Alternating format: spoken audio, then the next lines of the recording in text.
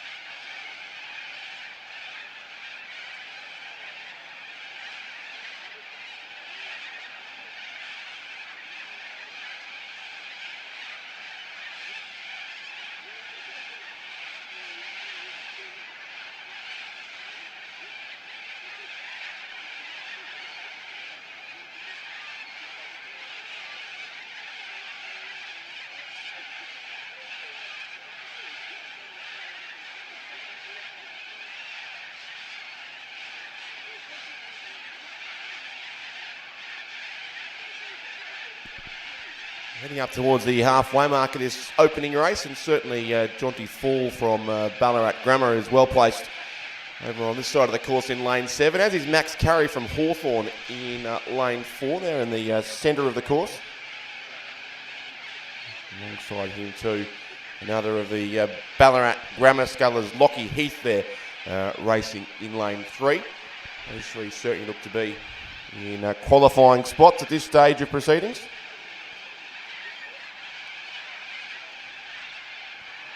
And the all-important 4th spot, probably currently in the keeping of Charlie Savage, also from Ballarat Grammar. And a little bit of a gap back, it would seem, to the home sculler here from the Nagambie Rowing Club, Benjamin Shelton, over familiar surroundings there in lane 2, and also the Gippsland Grammar Sculler, Jada Frith, in lane 5, would be this stage probably in the B final qualifying spot. But still plenty of racing remains as they've gone past the halfway mark. About 750 minutes or so left to race here in this first of 2 heats in the Open Division 1 single scull. The second heat is lining up now too at the 2,000 metre held start. Just a couple of boats still to back into position there before race 2 is underway. Race 3 cancelled from the program with this consolidation from 3 heats into 2. So 2 heats at the male school single scull, and then we'll have 4 heats that will be to follow in the female school single scull as well. But, well past halfway in this opening heat, and the top 4 do look relatively clear. Certainly the scullers in lanes 3 and 4. Lockie Heath from Ballarat Grammar and Max Curry from Hawthorn are the top 2. And then Jonty Fall, also from Ballarat Grammar, there in 3rd position.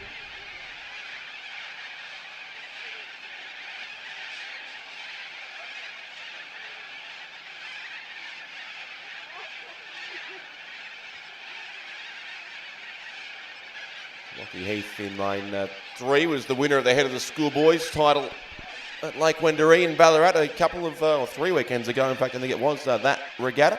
And he's in a good race here with Jonty Fall from Ballarat Grammar, who he beat that day. And Max Curry certainly there from Hawthorn, very much in contention to the clear top 3, the very clear top 3.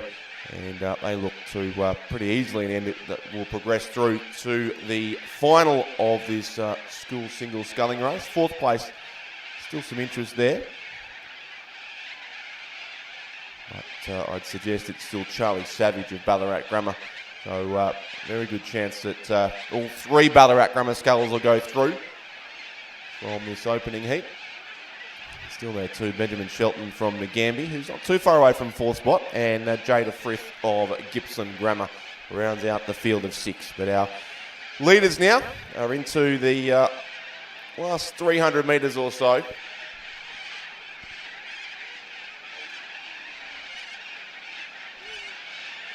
Passing through the track of the sun across the course here, which makes vision a little bit difficult here in the concluding stages of the race, but it appears they will emerge with those 2 scullers still fairly close together. Probably Max Curry of Hawthorn leading Lockie Heath of Ballarat Grammar, and also Jonty Fall of Ballarat Grammar. Max Curry of Hawthorn coached by Tristan Kristevsky, and the Ballarat Grammar scullers all coached by Paul Commons. It is the Hawthorn sculler narrowly in front. Max Curry there, Lockie Heath very close there in 2nd place, and a fair gap then back. And those 2 really having a go here in the closing strokes as well. They do come back into clearer view. It's still the Hawthorn sculler clear by probably 2/3 of a length or so. They'll both go comfortably through to the final, but it will be Max Curry of Hawthorn who will take the win here in a few strokes' time and claim the middle lane in the final of the Open School Single Scull Division 1. He pulls away late and will win it by about a length and a half, in fact. So it'll be Max Curry of Hawthorn there in 1st place. 2nd goes to Lockie Heath of Ballarat Grammar.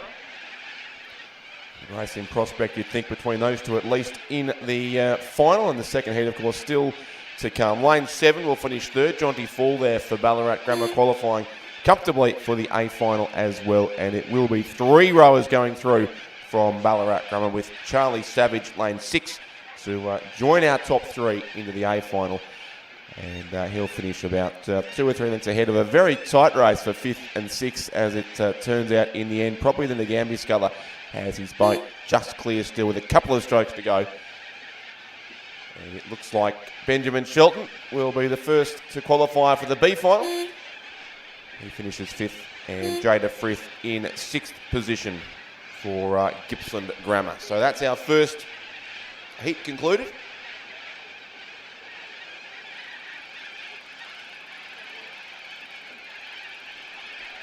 looks like we are still waiting the start of heat 2. 6 scullers there in the hands of the boat holders.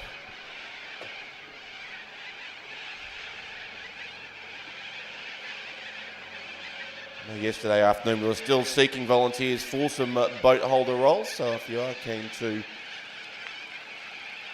have a go at that important task and get a great view of these 2,000 metre starts, please make yourself known at the Regatta Secretary's office in the bottom level of the Judges Tower for anyone who's able to assist with key volunteering roles over the next 2 days, but particularly, certainly as of late yesterday, it was boat holders and boat drivers were being sought. So if you do have some spare time over the next 2 days and want to assist, please let the officials know at the Regatta Secretary's desk at the bottom level of the finish tower.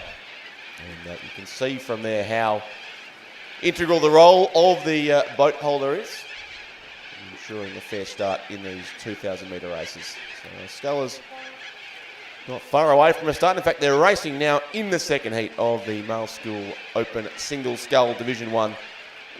Now it is a field of 6 once again.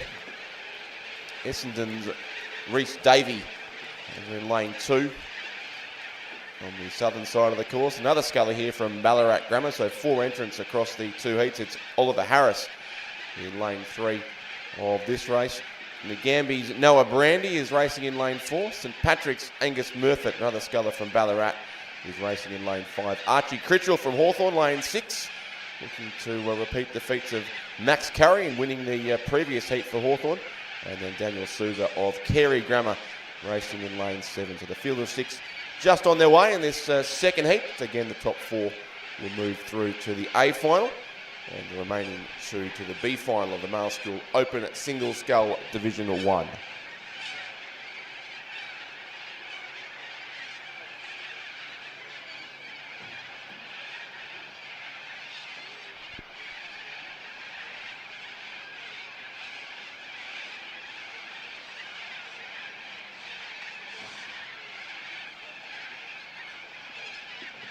It's already starting to spread out in the opening strokes here of this heat. The lane 5 sculler, Angus Murfitt there from St Patrick's, has certainly got away to a very strong start. His boat's really ahead of those on either side of him at least. Also right across on lane 2, the Essendon sculler, Rhys Davey. He's showing out in the early stages.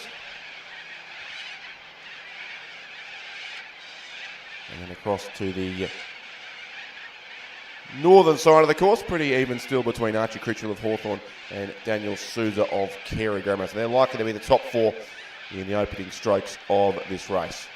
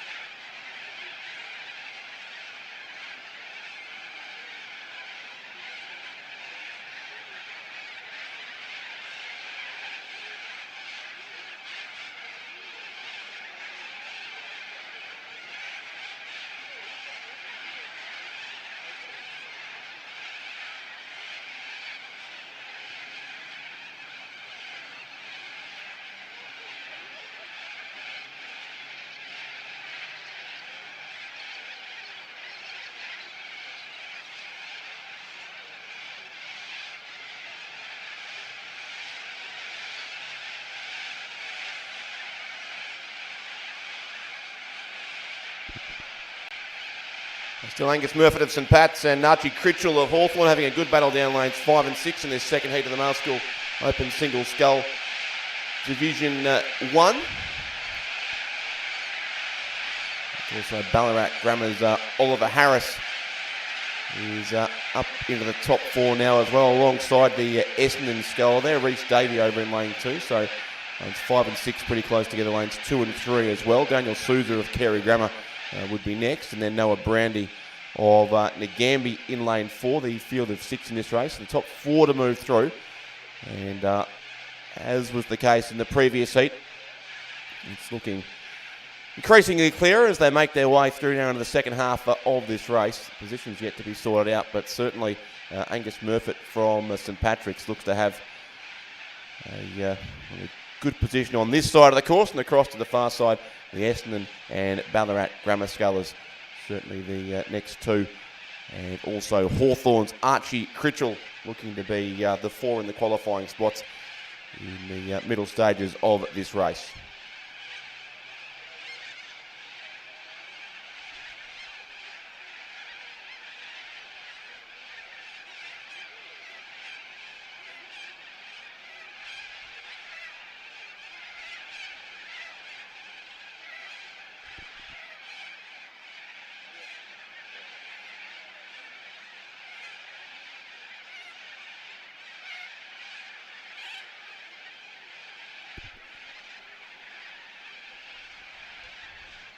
Still about a third of this 2,000 metre race to go here. The second heat of the Male School Open Single Scull Division 1. The top 4 looking relatively settled, but the order yet to be sorted out. All the 2 scullers on the far side there. Reece Davey of Essendon, Oliver Harris of Ballarat Grammar. And then towards the northern side of the course, Archie Critchell of Hawthorn, who has moved up almost level now with Angus Murphy of St Patrick's.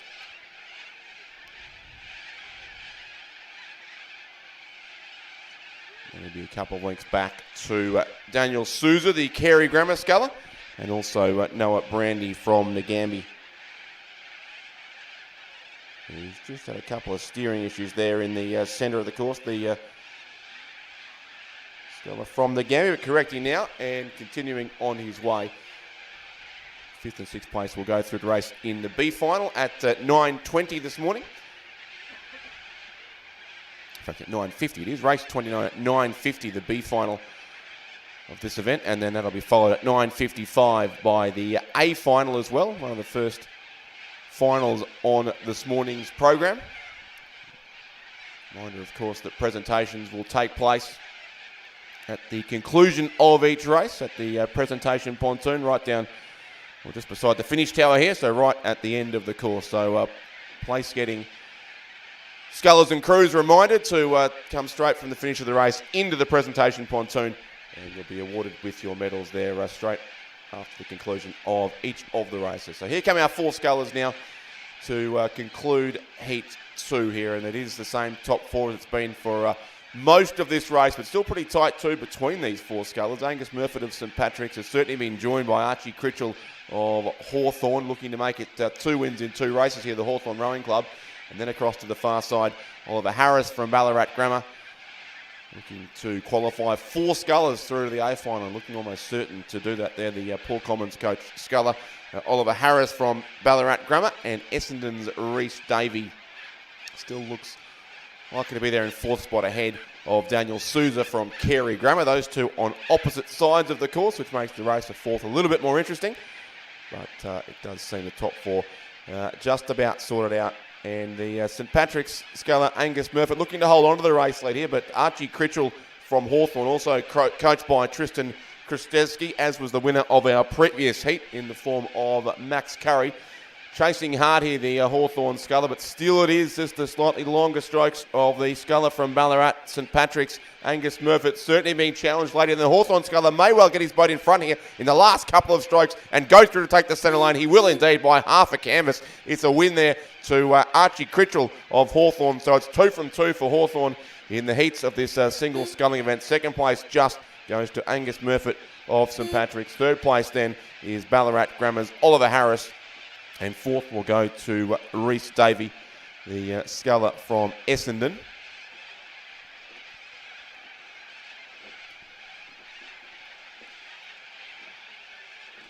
they're the 4 scullers through the A final.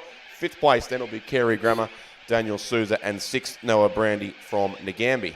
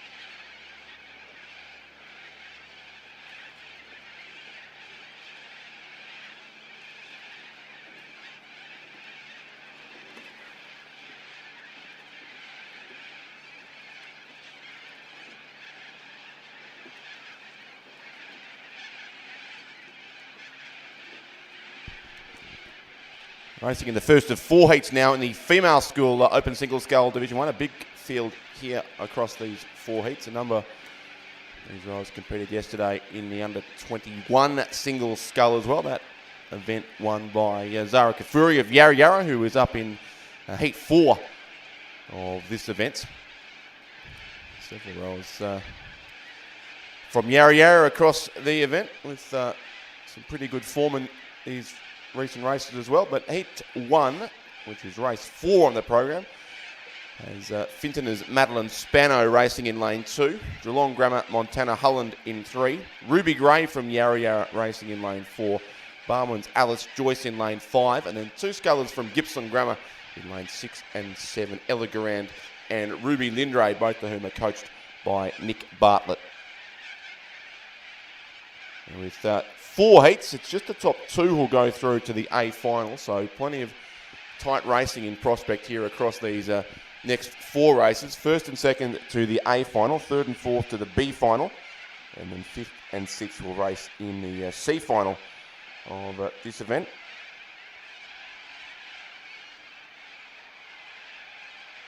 Certainly at least 4 chances across the course here for the qualifying spots.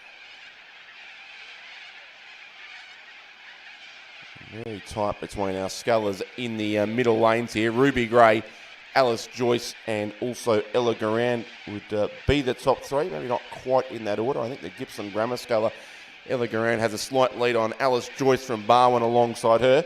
And Ruby Gray there in the centre of the course for Yarra Yarra, very much in contention as well. They would certainly be our clear top 3, but racing just for the 2 qualifying spots. Behind them, we would have Madeline Spano of Fintoner, looks to be in 4th spot across on the southern side of the course. Montana Holland of Geelong Grammar, and also Ruby Lindray, the second of the 2 scullers from Gippsland Grammar in this opening heat. Our second heat also is in the starter's hand, so we'll be away shortly.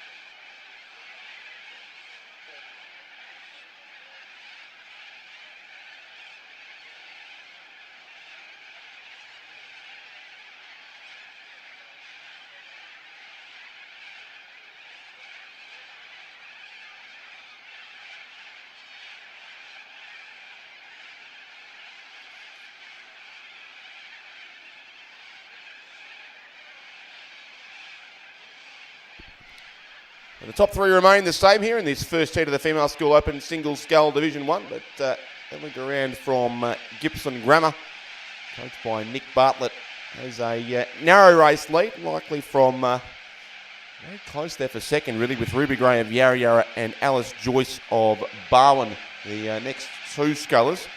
Maybe the Barwon sculler narrowly has her boat in front, but certainly a very good race here, you would think, for second and third, with just two to go through to what will be a six-boat A final in this female. In fact, an eight-boat A final it will be, with two from each of the four heats going through. So, very hotly contested event, this one. But it continues to be Ella Garand of Gibson Grammar out in front by over a length now. So it's a pretty commanding lead in the final 500 metres of this race. Very tight still for second, but Ruby Gray of Yarra Yarra and Alice Joyce from Barwon, the next two scullers. And then a bit of a gap back to the remainder of the field. Third and fourth will go to the B final, so plenty to race for still there for Madeline Spano of Fintona, Montana Hulland of Geelong Grammar, and Ruby Lindray also from Gibson Grammar, racing in lane 7. Got the Barwon sculler out in front here, Ella Garand in this first of four heats. Leading the field into the final 300 metres or so.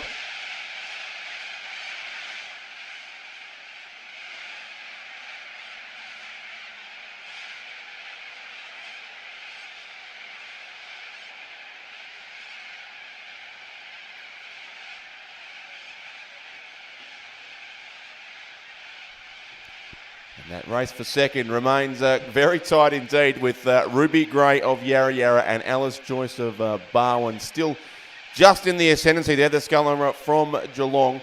But it is certainly Ella Garand of Gibson Grammar leading this by about 2 lengths, with 150 or so metres now to row in this first of four heats in the Female School Open Single Scull Division 1. And it does look to be Alice Joyce of Barwon just increasing her hold on second place, stretching out towards about 2/3 of a length lead now from Ruby Gray of Yarra Yarra, who looks likely to qualify for the B final. But the top two only will go through to the A final here from this opening heat of 4 in the Female School Open Single Scull Division 1. And in that distinctive dark coloured boat, it certainly is the sculler from Gibson Grammar with a decent lead, about 3 lengths now it would be for Ella Garand, and only a couple of strokes to go. So she'll be the first to qualify for the final of this Division 1 Female School Single Scull. She comes across the finish line on the next stroke and comfortably takes out the win here by 3 lengths from the Barwon sculler in second place. It'll be Alice Joyce about 1.5 lengths clear then of Ruby Gray from Yarra Yarra, who will finish in third place. And the fairway clear of the rest of the field is the sculler there from Yarra Yarra, but she will qualify for the B final. The next B finalist will come from the opposite sides of the course here. Ruby Lindray of Gibson Grammar has certainly come through strongly in the closing stage of the race. May well now be up into 4th place. Ahead of our lane 2 sculler. That's Fintoner's Madeline Spanner there, but Fintoner may in fact hold on for 4th place. Still a few strokes to go in the battle for 4th and 5th, but it looks to be the Fintoner sculler who will just hold on and move through to the B final. So Madeline Spanner in 4th place. Ruby Lindray finishes 5th, and Montana Holland will finish 6th for Geelong Grammar in race 4, the first of 4 heats in the Female School Open Single Scull Division 1.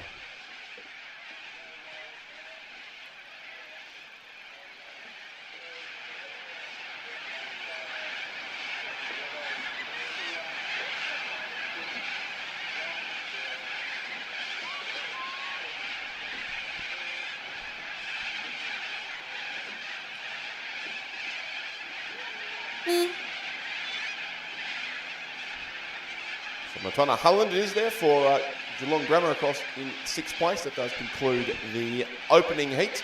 But they're well into the concluding stages now too of the second heat of the Female School Open Single Scull Division 1. Nestle's Emma van Duynhoven is racing in lane 2. Mia Kachab of Albert Park College in 3. Sophie Talevsky of Toorak College lane 4. Chloe Sharp from Lowther Hall lane 5. Elaine Lee of PLC Melbourne lane 6. And from Wrighton Girls, Lucy Gillen is racing in lane 7. And the sculler from Wrighton may well be our race leader here. He looks to be at least in the top 2 there, the sculler on the northern side of the course.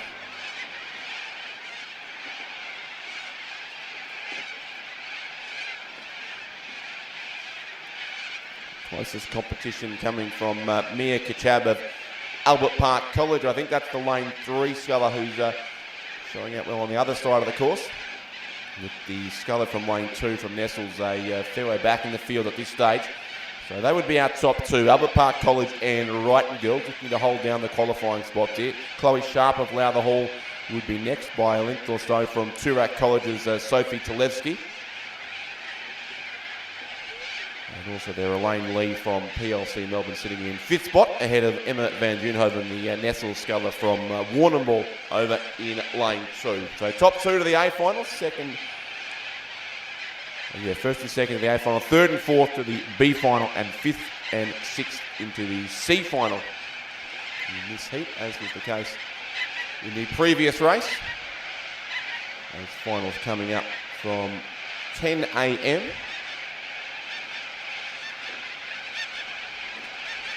There was a D final scheduled for 10 a.m, but I don't believe that race will be required. So it'll be the C final at 10:05, the B final at 10:10, and the A final at 10:15 in the Female School Open Single Scull Division 1. And it looks likely that Wrighton's Lucy Gillen, who's coached by Matt Wilson, that very successful sculling program at the Wrighton Girls School, which has netted them a huge number of titles, both here at the state championships, ahead of the schoolgirls, of course, and also at the national championships in the quad scull several times in recent years. But here in the single scull, it is Lucy Gillen for Wrighton, who leads the race clearly into the final couple of 100 metres ahead of Mia Kachab, the Virginia Lee coach sculler at Albert Park College, another program with great success in sculls, and especially in double sculls last season too, the Albert Park College combination. But it's Mia Kachab here in 2nd place, Lucy Gillen, our race leader for Wrighton Girls, and then in 3rd looks to be Elaine Lee of PLC Melbourne. The top 2 very, very comfortably clear here, as they have been for a fair way through this race. And it is the Wrighton sculler with the big R on her back, clear by several boat lengths here in the closing stages now of this heat. Lucy Gillen will come across and take out heat 2 of the Female School Open Single Scull Division 1, and she wins it by about 4 lengths, so a commanding lead going all the way to the line. There is Lucy Gillen from Wrighton Girls. 2nd place coming up soon to Mia Kachab of Albert Park College. Those two through to the final of this event.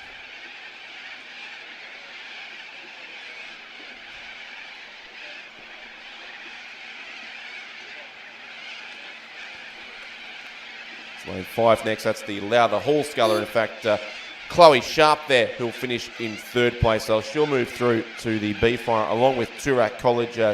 Sophie Teleskevi there from Toorak College. So third and fourth to the B final, Lowther Hall and Toorak College.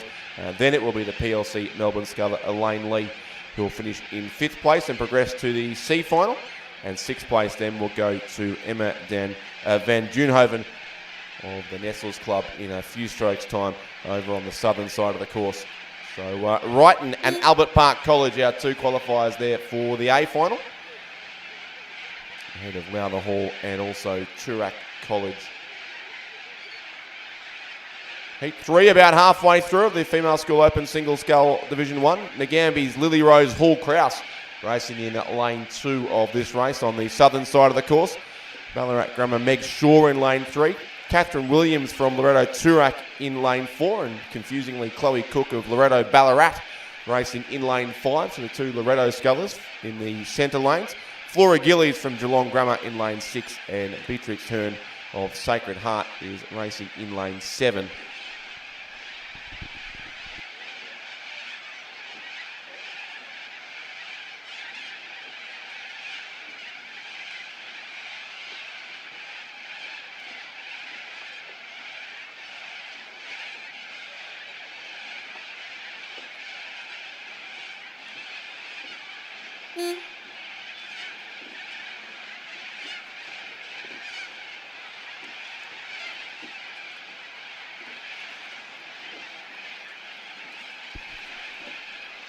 So it looks to be the local sculler here, Lily Rose Hall-Kraus from Nagambie, who would be our race leader on the southern side.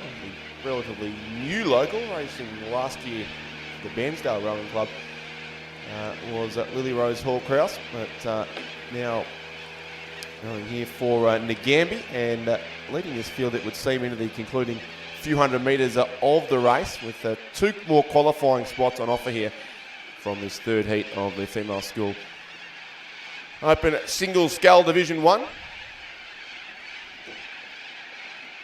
Sacred Heart sculler on the opposite side of the course. Beatrix Hearn there in lane 7 is well placed.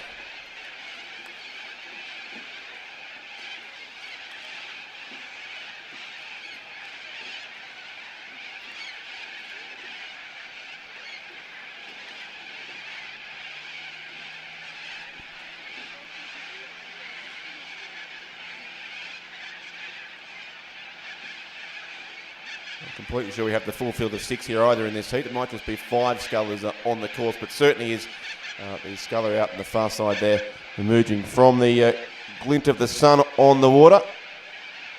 In the Nagambie Rowing Club colours, certainly Lily Rose Hall-Kraus comfortably in front here, and then Sacred Heart do look to be in second place.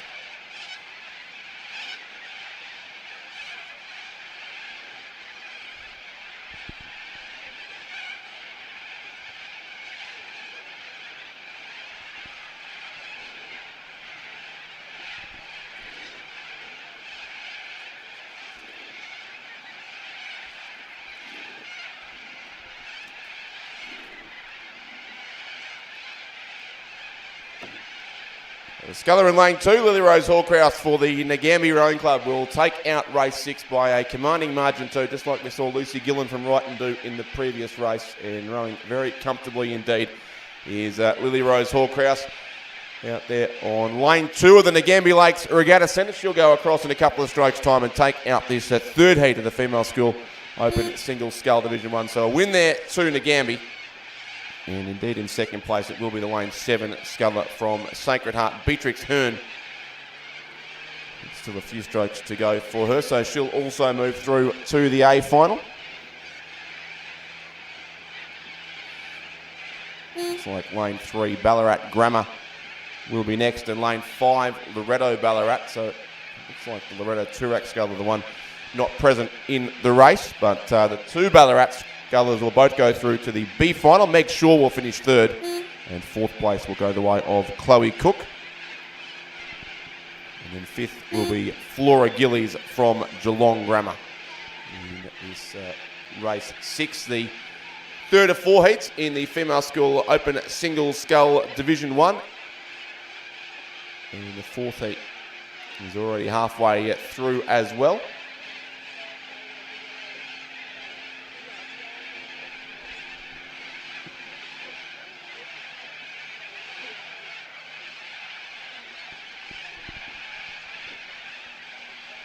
Heat 4 featuring the two Yarra Yarra Scullers in the centre lanes.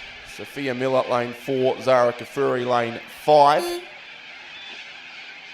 they do look to be in the two qualifying spots. As we see the Geelong Grammar Sculler here come across in 5th place. So Flora Gillies through to the C final of the Division 1 Open School Single Scull. And our last two A finalists about to be determined in the next 600 metres or so, and it certainly does look to be the two scullers from Yarra Yarra in the centre lanes there. Zara Kafuri in 5, Sophia Miller in 4. Full field is Caulfield Grammar's Amber Barter racing in lane 2. Elizabeth Herbert from Corowa in lane 3. The two Yarra Yarra scullers lanes 4 and 5. Annabelle Bamford from Loretto Turak in lane 6, and Chloe Dillon from Wrighton Girls racing in lane 7.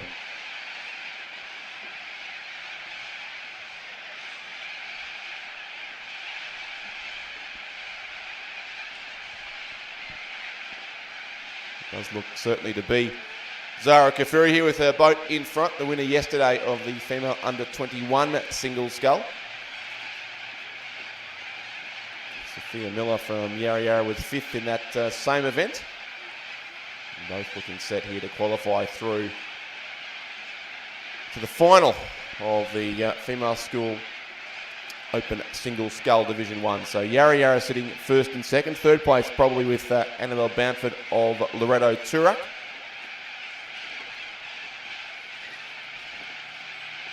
Fourth may well be the Wrighton Girls sculler Chloe Dillon.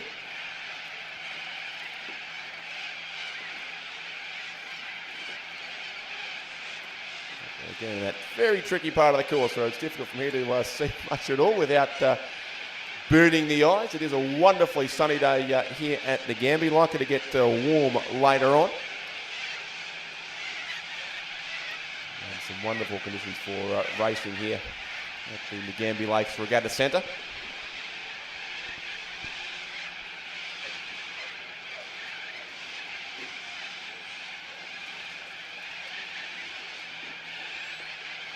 As the two scullers from Yarra Yarra do emerge in front, Zara Kafuri looks to have extended her lead over her clubmate out to a couple of lengths now, so a pretty commanding win here coming up to the Yarra Yarra Sculler, the first of two Yarra Yarra Scullers, looking to get two boats through here to the final, although Annabelle Bamford of Loretto Turak is certainly pushing hard there in 3rd place, leading Chloe Dillon of Wrighton Girls in 4th. But it looks likely to be the B final for those two scullers there from Loretto and also Wrighton, with only a few strokes to go for our race leaders. And Zara Kafuri of Yarra Yarra pulling away here in the closing strokes. She'll win this by about 3 lengths in the end, so a pretty commanding win. It looked to be close in the middle stages. So it's Yarra Yarra 1st and 2nd. Zara Kafuri leads home Sophia Miller.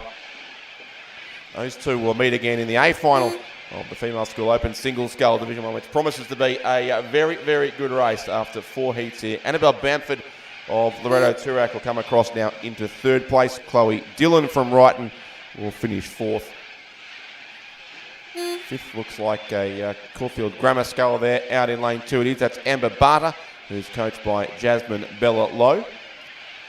And then 6th place will go to the sculler from the Corowa Anglican Girls School, Elizabeth Herbert, racing in lane 3.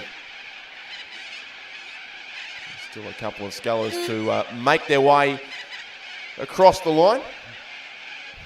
Full set of exhaustive finals coming up in that Female School Open Single Scull Division 1. So the C final at 10:05, and the B final and the A final at 10:15. So a couple of races away, a couple of hours away from those races. But the heats continue as our last couple of scullers approach the finish line here. The heats continue with the female under-21 Coxed Quad Scull now. Only about 750 metres out from the line as well. 2 heats of this event. The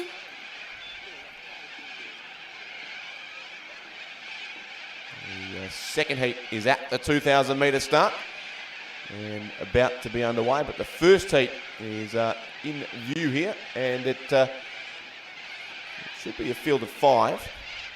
And if so, just one boat will be eliminated and 4 will go through. Strathcona lane 2, Fintona lane 3, Gibson Grammar lane 4, Albert Park College lane 5, and Lowther Hall lane 6 is the field in this first heat.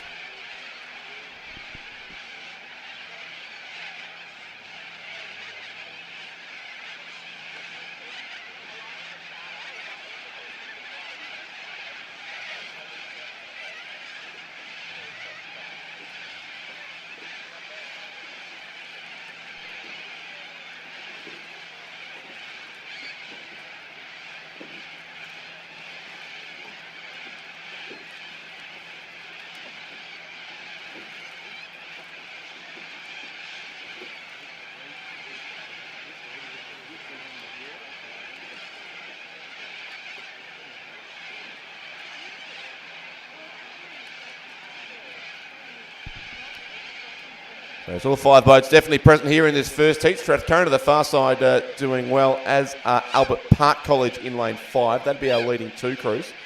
And then very tight between Fintona and Gibson Grammar. I'll be 3rd and 4th, just edging out Lowther Hall. But certainly 2 boats clear, but 4 will go through to the final here. Just 1 will miss out.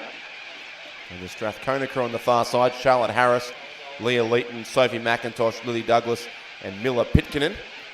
And they're in a good battle with Albert Park College in lane 5. Olivia Lewis, Ella Kiliposki, Eva Levashova, Saskia Payne, and Lulu Gleeson Payne there, coached by Virginia Lee, that crew from Albert Park College. But they would probably be narrowly in 2nd place behind Strathcona on the far side. Fintona and Gibson Grammar there as well in what will be the race for 3rd and 4th, but both look likely to go through to the A final. But it will certainly be the crew from Strathcona, I think, just edging out Albert Park College here in the closing strokes of this race.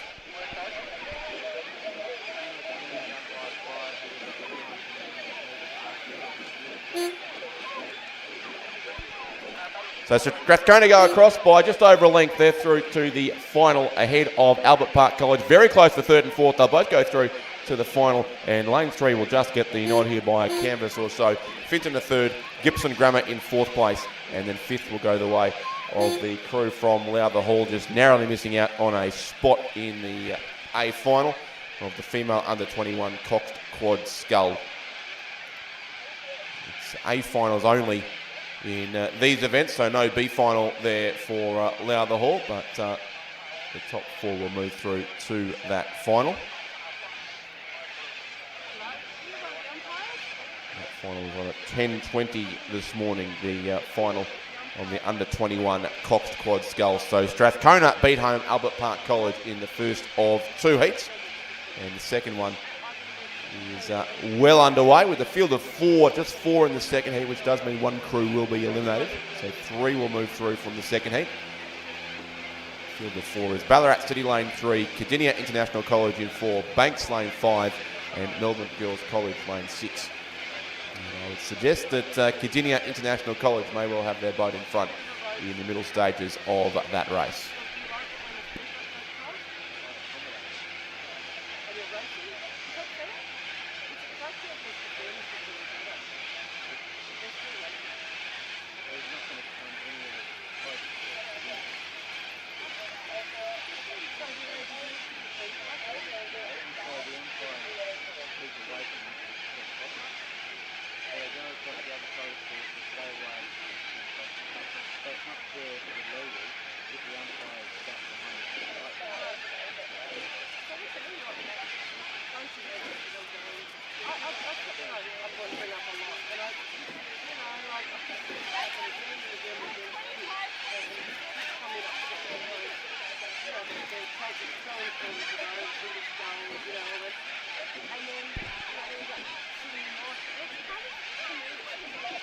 An early reminder to everyone that there are to be no cars in the boat park area. No cars in the boat park area. There's a number of vehicles currently parked in that space which do need to be removed immediately. So please move your cars if they are parked in the boat park, and do not park there over the remainder of the weekend. Any cars still there need to be moved, and if not, arrangements will be made to move them for you. So please remove your cars from the boat park area.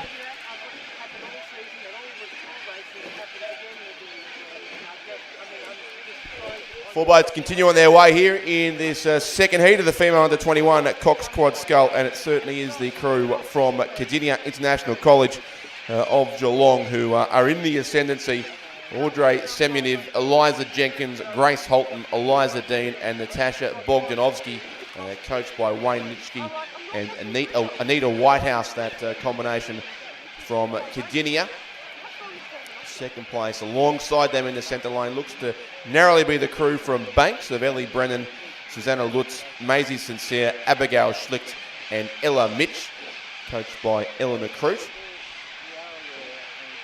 And the real interest probably in the race for third and fourth, because with just four boats in this heat, the rules of racing dictate that one crew is eliminated in each round of racing. So with a four-boat heat, only three will go through. And that's the race between Melbourne Girls College lane 6 and Ballarat City in lane 3. The Melbourne Girls College crew is Sarah Lay, Imogen Otter, Hannah Scothen, Gemma Watson and Anna Graham Perez. And Ballarat City in lane 3, Meg Marr, Anastasia Cornish, Tia Johns, Tia Broad and Shaylee Ryan.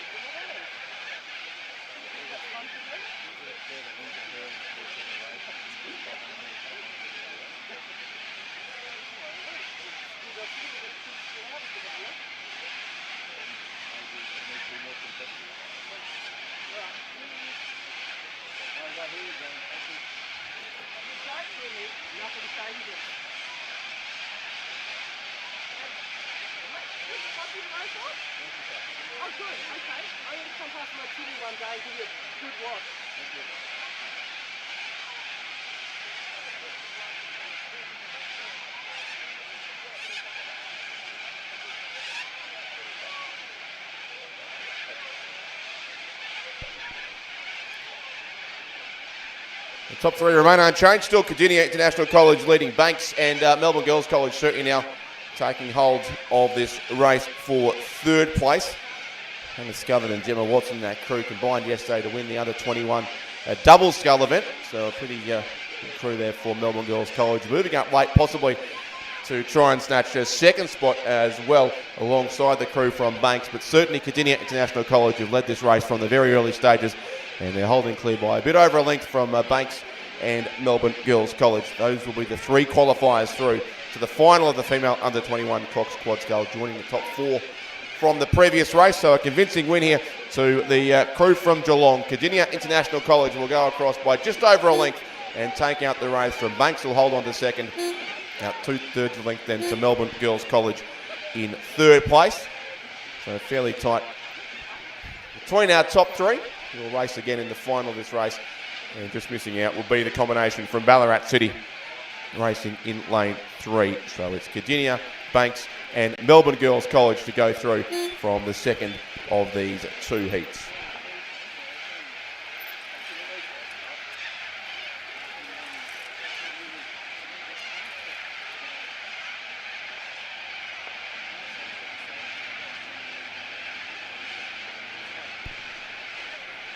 Great news from the Easy York Cafe. The coffee machine is back functioning again. So there were some long queues out the door before, I noticed, waiting for a water issue to be solved. But that problem has been fixed. The coffee machine is back on, and you're welcome to rejoin the queue just as soon as they've made one for me. But coffee is back on at the Easy York Cafe.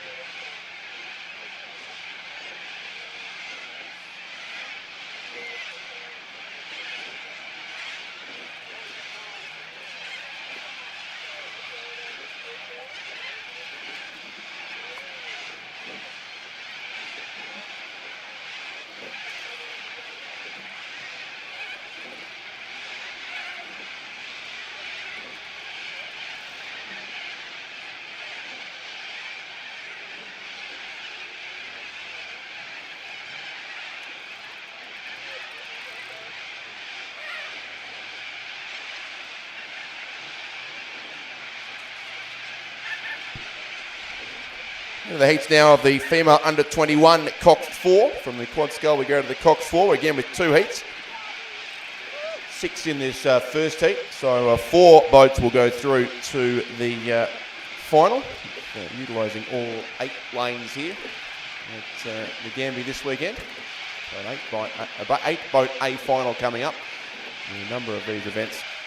In this heat, Damascus College racing in lane 2, Melbourne Uni in 3, Mercantile in 4, Geelong College in 5, Melbourne Uni in 6 and Toorak College lane 7.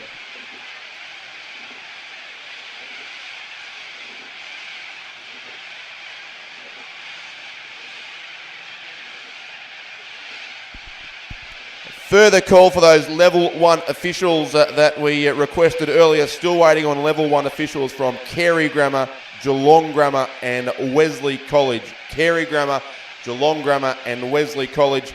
You need to provide a level 1 official immediately as per the umpires roster that's been out for several days. If you do not do so, your school risks being fined. But more importantly, those officials needed for the safe running of the regatta. So Carey Grammar, Geelong Grammar and Wesley College, can you please provide a level 1 official to the tower immediately?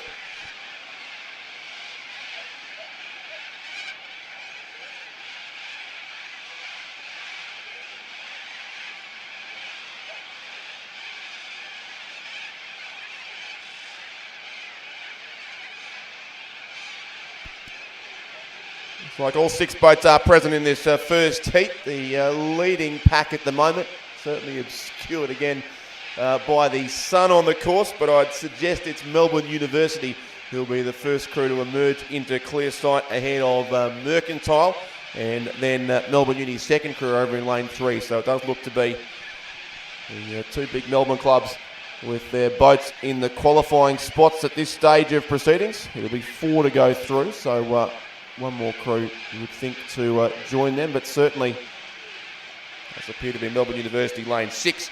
Our race leaders here by a length or so. That's the crew of Char Will, Sarah Marriott, Romy Cantwell, Zara Lavery and Jackie Evans, who are coached by Connor McConville. They would lead Mercantile, Remy Mackay, Jess Hawker, Zara Bongiorno, Bronte Cullen and Summer Ballakellett, coached by Sam Fennessy and Annabelle Eaton.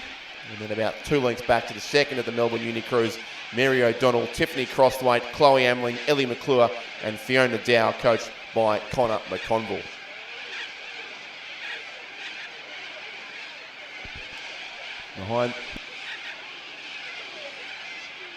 Behind those 3, a bit of a gap back to the rest of the field. Probably 4th place would be Toorak College at this point, who look to be in the final qualifying spot, with also Damascus College there from Ballarat on the far side of the course. But Melbourne University leading Mercantile, and Melbourne University again, they'll be the top 3 crews comfortably through to the final of the female under 21 Cox Quad Scull. 2 lengths the margin as Melbourne Uni lane 6 take out the win here. Second will go to Mercantile, and a similar margin back to Melbourne Uni lane 3 in 3rd position. Here comes the race for 4th and 5th. Just one of these 2 crews can qualify, and Toorak College and their boat in the better position at this stage. Mia Venturini, Jemima Mantello, Laura Byrne, Lola Coles and Saskia Schwartz, the crew there. Although, having said that, Damascus College charging home late there on the far side too. Tara Orchard, Samantha Crilly, Daisy Simpson-Kerr, Charlie Gartland and Paris Govan, the crew there from Damascus, who've just about drawn level the green boat, and they will get in front here late and they will edge out the final spot into the final of the female under 21 Cox for a good finish there from Damascus College over in lane 2. They're through to the final, narrowly ahead of Toorak College in 5th place and the Geelong College crew, who will finish in 6th in a few strokes' time.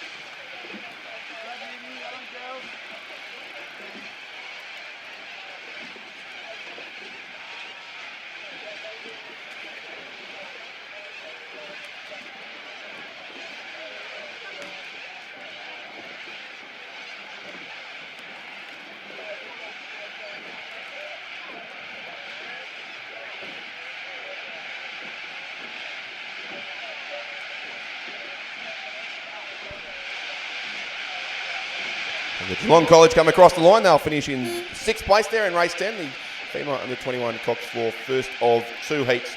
And it'll be the top 4 to go through.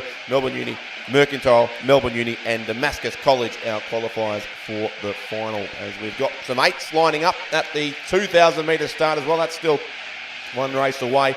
The male school Open 8 Division 1 is not too far away, but first of all we have the next heat of the female under 21 Cox 4. The second of the 2 heats is on the course, about a third of the way through that 2,000 metre race. And we'll have the 2 heats of the male school 8 lining up behind that, and the female school 8s to follow. So some good 8s racing coming up here over the next 40 minutes or more, in fact, as we go through Division 1, 2, 3 and even 4 in some of these 8s. So some big fields, some good 8s racing coming up, but it's still the second heat of the female under 21 at Cox 4, with a field of 5 in this race. Mercantile lane 2, Caulfield Grammar lane 3, Haileybury in 4, Ballarat Grammar in 5, Toorak College in lane 6. So 4 of the 5 crews will go through. Ballarat Grammar certainly clear of the crews either side of them on this northern side of the course. And also I think Mercantile over on the southern bank would be maybe our top 2. Caulfield Grammar and Toorak College, I think, holding down qualifying spots in 3rd and 4th. And the crew from Haileybury in the centre lane with a bit of work to do over the second 1,000 metres of this race.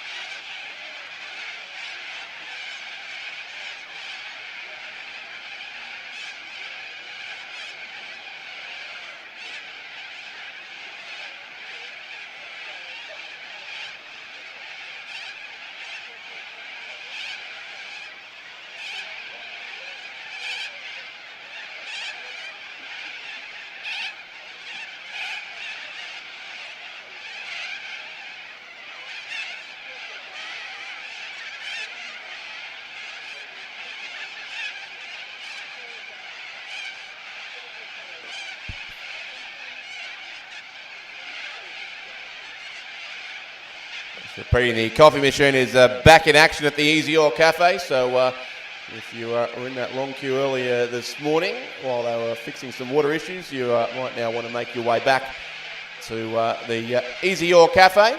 And a reminder too that there are to be no vehicles parked in the boat park. If your car is currently parked in the boat park area, you need to remove it immediately, or arrangements will be made to move that for you. So please move any cars that are parked in the boat park area and do not park there for the remainder of the weekend. Here come our leading crews in the female under 21 Cox 4, and it certainly is still Mercantile on one side and then Ballarat Grammar and Toorak College on this side. Now clear top 3. The Ballarat Grammar crew looks to be narrowly in front here of Alicia Walker, Ella Flamsteed, Lily Bryant, Perry Eaton and Angie Gouty, coached by Andy Tyndall.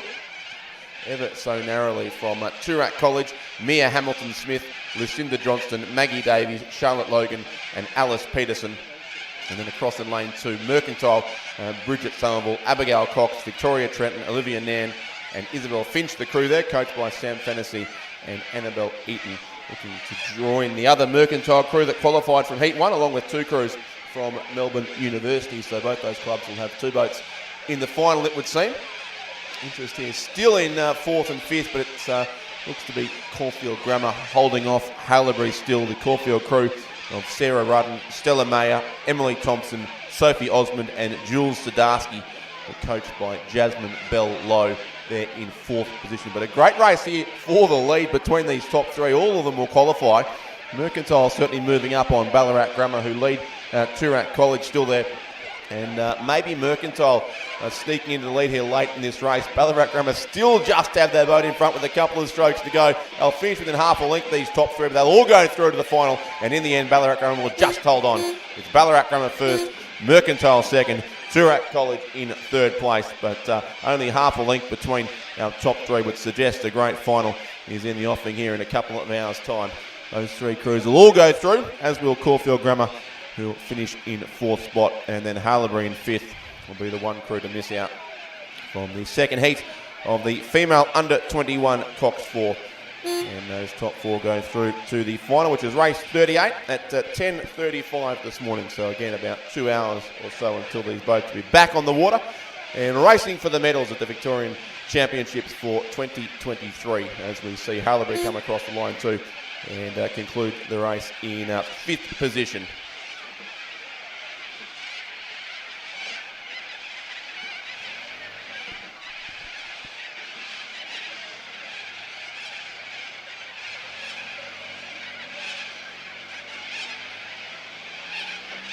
At the time to pause and drink the coffee here. The 8s are well and truly on their way in race 12, the first of 2 heats in the male school Open 8 Division 1.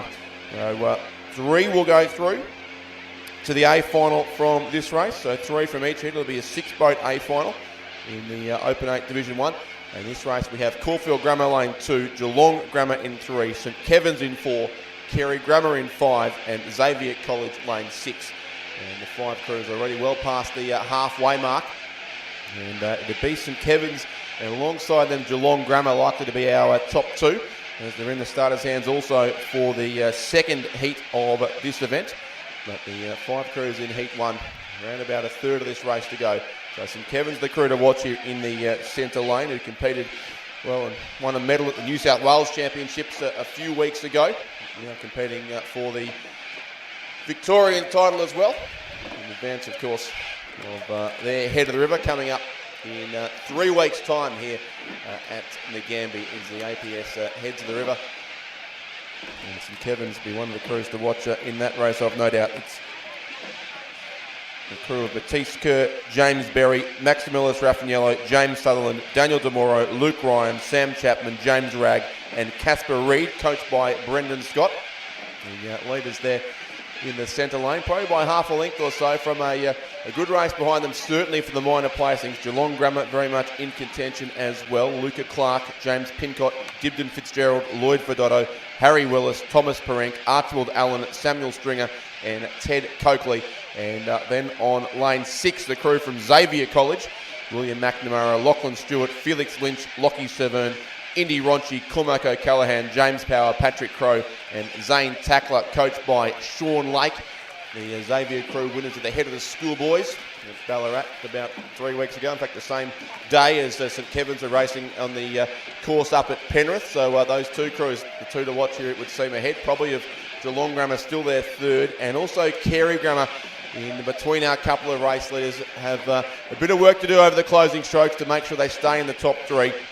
Caulfield Grammar there on the far side of the course lane 2. So it's St Kevin's and Xavier. It's clearly our top 2. The Xavier crew very much on terms with St Kevin's as well in the closing strokes of this race, racing for the middle lane into the A final of the Open School 8 Division 1.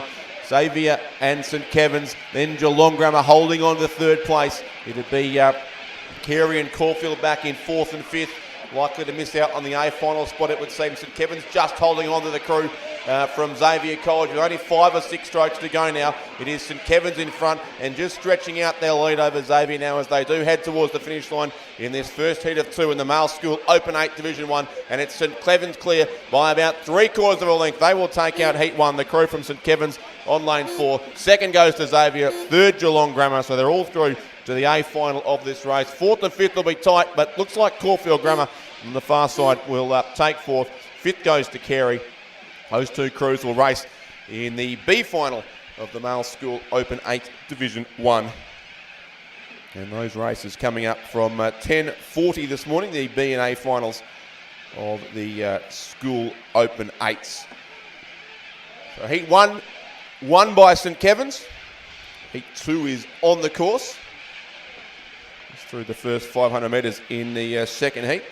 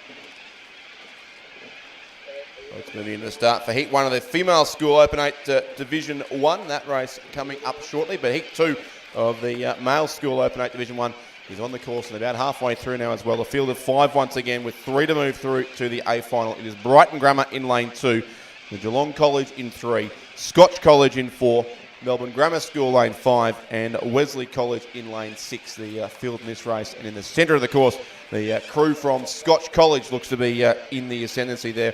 On lane 4, Sam Speed, Campbell Finlay, Josh Mitchell, James Simpsons and Alessandro Murray, Benjamin Marchant, Harrison Cameron, Will Cowan and Maxwell Finlay. The combination there from Scotch with Geelong College and Melbourne Grammar School either side of them, likely holding down the 3 qualifying spots. Brighton Grammar but on the far side of the course, not too far away from that top 3 either, but certainly Scotch and I think Geelong College giving chase.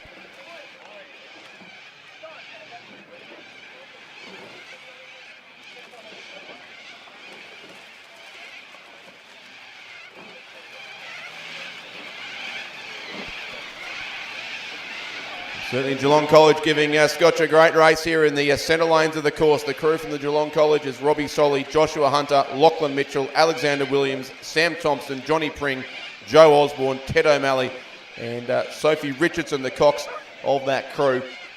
They are there in second place and it's tight then between either Brighton Grammar or Melbourne Grammar for the all-important third spot. Melbourne Grammar lane 5, Hamish Kerr, Charles Wake, Lachlan Horton, Jack Peavy, Jack Anderson, Digby Banks, Gus Russell, Henry Walters and Lucian Marshall, the crew there for Melbourne Grammar, who won a national title on this course under a year ago, but they're under pressure here just to make it through to the A final, but certainly they are there in third spot ahead, I would think, of Brighton Grammar and also the crew from Wesley College on either side of the course, but it continues to be Scotch College in the centre lane who lead this second heat of the Male School Open 8 Division 1 and fairly comfortably still the combination from Scotch looking to go through and take the middle lane alongside St Kevin's, the winners of the previous heat. So it's Scotch College there in front, leading it from Melbourne Grammar School. Maybe now came back into second position. The Geelong College still thereabouts. Wesley College would be in fourth, ahead of the crew from Brighton Grammar now over the far side, dropping back into a clear fifth place. But it's the centre lanes who look to be in the qualifying spot. Still some racing to go, certainly for third and fourth place, but Scotch College are clear by a length now with only about 150 or so metres to go. So it's Scotch College well in control of this race. And of course, they won the Head of the River last year and have done so many times in recent years. The combination from Scotch College, a great race for second place, but behind the Melbourne Grammar The Geelong College just looked to get a little messy for a few strokes there and are really having to work with Wesley applying the pressure in the closing strokes of the race as well. So a great battle for second, third and fourth place behind Scotch College, who are clear by 2 boat lengths in the second heat of the Male School Open 8 Division 1. It'll be Scotch certainly first place, but have a look at the race behind them. The Geelong College are there along with Melbourne Grammar and Wesley College. One crew will miss out as Scotch go across and take the win. The Geelong College or Melbourne Grammar should get second and third, and I think the Geelong College will just hold on and get across in second place. Melbourne Grammar School in third. They'll all qualify for the A final in any case. Just missing out in fourth there. It was a strong finish from Wesley College, but couldn't quite move up into the top 3. And then fifth goes to the crew from Brighton Grammar School on lane 2. So it's Scotch College, the Geelong College and Melbourne Grammar School who are through to the final of the Male School Open 8 Division 1, along with St Kevin, Xavier and Geelong Grammar from the first of the 2 heats.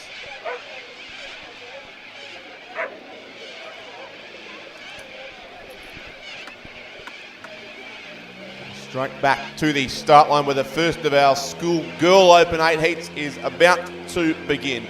And a full field of 8 here across the course. Always a great sight to see 8 8s making their way down the 2,000 metre course. The right yellow there of Loretto Ballarat prominent on the cameras. That's the lane 8 combination on the northern side of the course. And all 8 crews look just about set to go.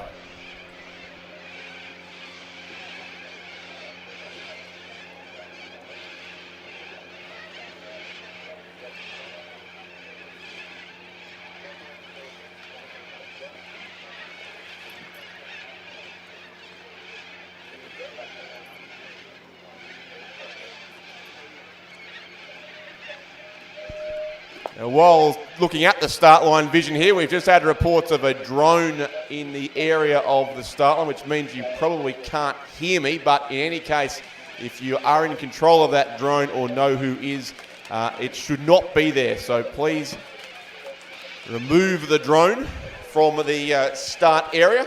I'm not sure what powers we have to deal with stray drones, but whatever measures have to be taken will be. But so please, if that is your drone or you know who is controlling the drone near the start line, that is not allowed to be there. And please remove that from the area immediately.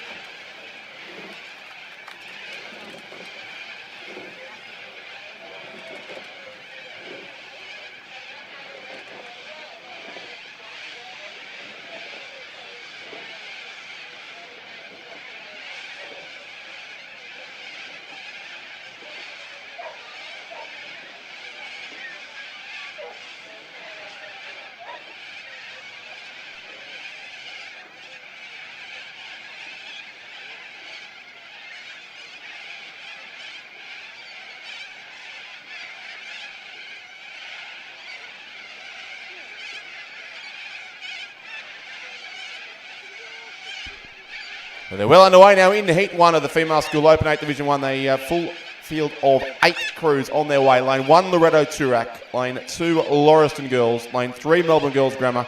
Lane 4, Wesley College. Lane 5, Ballarat Clarendon. Lane 6, Furbank Grammar.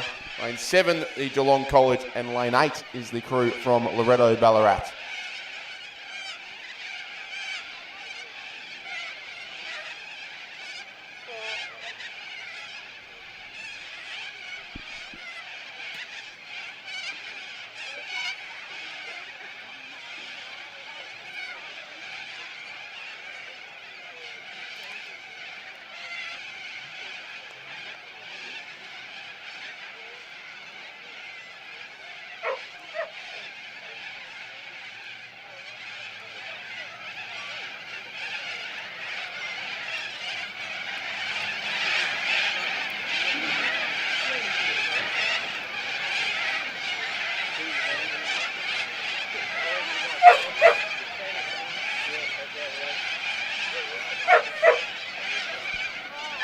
Top 4 crews will go through from this first heat. 4 from the first heat, 4 from the second, through to an 8-boat A final in this Female School Open 8 Division 1. And chances right across the course here as well. Lane 6, the crew from Furbank Grammar.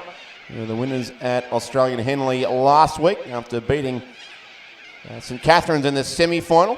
And they're certainly up in our top 4. The crew from the 8 from Ballarat Clarendon is also doing very well here in the middle stages, certainly sitting up, it would seem, in the top 4. And then right across to the other side of the course, Loretto Toorak in lane 1, and also Melbourne Girls Grammar School in lane 3. They do look to be our leading 4 crews at the halfway mark of this race, as they continue on through the second 1,000 metres now. So the Furbank crew, lane 6, Annabelle Russell, Frankie Diva, Orla McCarthy, Clodagh McCarthy, Giselle Buckley, Emily Goff, Sophia Scott, Angelica Woodruff, and Aurelia Fife, coached, of course, this year for the first time by Nikki Plakinski, who had such success with the Ballarat Clarendon program in recent years. But it's Furbank there, lane 6. Alongside them certainly is that Ballarat Clarendon combination as well. The crew of Georgina Kemp, Lily Dwyer, Taya Kirsanovs, Delaney Troon, Amy Goodson, Mackenzie Kopke-Veldhuis, Katie Jackson, and Lucy Richardson, Cox by Chloe Tippett. So a combination there of the top 2 fours, I believe, from Ballarat Clarendon, racing together in the 8 at this regatta. Loretto Toorak over in lane 1. Zoe Kritikides, Stephanie Bear, Charlotte Lloyd, Claire McGurr, Charlotte Grant, Alexandra Fairchild, Claudia McNee, Isabel Meller, and Eloise Bull, coached, of course, by James Rook, the Loretto combination. And then Melbourne Girls Grammar School in lane 3, a crew that was so close to claiming a national title on this course back in March, or in fact early April it was, of last year. And the crew this year is Hannah Glover, Amelia McComb, Isabella Ross, Tara Richardson, Lola DeHaan, Lily Wallace, Matilda Heyman, Sophie Johnson, and Sophia Wilson, the combination from Melbourne Girls Grammar School. So they, at this point, look to be our 4 crews in the qualifying spots, but I'd keep an eye out on Wesley College in lane 4 as well. That's Jasmine Woolhouse, Emily Sparrett, Lauren Keneally, Ella Davey, Madeline Marquette Walker, Caitlin Woods, Aurora Slavinsky, Saskia Blackburn, and Indigo Walker there, the cocks of that combination from Wesley. And certainly those 3 crews in the centre lanes look to be leading the field through into the closing stages.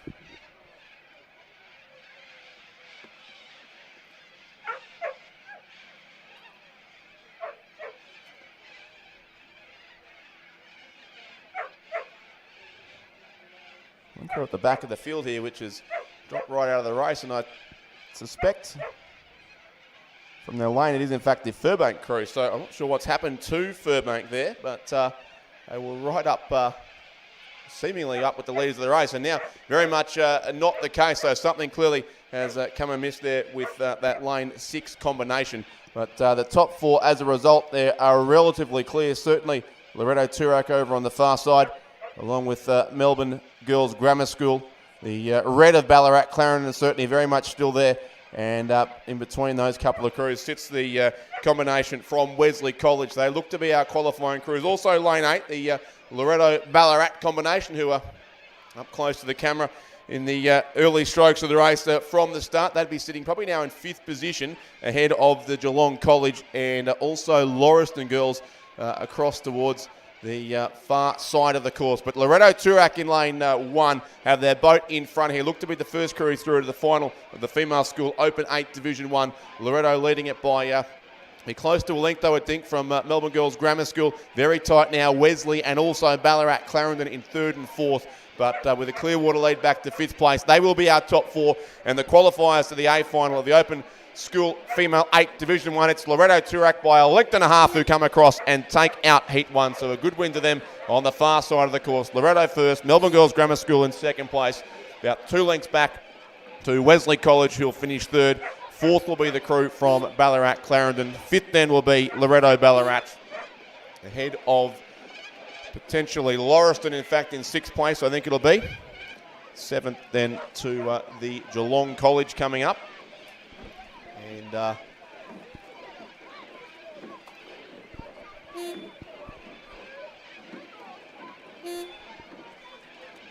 still waiting for here to get a clear sight of that Furbank combination, but clearly they've had an issue mid-race and look now to be very slowly making their way down the course. So unfortunate there, certainly, for the crew from Furbank. But the other 7 crews across the line now. Geelong College in 7th position.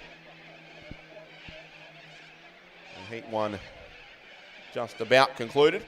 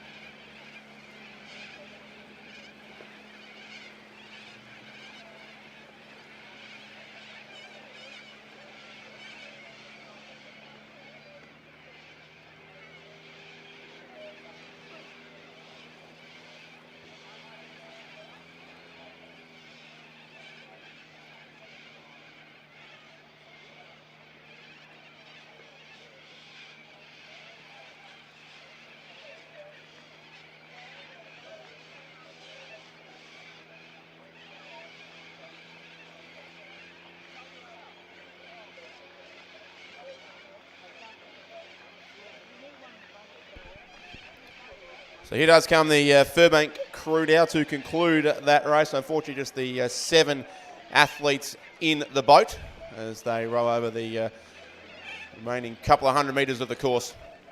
So hopefully no serious issues there with anyone in the Furbank crew, but doing a good job in any case to complete the 2,000 metre course. They will, as a result of finishing the race, qualify for the B final, and they will just get the chance to race again in a couple of hours' time in the B final in the Open School 8 Division 1. So Furbank across in 8th place. That does conclude the 8 boats home in that opening heat. But it was Loretto Turak, the race winners, so they'll go in certainly, as we'd expect, as one of the favourites into the middle lane of the final, with one heat still to come. And we are not yet ready for a start of that race. In fact, we are, and they're off and racing. So just the 7 boats in that race, which explains the empty lane 8. So 7 crews in Heat 2 of the Female School Open 8. Our next 4 finalists to be determined over the remaining 6 minutes or so as these crews make their way down the 2,000 metre course here. Kerry Grammar are racing in lane 1 of Heat 2. MLCQ are in lane 2. Geelong Grammar in 3, St Catherine's lane 4, Caulfield Grammar in 5, Shelford Girls Grammar lane 6, and Genazzano lane 7. The boats now on their way through the first couple of 100 metres. And once again, the top 4 will be the qualifiers through to the final of the Female School Open 8 Division 1.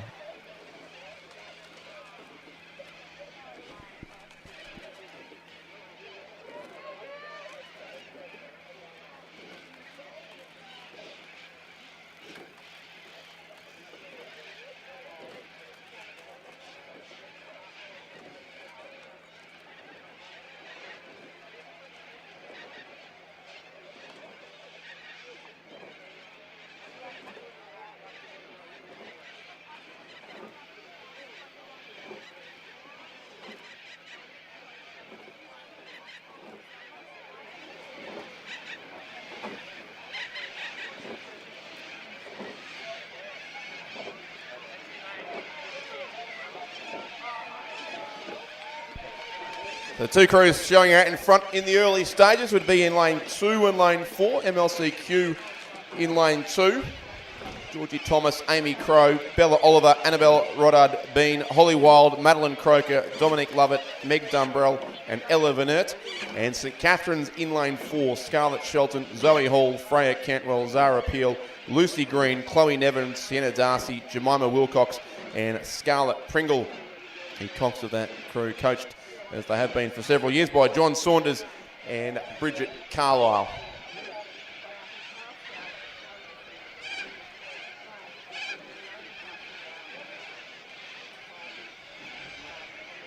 St Catherine's there in the centre lane, MLC across in lane 2. Also doing well on the outside of the course would be the combination from Genazzano racing in lane 7. Mackenzie Crawford, Zoe Caldwell, Anna Stone, Matilda Fulton, Samantha Bianco, Sienna McLeish, Alice Egan, Isabella Morrison and Lexi Tricarico. The crew there from Genazzano. And the fourth qualifying spot at this point looks to be a race between possibly Geelong Grammar and also Caulfield Grammar and Carey Grammar are there as well. So an interesting race, certainly. The minor end of the qualifying spots.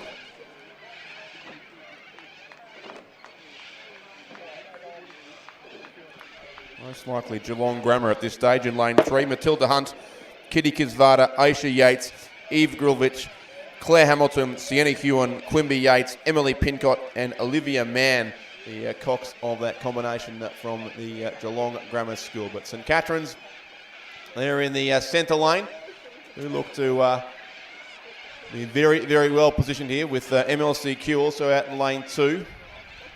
The leading two contenders in this race. Genazzano, Geelong Grammar, Caulfield Grammar as well, hunting for a top 4 spot. That's the lane 5 crew of Emily Condren, Ava Pigeon, Ella Maskill, Stephanie Longley, Annabelle Barnett, Olive Pascoe, Grace Kennedy, Amelia Pinder and Ivy Jones. And they are coached by Hannah Every Hall, the combination from Caulfield Grammar. And as they head up towards the final quarter of this race, it does look as if Caulfield Grammar may well be in a top 4 spot, still trailing our race leaders, certainly from St Catherine's, Geelong Grammar, MLCQ and also the crew from Caulfield ahead now of Genazzano. Carey over on the far side, lane 1 would be in about 5th or 6th spot, and also then the crew from Shelfield Girls Grammar School, lane 6 would be at the tail of the field.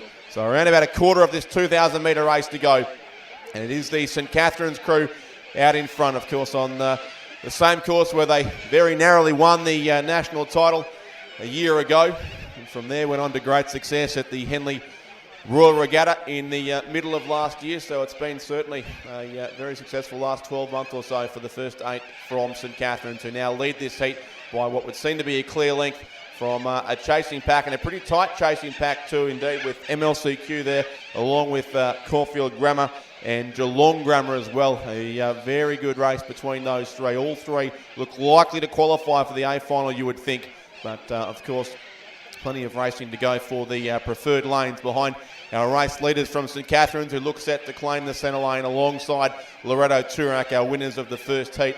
And that sets up a great final between those two crews. We've been waiting a few weeks now for them all to race in the same regatta, and we might be about to get a great race in the final in a couple of hours' time. But it's St Catherine's in front, and still the minor placings yet to be sorted out. MLCQ, Geelong Grammar and Caulfield Grammar, the next three. Genazzano certainly not giving up the fight for a top 4 spot either, and they are very much in contention coming down the northern side of the course, passing the pretty big crowds here too on this second morning of the Victorian Championships for 2023, in great conditions for rowing at the Nagambie Lakes Regatta Centre. But St Catherine's doing a very good job out in front here. They don't look to be overly challenged here into the closing strokes of the race now. So St Catherine's by a bit over a length from possibly on the far side MLCQ there in second place. Narrowly, either Caulfield Grammar or Geelong Grammar would be third and fourth.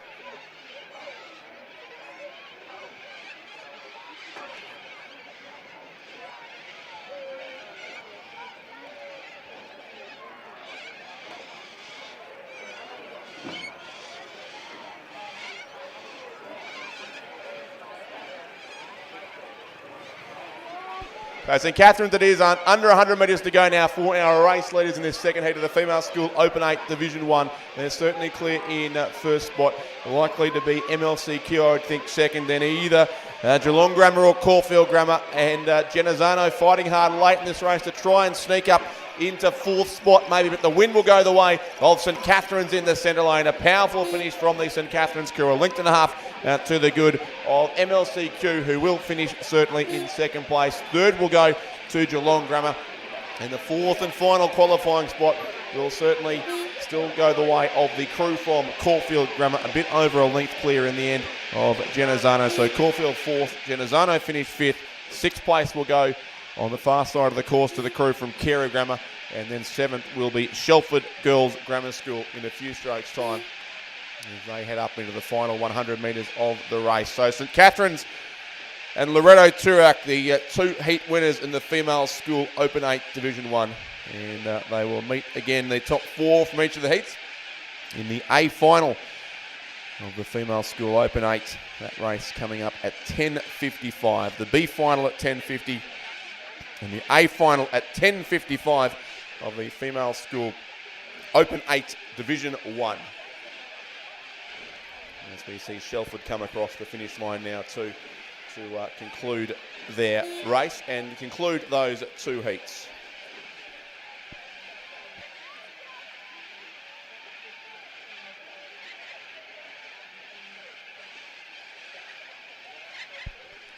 So a message about some missing oars, missing croaker arrow oars, white blades with a pink collar and a yellow handle, possibly with a Nagambie Rowing Club sticker, have been lost. If you come across those oars, can you please return those, presumably in the boat park area, to one of the officials, or the most likely the bow numbers tent may be the place to go. But some missing croaker arrow oars with white blades, pink collars and a yellow handle, and possibly a Nagambie Rowing Club sticker.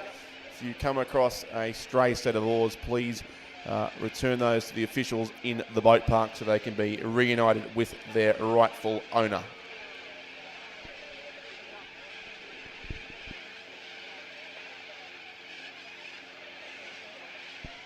We're on to the Male School Open 8 Division 2 now, the first of two heats of this category. As with Division 1 of the Male 8, it'll be 1, 2 and 3 to the A final, 4 and 5 to the B final. So in this first heat, we have a field of 5, Melbourne Grammar School lane 2, Scotch College lane 3, Xavier College, the centre of the course, lane 4, Carey Grammar in 5, and the Geelong College in lane 6 are the 5 crews. And once again, Xavier doing well there in the centre lane. They won all 4 8s divisions at the head of the schoolboys a few weeks ago, albeit in the absence of a couple other crews who were competing at other regattas. But it was a very, very good day for Xavier on Lake Wendouree. And leading this race too, it would seem, but only narrowly from Melbourne Grammar School over in lane 2. And then either Scotch or Geelong College racing for the third and final qualifying spot. So some places yet to be sorted out over the final 600 or so metres of the race.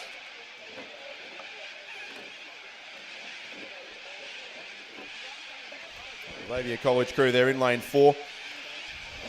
Joe Lee Conway, Archie Rolton, Rory Hogan, Ethan Brown, Tom Henrys, Will Allen, Jensen Stewart, Harry Glass and James Domovsky, coached by Ed Ryan.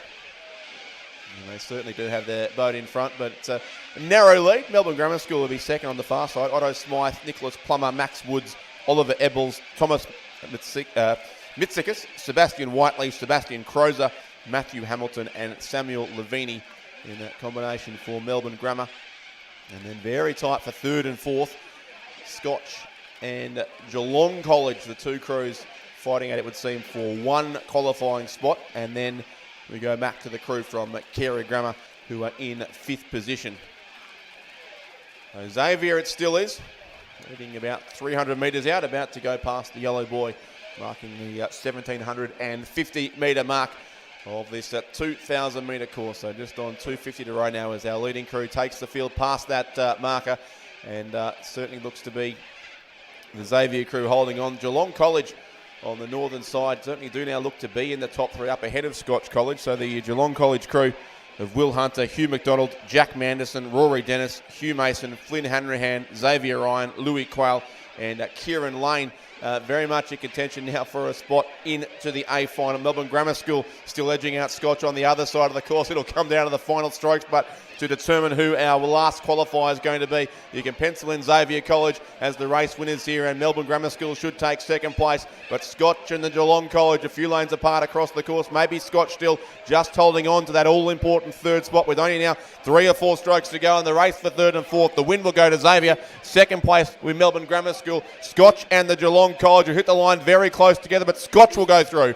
Scotch by a third of a length into third place, just ahead of the crew from Geelong College, who threw everything at them late in proceedings, but will have to be content with a B final position. And then fifth place, still making their way down the course, is the crew from Carey Grammar. And just a few strokes to go there for them to complete the journey. But it will be Xavier College going through into the middle lane, Melbourne Grammar School and Scotch College, the other qualifiers from the first of 2 heats in the Male School Open 8 Division 2. We await the start of Heat 2.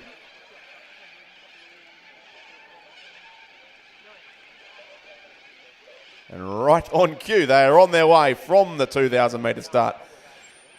Geelong Grammar Lane 2, Brighton Grammar in 3, Melbourne High School in 4, St Kevin's in 5, and Caulfield Grammar Lane 6 is the field in Heat 2 as they drive away from the start installation there in the centre of the town of Nagambie. And here comes the crew in the previous heat. Carey Grammar come across now to conclude the first of the 2 heats. So Carey across the finish line.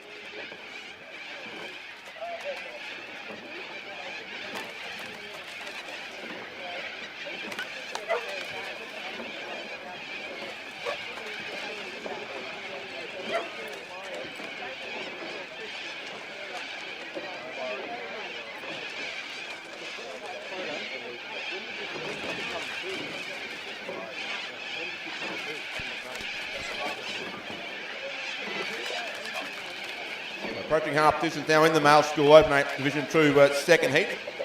This event, by the way, sponsored by the Scotch College Supper Mums. So we thank the Scotch College Supper Mums for their support of this event with a race sponsorship. And we must also recognise Jen Severn, who was the sponsor of the previous 2 events, in fact, the Male School Open 8 Division 1 and the Female School Open 8 Division 1. So thank you to Jen Severn for your support of this regatta as well, and also the Scotch College Supper Mums, the sponsors of this race, which is well and truly on its way now, with these 5 boats looking for 3 spots through to the A final.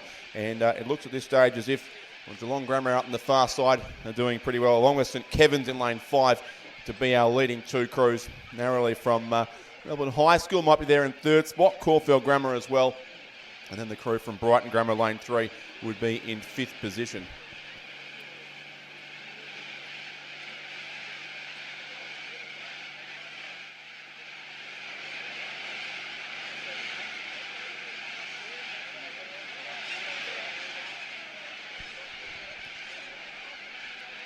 The St Kevin's crew in lane 5, William Lambos, Daniel Buffuno, Vincent Vukovic, Finn Slattery, Nicholas Hulls, Jonathan Gambaro, Bailey Mackay, Luke Incarni and Spencer Buckley in the cock seat of that boat, who certainly have the edge on the crews on either side of them.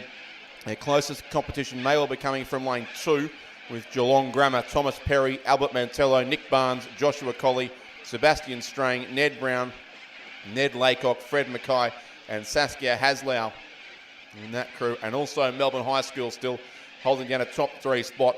That's Justin Duong, Callum McGregor, Alfred Sanders, Joshua Drew, Oscar Eberbach, David Yudko, Joshua Kang, Armin Singh and Jaden Toe, the cocks of that crew from Melbourne High. So that certainly is our top 3 at this stage. A link or more then back to the other 2 crews, Brighton Grammar School in 3 and Caulfield Grammar in lane 6. Probably Caulfield just edging out Brighton Grammar School and not too far away in fact from the Geelong Grammar crew on the far side. So keep an eye on Caulfield in the closing strokes as well here. Charles Dowling, Marcellus Koska, Maxwell Carlisle, Matthew English, Sterling Perrott, James Ritchie, Jamie Redlick, Cody Brooks and Daniel Clifford is the combination there for the Caulfield Grammar School.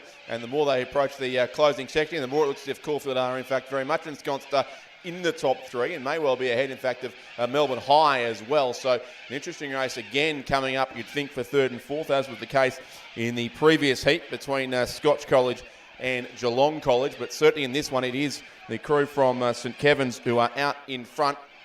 Caulfield Grammar now certainly up into what looks to be a clear 2nd place. On the far side, Geelong Grammar School likely to be 3rd, and then Melbourne High with some work to do in 4th position there in the centre of the course. So they're coming from both sides at this stage, but it's certainly St Kevin's there in or towards the centre lane who leads this race fairly comfortably down into the final 120 metres of this 2nd heat of the male school Open 8 Division 2. St Kevin's by over a length from Caulfield Grammar, who certainly are there in 2nd place, and then still tight between Geelong Grammar and the crew from Melbourne High School in the race for 3rd and 4th, with Brighton Grammar School back in 5th. Top 3 only to go through to the A final, so certainly St Kevin's will be one of those 3 as the comfortable winners of Heat 2.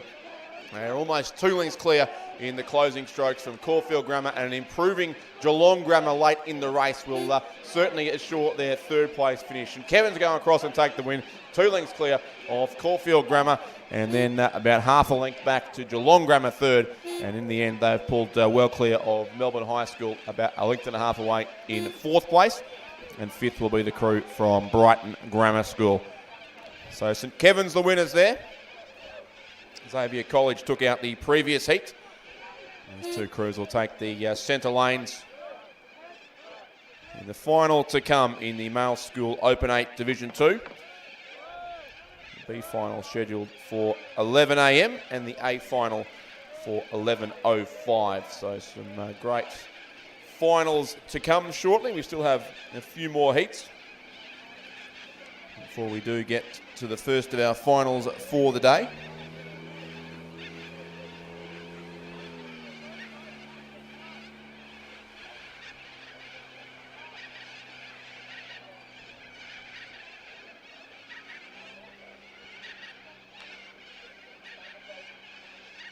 Now the female school Open 8 Division 2 that is the race on the course.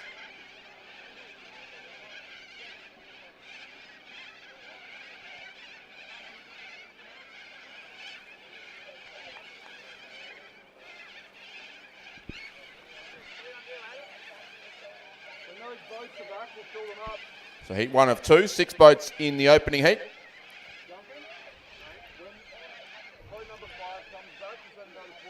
The boats in the 2nd heat just approaching the start line now. So that's heat 2, soon to move in to the 2,000 metre start. But the 6 boats are also well on their way in heat 1. The field of 6 in this race being Wesley College in lane 2, St Catherine's in lane 3, Melbourne Girls Grammar School lane 4, Geelong Grammar lane 5, Furbank Grammar lane 6 and Lauriston Girls lane 7, the 6 crews. And they're looking for 4 spots through to the A final of this event.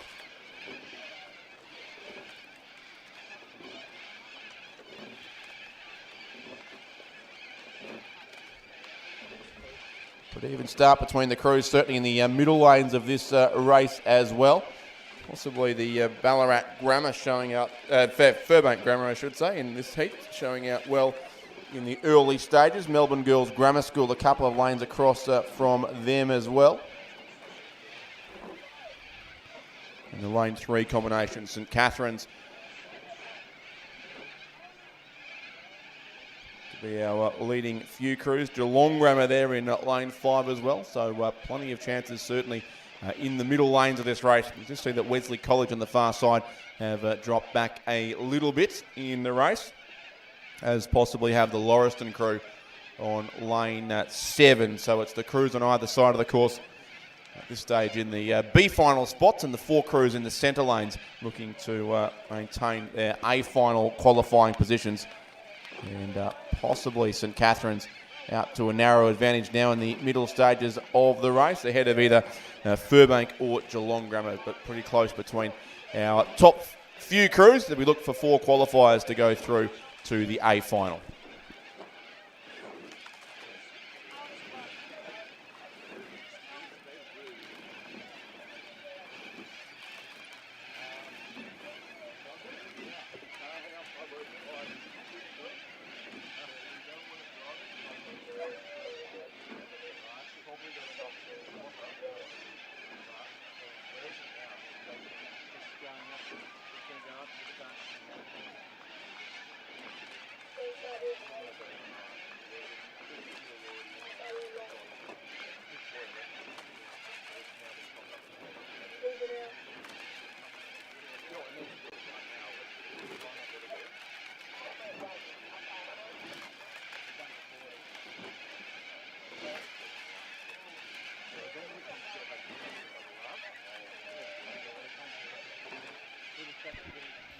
The Victorian Pathway program gives the opportunity for talented young coxers and rowers to represent Victoria and row in the Vic Pathway 8.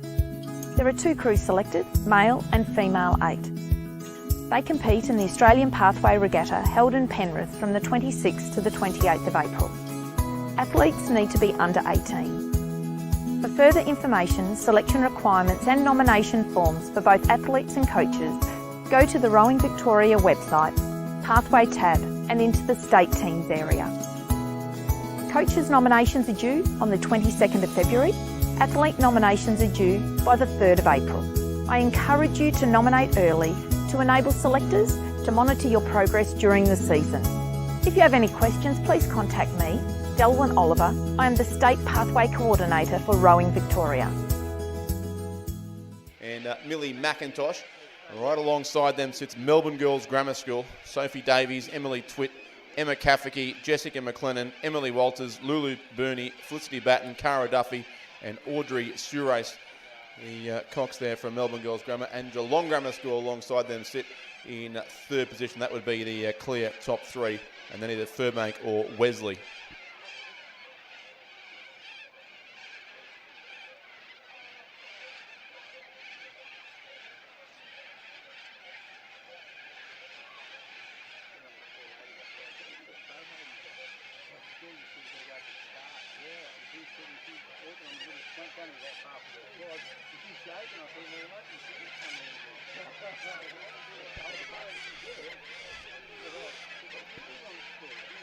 About 350 metres now to race. The top 3 are clear, but still very hard to separate any of those crews. St Catherine's, Melbourne Girls Grammar School and Geelong Grammar. And then a great race for 4th and 5th between Lauriston and Furbank, looking, would seem, for the final qualifying spot ahead of the crew from Wesley College. So the first heat approaching its conclusion. The second heat also well underway from the 2,000 metre start. But St Catherine's here, who won their heat of the Division 1-8 a couple of races ago, looking to do the same here in Division 2, probably narrowly ahead of Melbourne Girls Grammar School alongside them, and Geelong Grammar still there as well.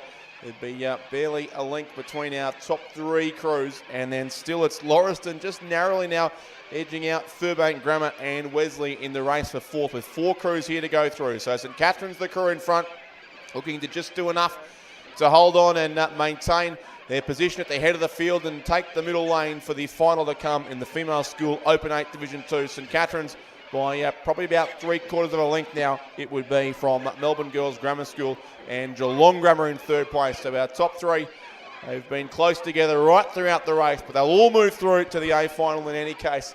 And it will be St Catherine's first across. So St Catherine's for Melbourne Girls Grammar and Geelong Grammar, the top three. The race for fourth, still interesting, as Furbank looks to charge late on the crew from Lauriston, but Lauriston are holding on to fourth place and should be able to move through to the A final from there. They will go through by about a third of a length. So Lauriston fourth, Furbank in fifth, and sixth place goes to the crew from Wesley College in race 18. St Catherine's the winners there of the first heat of the Female School Open 8 Division 2.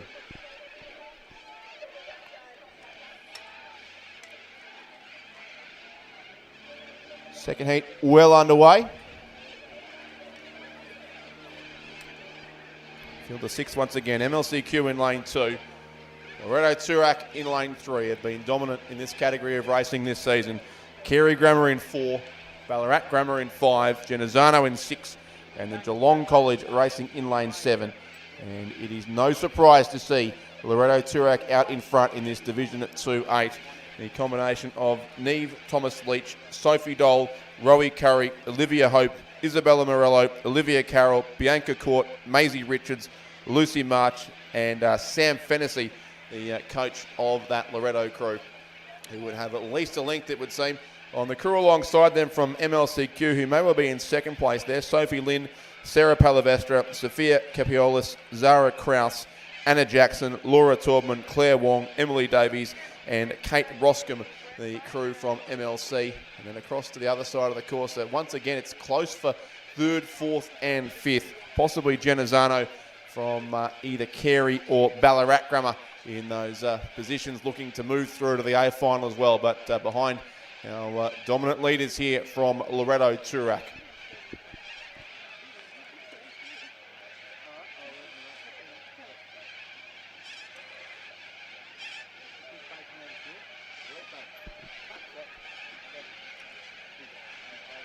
Preparations taking place for the presentations to begin soon once our A finals are with us after these next few school heats. So if you're near the finish line, you can see the presentation tent being set up right now, and the pontoon alongside it, where the winning and place-getting crews can come in and receive their medals directly after each race. So all crews, please take note. If you finish first, second or third in an A final, and straight after your race, you need to do a turn at the end of the course and head straight into the presentation pontoon. And those presentations will take place. The first of our finals only about 5 or 6 races away. So we will get to some A final racing very shortly. But for now, this heat continues of the Female School Open 8 Division 2. And Loretto Turak do look to just be extending their lead as they continue down the course. And they would be clear by over 2 lengths, probably closer to 3 lengths in fact, I'd suggest, with still about 400 metres to row. So a very, very big lead here to the blue boat of Loretto Turak from probably Genazzano or MLCQ in a good race for second and third.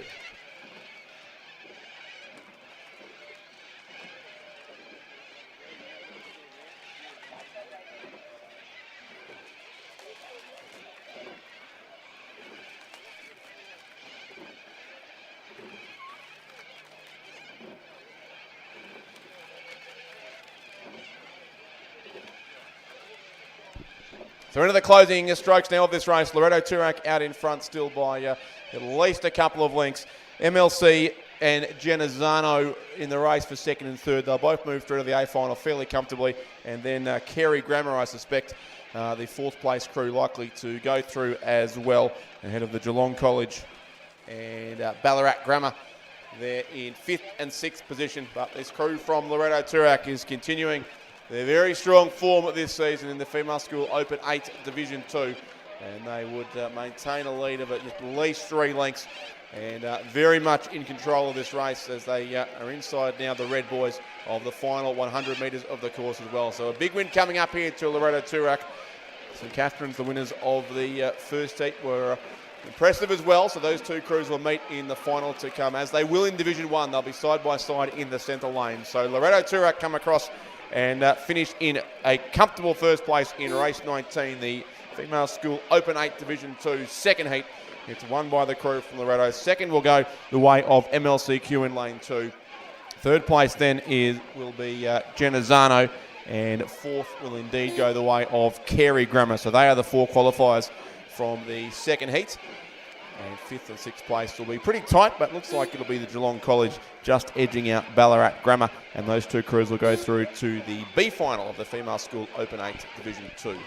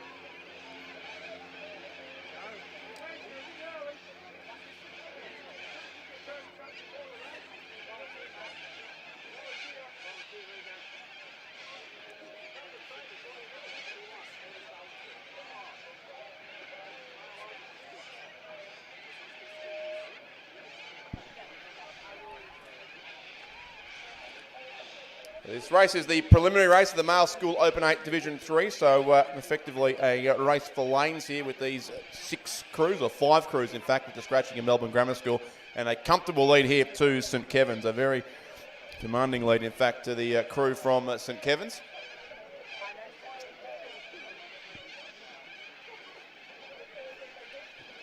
We've had a pretty good morning so far in the heats of the 8 races. St Kevin's winning Division 2 and also Division 1, so looking to clean sweep the heats so far. And the St Kevin's crew in this race, which is out in front, is Rudy Bias, Aidan O'Donnell, David Elliott, Sam Gazzola, Samuel Davis, Liam Steinfort, Cooper O'Malley, Otis Brooks and Alexander Edmonds. So St Kevin's a comfortable lead here from likely Xavier in second place.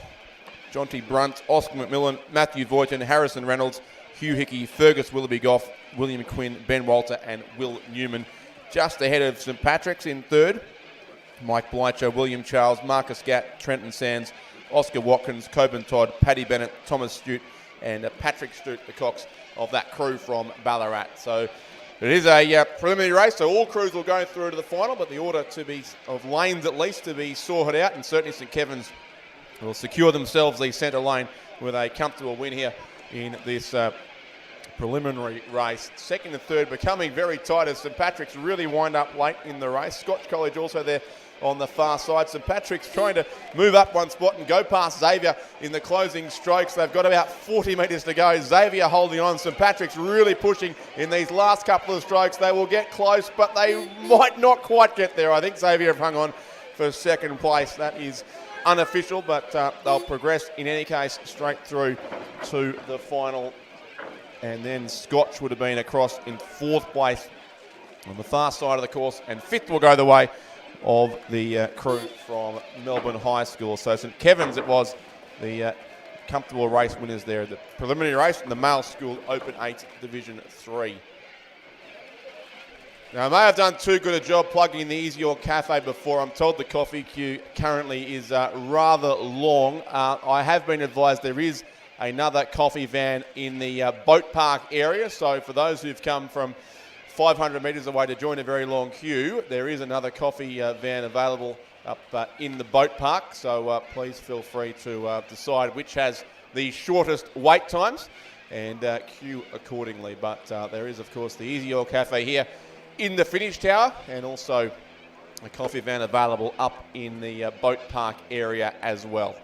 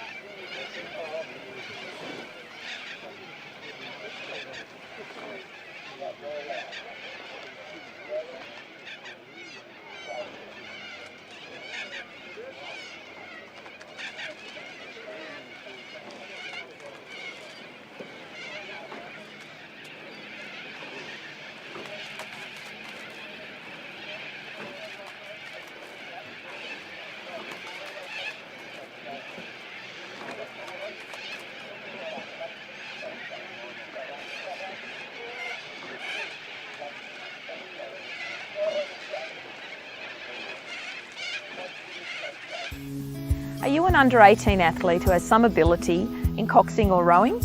Then you should consider nominating for the Vic Pathway 8. This gives you an amazing opportunity to meet, train and row with peers and represent your state. Are you a coach who would relish the opportunity of coaching a talented crew? Then you can nominate as coach of the Vic Pathway 8. Interested? Go to the Rowing Victoria website where you will find information, selection requirements and nomination forms for both athletes and coaches. Go to the Pathway tab, State Teams and follow through to the Pathway 8 State Team. Coach nominations are due on the 22nd of February and athlete nominations are due by the 3rd of April. I encourage you to nominate early so selectors can monitor your progress during the season. If you have any questions, please contact me, Delwyn Oliver. I am the State Pathway Coordinator for Rowing Victoria.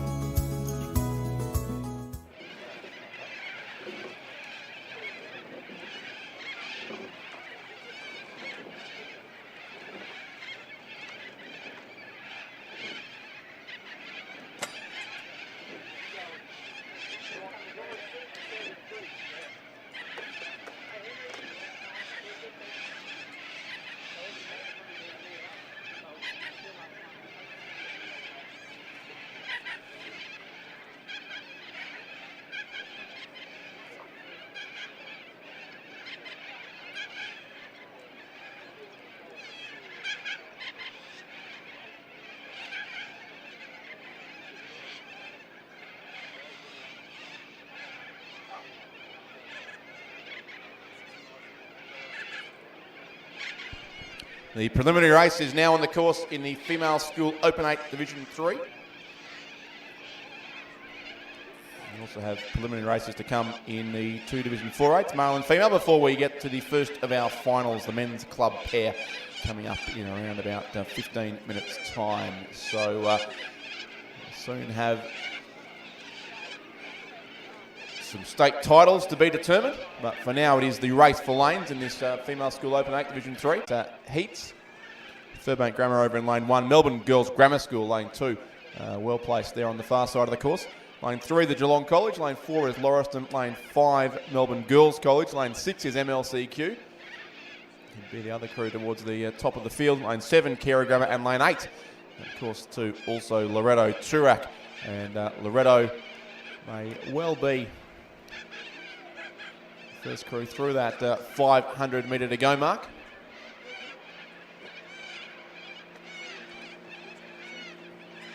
Along with Melbourne Girls Grammar and MLCQ, certainly our clear top three. The winning crew here will go through to the centre lane of the final. The second and third place crews either side of them.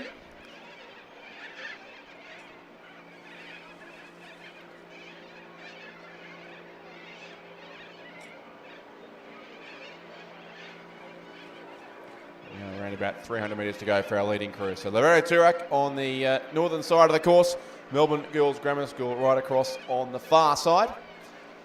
And Carey Grammar the next couple of crews. With Lauriston Girls and also the Geelong College. So they're reasonably spread out here in the closing stages of the Female School Open 8 Division 3. Loretto Turek have won their heats in both Division 1 and 2. Looking to make it 3 in a row here with Sophie Lacey, Saskia Van Beek, Ruby Thompson, Maya McIndoe, Molly Conquest, Ruby Hines, Olivia Tasker, Hannah Beanert and Millie Rolliston. The crew there, but on the other side it's Melbourne Girls Grammar School, Isabella Hunt, Arabella Beeston, Bella Pitt, Belle Duncan, Catherine Pratton, Lillian Wolfe, Tess Fawkes, Zoe Paul and Zoe Small, the crew there for Melbourne Girls Grammar School, and they will be the first crew across the line and they'll win it by a couple of lengths in the end, so a strong win there to Melbourne Girls Grammar School in lane 2. Second will go to Loretto Turak.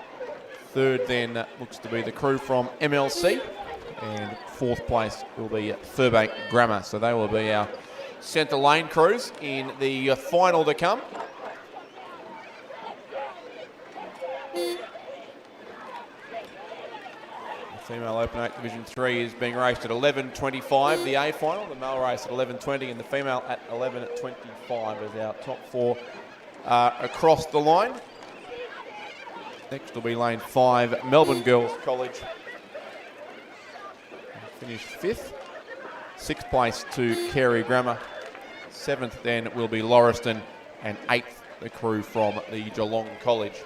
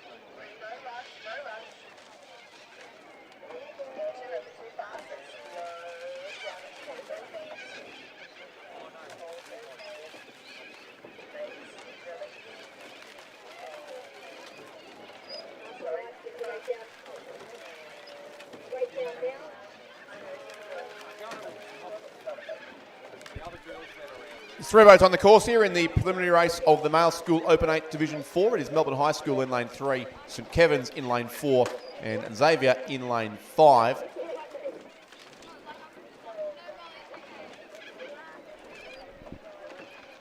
A fair way out from the finish still, but I think we can say that St Kevin's run of heat wins is about to come to an end here in this preliminary race, with Xavier in a very good position ahead of Melbourne High and then St Kevin's in 3rd.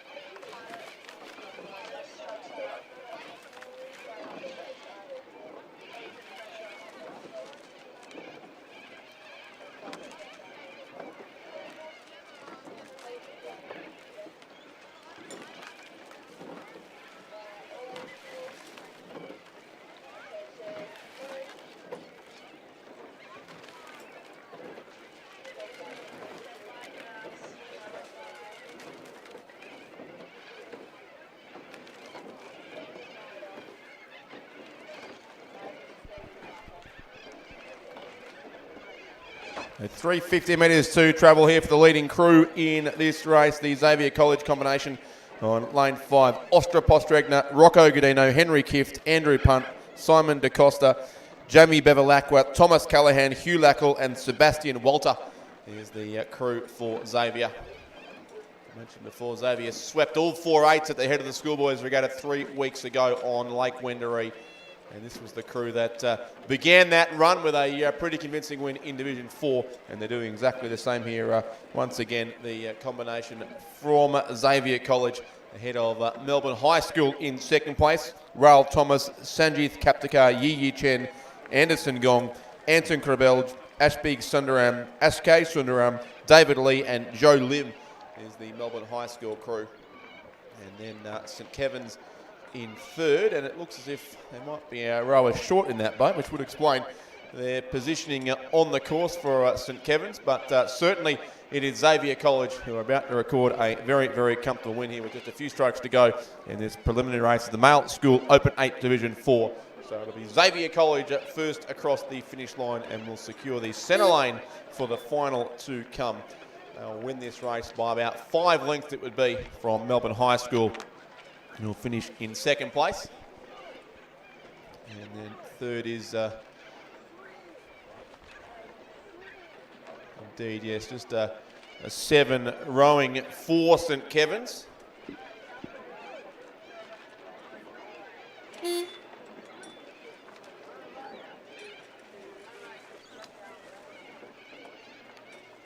a couple of athletes of very small stature in that boat, so I won't assume we've got some coxes in that boat as well, but it does look to be a crew that St Kevin's have had to put together under some stress, and they've done well to get 7 rowers and a cox in the boat and complete the 2,000 metre course, and they'll secure themselves a spot in the final as a result. So St Kevin's are about to come across the line and conclude in third place, the preliminary race there of the Male School Open 8 Division 4. So Xavier College, the big winners of that event.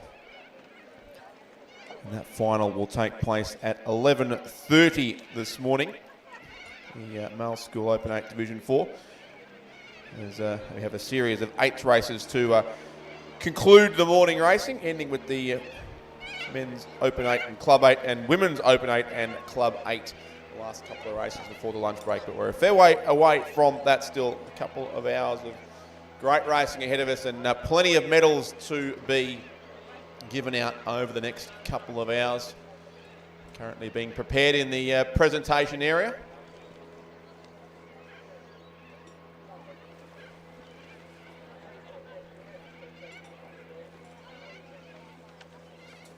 And they're also racing in the last of our preliminary races, the Female School Open 8 Division 4 with a field of 4.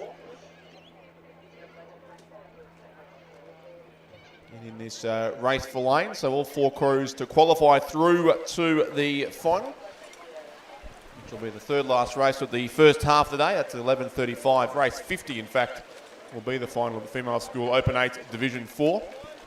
Contested by these same 4 crews, so Melbourne Girls Grammar School in lane 3, MLCQ in lane 4, Loretto Toorak lane 5, and Melbourne Girls Grammar School with 2 crews in the race, in fact, also racing in lane 6. So bookending the field, the 2 crews from Melbourne Girls Grammar, so a Division 4 and effectively a Division 5-8 as well. Great depth demonstrated there in the Melbourne Girls Grammar School rowing program, but it would be their Division 4-8, I would assume at least, but one probably shouldn't make such assumptions. It is the lane 3 crew in any case from Melbourne Girls Grammar. Corinne He, Finya Hansen, Honey Anderson, Sienna Davey, Sarah Meredith Smith, Chloe McRae, Sienna Richards, Carla Mitchell and Lucy Marchison is the cox of that crew. And they sit alongside MLCQ in lane 4 in the battle for the race lead. Charlotte Kaur, Stephanie Tazewski, Jessica Anderson, Georgia Duke, Lily Zima, Alexandra Tresita, Alexandra Sterrett, Maddie Smith and Hannah Kilpatrick is the crew from MLC, and those 2 crews clear of the rest of the field. Melbourne Girls Grammar School other crew, the lane 6 combination, is in 3rd spot at this point. That is Sophia Brew Ferrer, Ginger Elkins Priest, Eva Rakow, Fia Atkins, Mimi Koskar, Kate Lambourne, Emma Munro, Lillian Johnston and Kitty McKinnon There's that combination from Melbourne girls, who in the current order will be drawn side by side, the two Melbourne girls grammar schools in the final. Likely in lanes 4 and 5, I would think, with MLCQ to take lane 3. And then Loretto Turak, the fourth crew in the race, who will be in lane 6 based on the current order of proceedings. The Loretto crew, they're in fourth place, is Alana Vivian, Zara Perry, Ella Birch, Maggie Ralph, Ruby Simpfendorfer, Lucy McCann, Holly Thompson, Alice Dunn and Charlotte Ty.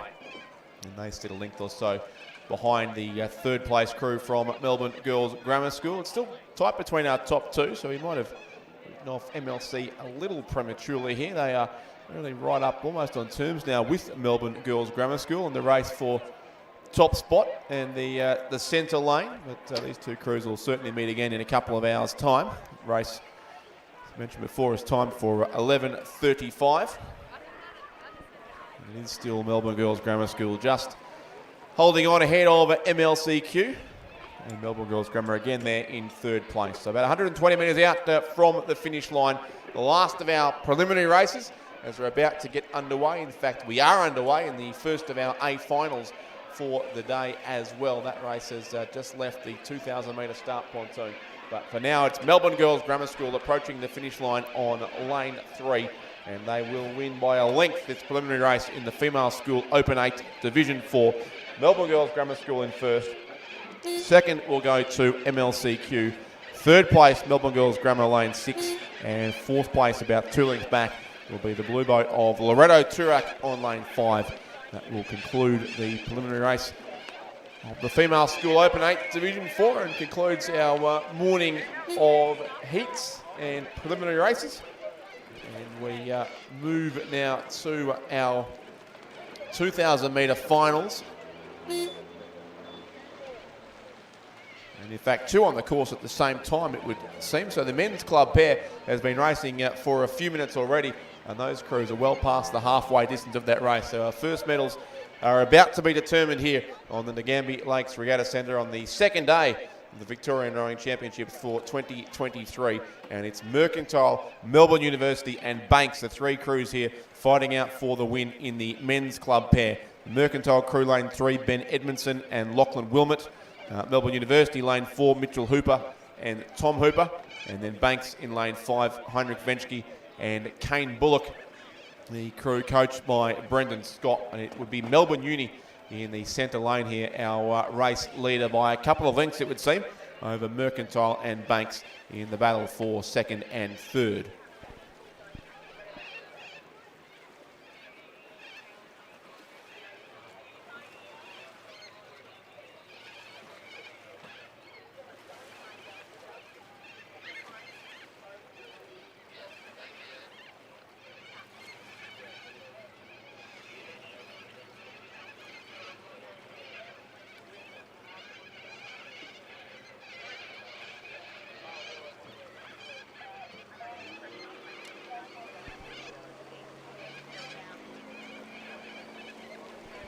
To see the conclusion of a number of school races. Just a reminder too that the Victorian Pathway program gives the opportunity for coaches and talented young athletes who are under 18 at the end of this year to be selected as a member of the Victorian Pathway 8 state team and meet, train and row with peers outside of their current school or club and identify future opportunities in rowing at club, state and national levels. If you're interested in that, we encourage you to nominate for this opportunity. Go onto the Rowing Victoria website, select Pathways and then State Teams and click on the Vic Pathway 8 for more information. We are approaching a conclusion now of the men's club pair final, race 24, the first of our A finals on the big day of racing here, and it continues to be Melbourne University, Mitchell Hooper and Tom Hooper, the very, very comfortable leaders of this race, ahead of the Banks combination and Mercantile, very close certainly for the silver medal in this race. It will be silver medals only with just the 3 crews in the race, so no bronze to be awarded. So they're racing For second place, certainly Banks and Mercantile. There's not much between those two still with 150 metres to row for those two crews. But Melbourne University certainly out in front and comfortably out in front. They've got about 4 lengths on these other two crews. Maybe Mercantile just edging out Banks at this stage, but still plenty of strokes to go for those two crews. As our race leaders from Melbourne University head towards the finish line in the men's club pair, and they're only a few strokes away from claiming the first gold medals of the second day of the 2023 Victorian Rowing Championships. It'll be Melbourne University who take out the men's club pair. Gold goes to Mitchell Hooper and Tom Hooper for Melbourne Uni, and Mercantile will hold on to that second spot, and in the end they'll go clear by about a length. Ben Edmondson and Lachlan Wilmot finish in second place. They'll collect the silver medal, and third place goes to the Banks crew, Heinrich Fenske and Kane Bullock.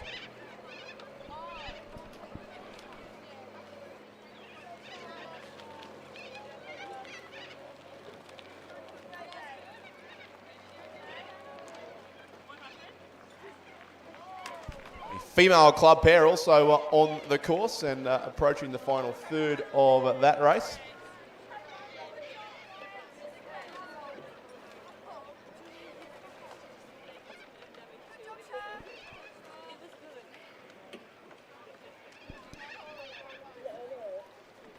Two crews from Carrum in this race and also one from Mercantile.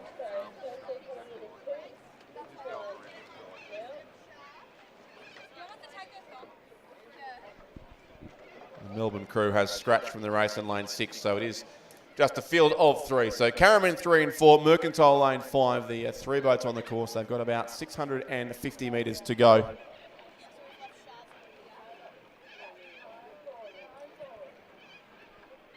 Of the two Carrum crews, it'd be Jackie Deeble and Morgan Dunham in the centre lane, with the advantage certainly over their club competitors over in lane 3. But Mercantile's Felicity Murray and Olivia Evans would, I think, be up in probably second place. But Carrum, the centre lane, do look to be the race leaders. It's a little bit of steering issues for one of the two crews. Our two leading crews have headed off in opposite directions for a few strokes there. I think it's Mercantile just correcting a little now and coming back into the centre of their lane. But certainly it's still a tight race between those top two. So Carrum in 4 and Mercantile in 5. And the second Carrum crew is Angelique Everett and Jess Fishman over in lane 3. Carrum claimed their first ever national championships medal on this course in the Club 4. In fact, it was, I think a number of these athletes were in that race with a bronze medal at last year's Nationals here at Nagambie. And now looking for a state gold medal as well. And Jackie Deeble and Morgan Dunham, coached by Drew Holman, who look to just be narrowly in the ascendancy from that Mercantile combination. But Felicity Murray and Olivia Evans certainly close enough if they can make a charge over the closing strokes of this race. And then Angelique Everett and Jess Fishman will likely have to be content with third place, although certainly in the last 100 or so metres, Carrum in lane 4 have gone to a strong lead over Mercantile, and maybe Mercantile do have to look out for the second Carrum combination moving through strongly for the silver medal again, which is 3 crews in the race. It'll only be gold and silver to be awarded, so some racing yet to play out between Mercantile and Carrum on opposite sides of the course, but certainly the bright fluoro colours of the Carrum Rowing Club are showing out clear of the female club pair, and Jackie Deeble and Morgan Dunham are going to add a gold medal from the Victorian Championships to their bulging collection. Only a couple of strokes to go for the crew from Carrum, and Carrum Everett and Fishman over there in lane 3 will finish in third position. But Carrum win the race through Jackie Deeble and Morgan Dunham ahead of Mercantile, Felicity Murray and Olivia Evans.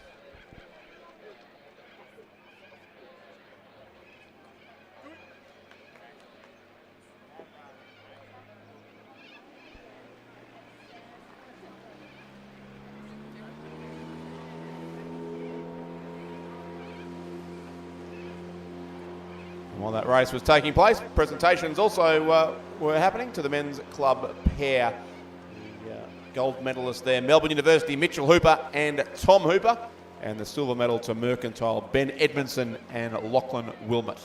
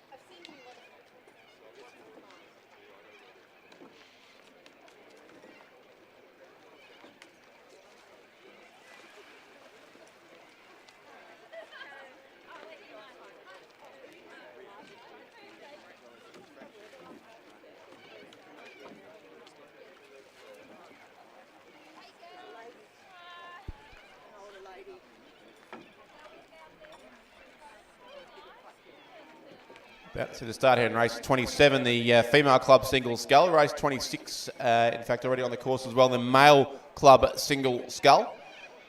So we're about to have two races on the course at the same time, but the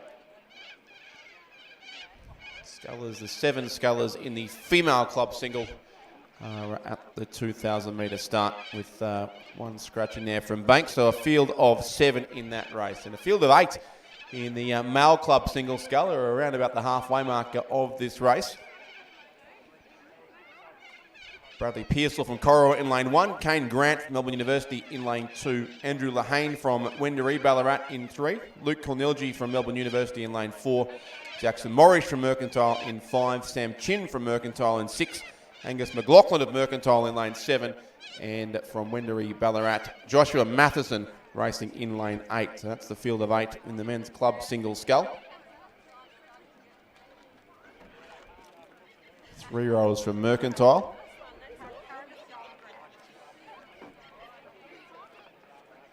And all 8 certainly present there on the course. A couple of scullers doing well on the far side. Kane Grant of Melbourne Uni and Bradley Pearsall of Corowa. And then across towards the centre lanes, the best place for the Mercantile scullers looks to be Jackson Morris, and then Luke Cornilgi from Melbourne University is there as well. Congratulations to our medalists there in the female club pair. We just saw the silver medals rowing away there from Mercantile, Felicity Murray and Olivia Evans, and the gold medals have been presented to Karam, Jackie Deeble and Morgan Dunham. Race 25, the female club pair.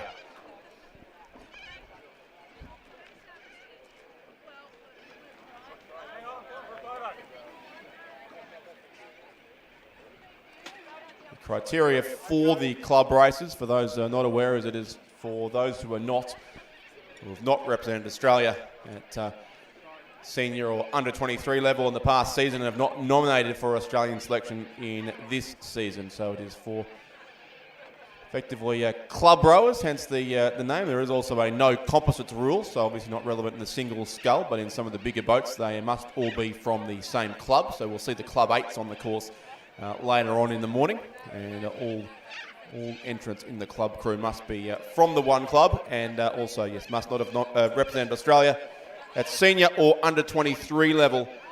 Medalists about to be worked out here in the men's club single scull.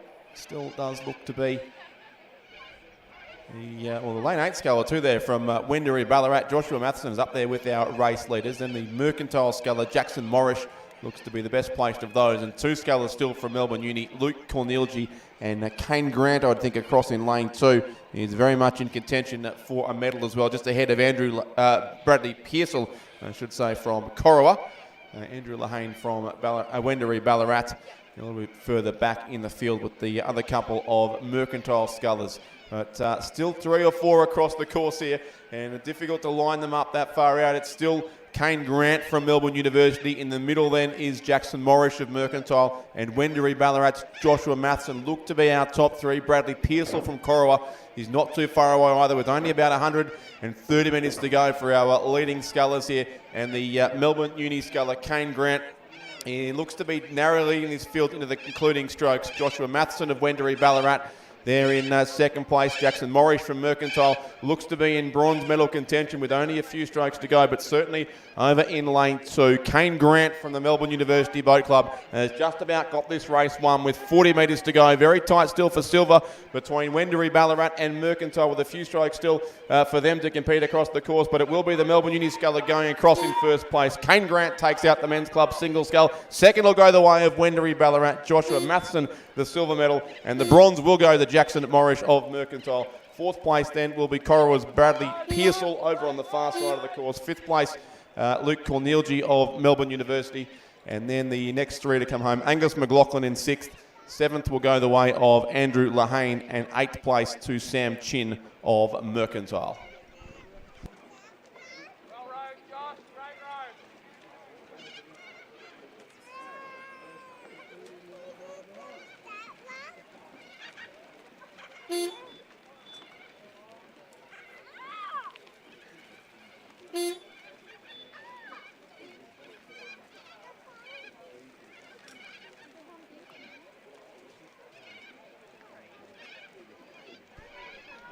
Now the fun continues. We've had stray drones. Now we've got a missing motel room key, or a found motel room key. In fact, if you're staying in room 20 at the Nagambie Motor Inn and have lost your key, it's been handed into the athlete weigh-in area in the boat park. So if you're staying at the Nagambie Motor Inn and you're in room 20, you will need to collect your room key before returning there today. So room 20 at the Nagambie Motor Inn, please collect your room key from the athlete weigh-in area in the boat park. Well done there to Kane Grant from Melbourne University, the winner of the men's club single scull. He'll take the gold medal ahead of Joshua Matheson and Jackson Morris, the place getters there in race 28, the men's club single scull.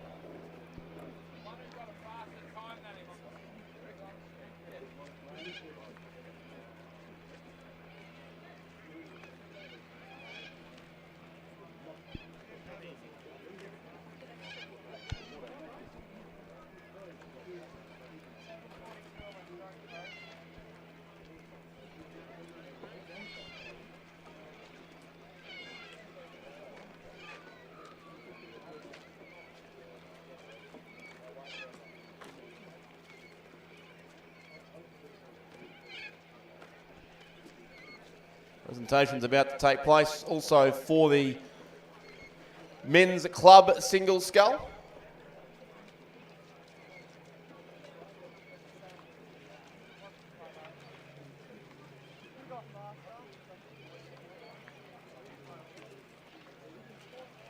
Under the control this morning, in the absence of any suitable royalty, it would seem, of Steph Dorstein.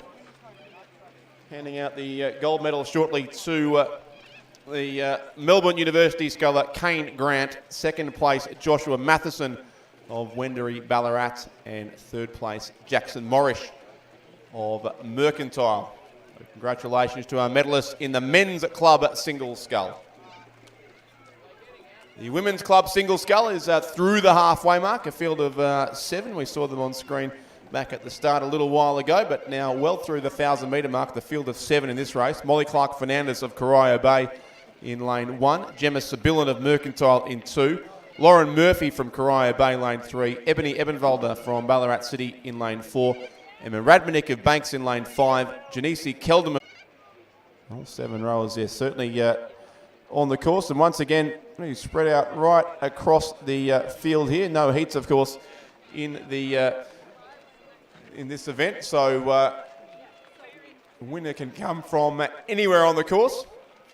Right out in lane 7, Kate Dybel of Richmond certainly up there with our race leaders, along with, I'd suggest, lane 3, Lauren Murphy of Corio Bay, and lane 4, Ebony Ebenwalder of Ballarat City.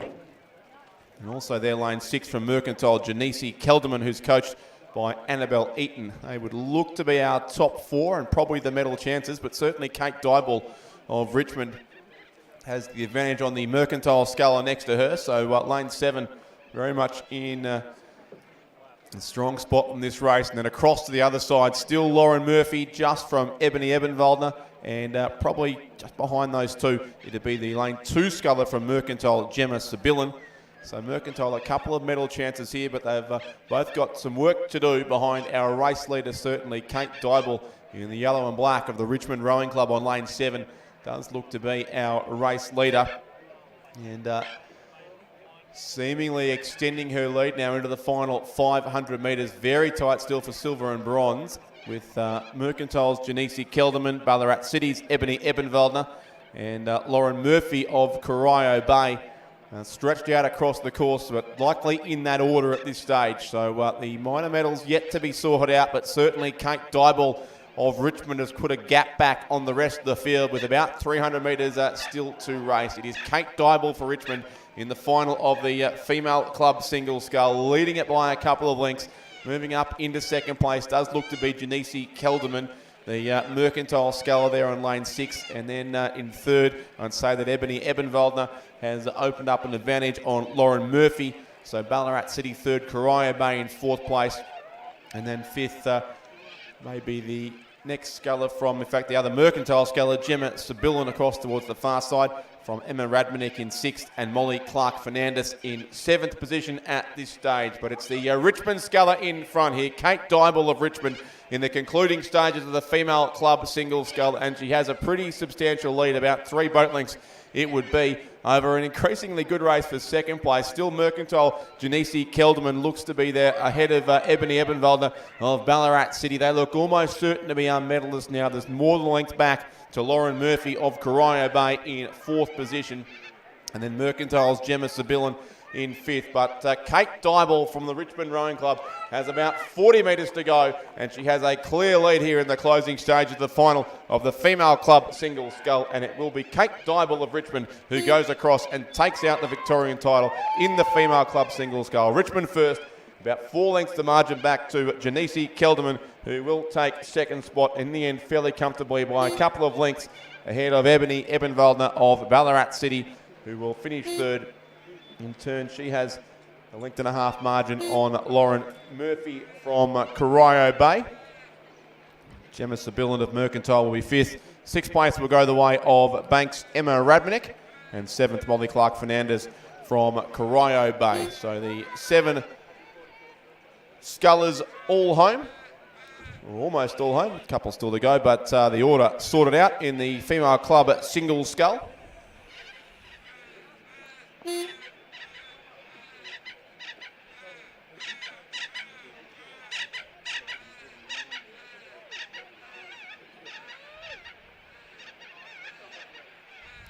Concludes our club finals for now. We move back to some school events for the next few races at least.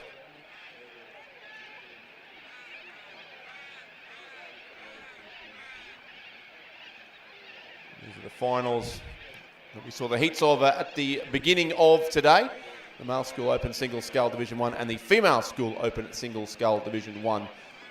Beginning with the B final of the male single scull. And a field of 4 in this race. Jada Frith of Gibson Grammar, Daniel Souza from Carey Grammar, Benjamin Shelton of Nagambie, and also Noah Brandy from the Nagambie Rowing Club. So 2 Nagambie scullers, and one of them may well be our race leader here in Benjamin Shelton. Only narrowly, I'd think, from Daniel Souza of Carey, and Jada Frith and Noah Brandy on opposite sides of the course, but Benjamin Shelton certainly leading this race for the Nagambie Rowing Club.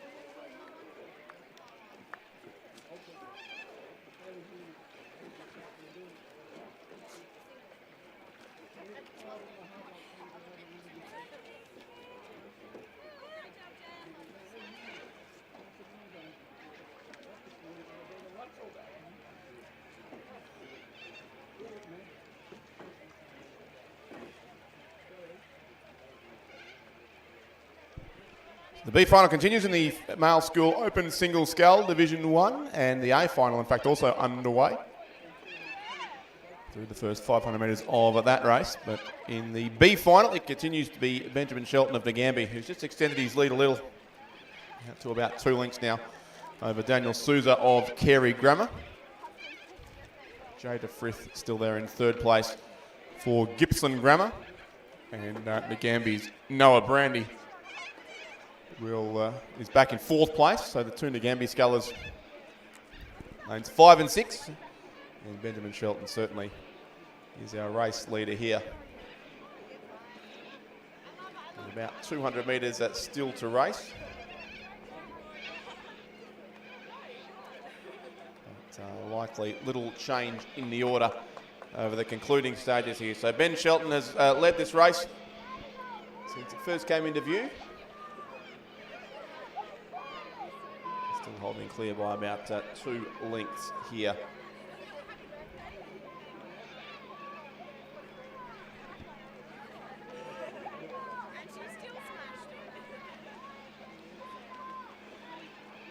We're into the final 100 metres now. It's Benjamin Shelton. I reckon he's extended his lead out probably to about 3 boat lengths now. So he's pulling away late in this race is the sculler from Nagambie on a course he knows particularly well. And it will be a win in the B final to Benjamin Shelton from Nagambie on lane 5. Ahead of Daniel Souza from Carey, who will finish second. And third place goes to Jada Frith of Gippsland Grammar.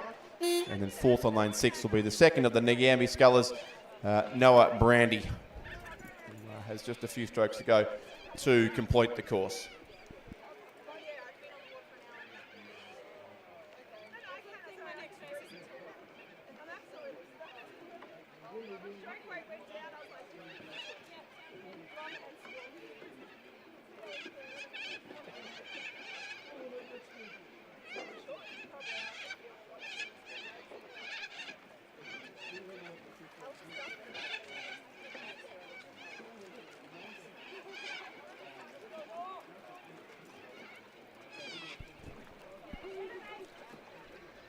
And Noah Brandy comes across the line now as well. So all 4 scullers are home in the B final of the Male School Open Single Scull Division 1. And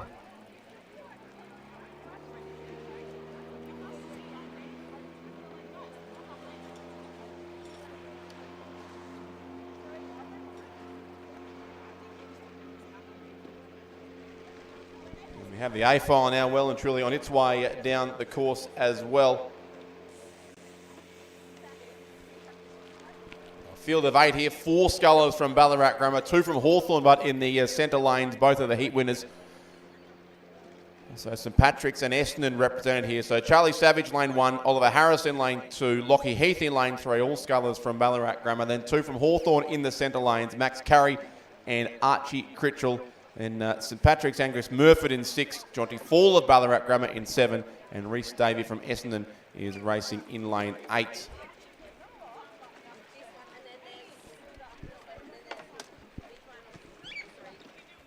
The Victorian Pathway program gives the opportunity for talented young coxers and rowers to represent Victoria and row in the Vic Pathway 8. There are 2 crews selected, male and female 8. They compete in the Australian Pathway Regatta held in Penrith from the 26th to the 28th of April. Athletes need to be under 18. For further information, selection requirements and nomination forms for both athletes and coaches, go to the Rowing Victoria website, Pathway tab, and into the state teams area. Coaches nominations are due on the 22nd of February. Athlete nominations are due by the 3rd of April. I encourage you to nominate early to enable selectors to monitor your progress during the season. If you have any questions, please contact me, Delwyn Oliver. I am the State Pathway Coordinator for Rowing Victoria. In lane 3. And then Angus Murford of St Patrick's, another Ballarat sculler, would be there in 4th place. And Archie Critchell of Hawthorn probably 5th at this point of proceedings. And Reece Davies, followed also by Oliver Harris and Charlie Savage, the 2 scullers from Ballarat Grammar over on the far side of the course. So Ballarat Grammar likely to pick up 2 medals here, but it might be silver and bronze behind our sculler from Hawthorn. Lane 4, it is Max Curry, the winner of his heats at the beginning of the day. The very, very first race of the day was won by Max Curry over Lockie Heath.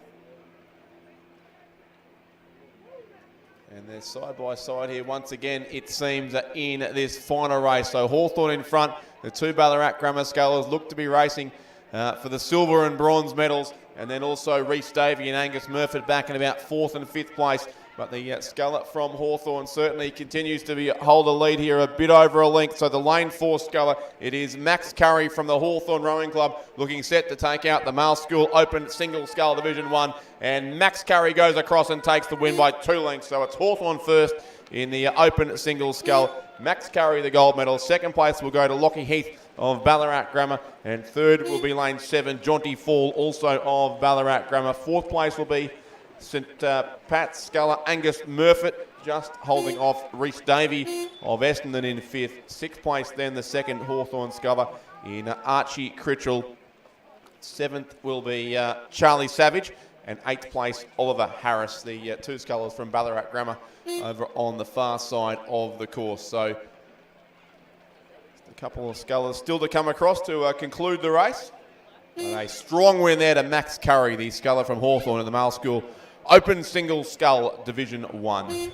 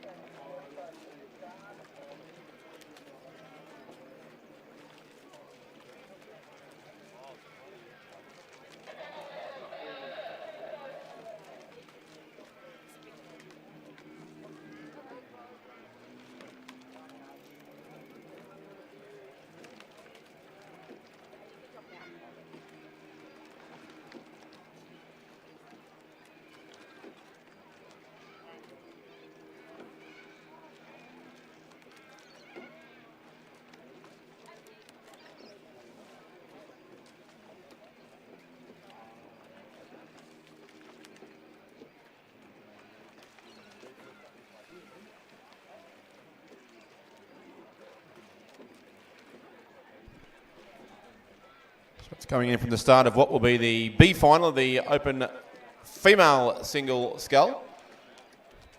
But the C final is on the course now. Fortunately, it does look like one of the scullers is in the water about halfway down the course. The life-saving boat's heading over to assist.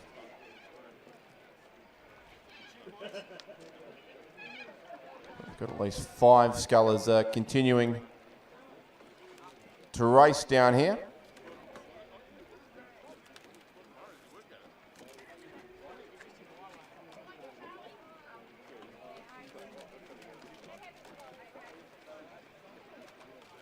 So Emma Van Duenhoven from Nessels was listed as lane 1, Montana Holland of Geelong Grammar in 2, Amber Barter of Caulfield Grammar in 3, Ruby Lindray from Gippsland Grammar in 4, Flora Gillies of Geelong Grammar in 5, Elaine Lee from PLC Melbourne in 6, and Elizabeth Herbert from Corowa in lane 7. Unfortunately, I think it might be the Corowa sculler who is being assisted by the rescue boat.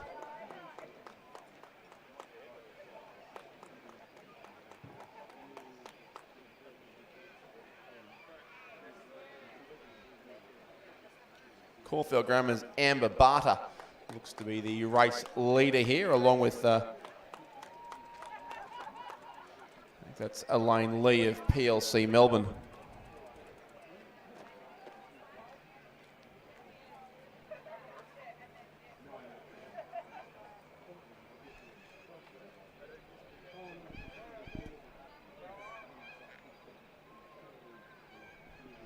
And then Gippsland Grammar's Ruby Lindray. So no sign of the Geelong Grammar sculler either at this point.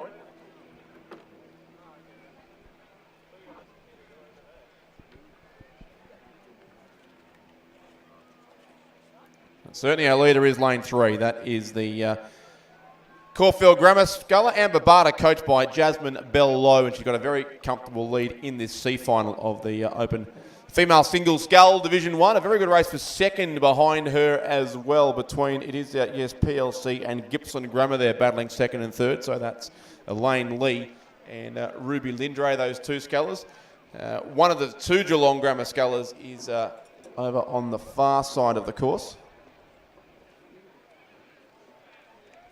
along with the Nestles sculler in lane 1, who's in 4th position. But the race lead is a substantial one to Amber Barter of Caulfield Grammar. She will comfortably take out this C final of the Open Female Single Scull Division 1. One more stroke to go, and she'll be across. So Amber Barter the win there for Caulfield Grammar in this C final. Second and third continues to be tight. It's Elaine Lee from PLC Melbourne will be the one to take that second spot. I think holding on still by about a canvas, and she will get across there in second place. So Elaine Lee second. Third goes to Ruby Lindray of Gippsland Grammar. Fourth then will be Emma Van Duenhoven from Nestles. And fifth place, still coming to from Geelong Grammar, should be Montana Hulland over there in lane 2, who will finish in 5th position. It will indeed be. And no appearance, at least at this end of the course, from the second Geelong Grammar sculler and also Corowa. But there was at least one boat being assisted by the life-saving rescue vessel further down the course. And no doubt that sculler is in good hands. So we have to wait for the course to be cleared here before our next race does come down. See, the boats are ready at the start, still in the A final of this Open Division 1 Single Scull, which promises to be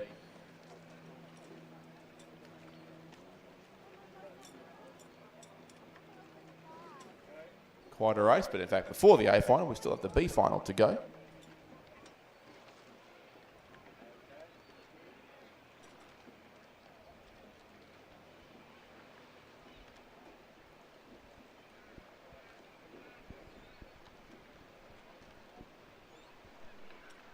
And we'll have that race shortly once the course is cleared and the rescue boats have done their job. So Geelong Grammar's Montana Hulland comes across the line now to finish in 5th place in race 32. So that is the C final of the Female Open Division 1 Single Scull.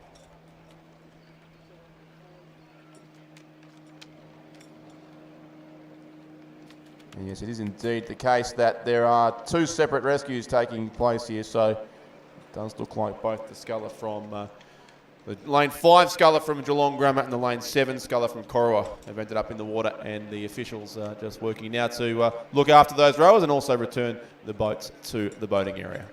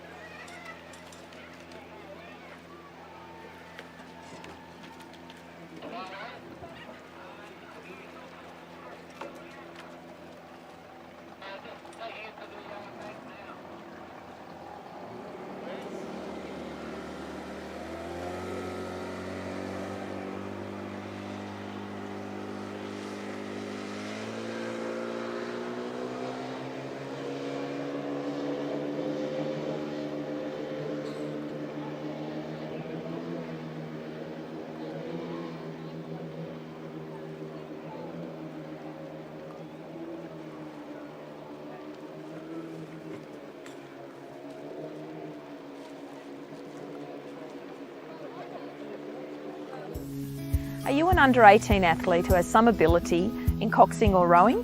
Then you should consider nominating for the Vic Pathway 8.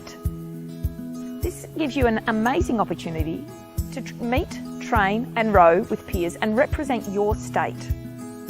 Are you a coach who would relish the opportunity of coaching a talented crew? Then you can nominate as coach of the Vic Pathway 8. Interested? Go to the Rowing Victoria website where you will find information, selection requirements and nomination forms for both athletes and coaches. Go to the Pathway tab, State Teams and follow through to the Pathway 8 State Team. Coach nominations are due on the 22nd of February and athlete nominations are due by the 3rd of April. I encourage you to nominate early so selectors can monitor your progress during the season. If you have any questions, please contact me, Delwyn Oliver. I am the State Pathway Coordinator for Rowing Victoria.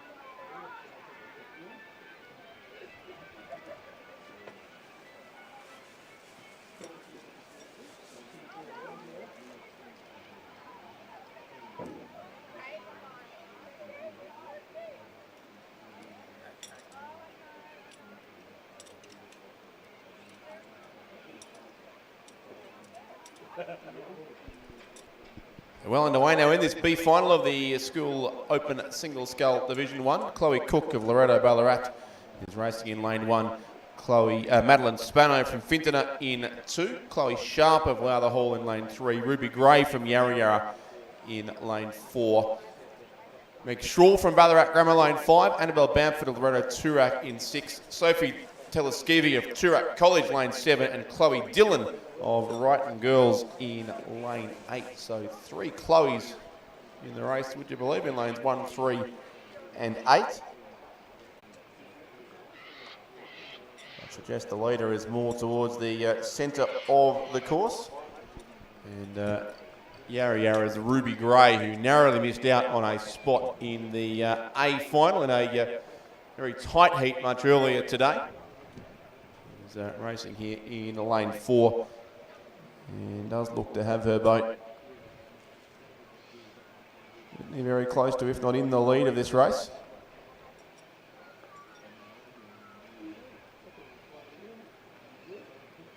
Certainly it's the advantage on all the scullers out to her stroke side, lanes 1, 2 and 3. Beside her in lane 5, but from Ballarat Grammar, is Meg Shaw. And the sculler who only missed out on an A final spot by 1 position. So, as is the case with the A finals, the higher ranked scullers seated to the centre lanes of these B and C and other minor finals. Generally where to look for the race leaders, so certainly isn't the case of Ruby Gray and Meg Shaw in this race. And also think that the Loretto Toorak sculler in lane 6, Annabelle Bamford, is up there, as is Chloe Dillon from Wrighton Girls over in lane 8. So slightly destroying the middle lane theory, but in any case, the Wrighton sculler would be a pretty good line with Loretto's Annabelle Bamford and also Toorak College Sophie Teleskevi. So still plenty of chances in this B final of the top category of female school single scull. Our A finalists too have just departed on their 2,000 metre journey, so we're racing in the A final as well of the female school open single scull, and that promises to be a great race still to come. But the B final is about half distance now, and it still does look as if Ruby Gray from Yarra Yarra and Meg Shaw from Ballarat Grammar in the centre lanes are 2 scullers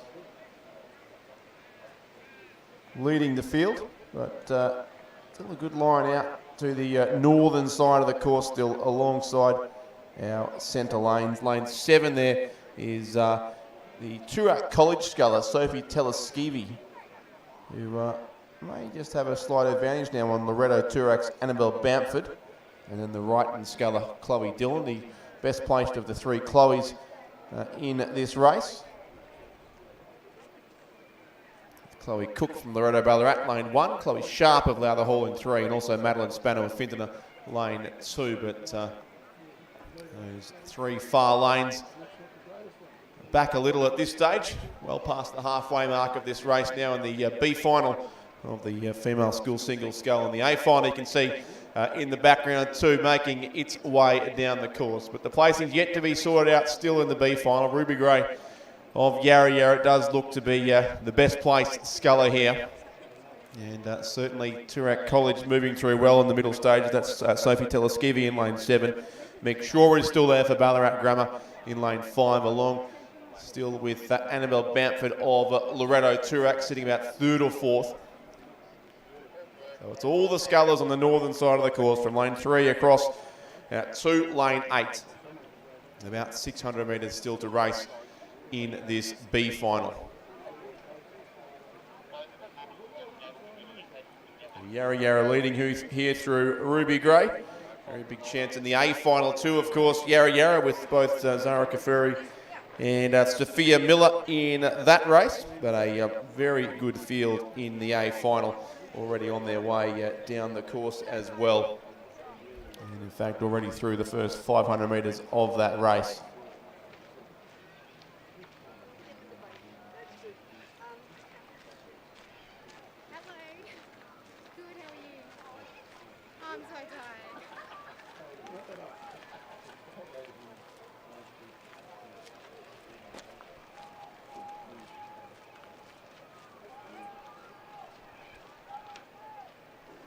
In the B final, it certainly is the Yarra Yarra sculler extending her lead now. A very strong last few hundred metres there for Ruby Gray, who has suddenly put a big gap back on the rest of the field. It is still the Ballarat Grammar sculler there in second place. Meg Shaw on lane 5. And very, very tight for third place between the two of the Toorak school there. Toorak College, lane 7, Sophie Teleskevi, and Loretto Toorak, lane 6, Annabelle Bamford. And maybe still it is just Annabelle Bamford there, narrowly in third place, ahead of Sophie Teleskevi. And then fifth looks to be Chloe Dillon of Wrighton Girls. Madeline Spano of Fintona leads the Chloes are either side of her. Chloe Sharp in 3, Chloe Cook in lane 1. The remaining 2 scullers in this field, but it's becoming a convincing lead here to the sculler from Yarra Yarra. We'll find out shortly if they can win 2 races in a row with the A final approaching half distance, and certainly Zara Kafuri well placed in that race alongside Ella Garand of Gibson Grammar through the midway point of the A final. And here comes Ruby Gray, I should say, from Yarra Yarra, ahead of Meg Shaw from Ballarat Grammar, and that margin extending all the time as they close in on the finish line here. And it will be a commanding win in the end to the sculler from Yarra Yarra. Ruby Gray, who I'm sure had designs on racing in the A final at the beginning of the day, but she drew a pretty tough heat and just missed out, but she will get revenge in the best possible way by winning the B final. Ruby Gray from Yarra Yarra goes across to take the win on lane 4, and she wins it by many boat lengths over Ballarat Grammar's Meg Shaw, who will finish in second place. So Ruby Gray first, Meg Shaw in second place. Third will go to Annabelle Bamford of Loretto Toorak. Fourth, Sophie Teleskevi of Toorak College.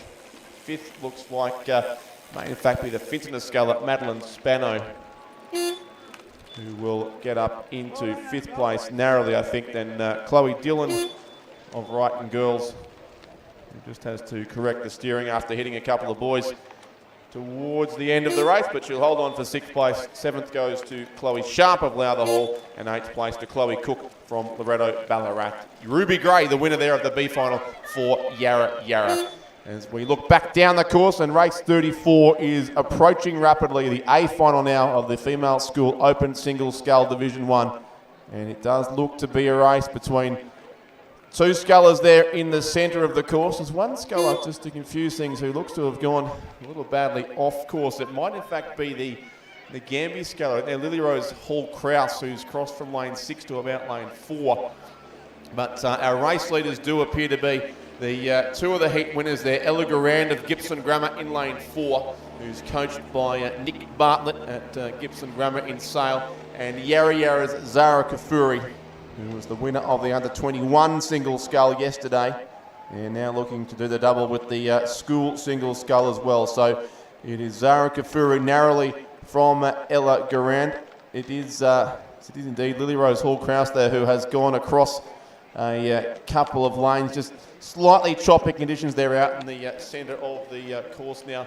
It's a little bit difficult for these single scullers, but our top 2 certainly well clear, and it's tight still between Zara Kafuri and Ella Garand. Probably in 3rd place it could be Sophia Miller of Yarra Yarra, also there in lane 8. The convert from New South Wales at the end of last season, rode here at the National Championships for the Ascham School of Sydney, but now competing for Yarra Yarra, and will make ahead of the schoolgirls debut in a couple of weeks' time in Geelong as well. Maybe a chance of 3rd place here also, but keep an eye on the sculler out towards the far side of the course would be the Albert Park College sculler. In fact, it's the Barwon sculler there, Alice Joyce in lane 1, who'd be in about 4th place. And Lily Rose Hall-Krause and Nagambie, despite the steering issues, still sits in about 5th position at this point of proceedings. But look at the race between Zara Kafuri and Ella Garand, the dark green boat there of Gibson Grammar on the far side of the course, and the white shell of Zara Kafuri from Yarra Yarra. And still after 1,900 metres, nothing separates these 2 scullers. Zara Kafuri of Yarra Yarra and Ella Garand of Gibson Grammar settle down to fight out the A final of the Female School Open Single Scull Division 1.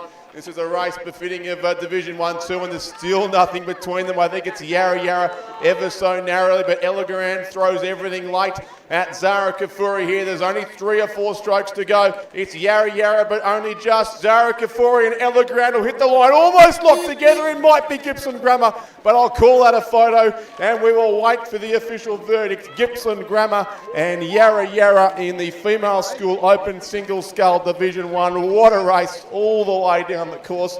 And what a finish. Lane 8 will finish 3rd, so Sophia Miller will secure 2 medals for Yarra Yarra in that very tight finish.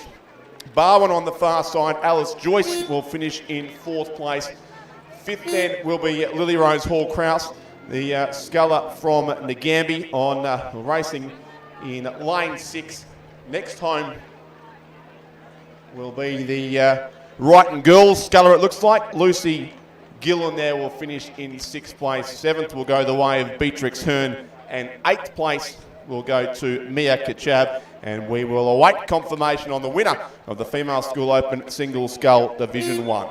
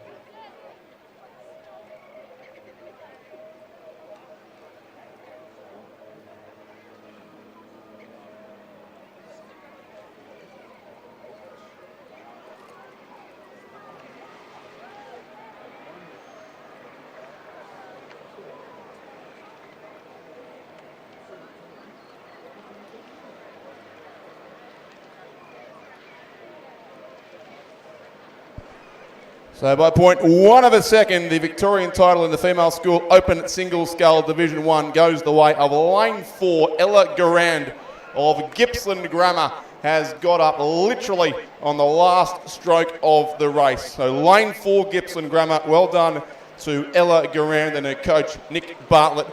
2nd place to Zara Kafuri of Yarra Yarra to go with the gold medal from yesterday in the under 21 single scull, and 3rd place to Sophia Miller of Yarra Yarra.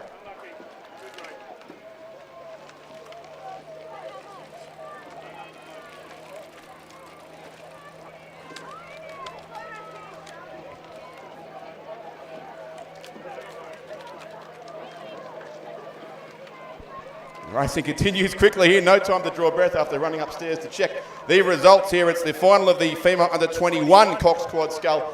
A field of 6 here approaching the finish rapidly. The crew there on lane 6, Albert Park College, looks to be maybe narrowly ahead of Cardinia International College, who are the heat winners earlier today. Cardinia, they had a good race then, but they're being challenged certainly here by Albert Park, and also the combination from Banks out on the far side of the course. Strathcona are close in 4th place with Melbourne Girls College. It might be a photo finish all over again. Cardinia International College just sneaking their boat ahead, I would think, of the crew from Albert Park. Banks coming quickly down the outside of the course as well, but the Cardinia International College combination is pushing clear late here, and will win it by half a length. Cardinia first, Albert Park second, and Banks in 3rd place. Another great finish, this time the female under 21 Cox Quad Scull.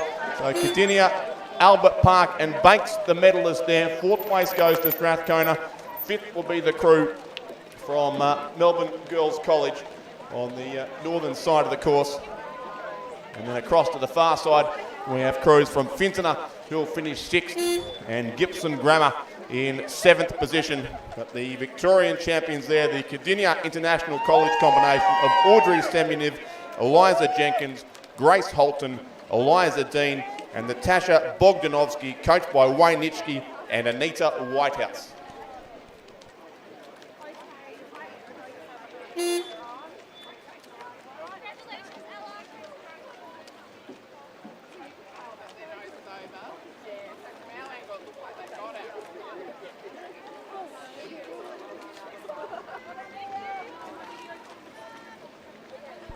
Congratulations to our medalists in the Female School Open at Single Scull Division 1. Third place from Yarra Yarra, Sophia Miller. Second place from Yarra Yarra, Zara Kafuri. And our winner by 0.1 of a second from Gippsland Grammar, Ella Garand. Congratulations to our place getters, and what a race that was in the Female School Open Single Scull Division 1. Most of these athletes will meet again on the Barwon River in Geelong for the head of the schoolgirls in 2 weeks' time. Over 3 days that regatta, and the single scull promises to be one of the highlights of what is always a fantastic occasion there in Geelong, coming up in just 2 weeks' time.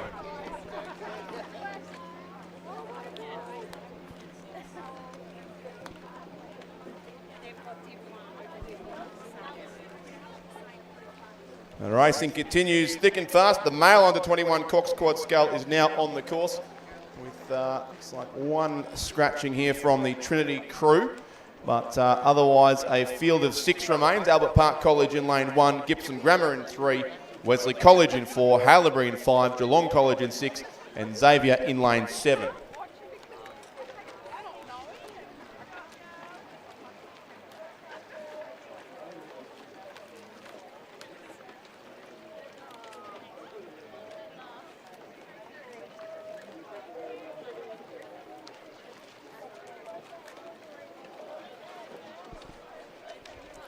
This race being led, it would seem, by the Wesley College combination.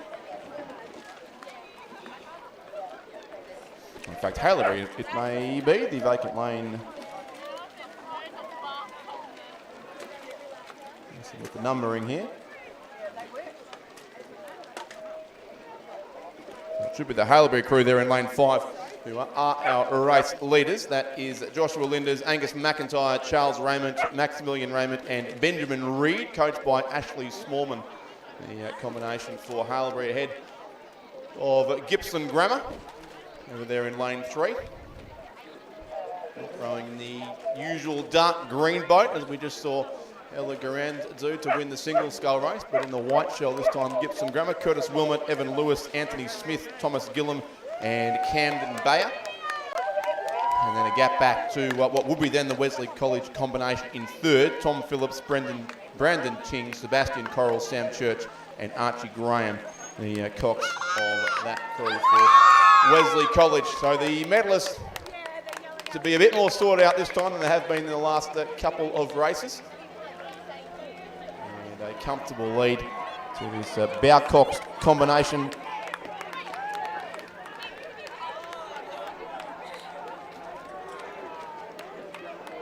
Lane 5 crew it is from Haileybury. A few strokes to go, and they'll come across to claim the win shortly in the male under 21 Cox Quad Scull. Clear by 3 lengths is the Haileybury crew, and they cross the finish line now to confirm their win. Haileybury first in the male under 21 Cox Quad Scull, about 3 lengths it would be back to the Gippsland Grammar combination in 2nd place. 3rd then will go to Wesley College. And 4th on the far side looks like it'll be Albert Park College. 2 crews still to come home down the northern side of the course, the Geelong College and Xavier College, pretty much side by side, these 2 crews as well. So, yep, to sort themselves out for 5th and 6th place.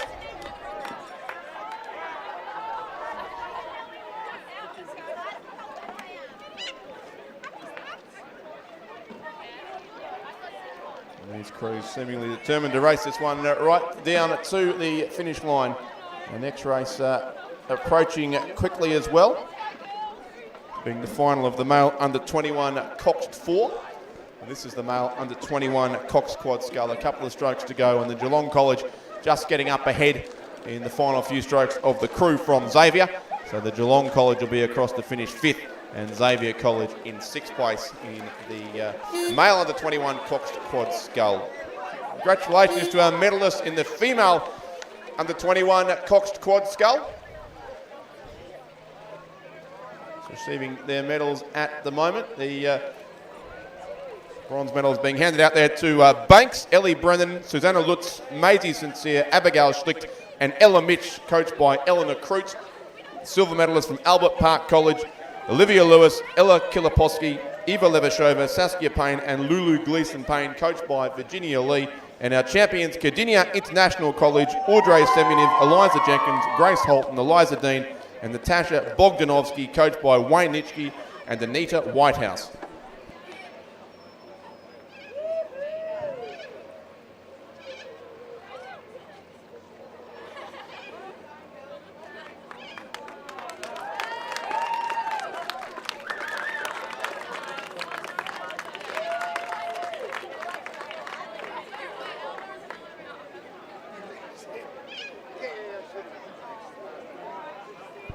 And straight on to the final of the male under 21 Cox 4.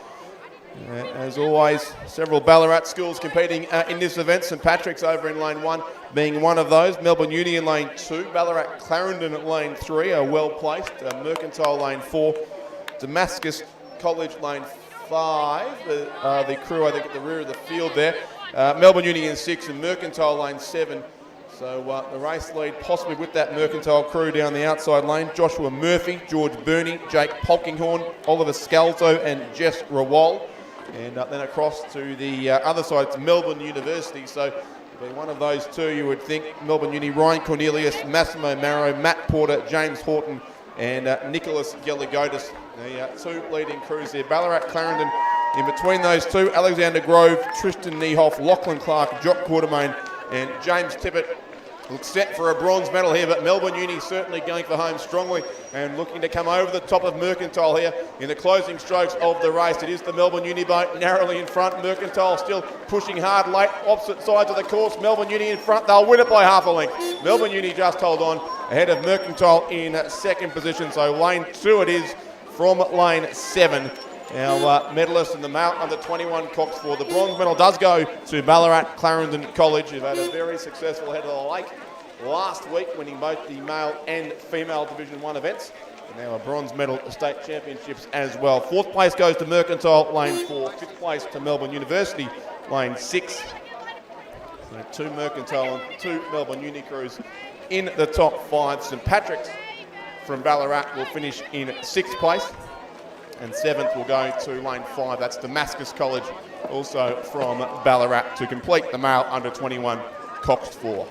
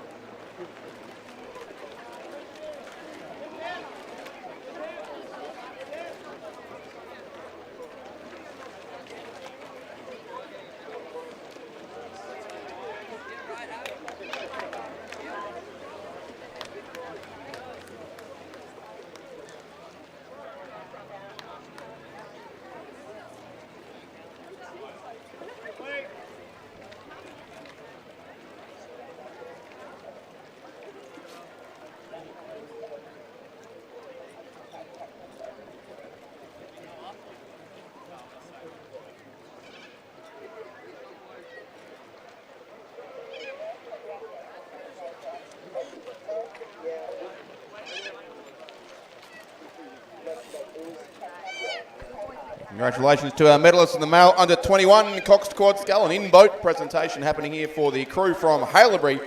The gold medalists Joshua Linders, Angus McIntyre, Charles Raymond, Maximilian Raymond and Benjamin Reid, coached by Ashley Smallman.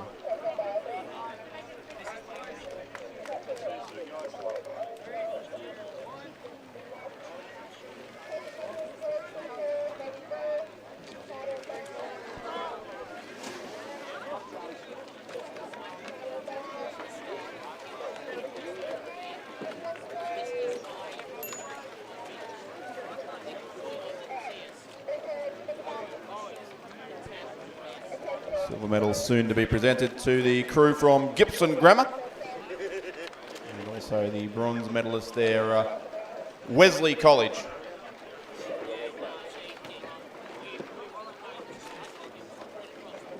Congratulations to our medalists in the male under 21 Coxed Quad Scull. Well, they're racing in the female under 21 Coxed 4 as well. And that race is coming down past the 1,000 metre mark now. Field of 8. Caulfield Grammar lane 1, Melbourne University lane 2, Mercantile in 3, Melbourne Uni again lane 4, Ballarat Grammar in 5, Mercantile lane 6, Toorak College in 7, and Damascus College lane 8 is the field in this final.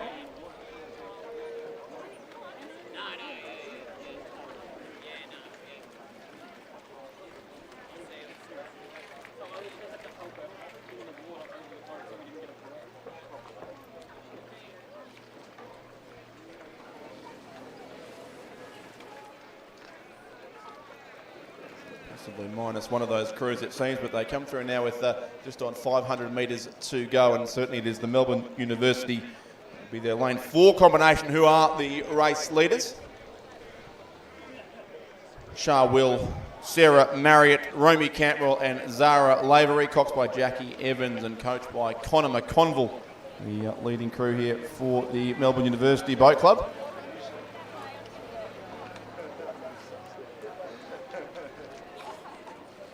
Substantial lead over possibly the Mercantile crew, or 2 crews from Mercantile pretty close together there.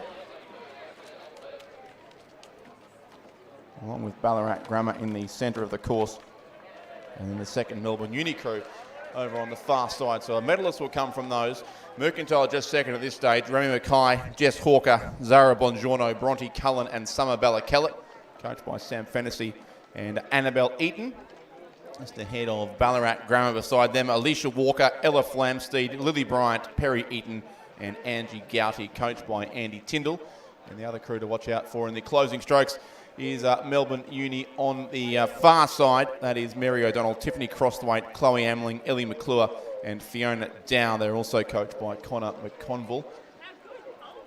And it may well be that we don't have the Caulfield Grammar crew that was listed for lane 1 of this race.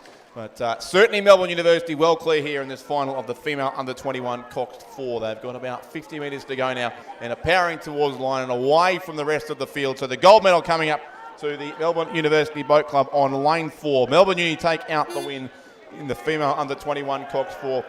It's getting tight for second now with Melbourne Uni, the far side, really coming home strongly. And have just about got their boat ahead of Mercantile with Ballarat Grammar back in 4th place. Silver and bronze, it'll be Mercantile or Melbourne Uni, but Mercantile should just hold on. And Mercantile, another close finish, a third of a length there. But Mercantile second on lane 6. Third goes to Melbourne Uni on lane 2. Ballarat Grammar were brave there, but just missing out on a medal in the closing strokes of that race. They'll finish in 4th place. 5th then to Mercantile on lane 3. 6th place will be the Toorak College combination, racing in lane 7, and 7th place will go to Damascus College of Ballarat on lane 8.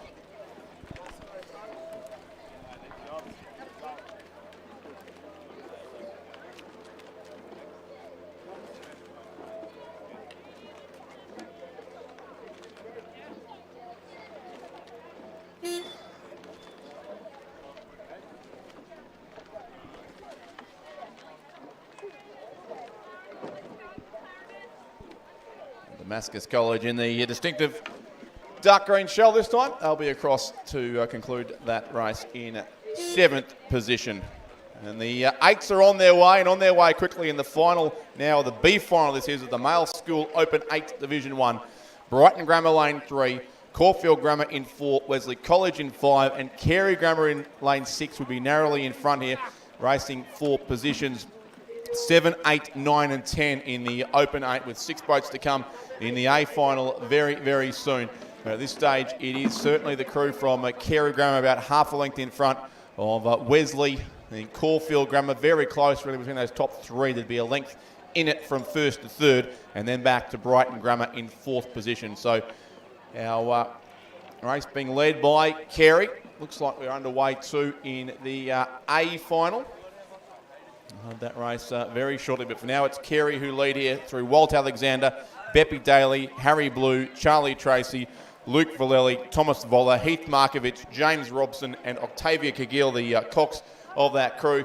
Coached by Michael Norton, not quite home yet as Wesley College continue to push here in second place. Max Guthrie, Jonty Welbury, Hunter Isaacs, Xander Skyring, Charlie Johnson, James Hyde, Amos Kirk, Nicholas Bryant and Josh Pfefferkranz in that crew from Wesley, who are trying to make up ground, but still about half a length or so behind our race leaders here from Carey Grammar in the B final of the Male School Open 8 Division 1.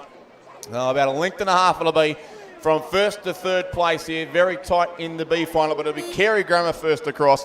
So Carey win it from Wesley second and Caulfield Grammar third. Our top three home in the B final of the Male School Open 8 Division 1, and the fourth and final spot will be taken out by the crew from Brighton Grammar over in lane 3. So they'll finish in reverse lane order there, 6, 5, 4 and 3, the numbers in the B final of the Male School Open 8 Division 1. And we have the A final also on its way down the course. Pause briefly to congratulate our place getters in the just concluded male under 21 Cox 4. Gold medalist from Melbourne University, Ryan Cornelius, Massimo Marrow, Matt Porter, James Horton and Nicholas Gelagotis. Silver to Mercantile, Joshua Murphy, George Burney, Jake Polkinghorn, Oliver Scalzo and Jess Rawald. And the bronze medalists are Ballarat Clarendon, Alexander Grove, Tristan Niehoff, Lachlan Clark, Jock Quartermain and James Tippett.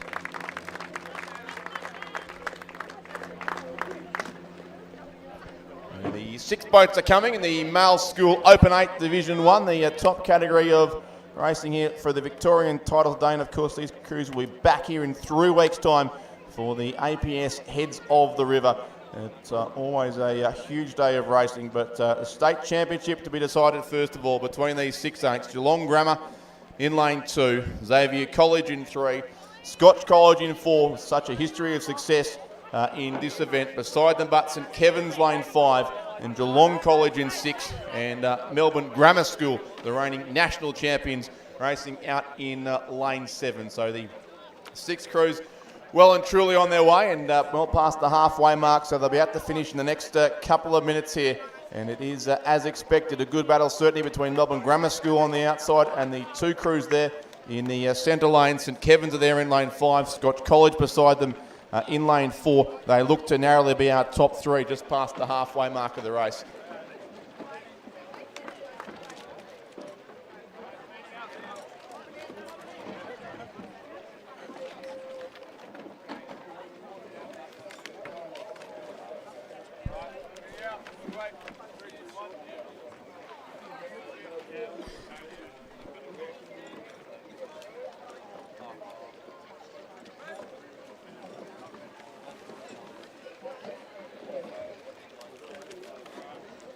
Certainly conditions a little bit testing there in the centre section of the course. You can see these crews wobbling slightly from side to side and some splashing of blades on the water, but it remains a very tight contest between Xavier lane 3, Scotch College lane 4, St Kevin's then in lane 5. They certainly look to be our leading 3 crews with just over now 500 metres still to race. So the crew there in the middle of those 3, Scotch College lane 4 is Sam Speed, Campbell Finlay, Josh Mitchell, James Simpson, Alessandro Murrow, Benjamin Marchant, Harrison Cameron, Will Cowan and Maxwell Finlay.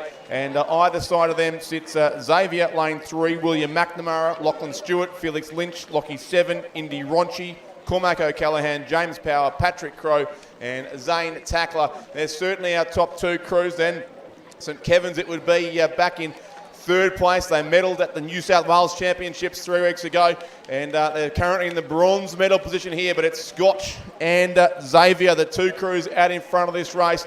Then it would be St Kevin's, then Melbourne Grammar School, or also on the far side, Geelong Grammar, a chance possibly of a bronze medal here as well. But the top 2 crews, it's a very tight battle between Scotch and Xavier lanes 4 and 3 as they go past the 1,750 metre mark, and still very hard to separate these 2 leading crews. Scotch College, the defending Head of the River champions, will race that again in 2 weeks' time, but being challenged here certainly by Xavier College, who won the Head of the Schoolboys a couple of weeks ago, that still have about a 1/3 of a length or so to make up on the race leaders from Scotch. Tight for third too, Geelong Grammar and St Kevin's there going for the bronze medal, but it's Scotch College in front here in the male school Open 8 Division 1 Championship of Victoria. Inside the last 100 metres, still it's Scotch holding on as Xavier try and reel it in. The margin sits still at about a third of a length. Scotch in front and holding on. Xavier trying to make up ground but won't get there. Scotch College will take the win. Scotch College beat Xavier in the Open 8 Division 1 and Geelong Grammar will take the bronze medal as well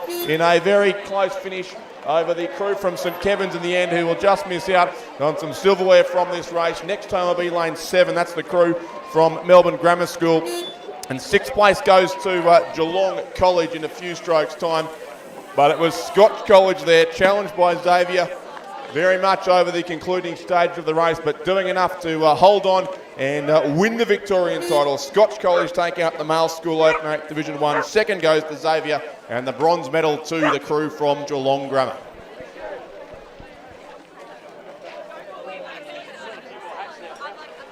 Congratulations to our medalists in the female under-21 Cox 4 who've just been presented with their medals. The gold medalist, Melbourne University. Silver went to Mercantile, and the bronze also to Melbourne Uni. So well done to our place getters in the female under-21 Cox 4 as they row away from the presentation podium. Presentations coming up shortly also for the male school Open 8 Division 1.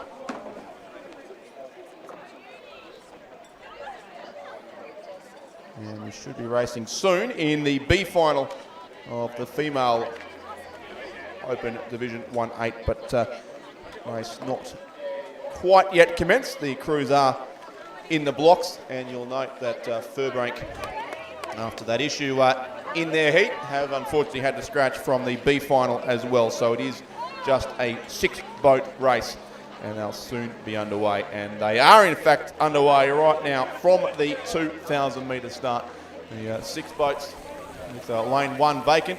So lane 2 Shelford Girls Grammar School, lane 3 Lauriston Girls, lane 4 Genazzano, lane 5 Loretto Ballarat, lane 6 Carey Grammar, and lane 7 is the crew from the Geelong College.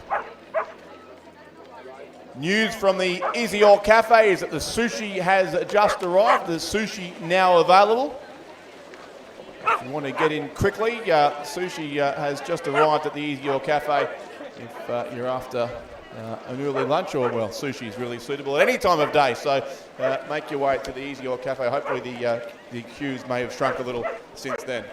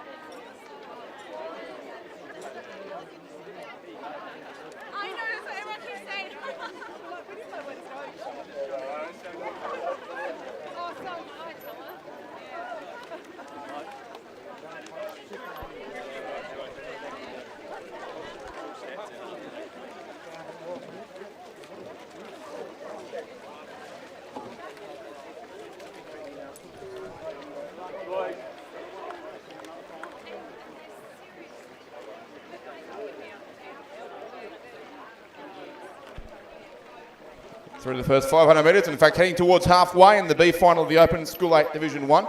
And it is the crews in the centre lanes who just look to have taken a little bit of a lead here on the field. Lauriston Girls lane 3, side Genazzano in 4, the 2 highest ranked crews are in this race.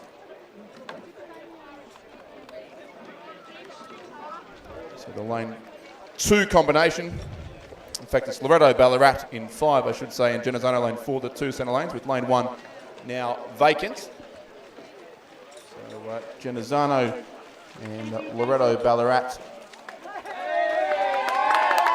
favour Genazzano at this stage from Loretto, and also Lauriston Girls likely in third place in the middle stages now of this 2,000 metre race, the B final of the Female School Open 8, and the A final also being lined up at the 2,000 metre start.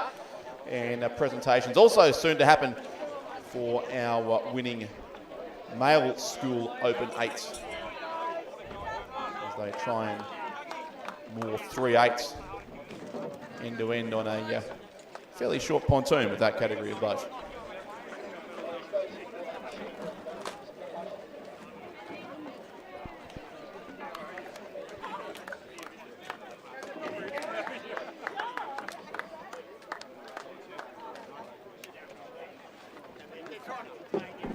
The leader is certainly Genazzano here in this B final of the Female School Open 8 Division 1.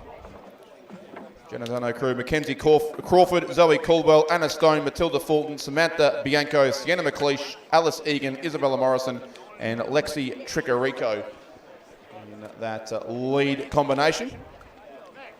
Either side of them being chased by Loretto Ballarat, lane 5, Amelia Ridley, Jessica Stute, Sarah Augustine, Meg Lynch, Gemma Phillips, Talia Whittle, Bridget Bales, Rosie Hunt, and Tia Kinnersley, coached by Steph Seary and Craig Smith. And the other crew, the top three at this point, looks to be the Lauriston combination: Charlotte Bond, Isabella Wilson, Isabel Naniakara, Samantha Tallis, Sadie Preston, Olivia Schubert, Eloise Thompson, Amelia Van Ruin, and Harriet Wolfe.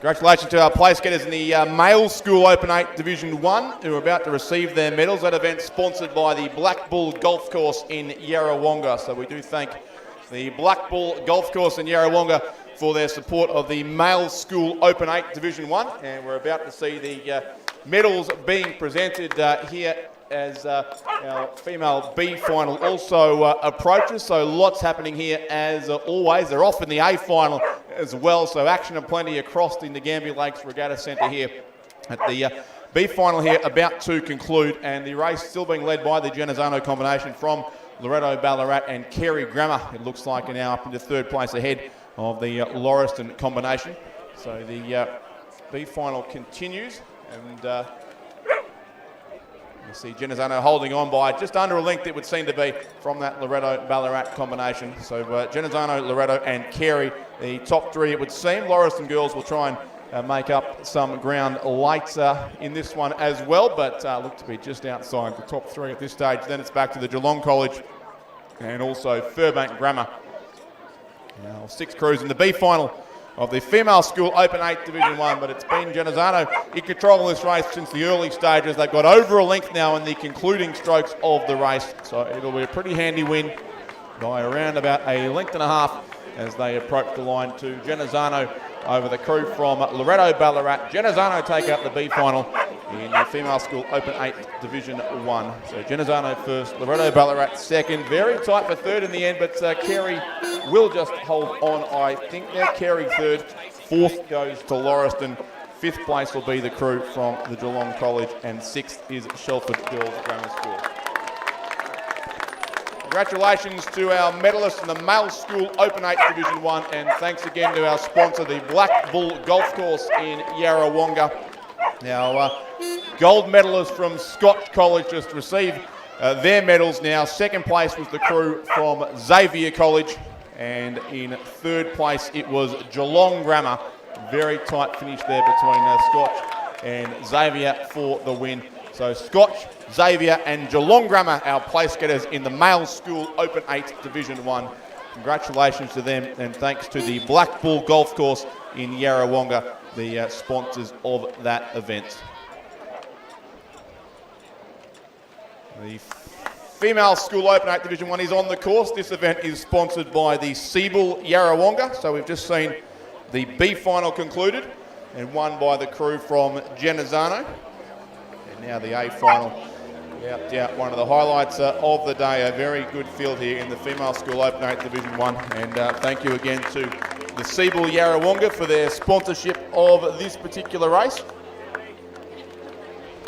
Field of 8 well into their work now. From the far side of the course, it's Caulfield Grammar in lane 1, Geelong Grammar in 2, MLCQ in 3, the 2 heat winners in the centre lane, Loretto Toorak in 4, and St Catherine's lane 5, having a great battle as we expected they would. Melbourne Girls Grammar School lane 6, Wesley College lane 7, and pretty good crew also from Ballarat Clarendon there in lane 8, a combination of their top 2 fours, rowing in the 8 here at the Victorian Championships after their very successful head of the lake last weekend, and a couple of very successful years, of course, for the Ballarat Clarendon College in female events particularly. But in the middle of the course, it is, as expected, a great battle between Loretto Toorak and also the crew from St Catherine's. Certainly Loretto seem to have the advantage over the crews on their outside. I think St Catherine's just being shaded a little possibly by Melbourne Girls Grammar School as well. They're on lane 6.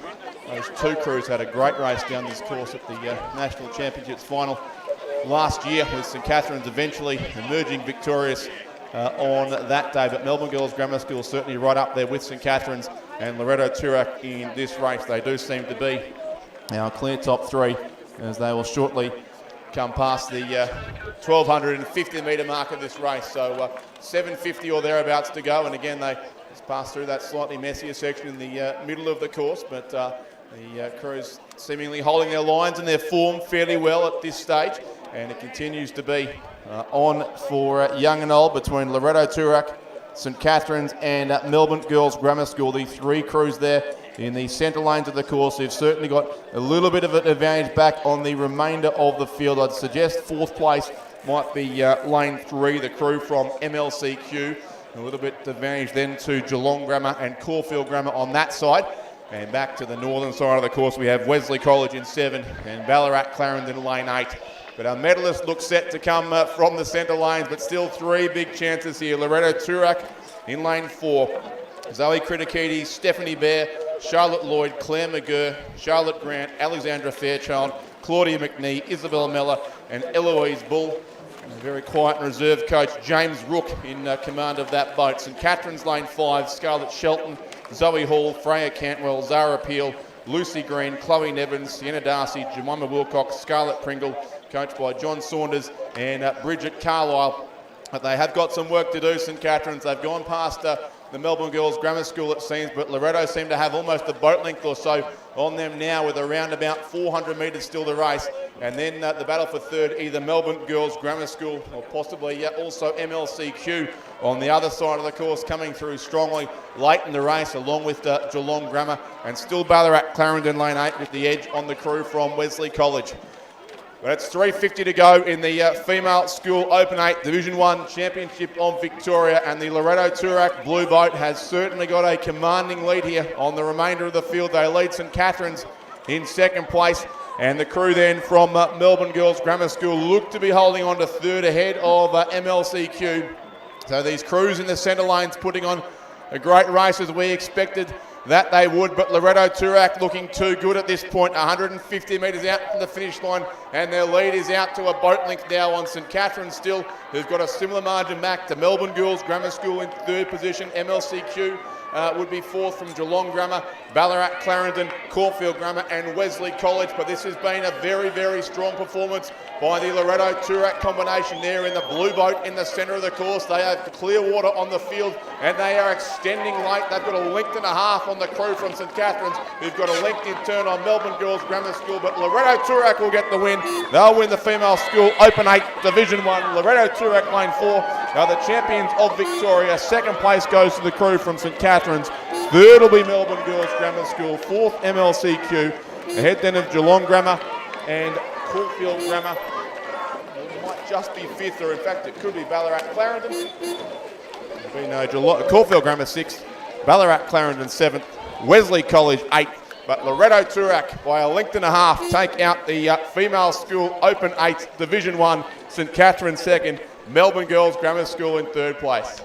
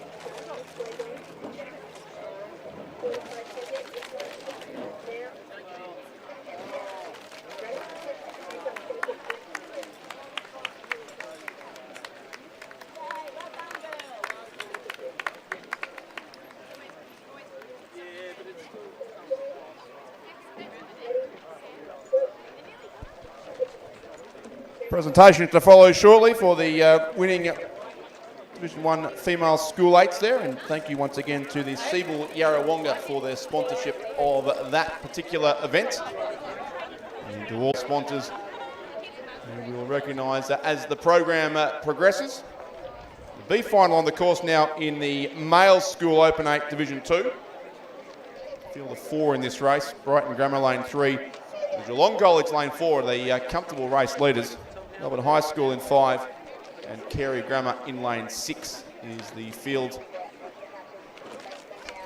in this race, and certainly a very comfortable lead to Geelong College in 4. Will Hunter, Hugh McDonald, Jack Manderson, Rory Dennis, Hugh Mason, Flynn Hanrahan, Xavier Ryan, Louis Quayle and Kieran Lane, the lead crew there for the Geelong College. Behind them certainly for 2nd, 3rd and 4th. Brighton Grammar narrowly 2nd at 500 to go.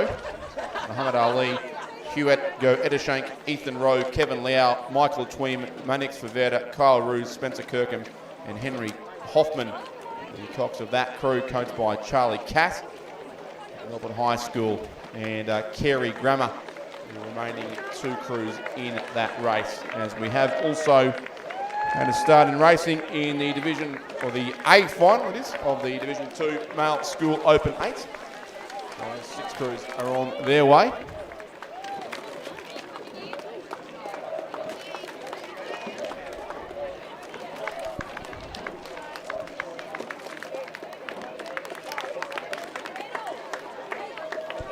This event, the Male School Open 8 Division 2, is sponsored by the Scotch College Supper Mums. Thank the Scotch College Supper Mums for their support of this particular event, the Male School Open 8 Division 2, and the Geelong College will record a very comfortable win here in this B final. Over on lane 4 there, 3 things clear of Brighton Grammar in 2nd place. So Geelong College first, Brighton Grammar will indeed finish second. Third will be Melbourne High School. And fourth then the crew from Carey Grammar.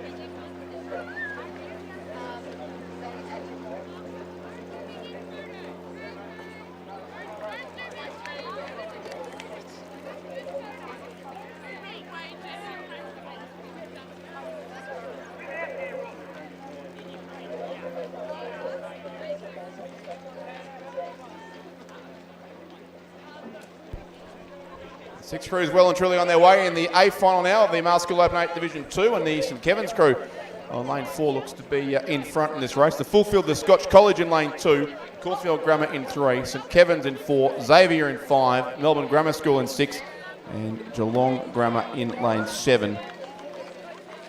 And St Kevin's and Xavier, it would be the two centre lanes, the two heat winners who are certainly fighting out this race.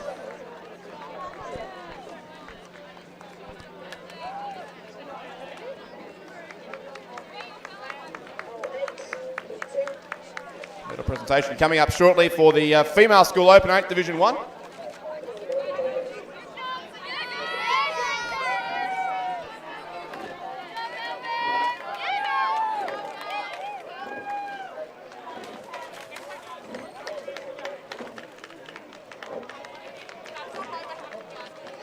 Second and third place crews from St Catherine's. And also Melbourne Girls Grammar School on the podium. To squeeze 3/8 in there, but the Loretto Toorak crew, the winners of that race, not far away as well. So presentation to follow shortly of gold, silver and bronze medals for the Female School Open 8 Division 1, and we thank the Siebel Yarrawonga for their sponsorship of that event.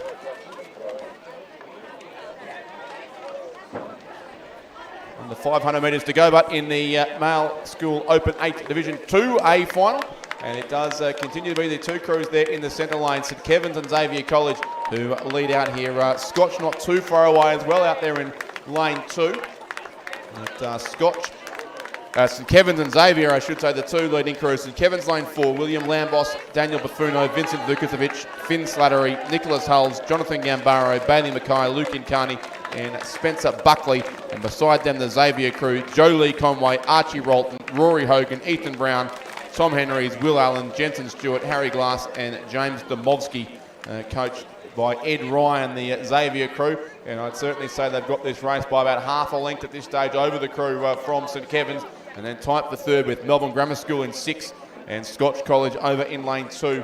The two contenders there for the bronze medal in this race. It'll be Melbourne Grammar School at this stage. Otto Smythe, Nicholas Plummer, Max Woods, Oliver Ebels, Thomas Mitsakas, Sebastian Whiteley, Sebastian Crozier, Matthew Hamilton and Samuel Levini.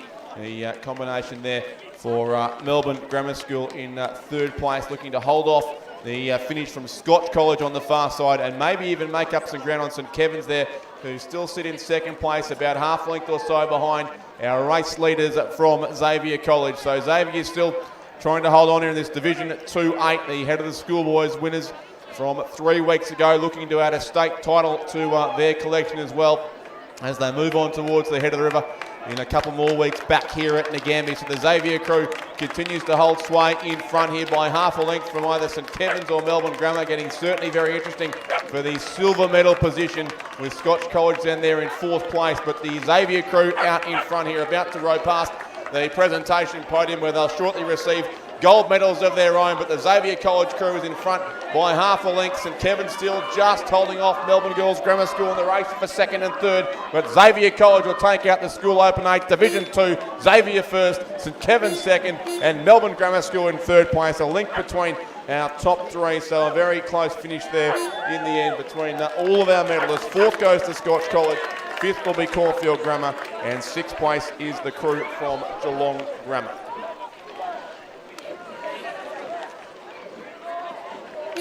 Congratulations to our medalists in the Female School Open 8 Division 1 who've just received their presentations. The bronze medals to Melbourne Girls Grammar School, the silver to St Catherine's, and the gold medalist Loretto Turak.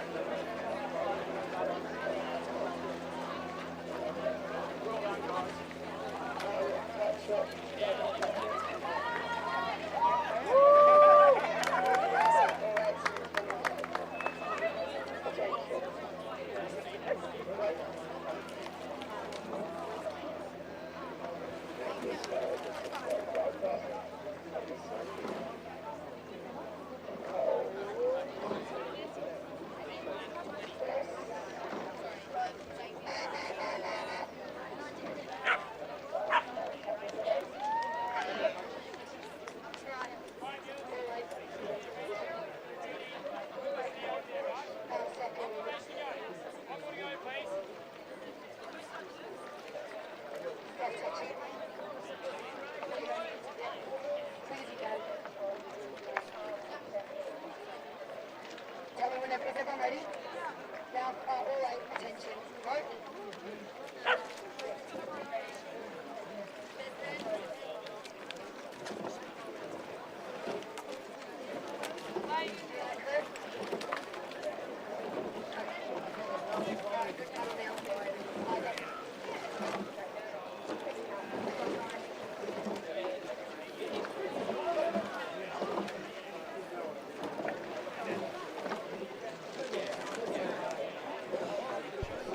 We have now the B final of the Female School Open 8 Division 2. Wesley College in lane 3, Furbank Grammar in 4, Geelong College in 5, and Ballarat Clarendon lane 6, the 4 crews in this race. And the Wesley College combination out on lane 3 are the race leaders, but are listed on my program as not to be judged, so running by invitation it would appear the Wesley College combination, possibly due to a crew substitution. Although Wesley will be first across the line, the official winner will likely come from the other 3 crews who are very, very close together. In lanes 4, 5 and 6, Furbank, Geelong College and Ballarat Clarendon College, those 3 crews. But Wesley have a lead of several boat lengths, in fact, it now would be, with 500 metres to race. And the remainder of the field fighting out for second on the water, but it may indeed be an official first place when the results are finalised. So the crew from Ballarat Grammar looks to be just there in second place, then Geelong College and Furbank Grammar. But the Wesley crew well clear in any case. Choden Mason Marks, Tegan Young, Lola Gorton, Kiara Backen, Bonnie Maguire, Bella Mazinski, Bella Maru, Meredith Holden and Holly Carter is that Wesley crew. And then very, very tight for second and third. Ballarat Grammar there in lane 6. Elise Malote, Jade Klein, Bella Wolfe, Tilly Davidson, Emma Ferguson, Eleanor Grieve, Daisy Walsh, Poppy Jenkins and Demi Opticool. And Geelong College lane 5, Charlotte McGuinness, Olivia Winhoven, Brooke Ellis, Sophie Varath, Lucy Watts, Phoebe Knight, Amy Lawson, Olivia Hanbury and Pippi Norris in that crew. And the other boat in the race, Furbank Grammar in lane 4, Lucy Featherston, Tiger Daltrey, Maya Page, Sienna Morgan, Holly McNamara, Matilda Chard, Steffi Jackson, Cassandra Zissis, Isabella Watts, and that crew coached by Rebecca Craggs. So Wesley College well clear here. They'll certainly be the first crew across the line.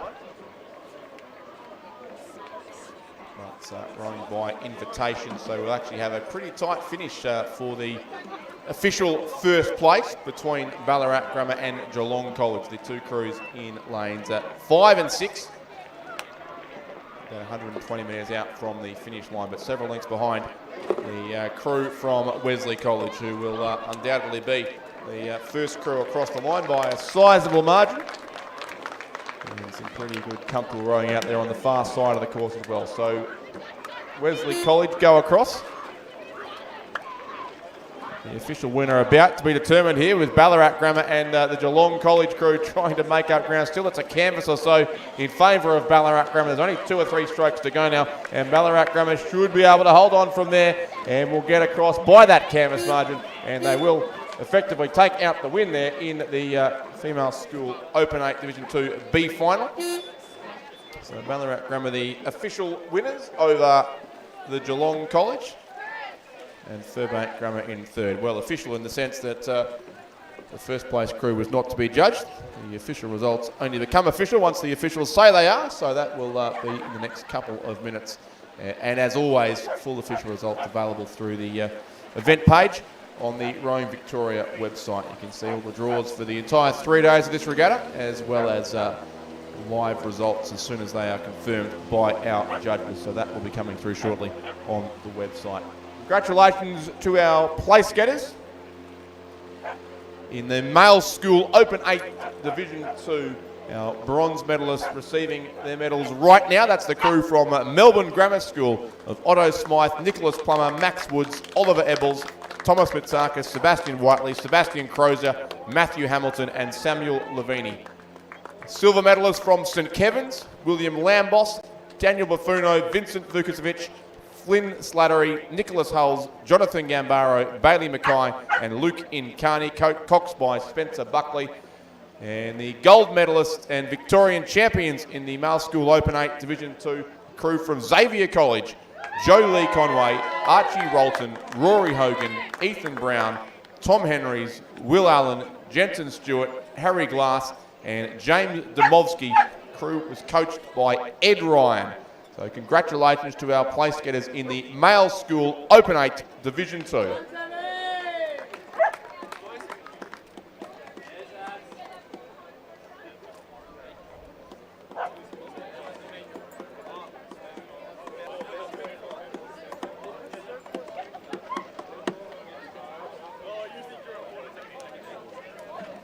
The A final well down the course now in the Female School Open 8 Division 2 and the B final in Division 3. In fact, the final of Division 3 now moving. 3 boats are about to race, but the Female Division 2-8 is on the course. We saw a good win to Loretto Turak in Division 1, and they are every chance here of doing the double because their Division 2-8 has certainly been a dominant force in this category of racing. Drawn alongside St Catherine's in this race as well as it was in Division 1, so Loretto lane 4, St Catherine's lane 5, and Loretto certainly do look to be in the lead of this race with about 700 metres still to go. So the full field is Lauriston Girls from lane 1, Genazzano in 2, MLCQ in 3, Loretto Turak lane 4, St Catherine's in 5, Melbourne Girls Grammar School lane 6, Geelong Grammar lane 7, and Carey Grammar racing in lane 8. And the Loretto crew looks to already have clear water on the remainder of the field as they'll head up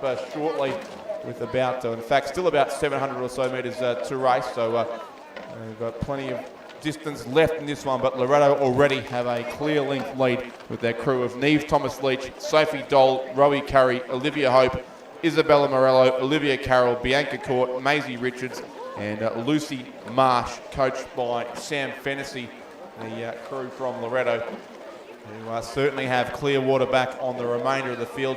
It's probably St Catherine's there in second position. That's the crew of Catherine Ross, Catherine Suter, Georgia Zare, Rhea Werner, Sienna Rigg, Emily Snell-Bliss, Rosie Oxley, Olivia Howard, and Millie McIntosh there for St Cat's. And then in third place, it'll be a tight battle between Genazzano MLCQ, and also Melbourne Girls Grammar School. So several chances there for the bronze medal certainly. But the Loreto-Toorak combination come through now with 500 metres to race and a 2-length lead. Indeed it is over St Catherine's in second place, who in turn have 3/4 of a length back on Melbourne Girls Grammar School in third. And then the two crews towards the far side, MLCQ and Genazzano, very close in fourth and fifth. Sixth at this point is the Carey Grammar combination, and then Lauriston and Geelong Grammar, the remaining two crews in the race with 500 metres still to go. But Loreto-Toorak are very comfortably in front of this one.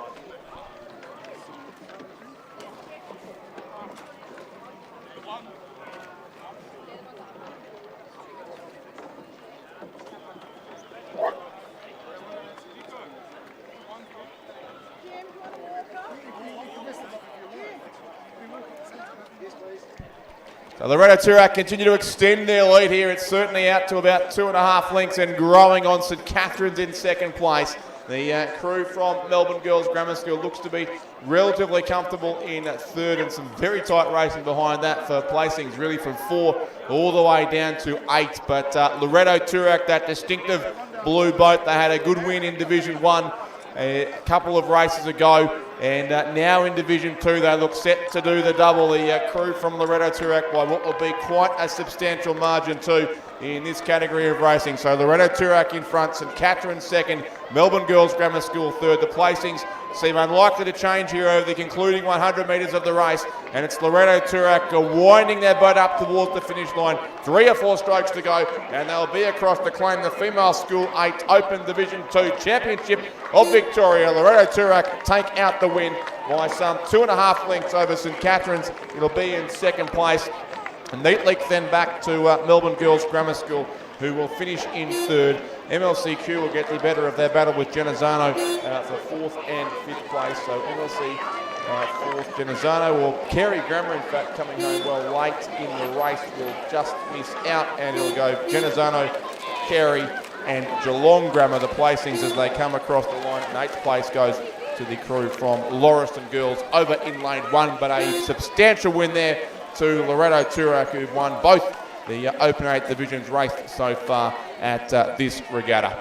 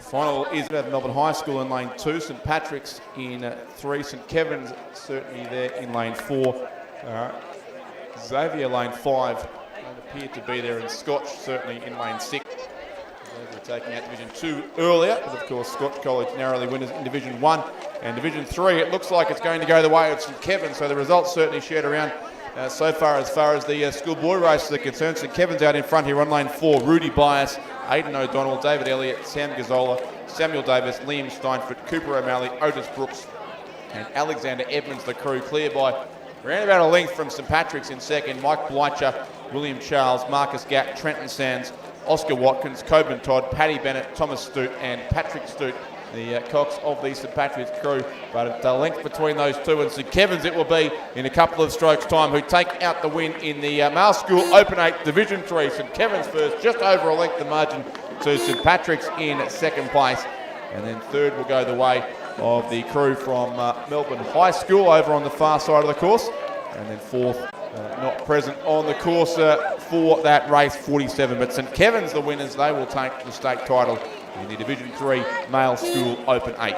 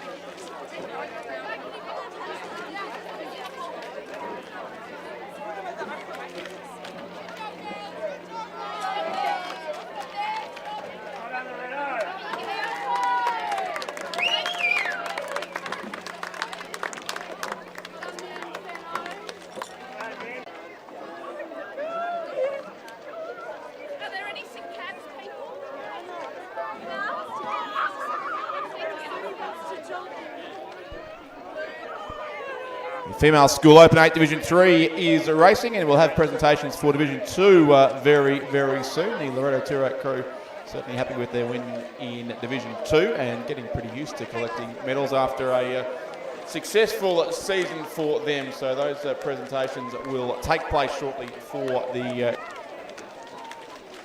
we are racing also in race 49 now, the Male School Open 8 Division 4. So that final is underway. 3 boats on the course in that one from the 2,000 metre start. And about half distance now in the Female School Open 8 Division 3 with a full field of 8 boats in this one. Lauriston in lane 1, Melbourne Girls College in 2, MLCQ in 3, Melbourne Girls Grammar School in 4, Loretto Toorak lane 5, Furbank Grammar in 6, Carey Grammar in 7, and Geelong College, the crew racing in lane 8.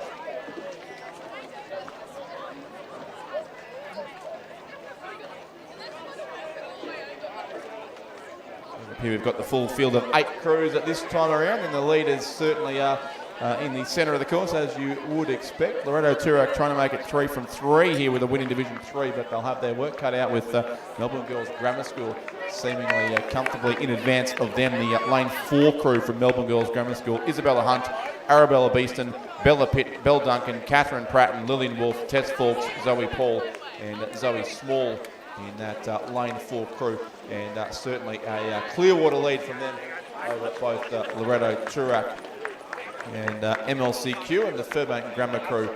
They're probably in 4th place, but still a chance certainly of a medal with still a bit over 500 metres. Melbourne Girls, who go through with a very, very comfortable lead there, some 2.5 lengths in fact it would be, over Loretto, who are now in 2nd place, narrowly from MLC and Furbank. Very, very tight, certainly for the bronze medal in that race, but as far as the gold's concerned, you would think that is Melbourne Girls Grammar School to lose at this stage. Loretto there in 2nd place. That's Sophie Lacey, Saskia Van Beek, Ruby Thompson, Maya McIndoe, Molly Conquest, Ruby Hines of that crew from Loretto as they close in now with about 350 metres to race. Congratulations to our medalists in the Female School Open 8 Division 3, just receiving their medals now. 3rd place, Melbourne Girls Grammar School. 2nd is St Catherine's, and the winners and champions of Victoria and the Female School Open 8 Division 2. It is the crew from Loretto Toorak.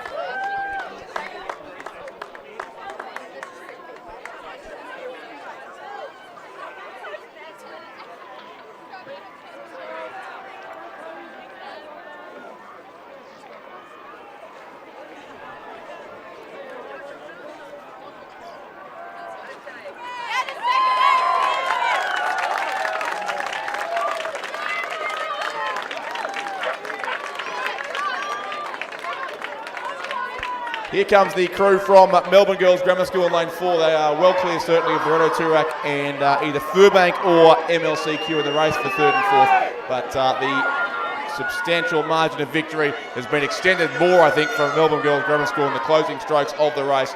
And they will go away to win this by about 3 lengths. So Melbourne Girls Grammar School take out the Female School Open 8 Division 3. They are across first on lane 4. 2nd will go to Loretto Toorak. So their good day continues with 2 golds and a silver now in the Open 8 race. Is still on for the bronze too. MLC and Furbank stroke for stroke as Loretto claims silver. MLC just from Furbank, they'll get there for bronze. MLCQ 3rd, Furbank Grammar 4th. 5th place then a fairway back will be either Melbourne Girls College or Carey Grammar. Still a few strokes to go for those couple of crews. Lauriston and Geelong College trail them in as well. 5th and 6th button remains to be sorted out. It was tight for 3rd and 4th, and it's equally tight for 5th and 6th, but it will go to the far side. And the crew from Melbourne Girls College will claim 5th place overall. 6th goes to Carey Grammar. Lauriston then and the Geelong College are next to cross the line in a few strokes time. So the Division 3/8's concluded.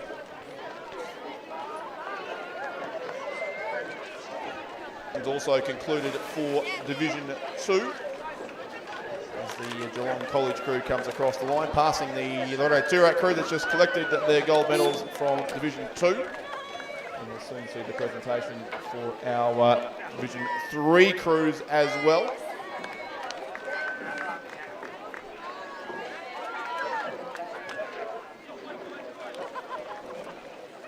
Not to mention, of course, the male school Open 8 Division 3 crews, who will also be the next ones to receive their medals. We're racing as well in the male school Open 8 Division 4. Second last of our school races on this morning's program. And we have a couple of Club 8s to conclude the first half of the day. For will be a slightly truncated lunch break, I would suggest, with racing to resume after lunch on schedule at 12:50.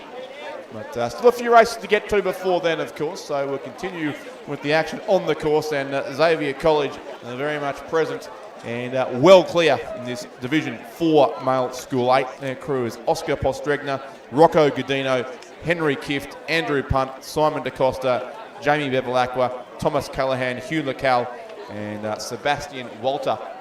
And it's a substantial lead certainly here to the crew from Xavier, ahead of Melbourne High School and then St Kevin's.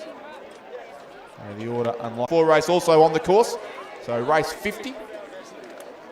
We've moved through the half century of races in about 4.5 hours this morning from the commencement back at 7:30 a.m. And we have just 4 races to be concluded now before, as I said, a slightly truncated lunch break, with racing to resume at 12:50 with the under 21 male and female 8s. But first of all, it'll be Xavier College to take out the win here in the male school Open 8 Division 4. A very, very strong performance from Xavier, who continue their good season in 8th racing, and they take out Division 4 by, I reckon, possibly the biggest margin of the day so far.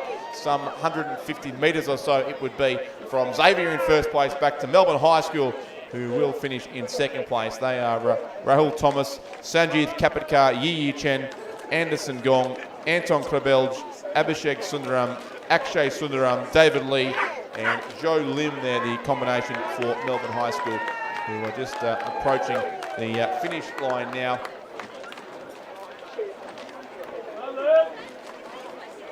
And then it will also be the third place crew from St Kevin's still to approach the finish. So Melbourne High School have gone across the finish line. And St Kevin's too.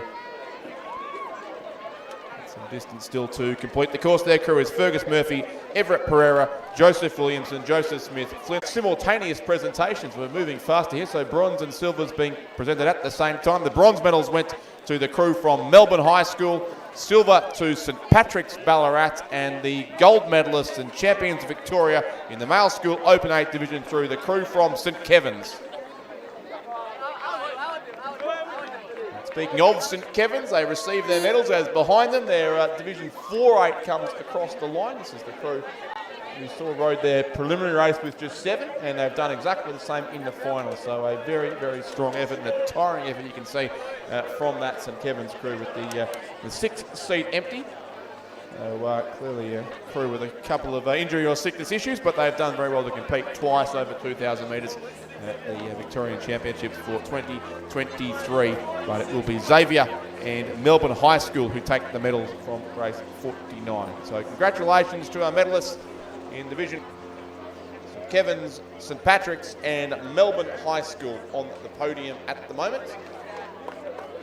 Great to see crowds around the presentation area, indeed around the regatta venue on the second day of the State Championship Regatta. 2,000 metre start. That race was the men's Open Club 8, which has just commenced, but more than halfway through is the female school Open 8 Division 4, the last of our school races on this morning's program. 2 crews here from Melbourne Girls Grammar School with the lane 4 combination pretty comfortable.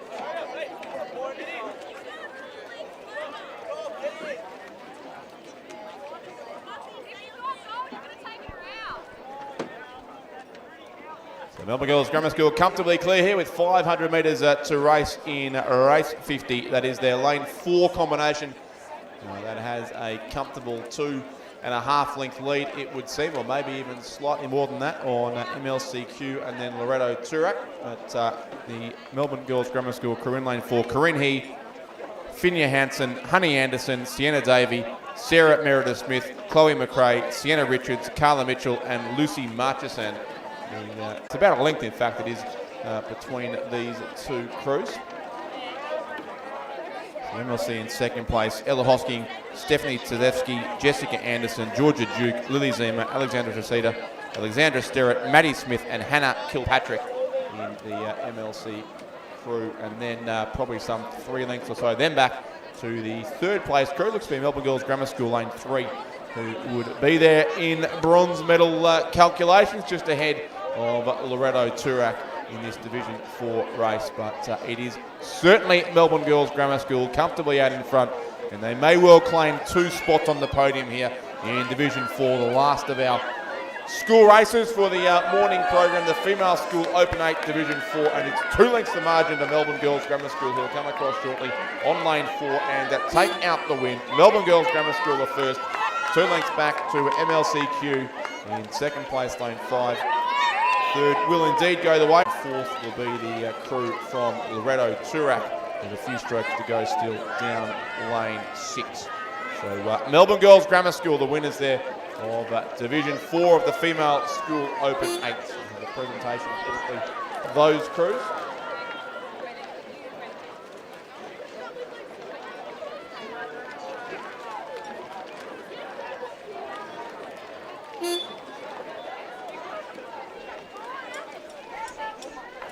Loretto Turak do come across on lane 6 to conclude race 50. Race 51 is almost halfway down the course as well, and a series of presentations still to go. They're racing already in the combined male Open 8 and male Club 8 race.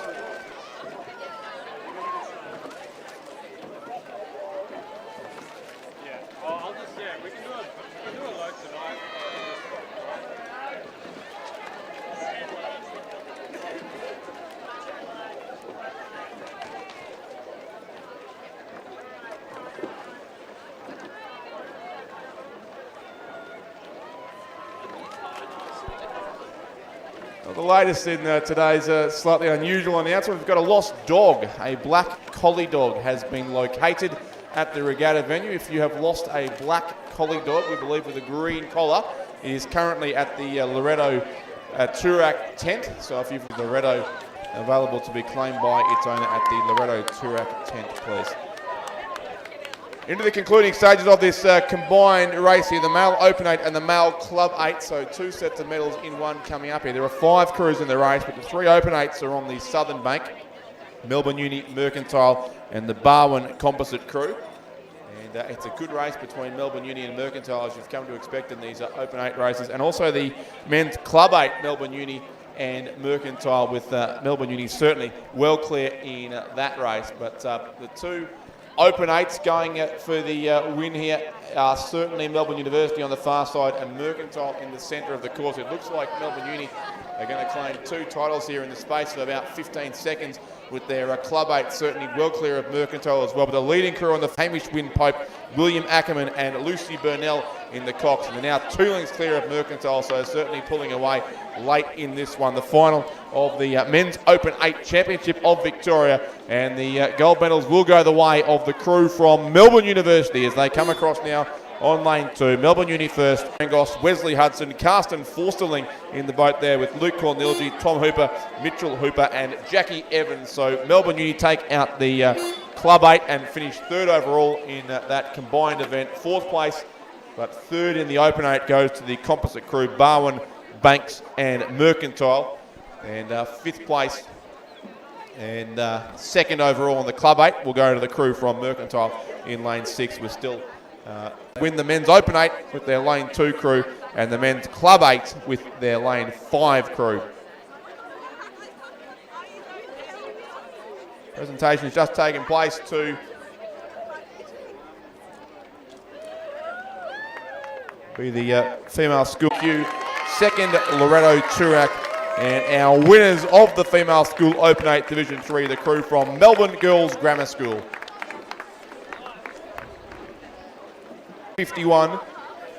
Just had the presentations for race 48 as well, and we'll have race 49's presentation to follow quickly. And in the meantime, the last race on the water for the first half of the day is is underway. It's away from the 2,000 metre start. This is again a combined race, so it's the female equivalent of the race we just saw. It's the Open 8 and the the Club 8 combined. The female Open 8 and the female Club 8. I mentioned earlier in the day, the main difference in the club events is that the athletes must not have represented Australia at senior or under 23 level in the previous year and must not have nominated for Australian selection in this year. And of course, the other rule is they must be a crew all from in the Open 8. Those restrictions do not apply, which is why we have in the Open 8 one club crew and one composite crew. So Melbourne University and the two Open 8s, and then lanes 4 and 5 are the two Club 8s. That's the crew from Mercantile in lane 4, and then Melbourne Rowing Club in lane 5, the 4 contenders in this race. So the last race of the first half of the day, the second day, 600 metres still to race. And it does look as if the that's Mercantile and Sydney, though it is predominantly a Mercantile crew. 7 of the rowers from Mercantile: Louise Carr, Sophie Coltman, Louisa Bongrain, Sophie Rainier, Hannah Magasanik, Mimi Tuddenham, and also Paige Barr, the stroke of the crew from Mercantile. The Sydney rower is Caitlin McManus-Barrett from Sydney Rowing Club in the sky blue colours. Hattie Verbunt, the cox, and Annabelle Eaton is the coach of that composite crew from the Mercantile and Sydney Rowing Clubs, with the Sydney rower there in the 7 seat of that boat, and their other competitor, Foley, Eliza Gaffney, Miller Marston, and Fiona Dow in that boat, but they do trail Mercantile Sydney by a bit over a boat length, so it does look as if, despite winning 2 medals, 2 golds in the same race in the previous event, Melbourne Uni, they might miss out here to Mercantile and Sydney. And as far as the Club 8 is concerned, it does look to be Mercantile well into the Mercantile crew there: Olivia Evans, Janice Kelderman, Eliza Planachik, Felicity Murray, Chloe Robinson, Xanthi Hadfield, Amy Baker, Henrietta Patterson, Genevieve Pittard, and Peter Somerville, the coach of that crew from Mercantile. So we saw Melbourne Uni take 2 golds the event. We're about to see Mercantile do the same here with the assistance too of Caitlin McManus-Barrett from the Sydney Rowing Club in the 7 seat. But the Mercantile Sydney composite crew will win the female Open 8 Championship of Victoria. They come across now a length and a third clear. So Mercantile Sydney, the race winners, and Melbourne Uni will finish in 2nd position in the Open 8, and the Club 8 still to come home in, it'll be 3rd and 4th overall on the course, but the winners of the Club 8 Championship will be that crew from Mercantile, still about 100 or so metres out from the finish line, but they will be across shortly to conclude their race ahead too of the crew from Melbourne Rowing Club. So Mercantile 3rd, they'll take the gold in the Club 8, and Melbourne will finish in 4th place. Congratulations to our place getters too in the male school Open 8 Division 4 who've just received their medals. 3rd place in that race with the crew from St Kevin's, but the silver medalists have gone, the silver medals to the crew from Melbourne High School, and the winners of that race, the crew from Xavier College, just received their medals now on the presentation pontoon. And come up to the finish line, Bea Klein Van Mullicum, Hilary Newstead, Adele Ewing, Zoe Ryan, Lucy Wolchak, Samantha Beveridge, Chelsea Krauser, Peter Rack, and Michelle Joy, as Melbourne finished in 2nd place in the female Club 8. That event won by Mercantile, as was the female Open 8. So a number of gold medals still to be presented from those last 2 combined events, 2 of which will go to Melbourne Uni, 2 of which will then go to Mercantile.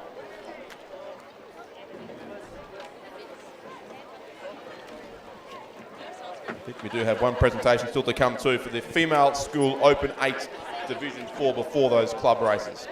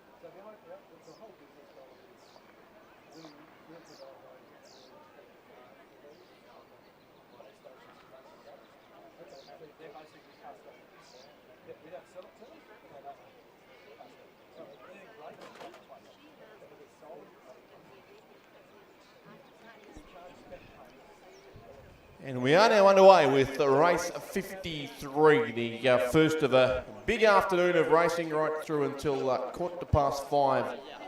The last race of today, race 106 on the second and by far the biggest day of the 2023 Victorian Championship Regatta. And this is the men's under 21-8, racing for the Noel F. Wilkinson Trophy. And we do thank our sponsors for this race too. This event sponsored by the Chip King Memorial Race. So thank you to the Chip King Memorial Race, the sponsors of the male under 21 for, as I mentioned, the Noel F. Wilkinson Trophy. The same name, of course, as the trophy contested at the National Championships each year. Also for the men's Youth 8 is the Noel F. Wilkinson Trophy. So great contributor to both Victorian and Australian rowing, and appropriately remembered with this particular trophy for the winning male in 21-8 at the Victorian Championships each year. This event was won last year by a Melbourne University Boat Club combination, who are in this race again in lane 5, but a field of 7 crews, both clubs and schools contending for this Youth 8 title. So Geelong College in lane 1, Scotch College in 2, Melbourne Grammar School in 3, Geelong Grammar in 4, Melbourne University, Xavier College in 6, and Mercantile lane 7. So, in fact, 5 school crews and 2 club 8s. Effectively, it's Melbourne Uni and Mercantile joining in with the Open Division 1-8s that raced earlier today. A very tight win in that race to Scotch College it was over the crew from Xavier College on the first time around.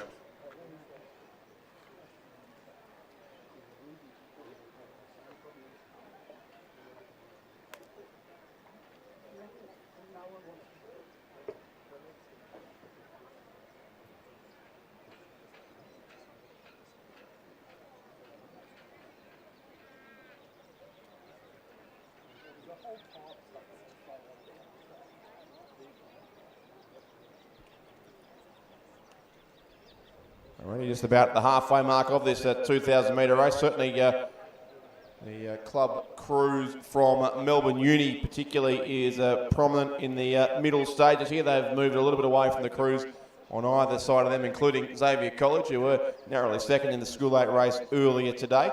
And on the other side of the course, Scotch College certainly seemed to have an advantage over the crews on either side of them from the Geelong College and also Melbourne Grammar School. Those two respectively were 6th and 5th in the School 8 final earlier today, whereas Scotch were the narrow winners from Xavier, of course, in that race. But Scotch certainly been tested here by the club crew from Melbourne University in lane 5. We're looking to go back-to-back in this under 21-8 for the Noel F. Wilkinson Trophy. And their combination this year, Melbourne Uni, is Tom Foley, James Horton, Matt Porter, Amos Kirk, Massimo Marrow, Ryan Cornelius, Nicholas Bryant, Winston Hooper, and Nicholas Galagotis, the cocks of that crew.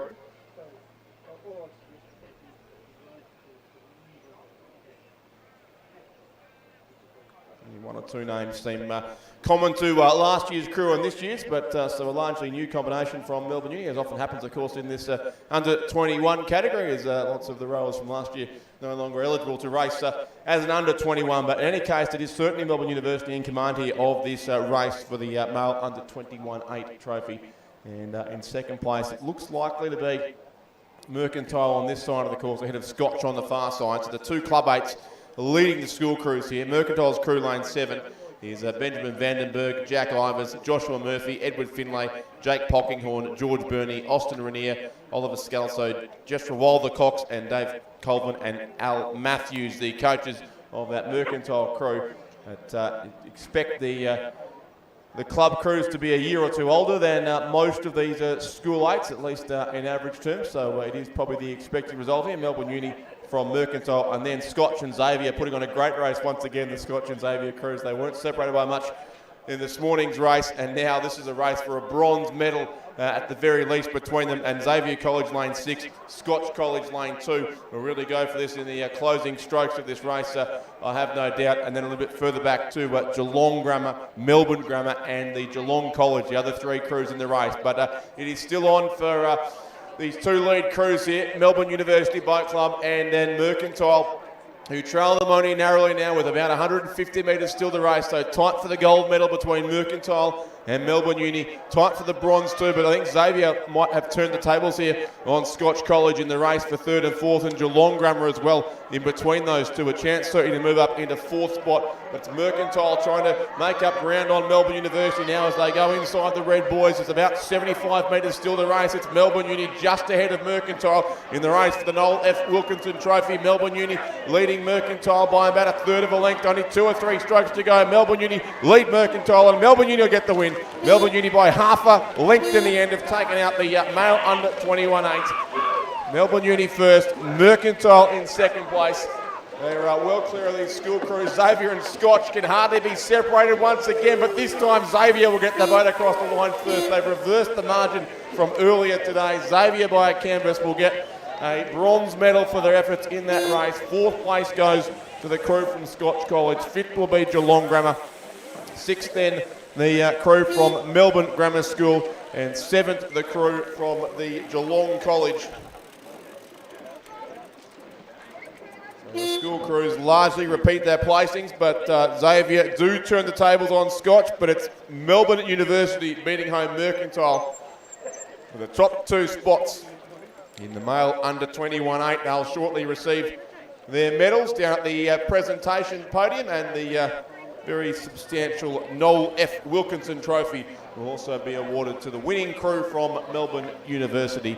And we do thank our sponsors for that race, which is the Chip King Memorial Race. The Chip King Memorial Race sponsors of the men's under 21-8.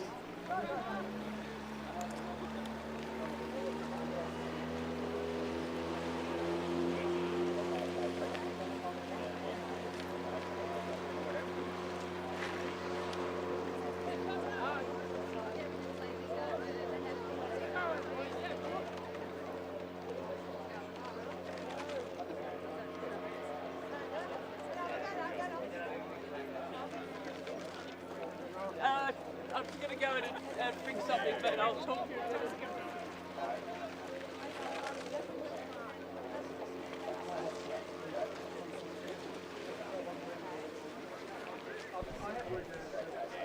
Race 54 also underway, the female under 21-8. This is for the Eric Waller Perpetual Trophy.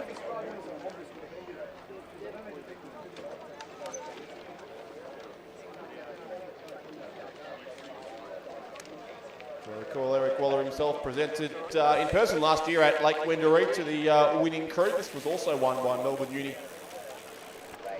last year, and they are in this field on lane 7. The full field is Loretto Turak racing in lane 1, the winners of the schoolgirl Division 1-8 earlier today, and the pretty convincing winners too of that race. So an interesting test coming up for that crew against some club boats. Geelong College in lane 2, MLCQ in lane 3, Melbourne Girls Grammar School lane 4, Geelong Grammar lane 5, Mercantile lane 6, and Melbourne University in lane 7.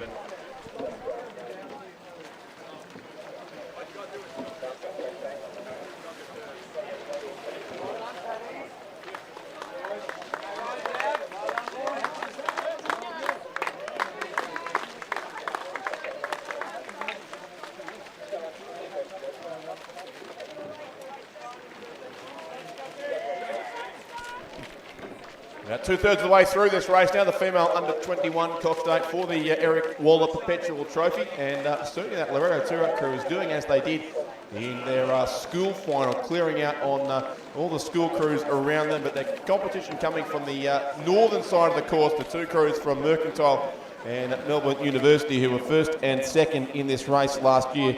Melbourne Uni lane 7 looked to have a slight advantage on Mercantile lane 6, and then right across the course is the crew from Loretto Turak, clearly our top 3, and then next up would be MLCQ, who finished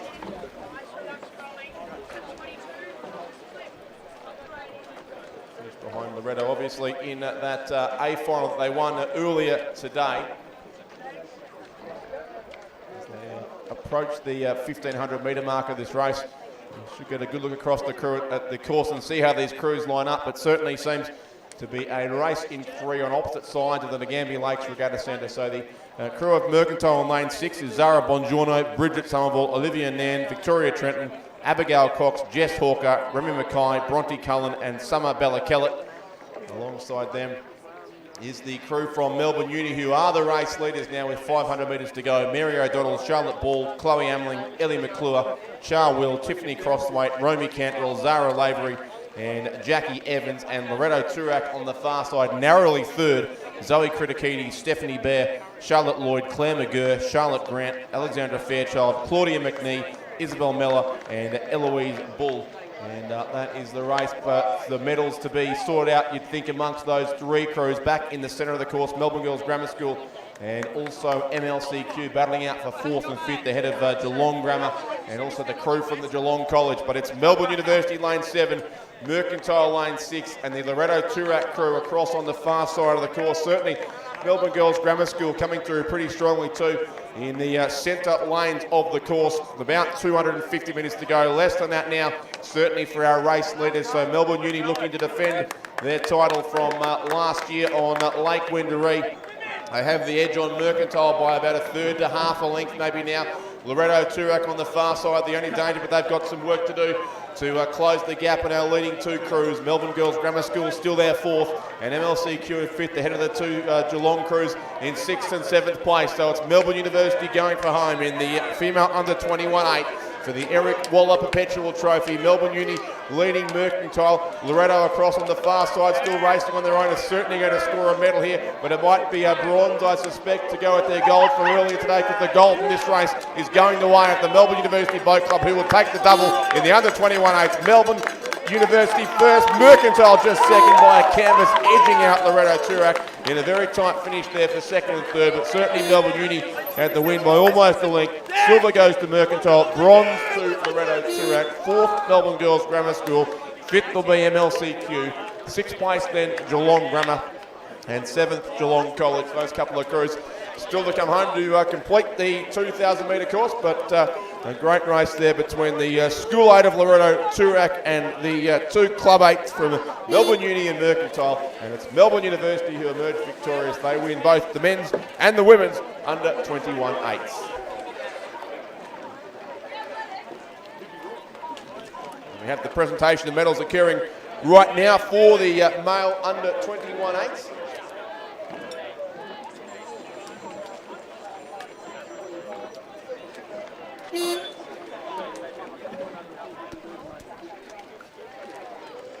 Bronze medalists from Xavier College, William McNamara, Lachlan Stewart, Felix Lynch, Lockie Severn, Indy Ronchi, Cormac O'Callaghan, James Power, Patrick Crow and Zane Tackler, coached by Sean Lake.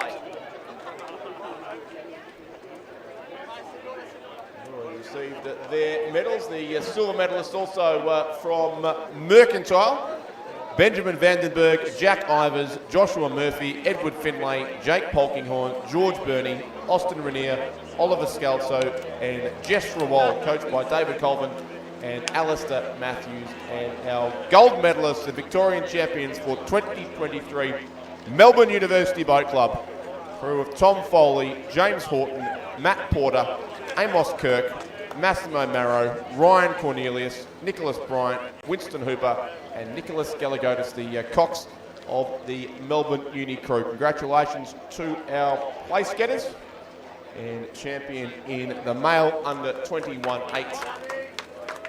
Melbourne University Boat Club will also receive the very impressive looking Noel F. Wilkinson Trophy for the male under 21-8.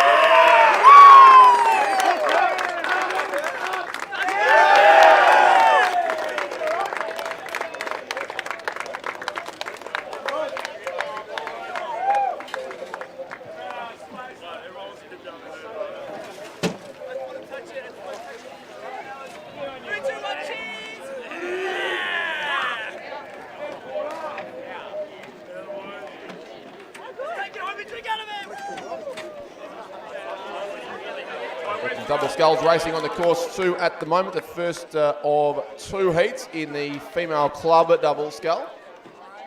The second heat is lining up now at the 2,000 metre start. That will be race 56. But race 55 is halfway through the 2,000 metre course already. And we do have a field of 5 here. Lane 2, Corio Bay. Lane 3, Mercantile. Lane 4, Essendon. Lane 5, Richmond. And lane 6, Melbourne. So we revert to club racing. Again, no composites in this event. All crews from one club.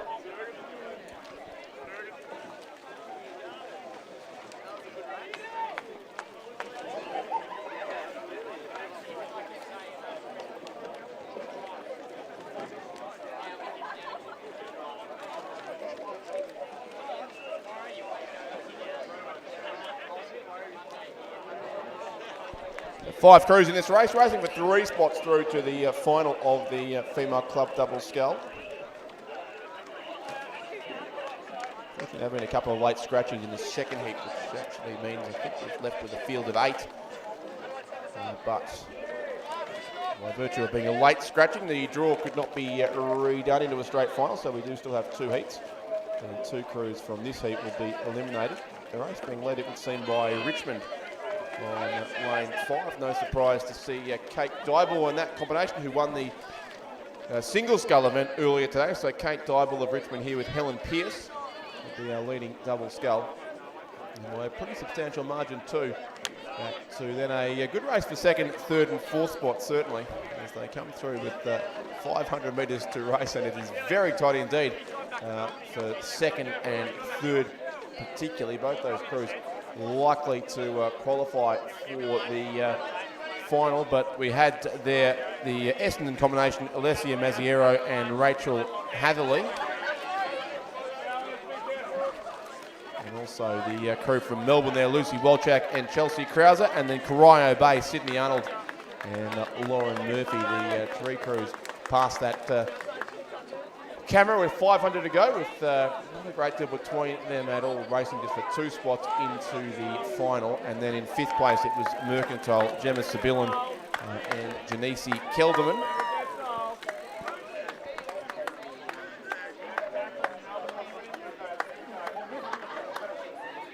So Richmond continue to lead here. About 250 metres now to go. The presentation very soon too of the female under 21-8 for the Eric Waller Perpetual Trophy. In the meantime, our club double sculls about 200 metres to go, at least as far as the race leader from Richmond Rowing Club is concerned. Helen Pearce and Kate Dybel will be very comfortable with the first crew through to the final of the female club double scull. First, second and third through the final from this first of 2 heats.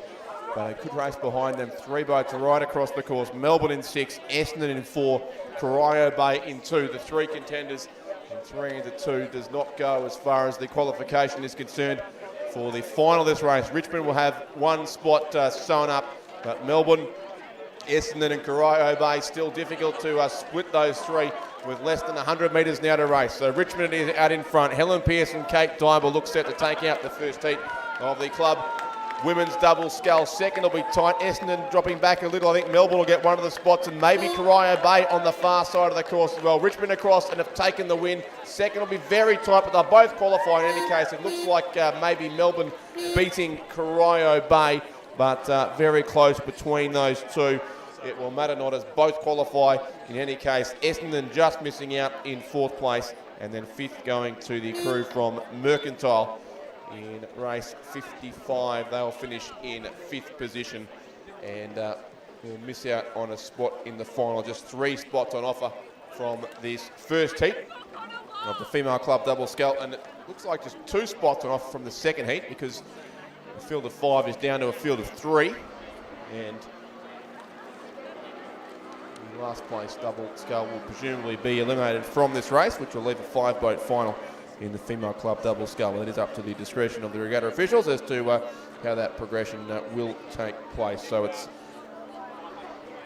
empty lanes 2 and 3. Lane 4 here is Melbourne, Bayer Klein Van Mullicum and Michelle Joy. Lane 5 is Banks, Emma Radmanik and Stella Fulton. And lane 6, Corio Bay, Fiona Wild and Molly Clark Fernandez. And it will be in that order as they come down the course. Melbourne leading Banks and Corio Bay.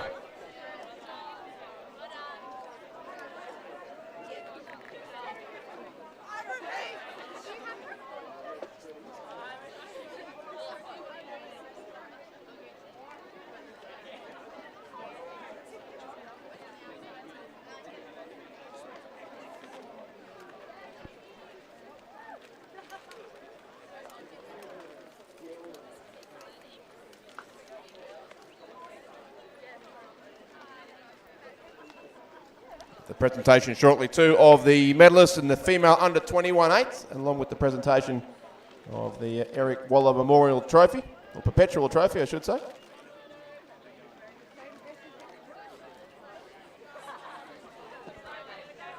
In the meantime, it is the Melbourne double scull that continues to lead very comfortably here. Bea Klein Van Malcolm and Michelle Joy by about 3 lengths from Banks, Emma Rapinick and Stella Fulton, who were coached by Eleanor Crute. So that looks to be the 2 crews that will qualify here. And Corio Bay, Fiona Wild and Molly Clark-Fernandez there in 3rd position.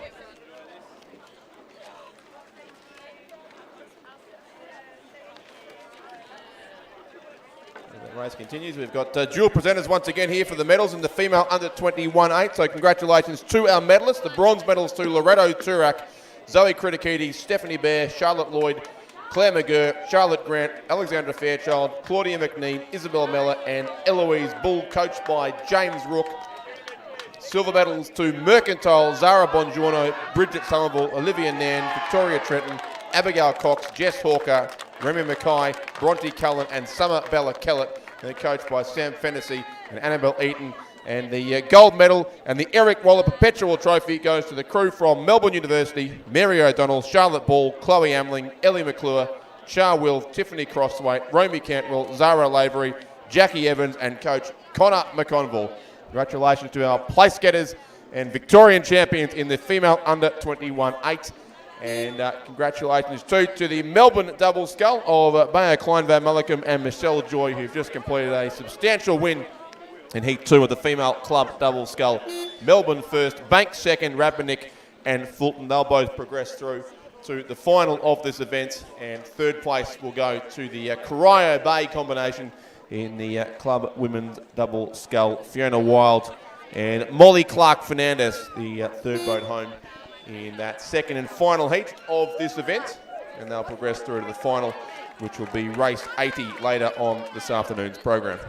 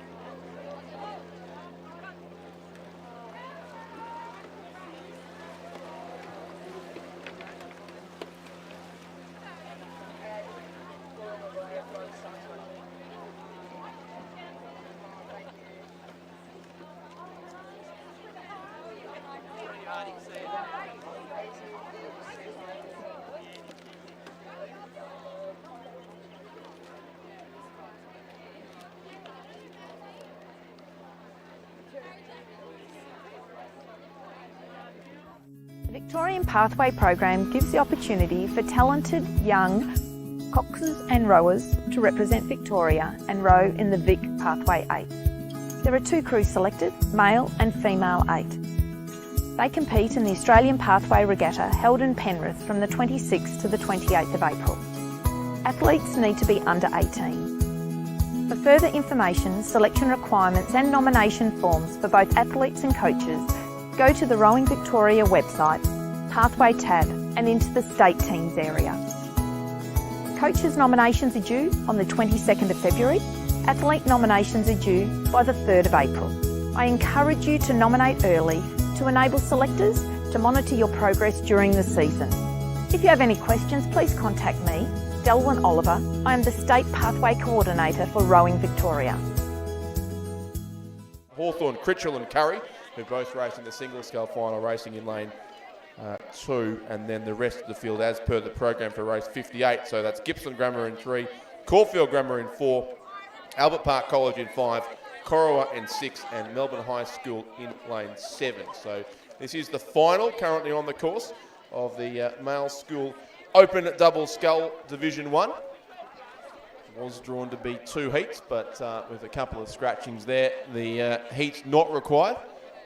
And the race combined into a straight final. So all 7 doubles well and truly on their way now as well.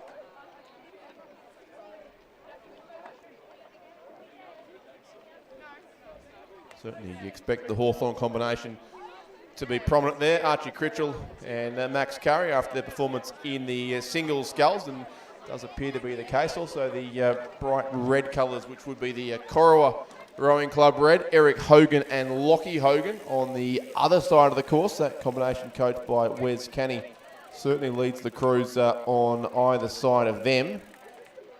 And also there in the centre of the 7 lanes now in use, that would be the Caulfield Grammar combination. Toby Flinkier and Luca Druitt racing in the centre of the course.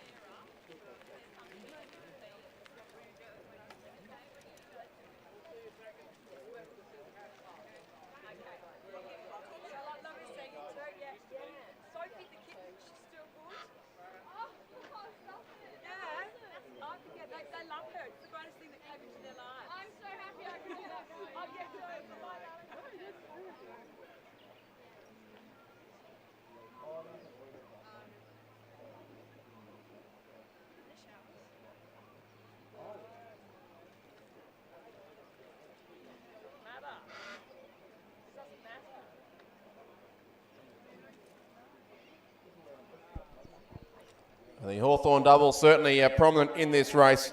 Max Curry, the winner of the single scull, along with Archie Critchell, who finished in the 6th place, I think it was, in that same final, combining here into a double scull for the Hawthorn Rowing Club. And certainly by far in control on that side of the course. The crew closest to them in terms of race position would in fact be on the far side. That is the Melbourne High School combination, Justin Duong and David Yudko, who are clearly now ahead of the Hogans from Corowa, Eric and Lockie Hogan. In lane 6, the Wes Canny coach combination. That'd be probably actually 4th or 5th at this stage. Caulfield Grammar and seemingly the crew also from Gibson Grammar are up there contending for what may be a bronze medal. Just repeating, this race is a final, so medals to be awarded for 1st, 2nd and 3rd. The 2 heats combined into 1.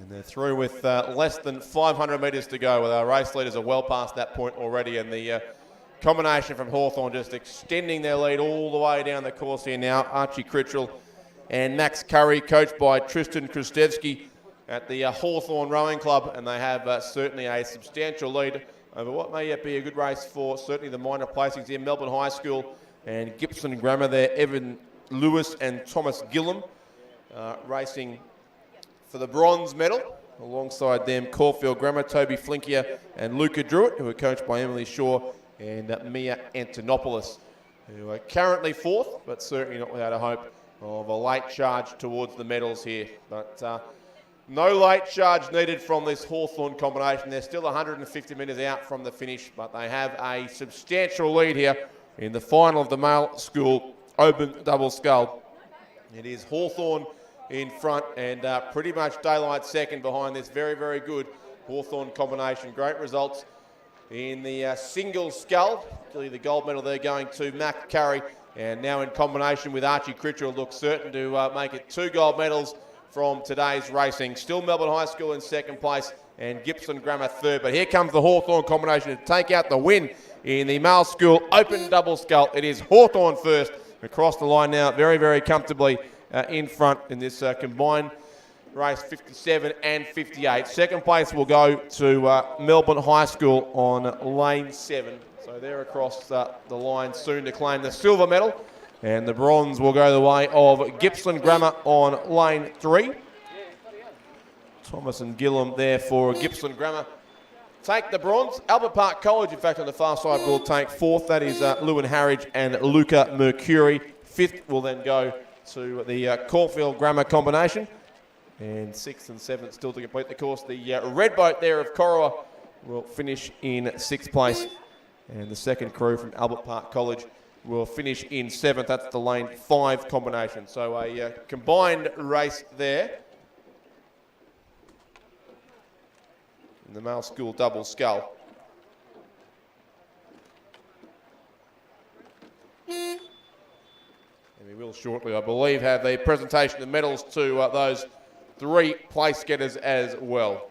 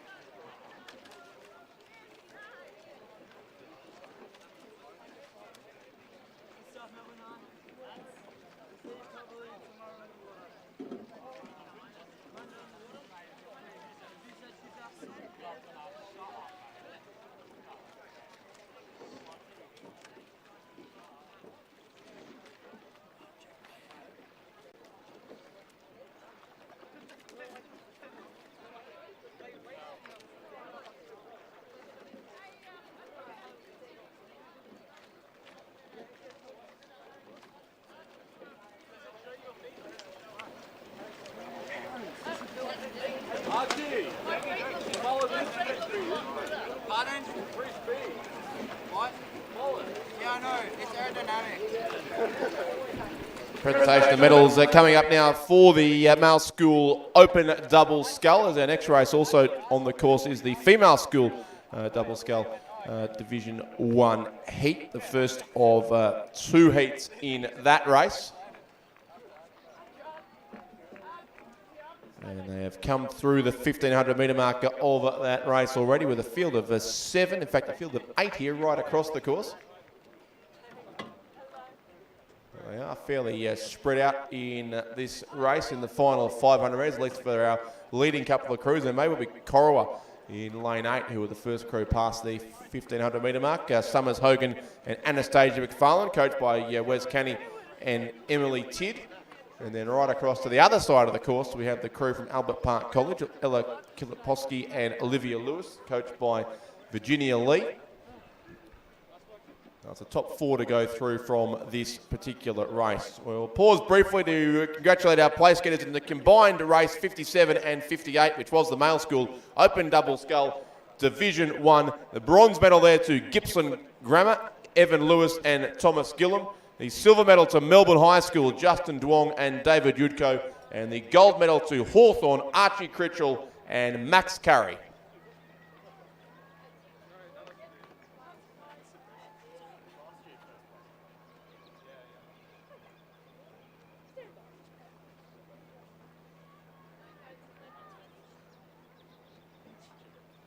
Muscle pose, come on. Muscle pose, boys. Come on, give us a flex.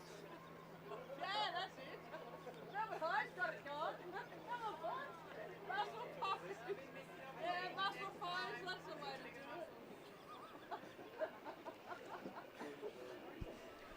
So in the closing stages now of this race, only 100 or so metres to go for our race leaders on either side of the course. Certainly is Corowa very comfortably in front here. That is the combination of Summers Hogan and Anastasia McFarlane, and then Albert Park across on the other side of the course. Ella Kilipkowski and Olivia Lewis, coached by Virginia Lee, look safe in second place, both comfortably through to the final of this race. So it'll be Corowa first, Albert Park second. Some interest in the minor placings, but Gippsland Grammar will certainly lock up one of the qualification spots in third place. And then fourth place looks to be the lane 5 combination, also from Shelford Girls Grammar. So a couple of lanes apart, those 2 crews, but definitely adjoining lanes as far as the bow numbers are concerned. So third will go the way of Anastasia Buhugia and Ruby Lindrea, coached by Nick Bartlett. And fourth place then to Shelford, Hannah Coughlin and Isabel Higgins there on lane 5. Those 4 crews through to the final of the female school double scull. Then we have lane 2 in 5th place, just missing out from Shelford again, Joanna Perkins and Gemma Bear. 6th place looks like it will either be Lowther Hall or Wrighton Girls, or even a dead heat of the 2. Probably Lowther Hall will just hold on, I think, for 6th place. Emily Wilson and Emily Ray ahead of Alexia Dufus and Abigail Phillips. And then we have a crew from Loretto Ballarat who will finish in 8th position, Remy Callender and Regan Sheehan. Requests from our regatta officials, please, regarding car parking. There are plenty of car spaces available in the car park here today, but there are a few cars parked in very unusual and unhelpful positions, so we do ask everyone to ensure your car is only parked in the designated parking areas, not on the road, and certainly not in the area reserved for trailer parking. So you're not to park beyond the white picket fence that marks the trailer parking area.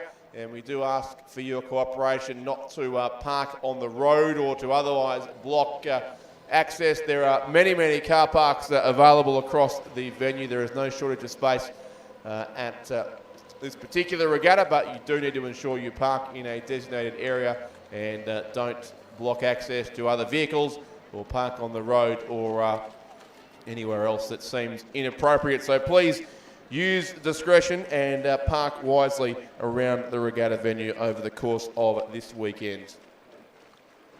Heat 2 of the female school open double scull has come through 1,500 metres as well. On the far side of the course, it does look to be Albert Park, very well placed with, although I should say Yarra Yarra first of all. Albert Park going through there on the camera, but they are a little bit behind our race leaders from Yarra Yarra, who were so good in the single scull earlier today. Zara Kafuri and Sophia Miller there from Yarra Yarra, leading from Essendon alongside them, Melissa Mirabelli and Asher Gordon. And then back to an interesting race, certainly for 3rd, 4th and 5th, including Albert Park College, Eva Levashova and Saskia Payne. Also a couple of combinations there from Shelford Girls Grammar, Bianca Brown and Rosie Davies. And from Nagambie, Joe Somerville and Lily Rose Hall Krause. So again, as is usually the case, a number of the rowers from the single scull event earlier today now combining in the double, and a really good race between Yarra Yarra and Essendon. Certainly the top 2, and very similar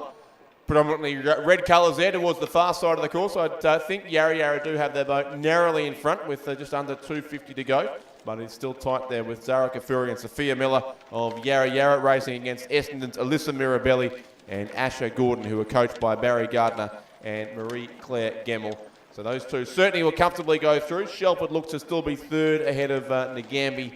And then back to Albert Park in 5th place. Cardinia International College in 6th. And the other combination back at the rear of the field, I suspect that's the Toorak College crew, who have a fair bit of the race course still to travel.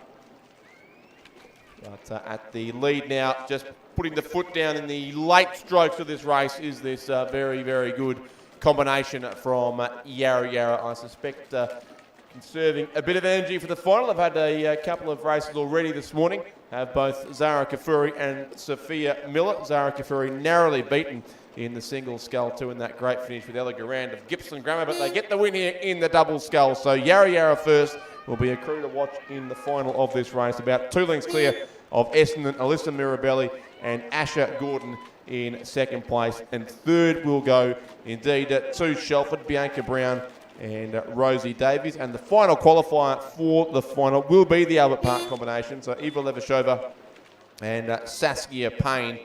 Eva Levashova having great success last year at the head of the schoolgirls, now racing with Saskia Payne and through in 4th place to the final of the Open Double Scull. 5th goes the way of Nagambie, Joe Somerville and Lily Rose Hall-Kraus. 6th then will be Cardinia International College, Monique Guest and Leah Murphy. And then 7th looks like it'll be the Toorak College crew of Jenna Campbell and Nadia Walland.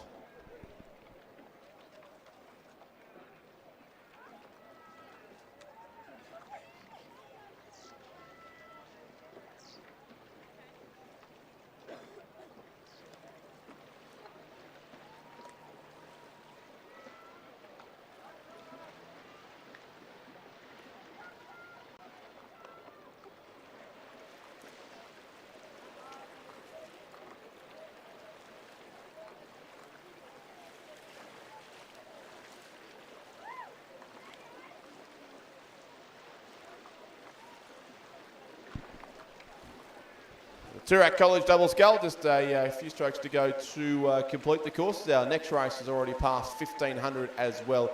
It is the Male School Open Quad Scull Division 1, a preliminary race of that event with a field of 5.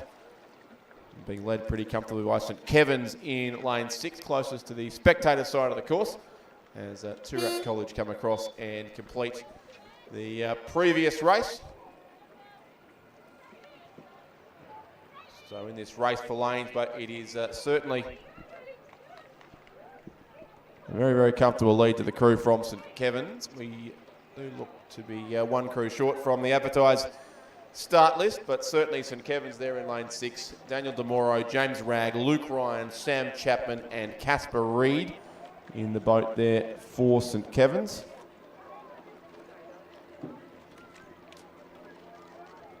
Let's see Haileybury and also Damascus there.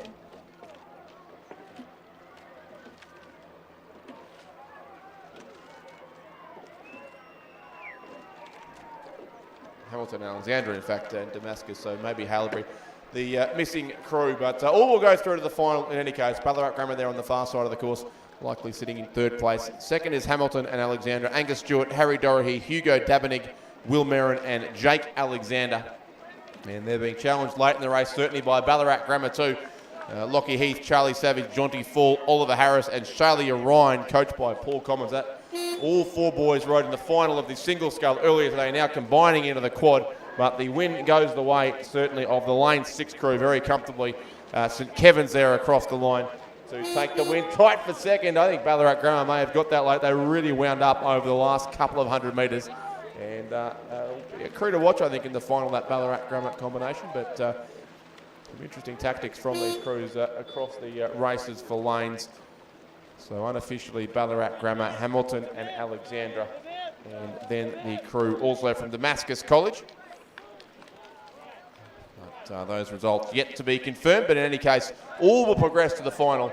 And St Kevin's will certainly take the middle lane coming out of that race 61, the preliminary race in the men's school open Coxed Quad Scull Division 1.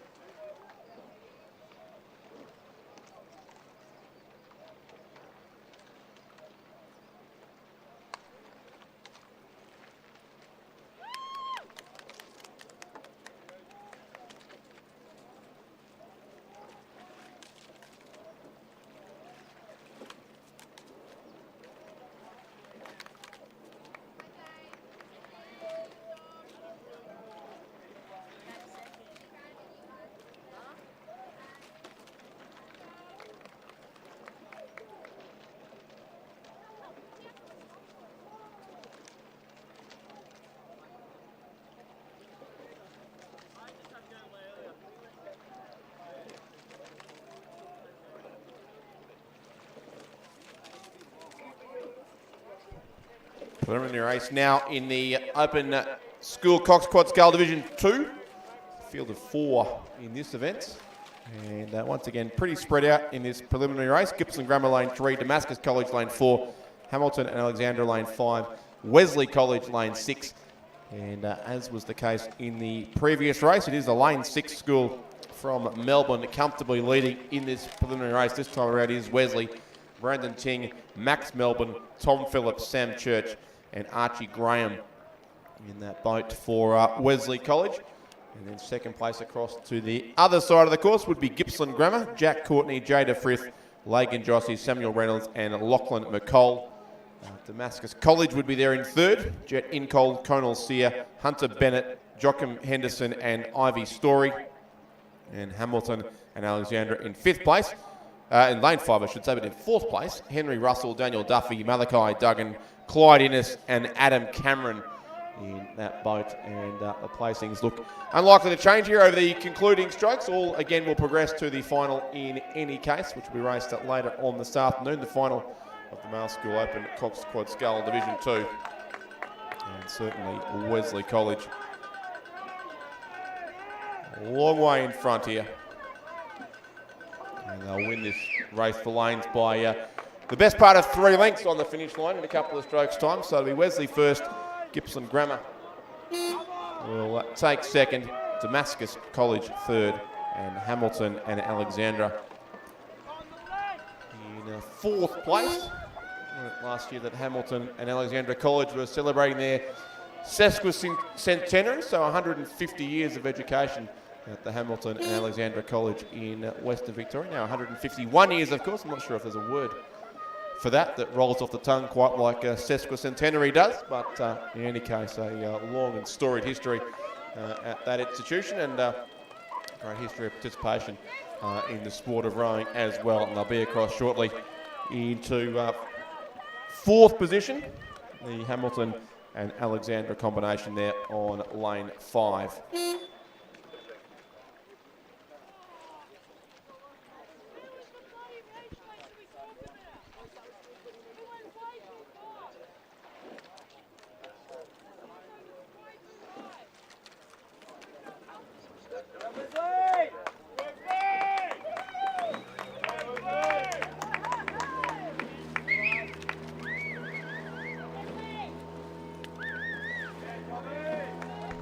Finals of those preliminary races we've just seen will take place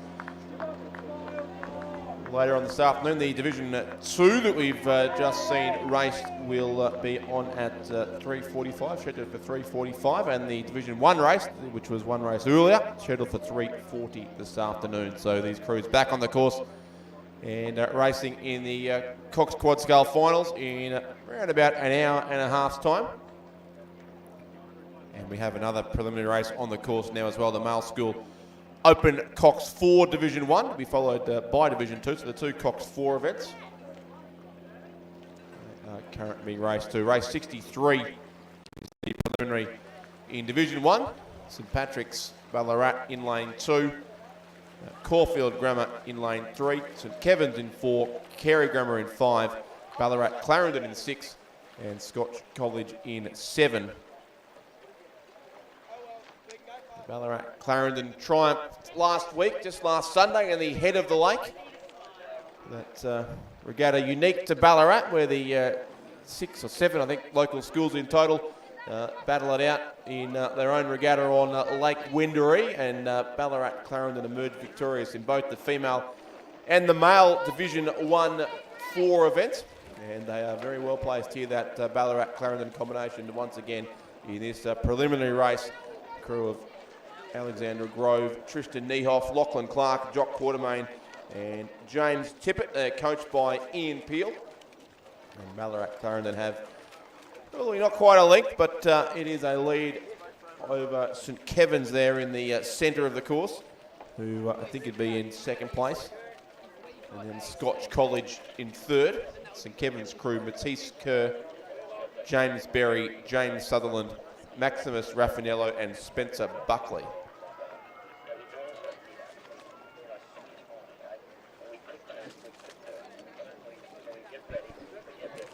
And the red colours of Scotch College locking in third place over in lane 7. Alexander Bruce, James McGrath, Lockie Green, Samuel Manderson and Ollie Brown in that boat. And then right across to the other side, St Patrick's College, who were beaten by Ballarat Clarendon in that head of the lake race last weekend. Certainly still in contention at about fourth place. James Halsall, Paddy O'Brien, Ned Bennett, William Hexter and Isaac Martin in that boat, coached by David O'Doherty. So Ballarat Clarendon, it is in this preliminary race, likely to secure themselves the centre lane. And they'll be alongside St Kevin's and also Scotch College in the final to follow of the Male School Open Cox 4 Division 1. Race coming up at 3:45 or 3:40 in fact this afternoon. Ballarat Clarendon clear by about a length and a half now, so they'll go across and record a pretty convincing win. And Ballarat Clarendon first, second goes to St Kevin's, third will be Scotch or maybe St Patrick's, who are coming home late, but won't quite sneak up into third spot. Scotch third, St Patrick's fourth,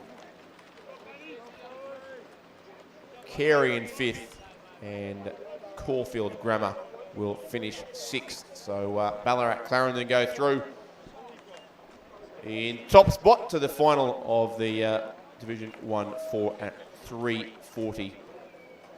I may have given you the times for the fours before, not the quad sculls. The Male School Quad Sculls finals will precede the fours, so the Division 1 quad scull at 3:30, Division 2 at 3:35. And then it's the fours at 3:40 for Division 1 and 3:45 for Division 2. So those finals all in quick succession from 3:30 this afternoon. But it is the quads races first and then the Cox fours. And the female Cox fours to follow that, for which we're about to see the preliminary races as well after we have the male Division 2 Cox 4, which is already through the first 700 or 800 metres of the 2,000 metre course. So the male School Open Cox 4 Division 2 on the course, and then the female School Cox 4 Division 1 to follow that.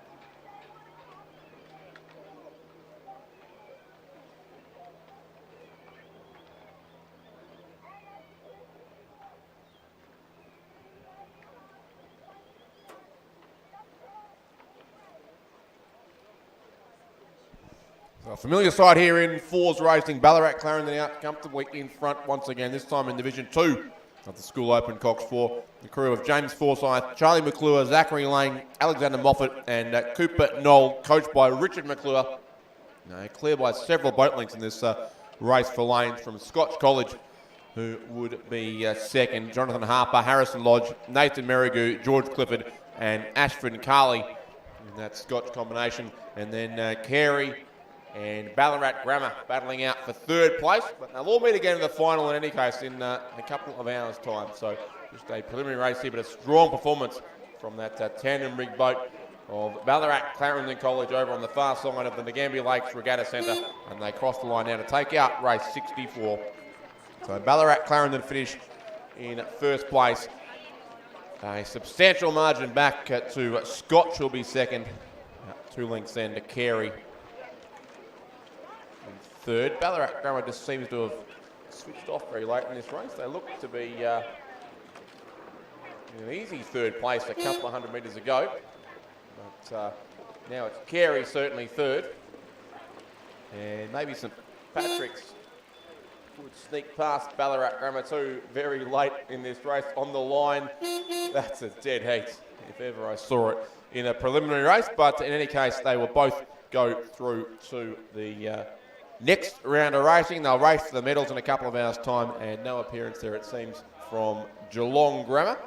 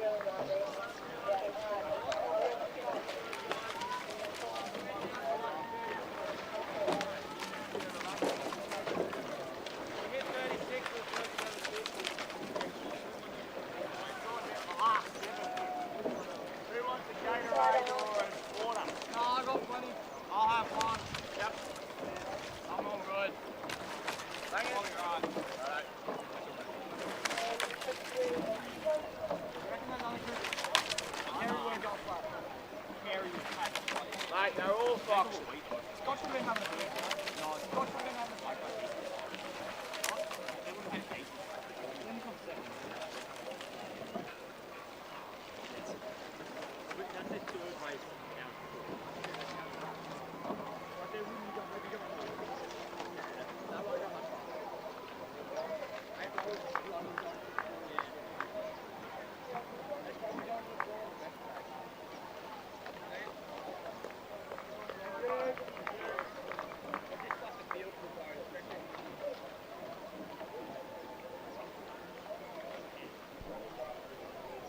The Division 1 Female School 4 is the race on the course, and once again, it is Ballarat Clarendon who are out in front here with Lily Dwyer, Taya Kirsanovs, Katie Jackson, Lucy Richardson and Chloe Tippett.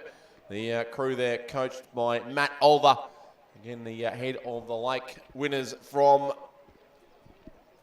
last week. Of course, the reigning national champions too from last year with half of the same crew still racing there at Ballarat Clarendon College. And we saw them take out a number of races last year by very substantial margins, and doing exactly the same here again, the combination there in the bright red colours of Ballarat Clarendon. So the leading comfortably from Caulfield Grammar in second place. Ella Maskell, Emily Condren, Annabelle Barnett, Olive Pascoe and Ivy Jones in that crew, coached by Hannah Every Hall. And then it would be likely Ballarat Grammar in third place. Alicia Walker, Ella Flamsteed, Lily Bryant, Perry Eaton and Angie Gouty, coached by Andy Tyndall. So they look to be our top three, as Ballarat Clarendon certainly well clear of the field here in the closing strokes of this open School Cox 4 Division 1. Just a couple of strokes to go and they'll be across to record another convincing victory. It is Ballarat Clarendon in first place. Second will certainly go the way of Caulfield Grammar. Third be Toorak College, in fact, with a few strokes to go for them. Still racing at Ballarat Grammar, but it looks as if Toorak College may well get third. Second goes to Caulfield Grammar. Third place, indeed, to Toorak College by about 2/3 of a length. And then fourth will be the crew from Ballarat Grammar. Fifth place, Loretto Ballarat. And sixth, still to complete the course, the green boat there of Damascus College.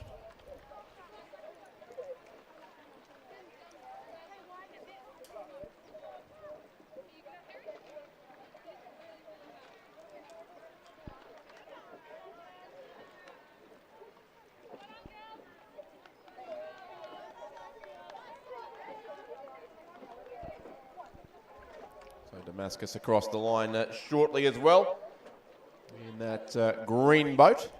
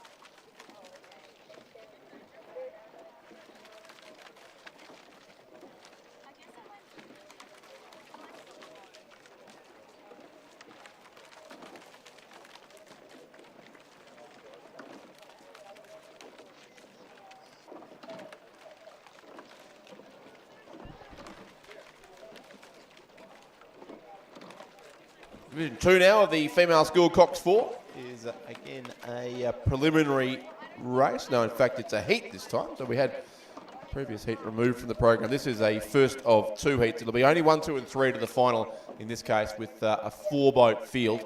And it does look as if the Haileybury crew at the rear of the field will be the ones who will miss out here. But Ballarat Grammar over in lane 2, Toorak College in lane 3, and Loretto Ballarat in lane 4 are the clear top 3.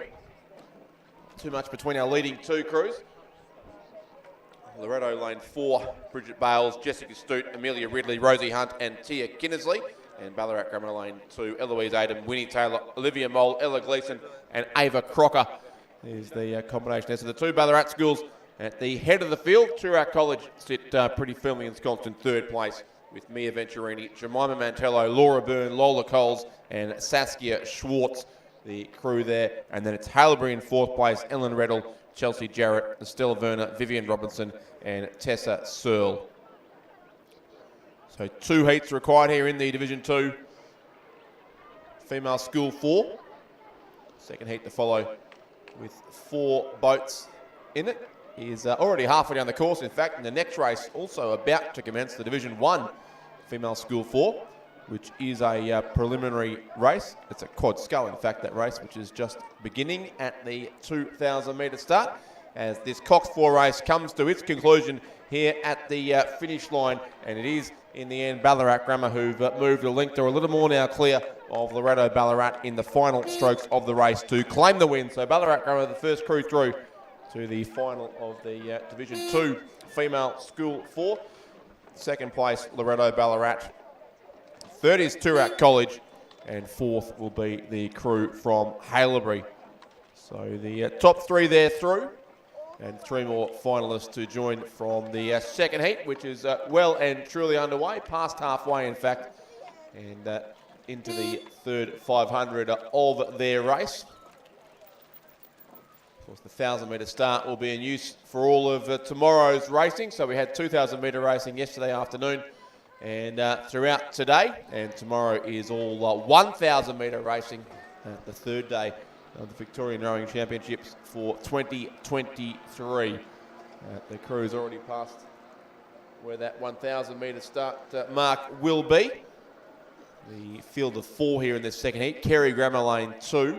Ballarat Clarendon in 3, Caulfield Grammar in 4, scratching from Wesley in lane 5, and Damascus College again from Ballarat in lane 6. So again, of course, the Ballarat schools very well represented here in the Cox 4 events, and it would be Ballarat Clarendon once again with their boat out in front. So very strong Ballarat Clarendon in both the male and female Cox 4 races so far today, having looking likely, it seems, to make a clean sweep of all their heats and preliminary races.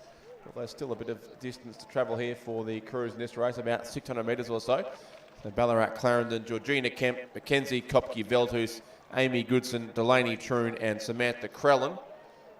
And they've got only a narrow lead, really, over the crew alongside them. Barely a canvas or so, in fact, as they go through with 500 metres to race from Carey Grammar in lane 2. That's Charlie Barker, Charlotte Clements, Ruby Schultz, Sophie Contagianis and Pippa Kluge, the Cox of that crew. But both look set to comfortably qualify. And then in 3rd place, we do have Caulfield Grammar, Ava Pigeon, Grace Kennedy, Stephanie Longley, Amelia Pinder and Amber Barter, another crew coached by Hannah Every Hall at the Caulfield Grammar program.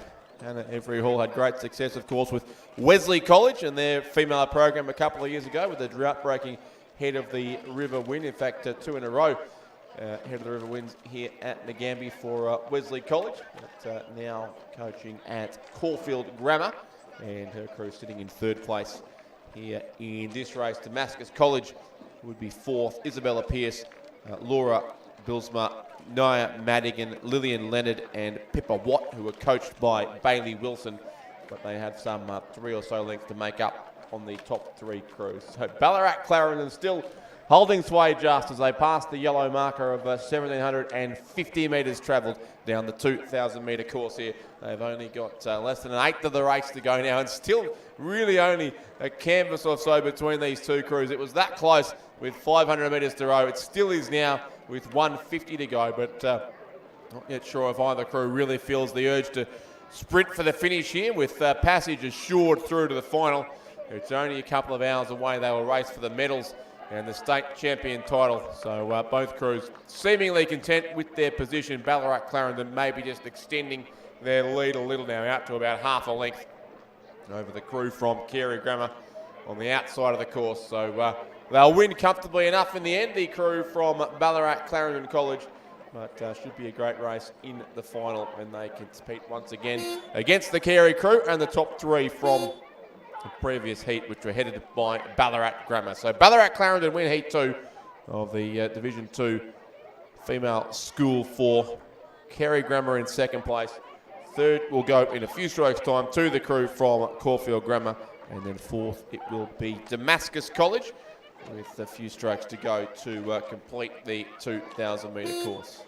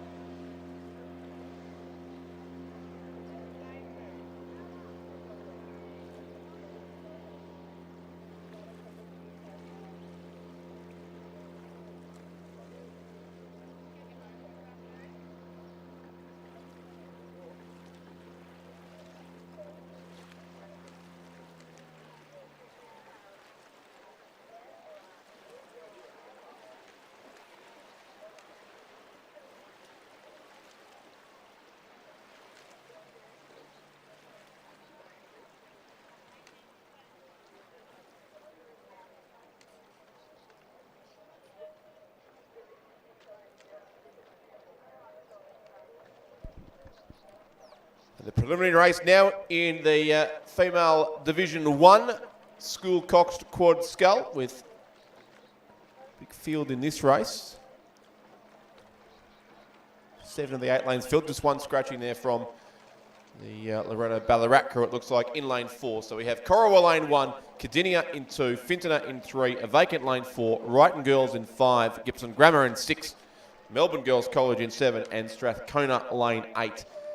As they are racing again for lane allocations in the final. The pace certainly on here on the spectator side of the course, with it looks like Wrighton there in the centre. Unsurprisingly, the top crew in this race. Constantina Kafasis, Sarah Haben, Charlotte Crozier, Asher Gowans and Sudhapu Magunasekara, the cox of that crew. They are coached, as they have been for many years, by Matt Wilson, with great success. Wrighton Girls in the top category of quad scull racing, and they're clear here by well over a length from Gibson Grammar. And we narrowly in second.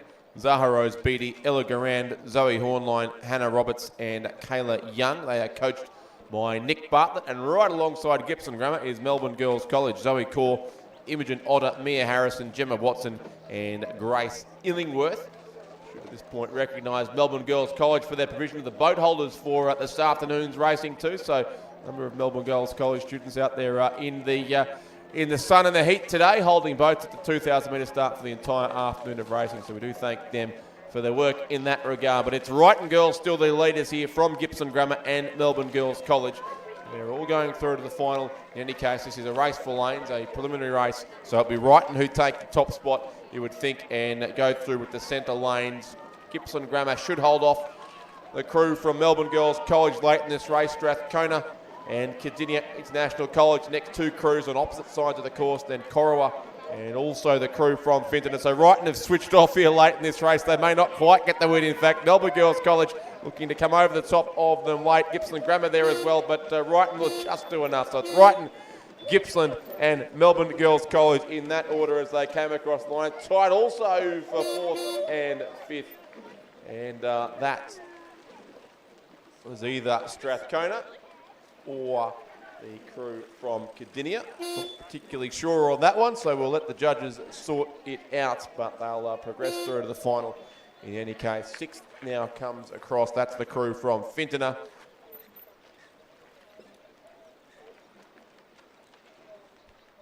Seventh, in fact, the crew there from Fintona. With Corowa in 6th place.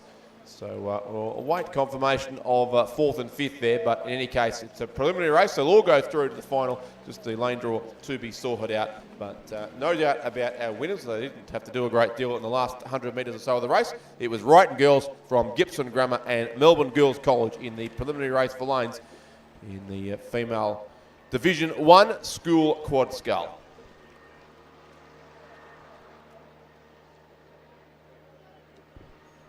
It's a bigger field in Division 2 of the female school quad scull, which does have 2 heats required. So some crews to be, well, they won't be eliminated because there are exhaustive finals in these 4 events. So it'll be the A final for the top 3 in this race and the B final for the remainder of the field from this field of 5. Coral Racing in lane 2, Wrighton Girls in 3, Albert Park College in 4, PLC Melbourne in lane 5, and Lowther Hall are racing in lane 6. There is one crew a fair way behind the field here, and I suspect it's PLC Melbourne. So they look bound for the B final. Pretty tight for 2nd, 3rd and 4th, but it's Wrighton Girls, as it was in the previous race, who lead. And lead well here in this Division 2 race. Chloe Dillon, Lucy Gillen, Matilda Pilkington, Grace Hereford, and Pippa Reid, the crew there, coached by Matt Wilson and also Emily Montague, this Division 2 combination. And then a line of 3 boats across the course with probably half a length or so between them all. But that's Corowa, Albert Park and Lowther Hall, the 3 crews. And only 2 of those 3 can qualify, so a lot to race for over the concluding 500 metres of this race. Corowa crew, Hannah Curtin, Zoe Tao, Stephanie Petropoulos, Sienna Valanis and Julia Rogers, coached by Catherine McCarthy. Albert Park in the centre is Poppy Wilson, Isabella Flood, Eve Moutan, Mia Kachab and Lulu Gleeson-Payne, coached by Virginia Lee. And Lowther Hall, lane 6, Mulu O'Brien, Ruby Ivers, Lauren Vukasic, Sophie Crane and Eloise Horsley, coached by Tessa Brady Welsh. They're the 3 contenders for the 2nd and 3rd qualifying spots, because Wrighton are very, very comfortably out in front over in lane 3. They'll soon pass their crew in the transit lane from Division 1, who've just completed a similarly convincing win in their race, although they did make it unnecessarily close towards the end of the race. So Wrighton looking for 2 wins in as many races here, and we'll see if similar tactics apply in the closing strokes of this race, with their passage pretty much assured, but with 3 crews racing behind Wrighton for only 2 qualifying spots. I imagine we'll see them push right out towards the line in this particular race. Lowther Hall have a slight edge on Albert Park College, certainly on this side, and the crew across on the far side, Corowa, looks again to be in that top 3. So it's Albert Park College with the job in front of them in the centre of the course. It's in danger of losing contact with the 2nd and 3rd place crews as they head into the final 120 metres now of this race. But Wrighton Girls certainly already home here. They're only about 50 metres out from the finish line, so they'll go through and record a convincing victory. Wrighton still in great form in these quad scull races.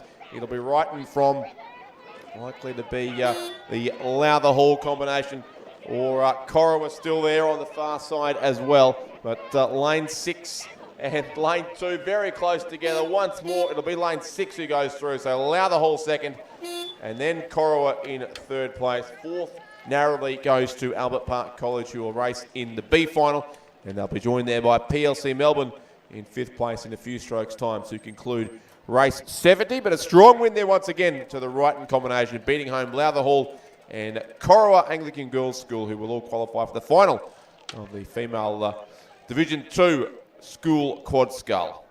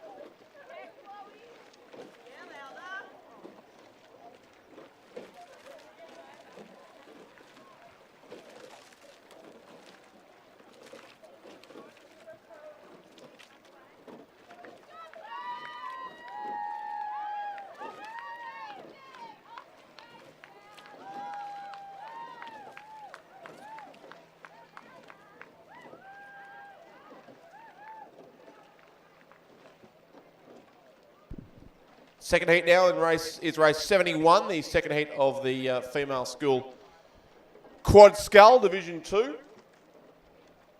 Again, a field of 5 with 3 to progress to the A final, 2 then to the B final. Cardinia International College are in lane 2, but they look to be a long way back. In fact, there's actually 6 crews in this race. So Cardinia in 2, Corowa in 3. That's Corowa as in Corowa Rowing Club from the far south of New South Wales. Corowa, the school with a K that was in the previous heat. But well placed to the Corowa crew in this second heat. Fitton in lane 4, Strathcona in 5, Melbourne Girls College in 6, and MLCQ in 7. And certainly the 2 crews on the extremities of the course have dropped a fair way back in this race, so they'll be 2 of our B finalists. Looks almost certain, but the race being led by Melbourne Girls College, it would seem, on lane 6. Gwyneth Optog, Livy Tribe, Hannah Scuthern, Sarah Lay, and Stella Davidson-Rios. And closest to them would be that Corowa Rowing Club crew: Adelaide Robb, Evangeline Broad, Clancy Tomlinson, Bella Haney, and Imogen Tomlinson, coached by Wes Canny and Emily Tidd, the combination from Corowa. But the real interest in the race for third here, with only 3 qualifying spots, and that's between Strathcona and Fintona, lanes 5 and 4, with not a great deal between them. Strathcona in the ascendancy at this stage. That's Bella Gemmell, Nicole Tesh Ornelas, Matilda Stoltz, Ellie Turnham, and Leah Curnow. Just ahead of Fintona, Saskia Peasant, Alexandra Lewis, Samantha Antonius, Charlotte Gilligan, and Emma Bolton as they push up towards the finish line. And maybe written off MLCQ a little too early here. They are not too far away from a 4th place spot at least, but have some work to do to get up on terms with Strathcona, who now look fairly comfortable in 3rd with the margin over the crew from Fintona. So it continues to be Melbourne Girls College who lead here on lane 6. They've got clear water, it would seem, on Corowa, who are pretty comfortable over there on the far side of the course in 2nd place. They might, in fact, get within a length at the finish, but it'll be around about that verdict as they head up towards the finish line now. And Melbourne Girls College will record a comfortable enough win. So it's Melbourne Girls College in 1st place. 2nd will go to the crew from Corowa. And 3rd then will be Strathcona. They'll be the qualifiers through to the A final. 4th place then is Fintona. 5th will be MLCQ. And 6th, the Cardinia International College crew, with still some distance still to travel, about 200 metres out from the finish line. They'll race in the B final, along with Fintona and MLC from that second heat of the Division 2 female school quad scull. It is Melbourne Girls College with a comfortable win there. Will take the middle lane in the final. They'll take on Wrighton Girls, who are the winners. They're pretty comfortable winners too of the opening of those 2 heats. Preliminary race now in the female school Division 3 quad scull, with just the 5 crews, it seems, in this race. Scratch lane 3, Albert Park College. Does leave a field of 5. Melbourne Girls College in 2. As we see Cardinia complete the 2,000 metre course here as well. So that does conclude race 71. But yes, race 72 now heading down into its final third. Melbourne Girls College in 2, Corowa in 4, Wrighton Girls in 5, Strathcona in 6, and MLCQ in lane 7. And all 5 crews will go through to the final. Just the lane order to be sorted out here. And it probably looks to be a race between Melbourne Girls College and Strathcona at this stage. MGC over in lane 2, Strathcona in 6. Then likely the red colours of Corowa would be next from Wrighton and also MLCQ.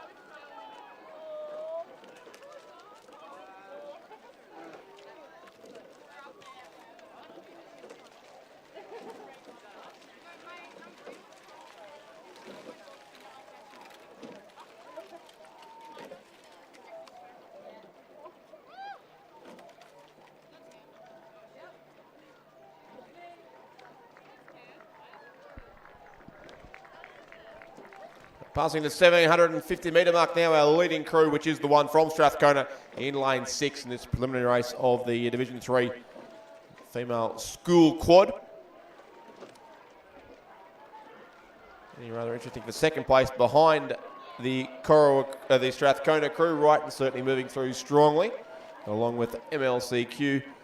Still there is Melbourne Girls College over on the far side of the course as well, but the Wrighton combination finishing off fairly well here. Jessica Zapp, Rosie Beadle, Mia Banting, Honey Garcia and Gigi Zapp, coached by Alana Grollo. Wrighton winning their heats of both Division 1 and Division 2. They won't quite win this preliminary race, but they'll certainly, all 5 crews in the end will finish quite close together within a couple of boat lengths, it would seem, from first through to 5th. Strathcona still, Melbourne Girls College finishing quite well, a bit on their own there on the far side of the course, but they're moving up to get very close to Strathcona. Then it's either Wrighton or MLCQ for third place. They'll all race again in what should be a good final, with these 5 crews being very close together in their preliminary race, but Strathcona will just hold on and win it by a third of a length. So Strathcona go through first, second to Melbourne Girls College, third then will be MLC from Q, fourth to Wrighton Girls, again seemingly switching off a couple of strokes before the finish line, and fifth place to the crew from Corowa. So they'll move through from that preliminary race to the final of the female school quad, Division 3.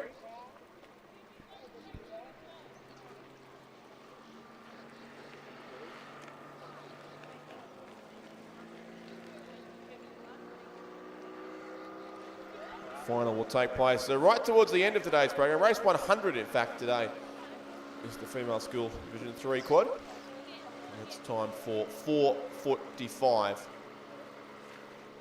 These crews will be back on the water right towards the end of this second day of the Victorian State Championship Regatta. We have a combined preliminary race on the course now in the Divisions 3, 4 and 5 combined in the male school Cox 4 event, which it looks like, due to scratchings, may just be a Division 3 event with one crew from Division 4, in fact, also from St Patrick's, it looks like. So 3 crews in Division 3 and 1 in Division 4. And it's an all Ballarat affair here, with great depth in their Cox 4 program. So lane 3 is Division 4 from St Patrick's. Lane 5 is Division 3 from Ballarat Grammar, who would be leading the race. Lane 6 is Division 3 from Ballarat Clarendon. And lane 7, Division 3 from St Patrick's, who from here may well be trailing the Division 4 crew on the other side of the course. But the 2 St Patrick's crews are on either side of the course, and in both cases a little bit behind the leading crews from Ballarat Grammar, who would have it by more than length on Ballarat Clarendon, but they are certainly our top 2. So Ballarat Grammar, Ballarat Clarendon, and then the 2 crews from St Patrick's will round out the field, and it certainly is the Division 4 St Patrick's crew, if they're in their advertised lanes. That does lead Division 3. Division 3, the crew here on the northern bank, the spectator side of the course. And Division 4 on the southern side towards the construction of what looks like a really substantial walkway of some sort along the southern bank of the Nagambie Lakes Regatta Centre, which might provide some pretty good viewing options for the racing here in years to come, without doubt. But they have got just on 250 metres now to row. In fact, the leading crew does, certainly from Ballarat Grammar. And they maintain that 2-length lead on Ballarat Clarendon.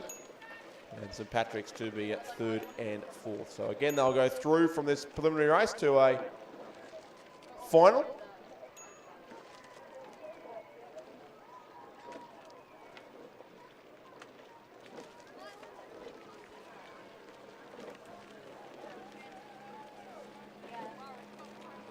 So that final will be at 4:50 this afternoon too. A combined, again, 3-event final, although appears with a couple of crews scratched. We're down to just a 2-event final, Division 3 combining with Division 4. And Ballarat Grammar, certainly the comfortable leaders here. Robert Reid, Albert Mole, Harper Walsh, Tom Ham and Molly Cooper the crew there for Ballarat Grammar, who will get the win ahead of Ballarat Clarendon, Jack Cowan, Oliver Finch, Zach Spencer, Hamish Richardson, and Laura Langley. They are coached by John Irwin.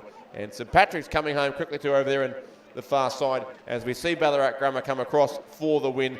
Second to Ballarat Clarendon. They'll beat St Patrick's home by right on a boat length there. So St Patrick's lane 3 that will be. That's Caden Long, Joseph Elliott, Jack Williamson, Callum Mong, and Charlie Geddes, coached by Alex McPherson. And St Patrick's also in 4th place, coming down lane 7.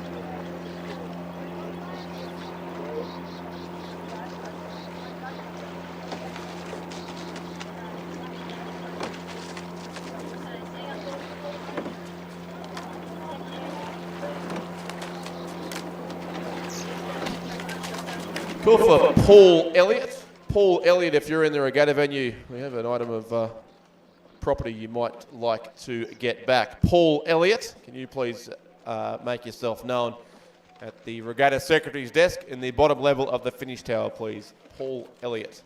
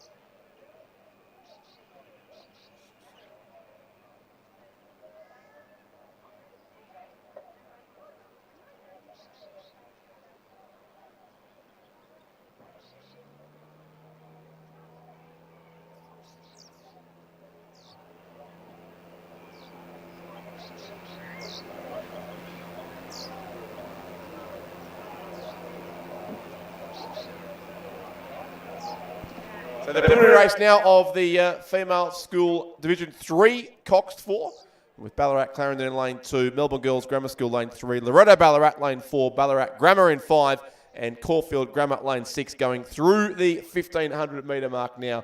Those 5 crews being led in the centre lane by the combination from Loretto Ballarat of Emma Gowans, Tess Squire, Lily Delaney, Amelia Hoffman, and Madison Lane.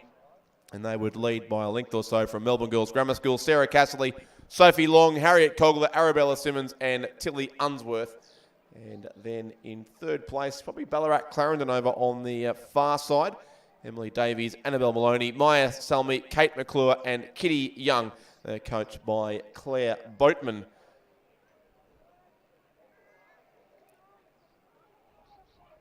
They've got confirmation now that the construction site you can see in the background there is indeed a walkway from the end of the rowing course here all the way up through the new development and into the centre of the town of Nagambie itself. So a 2 kilometre long boardwalk that will certainly provide some great viewing options of the rowing in the years to come, and great access for the people of Nagambie to the rowing course as well. So it'll be great to see that construction continue over the coming weeks and months. But Loretto Ballarat here still leading by a length or so from, may well be Ballarat Grammar, in fact, up into second spot here. Georgia Walsh, Emily Whitwell, Eve Cassidy, Alexis Hawker and Madeline Barclay Smith. And right beside them too, Caulfield Grammar, Sarah Rudden, Stella Mayer, Emily Thompson, Sophie Osmond and Jules Sadarsky. So a clear leader and then a line across the course for second, third, fourth and fifth.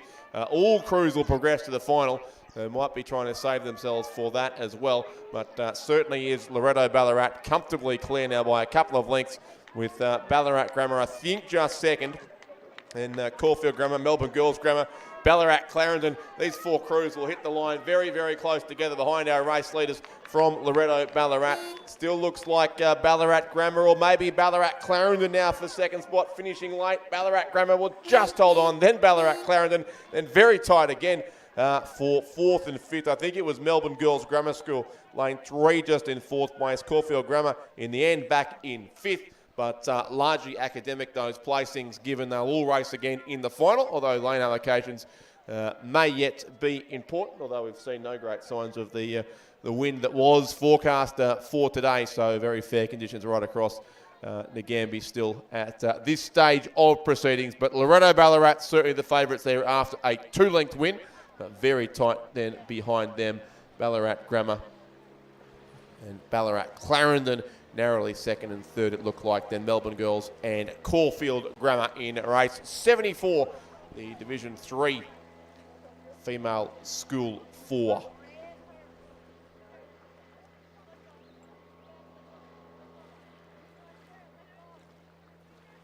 And that'll be raced at 4:50, that final, race 102, the fifth last race of the regatta this afternoon.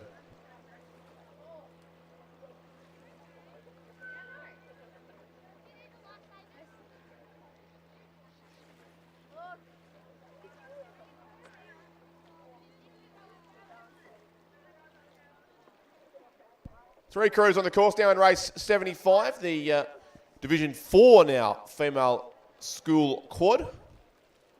Corowa, Melbourne Girls College and Strathcona, the three crews. So 3 Melbourne crews now contesting this race.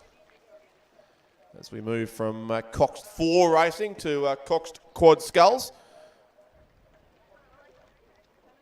This Division 4 race, and it's being led quite comfortably by Strathcona on lane 5. Their crew, Bethany Moore, Isabel Cowell, Zoe Fotheringham, Isabella Chiardelli and Isabella Donovan in that boat.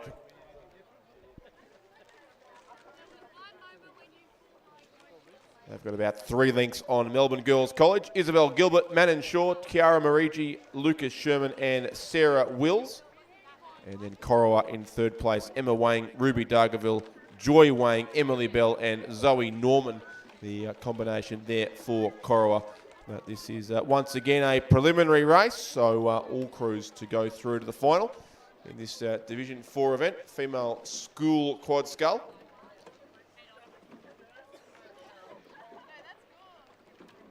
Final of this race will take place at 5 p.m. So again, we are moving towards the end of this second day of the regatta. Just a few more preliminary races to go, for which we'll see the finals at the end of the program, and our finals will commence shortly. They were timed, in fact, to commence pretty much now, but we're not too far away after these next 3 or so preliminary races come through from the final of the men's club double scull, which will be the first of our finals on this afternoon's program. But for now, it is Strathcona on lane 5, very, very comfortably leading this preliminary race. in the Division 4 female school quad.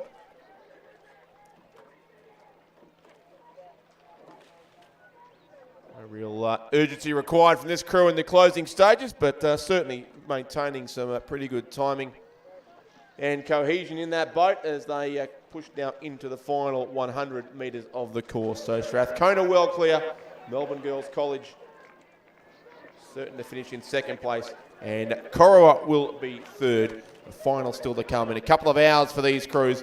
The Division 4 female school quad. And Strathcona will record a very comfortable win here on lane 5 as they come across the finish line now. So Strathcona first, Melbourne Girls College second, and Corowa will be third in race 75.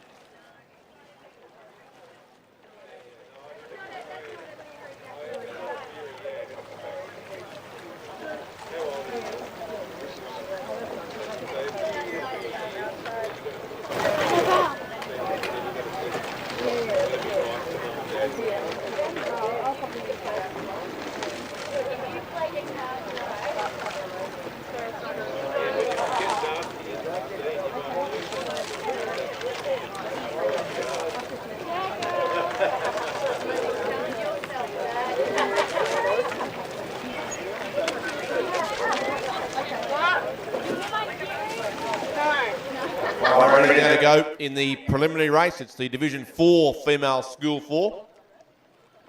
And that crew comfortably out in front is the crew from Genazzano on lane 3. We've got Ballarat Clarendon lane 2, Genazzano in 3, Ballarat Grammar in 4, Loretto Ballarat lane 5. So 3 Ballarat crews. But it's Genazzano who heads them all with a quarter of the race remaining. Michaela Tossolini, Mia Kennedy, Charlotte Hurlston, Tegan Pote and Sarah Ferrigno, crew coached by Peter Campbell. Second place and leading the 3 Loretto crews would be Loretto Ballarat, Emma Cosgriff, Poppy McIlwain, Hannah McCrum, Maya Howard and Lily Connell. And they'd have a length or so on Ballarat Grammar. Eleanor Grieve, Daisy Walsh, Meg Shaw, Poppy Jenkins and Demi Opticool. And then further back to Ballarat Clarendon, Georgia Fall, Charlotte Skeen, Elkie Dent, Ruby Kinnersley and Portia Kane. And the order is just about set in this preliminary race, the Division 4 female school 4. We've got 2 more preliminary races to come after this, and then our finals begin with the men's club double scull from race 79.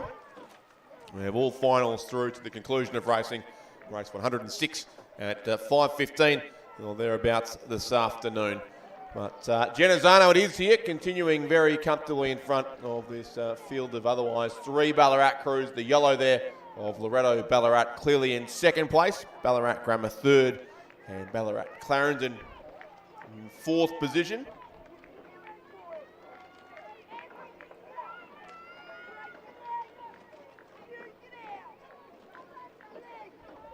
Genazzano just a few strokes to go now down to the finish line to complete this 2,000 metre race for lanes. They'll certainly secure themselves the middle position for the final still to come at the very end of today's regatta. So Genazzano by 2.5 lengths take out race 76.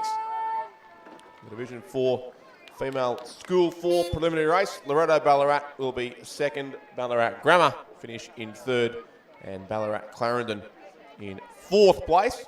With that scratching from Toorak College in lane 6. So just the field of 4 to move through to the final in the Division 4 female School 4. And predictably, that will be the third last race, in fact, on the regatta program. The final of that event at 5:05 this afternoon. And we have the 2 Division 5 races to go, the Division 5 female school quad and 4. And the final of those 2 races will, of course, be the last 2 races of the regatta at 5:10 and 5:15 this afternoon. So we're getting towards the business end of the second day of this regatta. Of course, a 3-day state championship regatta this year for the first time, with a fairly brief 24 race program yesterday afternoon. And a full day today of some 106 races. And a similar day tomorrow, not quite as long, but racing over 1,000 metres tomorrow on the third day of this regatta. So a slightly different race schedule as a result. And of course a different start line in use right throughout the regatta, which is about where the crews are now, about halfway through the 2,000 metre course is where we'll see the start line tomorrow for our 1,000 metre racing. This is now the Division 5 female school quad. Just the Division 5 Cox 4 to follow this race. We have a field of 6 in this preliminary race, and all 6 do appear to be there on the course. Genazzano in lane 2, Sacred Heart in lane 3, Strathcona in 4, Melbourne Girls College in 5, Strathcona again in lane 6, and Lauriston Girls in lane 7. The 2 Strathcona crews both doing well here, with lane 6 leading lane 4, and also Sacred Heart over in fact, Genazzano would be over in lane 2, the other crew in the top 3.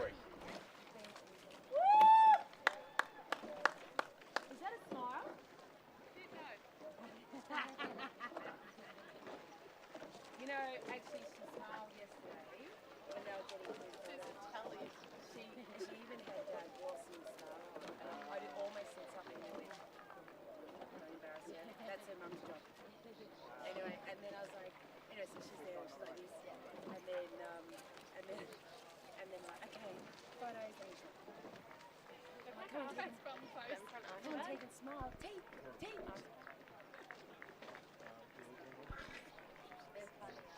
I always watch how they, when they do like and the way they pose in photos. They've all got their... So a leading crews coming through now with the 500 metres to race. It is definitely very much a Strathcona-a-thon here, with 2 crews in the top 2 positions from that school. Lane 6 would be in front here. Hannah Geary, Celia Chen, Sophie Norman, Olivia McInnes and Ella Fotheringham. And then lane 4 in second place, also from Strathcona, Talia Fisher, Georgia Snadden, Kayla Griffiths, Lucy Gratian and Eleanor Appleton, the cocks of that crew.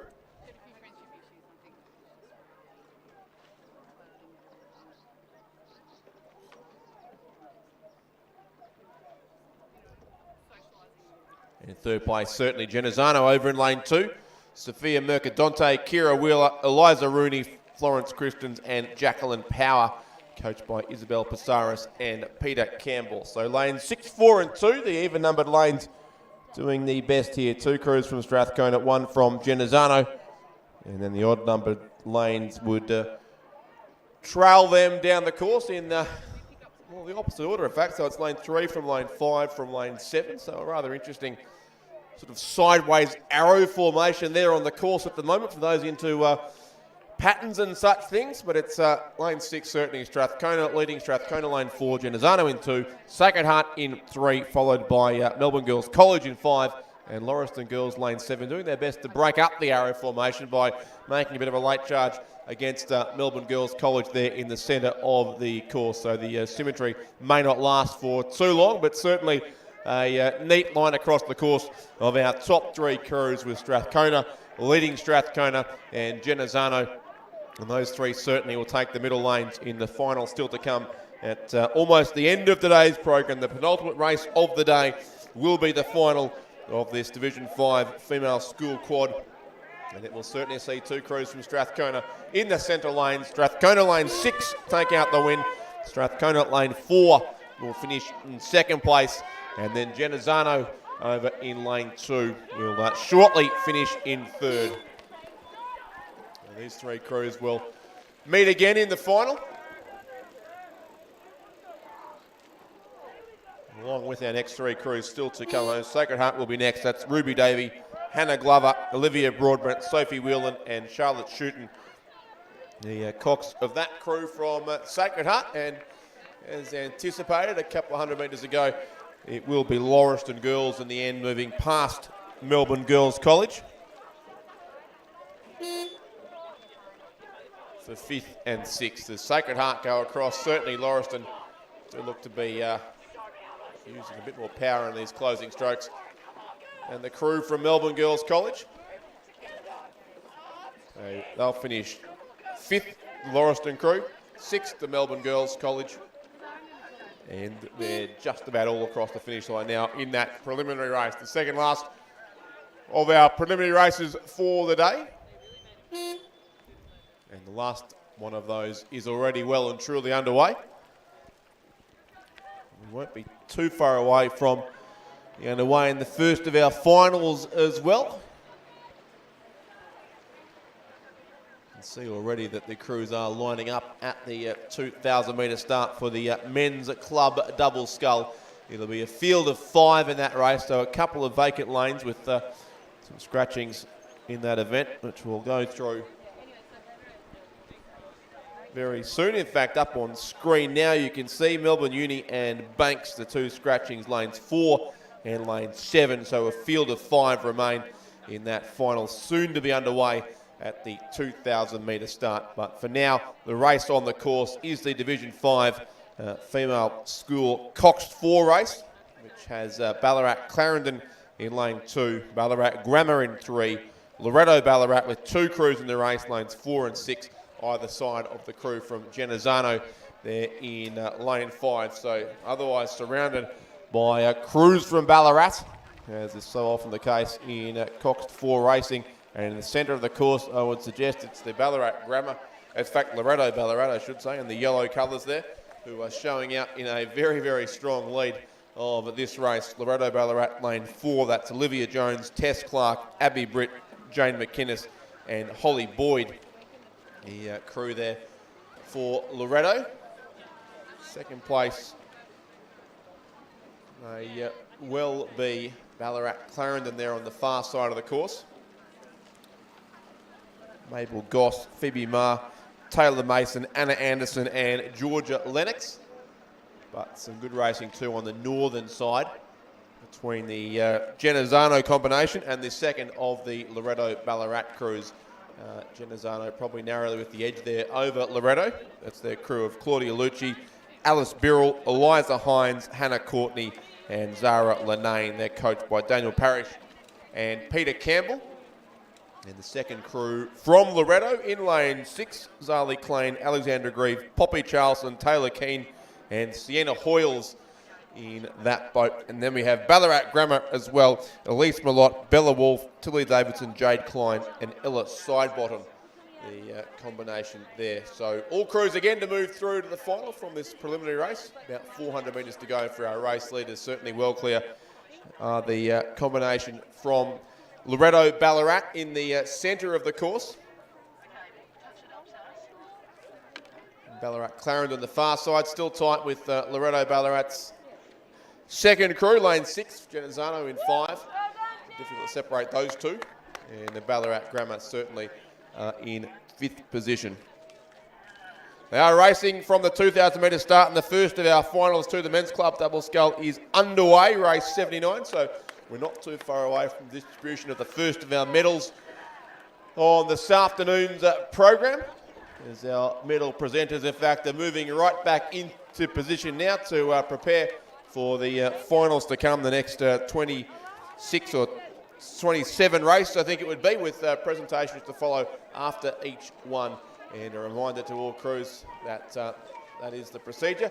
If you finish first, second or third in an A final, then please make your way straight to the presentation pontoon and receive your medals soon after the conclusion of your race. So Loretto Ballarat, but they won't get medals for this race, but they might in a couple of hours' time when the A final comes around. There's certainly a strong performance from their Division 5 Cox 4 and also effectively their Division 6 crew in the same race. There are a chance of second place, although in a good race with Ballarat Clarendon over on the far side for second and third. And it should be a good final to come in this race between all these various crews from the Ballarat schools. So finally tuned in Cox 4's racing after their head of the lake last weekend. So it's Loretto Ballarat who take the win on lane 4.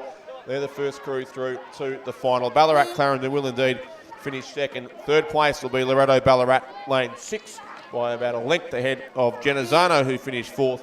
And then Ballarat Grammar will finish in 5th place in race 78, which concludes the preliminary race. The Division 5 Female School 4, and does conclude the preliminary races for today's regatta. We move straight through to finals racing now for the remainder of the day, and already approaching the halfway mark of the first of our finals, which is race 79, the men's club double scull.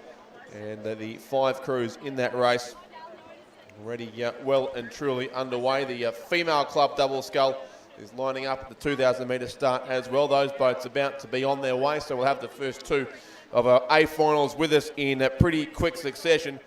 And in this male race, we've got the 5 crews on the course. Those couple of scratchings noted from before. So lanes 4 and 7 are vacant. We have Merkin. Are you an under-18 athlete who has some ability in coxing or rowing? Then you should consider nominating for the Vic Pathway 8. This gives you an amazing opportunity to meet, train and row with peers and represent your state. Are you a coach who would relish the opportunity of coaching a talented crew? Then you can nominate as coach of the Vic Pathway 8. Interested? Go to the Rowing Victoria website where you will find information, selection requirements and nomination forms for both athletes and coaches. Go to the Pathway tab, State Teams and follow through to the Pathway 8 State Team. Coach nominations are due on the 22nd of February and athlete nominations are due by the 3rd of April. I encourage you to nominate early so selectors can monitor your progress during the season. If you have any questions, please contact me, Delwyn Oliver. I am the State Pathway Coordinator for Rowing Victoria. If I recall correctly, so they're getting plenty of laps up around the Nagambie Lakes Regatta Centre so far today. And they do look to be the better placed of those 2 combinations from Banks and do look to be our likely race leaders here, the Banks combination, with around about 750 metres now to go, passing the yellow buoy that marks 12:50 travelled along the 2,000 metre course. And the 5th crew in the race is the one from Mercantile over on the far side, and that's Sam Chin and Angus McLaughlin, coached by David Colvin, that Mercantile crew. But it is as the draw would have it, these 2 crews from the same clubs drawn side by side, and in both cases it is, as we look down the course, and as you can see it on the screen, the right-hand crew of the 2, that is slightly the better placed as they get ready to go through the 1,500 metre mark as well. And I think we'll see that Heinrich Venschke and Kane Bullock our race leaders here for Banks, and they have in fact got about a length and a half on the second of the Banks crews there, Oscar Kingham and Lockie Rose. And then the 2 combinations from Ballarat City effectively fighting out for the bronze medal now, and Riley McDougall and William Gilbert were the first through into the last 500 metres ahead of Sebastian Pendlebury and William McKechnie. And then the Mercantile combination of Sam Chin and Angus McLaughlin. So we head towards the business end of race 79, the final of the men's club double scull over 2,000 metres. The first of our finals on a big afternoon of racing here to conclude the second day of the 2023 Victorian Championship Regatta.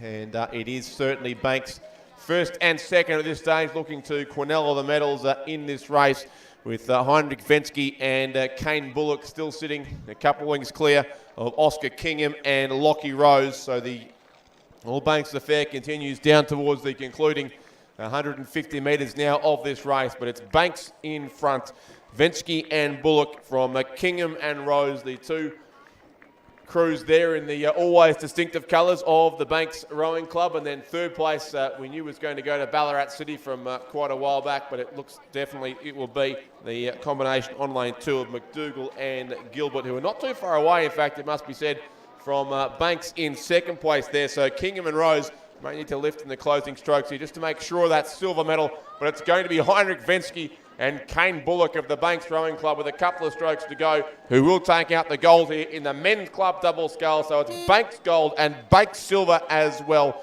Vensky and Bullock get the win. Kingham and Rose will finish in second place. Third will go by just under a length to Ballarat City there on lane 2, Riley McDougall and William Gilbert. Fourth will be Ballarat City, Pendlebury and McKechnie.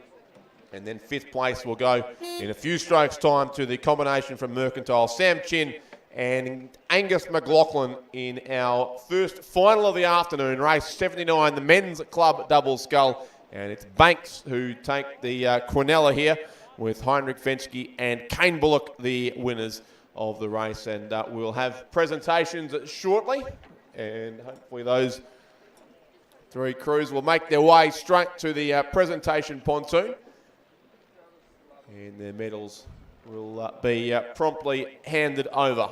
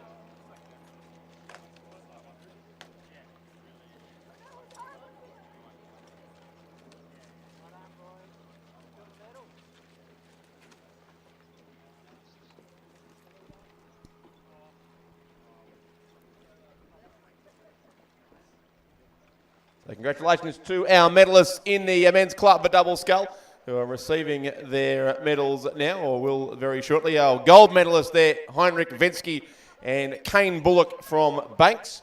The second set of medals also going to Banks. The silvers to Oscar Kingham and Lockie Rose.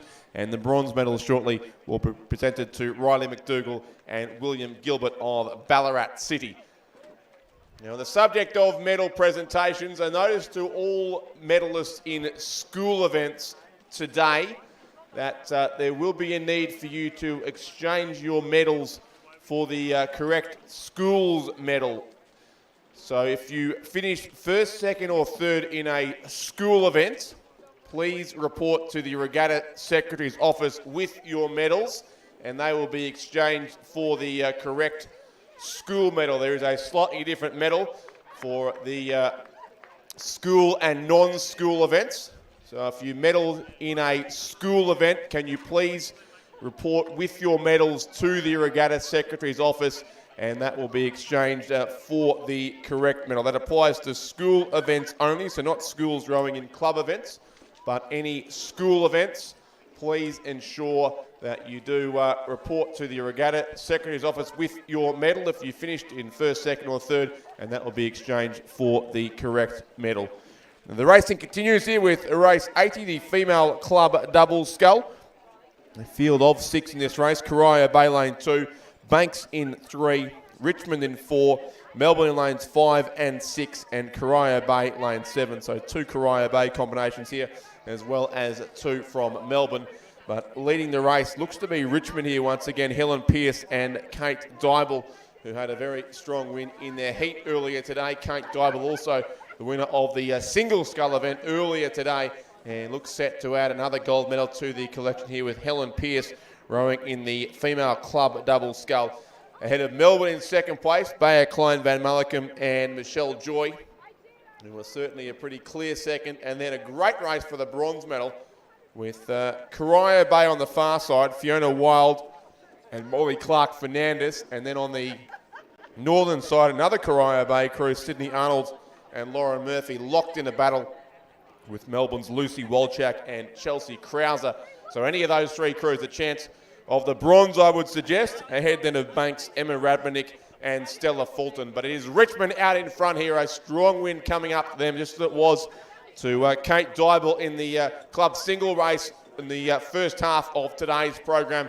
And the double scull will be added to that collection too. Another gold medal here coming up for the Richmond Rowing Club in just a couple of strokes' time. Well clear Helen Pearce and Kate Dybel, and they will take out the female club double scull.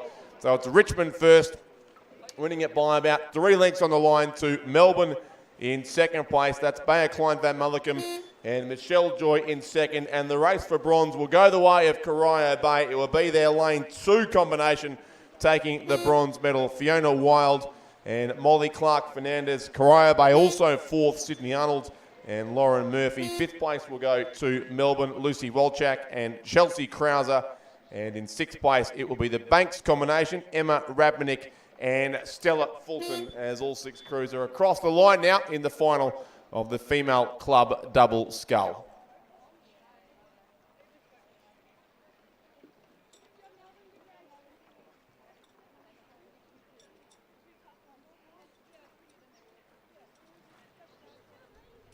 Next 2 races have been removed from the program. You may recall earlier this afternoon we combined 2 heats into a straight final, which has removed what would have been the B&A finals, races 81 and 82. So we will move straight on to race 83, which is already on the course and well underway as racing continues quickly here. So we're on to race 83, the B final of the Division 1 female school double scull. And that's a race already about halfway through, with a field of 7 boats in this race, making their way through the middle stages now of the 2,000 metre course. So Loretto Ballarat racing in lane 1, Wrighton Girls in 2, Cardinia International College lane 3, Shelford Girls Grammar in 4, Nagambie lane 5, Lowther Hall lane 6, and Toorak College in lane 7, the crews in this race. And they are already definitely past the half distance mark of this race.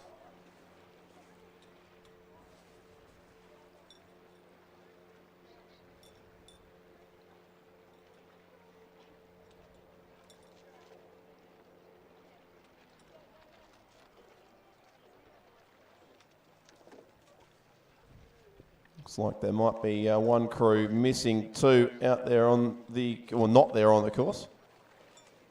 But I can certainly see the colours of Cardinia International College, and it looks like the colours of the Nagambie Rowing Club showing out most prominently here. So it looks to be the combinations on lanes 3 and 5. Lane 3, Monique Guest and Leah Murphy from Cardinia. Lane 5, Joe Somerville and Lily Rose Hall-Kraus of Nagambie. It would be our top 2 combinations at this stage. Wrighton there on the far side of the course, as is Shelford in the centre.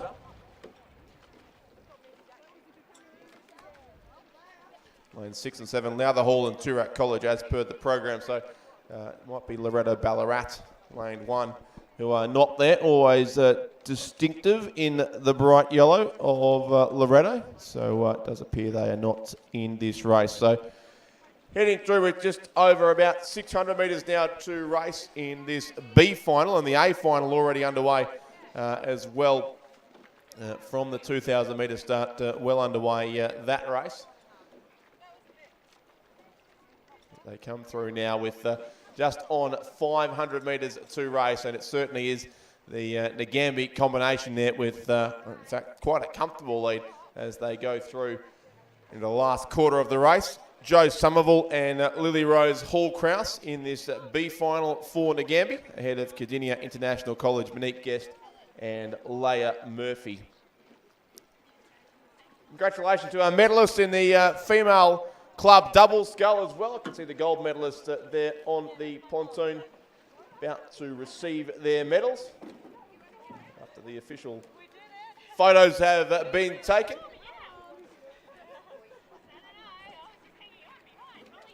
So congratulations to the Richmond combination there of Helen Pearce and Kate Dyborg, collecting her second gold medal for the day. So Richmond, the gold medalist in the female club double scull. The silver medals, I think you've already gone to the Melbourne crew of Bayer Klein Van Mullicum and Michelle Joy, and third place to Corio Bay, Fiona Wild and Molly Clark Fernandez. B final approaching its conclusion here in the female school double scull. Certainly still continues to be Nagambie fairly comfortably in front ahead of Cardinia International College. So it looks like a B final win coming up to the local combination. Joe Somerville and Lily Rose Hall-Kraus.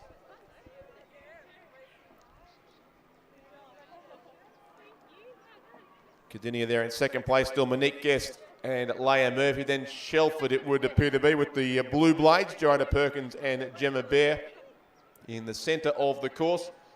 Fourth place, either Wrighton Girls, Alexia Doofus and Abigail Phillips, or Lowther Hall, Emily Wilson and Emily Ray. And then back to sixth, Toorak College, Jenna Campbell and Naja Walland. But our race leaders approaching the finish line here, just a few strokes to go for Joe Somerville and Lily Rose Hall-Kraus of the Nagambie Rowing Club on their home course here at the Nagambie Lakes Regatta Centre. It is first place to Nagambie. Lane 5 gets the win in the B final of the female school double scull. Second place will certainly go the way of Cardinia International College. Third looks like it will be the crew from Shelford, still there in the centre of the course. In Wrighton and Lowther Hall fairly close together, but Wrighton should get fourth from there. Fifth will go to Lowther Hall and sixth to Toorak College in a few strokes' time. But back down the course behind this B final, we do have the A final quickly approaching of this female school double scull Division 1, and a great race certainly in prospect here between two very good combinations, both in the red colours there in the centre of the course, as we expected it to be a race between lane 5 there from Yarra Yarra, Zara Kafuri and Sophia Miller, who from here look to be narrowly in front, and lane 4 from the Corowa Rowing Club. That's Summers Hogan and Anastasia McFarlane, certainly the top two crews, and also Essendon over in lane 3, Alyssa Mirabelli and Asher Gordon, the other crew, to keep an eye on. Those three certainly have gone clear of the rest of the field, which does suggest our medalists have sorted themselves out, but the order certainly not yet confirmed. But Zara Kafuri, the winner of the under-21 single scull yesterday, narrowly beaten into second in the school single scull earlier today. Sophia Miller contested those finals as well, so combining here for Yarra Yarra. And but the challenge really coming from Essendon over on lane 3 there. Alyssa Mirabelli and Asher Gordon, who are coached by Barry Gardner and Marie-Claire Gemmell, and they look to have the edge certainly on the Corowa crew there in lane 4, Summers Hogan and Anastasia McFarlane, coached by Wes Canny and Emily Tidd. So it's three crews really in the predominantly red and black colours of these various combinations, but Yarra Yarra leading Essendon, and then the crew from Corowa, quite a gap back then to fourth place, which is likely the crew from Albert Park College, I would suggest, and then Shelford lane 7. Also out on the far side of the course, Albert Park College leading the second Shelford combination, lane 8, and then Gippsland Grammar in the race as well, but a fair way back on the course. So it's Yarra Yarra out in front here with 220 metres still to row, probably a bit less than that now, in fact, as they rapidly close on the finish line. And Zara Kafuri and Sophia Miller really winding up on the finish now as they head towards the Red Boys and the final 100 metres of the course. Still the Essendon double gives chase. Alyssa Mirabelli and Asher Gordon will push this one all the way to the finish line, but they're about a length or so off the lead set by this Yarra Yarra combination, and behind them a couple lengths further back to the Corowa crew, Summers Hogan and Anastasia McFarlane, who look like they'll have to be content with the bronze medal here, but it's Yarra Yarra in front with a length and a half on Essendon in second place, and the gold medal will go the way of the Yarra Yarra Rowing Club. Zara Kafuri and Sophia Miller across the line now. They win it by almost 2 lengths on the line, so it's Yarra Yarra first, Essendon second, Corowa in third place. Will claim the bronze medal there. Then a gap back to 4th, 5th and 6th. A good line across the course, but for 4th, 5th and 6th. Albert Park with 2 crews in contention, and Shelford as well, as we see Corowa go across to confirm their third place. Albert Park, Levashova and Payne, I think, will finish 4th. Albert Park will also be 5th with Kilpikoski and Lewis. And then 6th place will be the first of 2 Shelford crews, Brown and Davies. They're in 6th. 7th will be close between the 2 crews on opposite sides of the course. We'll wait till they get a little bit closer, but it may well be that Gibson Grammar will take out 7th place, and 8th will go to the second of the Shelford combinations as they take their final 5 or 6 strokes of the race. Anastasia Buhugir and Ruby Lindray will finish in 7th. And Hannah Coughlin and Isabel Higgins in 8th place for Shelford Girls Grammar School. But it's Yarra Yarra who take the win in the female school double ahead of Essendon and Corowa. The result there in race 84, and the presentation to follow shortly. Continuing on with the racing, we go now to the male school quad. This is Division 1 of several male school quad races we'll see over the course of this afternoon's racing. Ballarat Grammar are racing in lane 3, St Kevin's in lane 4, Hamilton and Alexandra lane 5, and Damascus College in lane 6, the 4 crews in this race.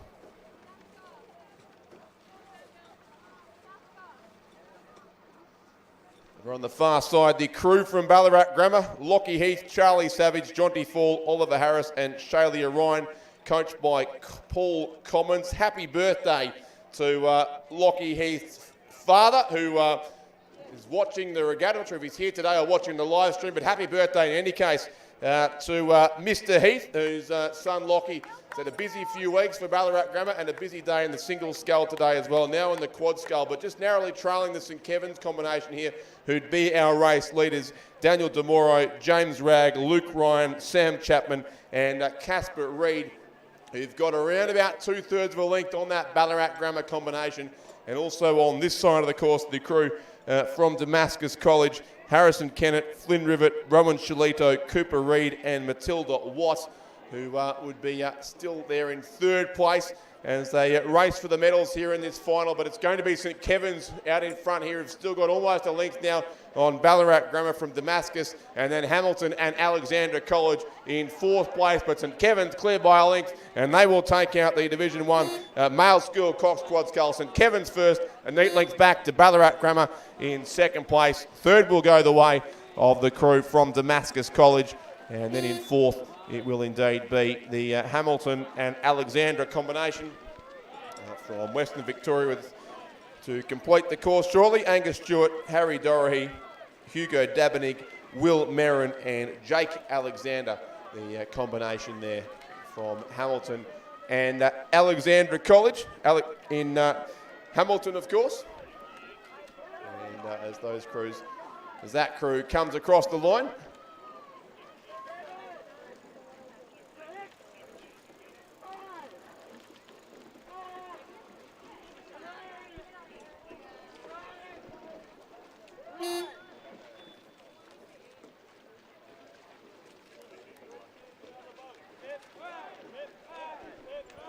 we will shortly have the presentation for the female school double sculls.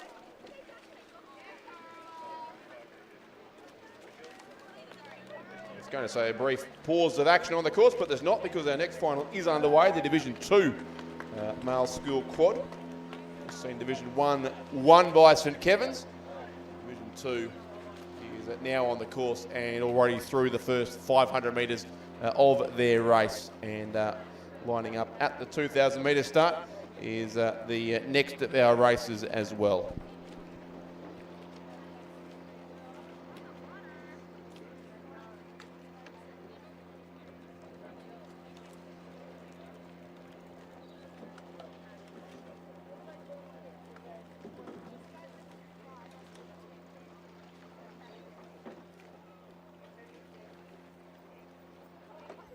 The Victorian Pathway program gives the opportunity for talented young coxers and rowers to represent Victoria and row in the Vic Pathway 8. There are 2 crews selected, male and female 8. They compete in the Australian Pathway Regatta held in Penrith from the 26th to the 28th of April.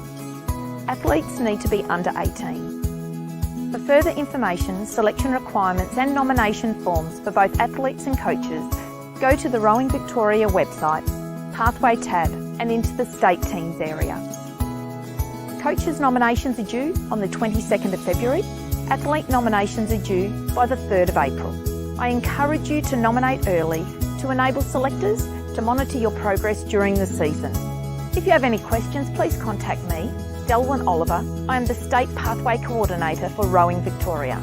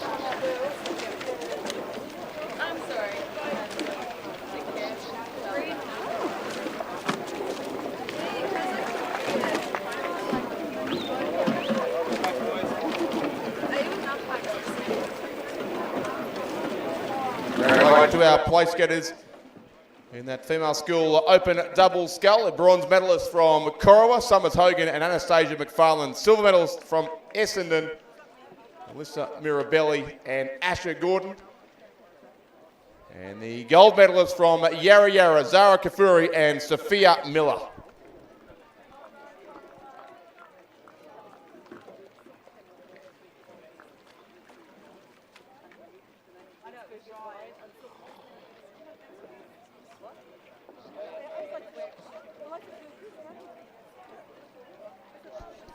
Reaching conclusion here of the Division 2 now, male school quad. Damascus College lane 3, Wesley College in 4, Gibson Grammar in 5, and Hamilton and Alexandra racing in lane 6. And it's Wesley College out in front in this race. Brandon Ting, Max Melbourne, Tom Phillips, Sam Church and Archie Graham, the combination there. And they've got some substantial lead there, about 3 to 4 lengths, in fact, over the rest of the field. Tight between Damascus and Gibson Grammar for second place, certainly in the silver medal. Plenty of racing to go there still, and then back in 4th place, it would be Hamilton and Alexandra. So you'd think 1st and 4th are just about sorted, but the race for second could yet be interesting here. Gibson Grammar lane 5, crew of Jack Courtney, Jayla Frith, Lagan Joshi, Samuel Reynolds and Lachlan McCall. And for Damascus College from Ballarat, Jet Incole, Conal Sear, Hunter Bennett, Joachim Henderson and Ivy Story, coached by Paul Blanchfield. And it's anyone's race really there for the silver and bronze medals certainly, but right out in front is the combination from Wesley College on lane 4, looking set to claim the gold medals in about 120 metres time as they continue down towards the finish line here in the Division 2 male school quad scull. Comfortably clear by about 4 lengths over the crew from Damascus, which just looks to be getting the best of this battle for second and third in the race. with the crew from Gippsland Grammar, but certainly Wesley College far too good here in Division 2. The male school quad scull, still a couple of strokes to go, but they are rowing neatly right towards the line, and they will go across and take the win now. So Wesley College first, and they'll take the title here in race 86. Second will certainly go the way of Damascus College, so silver medals to them, and Gippsland Grammar then will finish in third place ahead of the crew from Hamilton and Alexandra College in fourth place there, lane 6, to conclude race 86. And presentations to come shortly for that event, and even more shortly for race 85, in fact.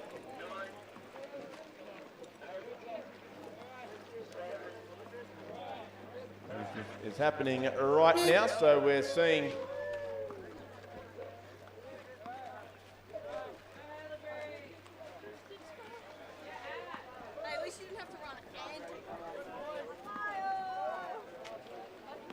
and the bronze medal presented there to Damascus College, Harrison Kennett, Flynn Rivet, Rowan Shalito, Cooper Reid and Matilda Watt. Silver to Ballarat Grammar, Lockie Heath, Charlie Savage, Jonty Fall, Oliver Harris and Shaylee Orion. And the gold medals to the crew from St Kevin's, Daniel DeMoro, James Ragg, Luke Ryan, Sam Chapman and Casper Reid.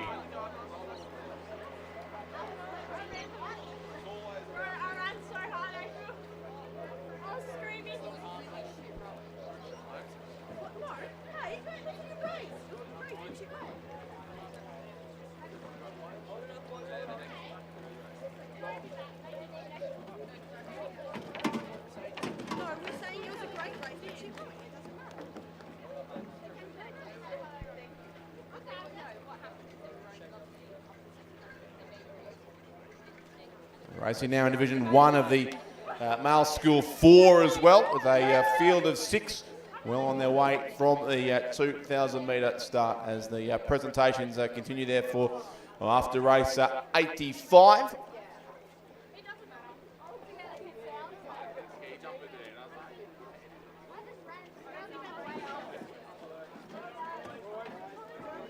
Of course, the race being led by the crew from Ballarat Clarendon. It would be here in Division 1, the Head of the Lake winners from just 6 days ago.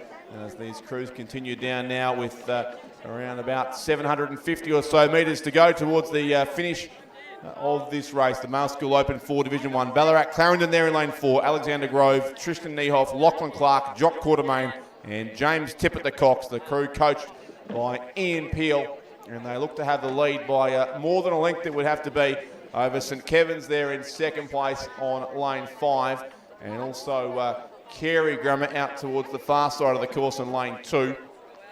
That'd be the chasing pack at this stage, quite a way back to Scotch College, who are there in lane 2. Also St Patrick's in 6 and Caulfield Grammar in 7, rounding out the field here in this Division 1 race, the Male School Open Cox 4 Division 1, as the Division 2 race is also underway now from the 2,000 metre start as well. So Division 2 just underway. Division 1 has only a little more than 500 metres to travel, and it's looking already like Ballarat Clarendon will continue their strong run in fours racing so far this season as they come through into the final quarter of the race with a clear water lead on the rest of the field, some 2.5 lengths it would be from Ballarat Clarendon back to the St Kevin's crew in second place behind them, and then likely Carey and St Patrick's, and then Caulfield Grammar, the next crew. But St Kevin's there in second place, Matisse Kerr, James Berry, James Sutherland, Maximus Raffanello and Spencer Buckley in the cox seat of that boat from St Kevin's. That'll be a tough ask for them to catch this very accomplished crew from Ballarat Clarendon College, who are certainly used to winning races, and they look to do so here by a fairly substantial margin at the Victorian Championships for 2023. It is Ballarat Clarendon by about 3 lengths now from St Kevin's in second position. Third may well be St Patrick's, also the school there from Ballarat, James Wholesale, Paddy O'Brien, Ned Bennett, William Hexter and Isaac Martin in that crew. David O'Doherty is the coach. Ahead then of Carey on the far side of the course, Walt Alexander, Thomas Voller, Heath Markovich, Bep Daly, and Octavia Kegel. They are coached by Michael Norton. And also there is Caulfield Grammar Lane 7, Haas McDimmon, Casper Tabane, Joshua McVeigh, Oscar Tilley and Oscar Randerson. But it is Ballarat Clarendon College still out in front here, and they've got a lead of some 3 boat links now with only a few strokes to go to conclude the Division 1 Open Men's School Cox 4. It's Ballarat Clarendon once again. A strong win coming up for them as they go across the finish line now, and Ballarat Clarendon take the win. First place ahead of St Kevin's it'll be with the silver medal. A great race for bronze in the end. St Patrick's will hold on and take out that 3rd place. 4th will go to Caulfield Grammar. 5th then will be Carey, and 6th the crew from Scotch. But Ballarat Clarendon, the convincing winners there in the Division 1 Male School Cox 4.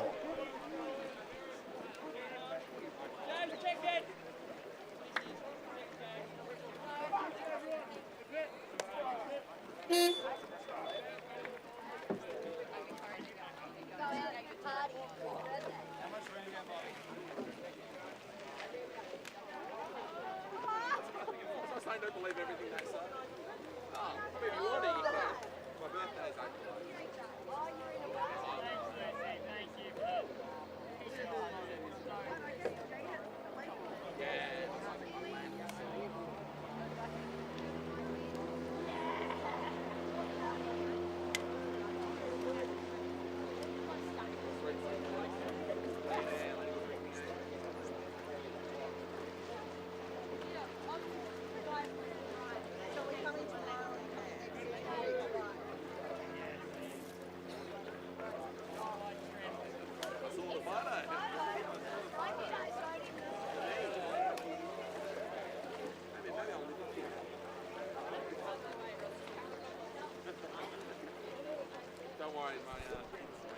Presentation of medals just completed for the Division 2 Male School Cox Quad Scull, so congratulations to our place getters there. 3rd place was Gippsland Grammar, Jack Courtney, Jada Fritz, Blake and Joshy, Samuel Reynolds and Lachlan McCall. The silver medal to Damascus College, Jet Incold, Conal Sear, Hunter Bennett, Joachim Henderson and Ivy Story. Coached by Paul Blanchfield, who's taking time away from organising live streaming to help the crew with their medal presentations. And the gold medalists in that race went the way of Wesley College, Brandon Ting, Max Melbourne, Tom Phillips, Sam Church and Archie Graham, the winners of the Division 2 Male School Cox Quad Scull. Congratulations to all of our place getters from race 86. And race 87 also completed now. We'll have presentations very shortly for those crews.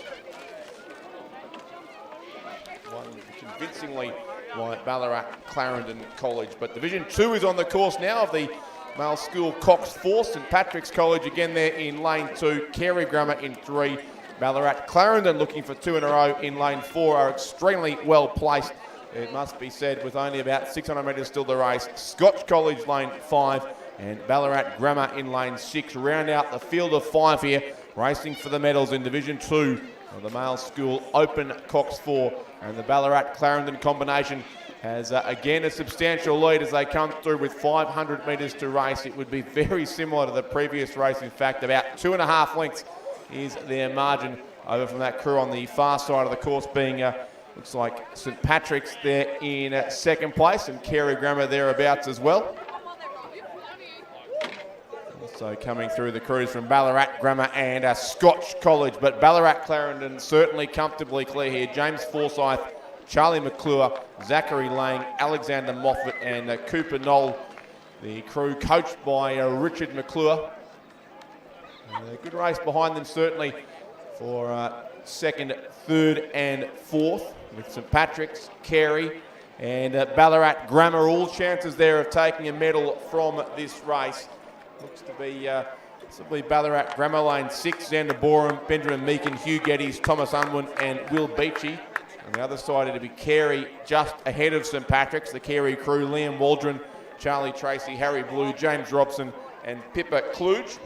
And St Patrick's there in lane 2, James Shaw, Thomas O'Loughlin, Angus Murphy, Dan Stute and Jarvis McLean.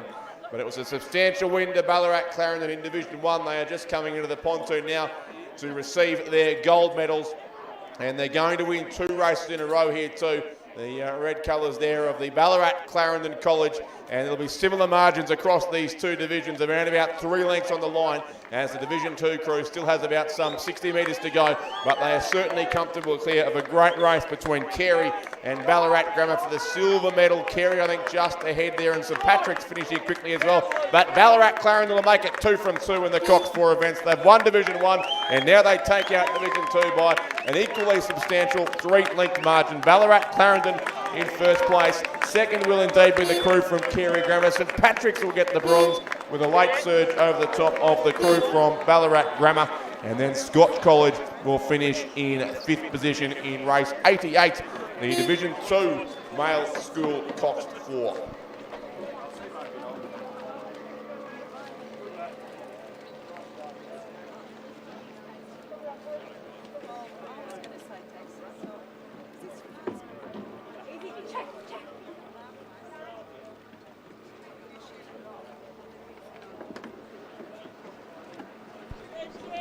So congratulations to our medalists in the Division 1 Male School Cox 4, and that is the crew from Ballarat Clarendon who've just received their gold medals. So well done to Alexander Grove, Tristan Niehoff, Lachlan Clark, Jock Quartermain, James Tippett, the Cox, coached by Ian Peel. It's been a big 7 days for that crew ahead of the Lake Victory on Sunday and a state championship on the following Saturday. So a great week for Ballarat Clarendon. They take the gold medals. Second place and silver medals go the way of the crew from St Kevin's, Matisse Kerr, James Berry, James Sutherland, Maximus Raffanello and Spencer Buckley. And then third place and bronze medals go to St Patrick's Ballarat, James Halsall, Paddy O'Brien, Ned Bennett, William Hexter and Isaac Martin, crew coached by David O'Doherty. So congratulations to our place getters in the Division 1 Male School Cox 4.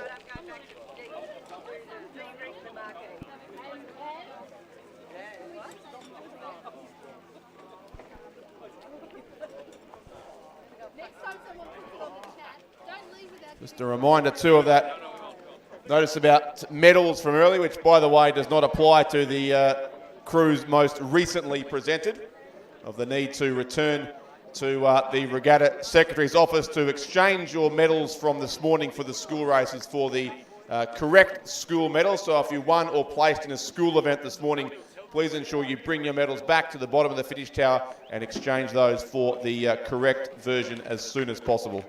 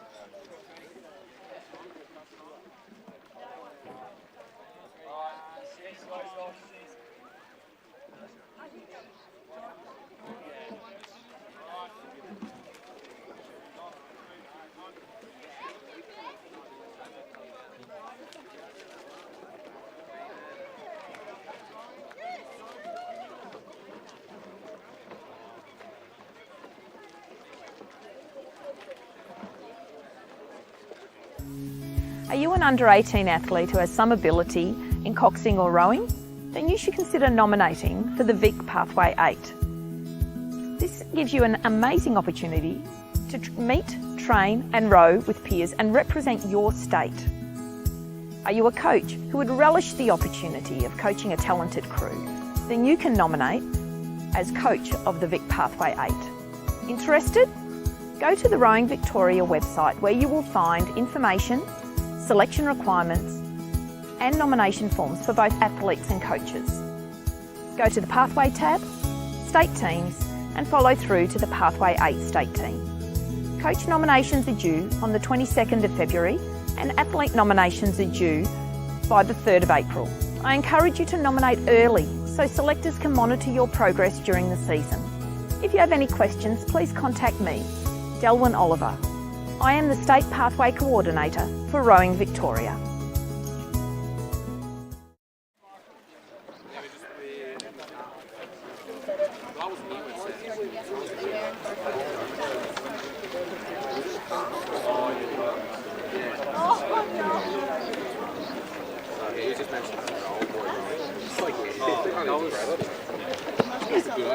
My rowing days. I row socials.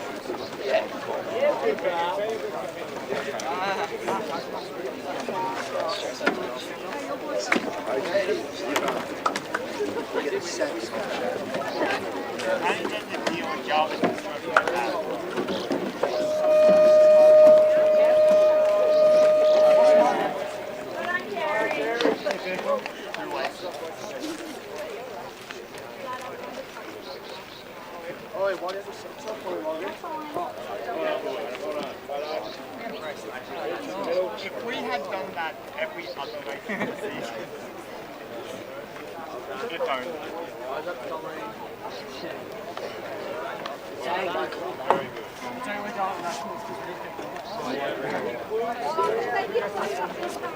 Yeah, we just need a race. No, I want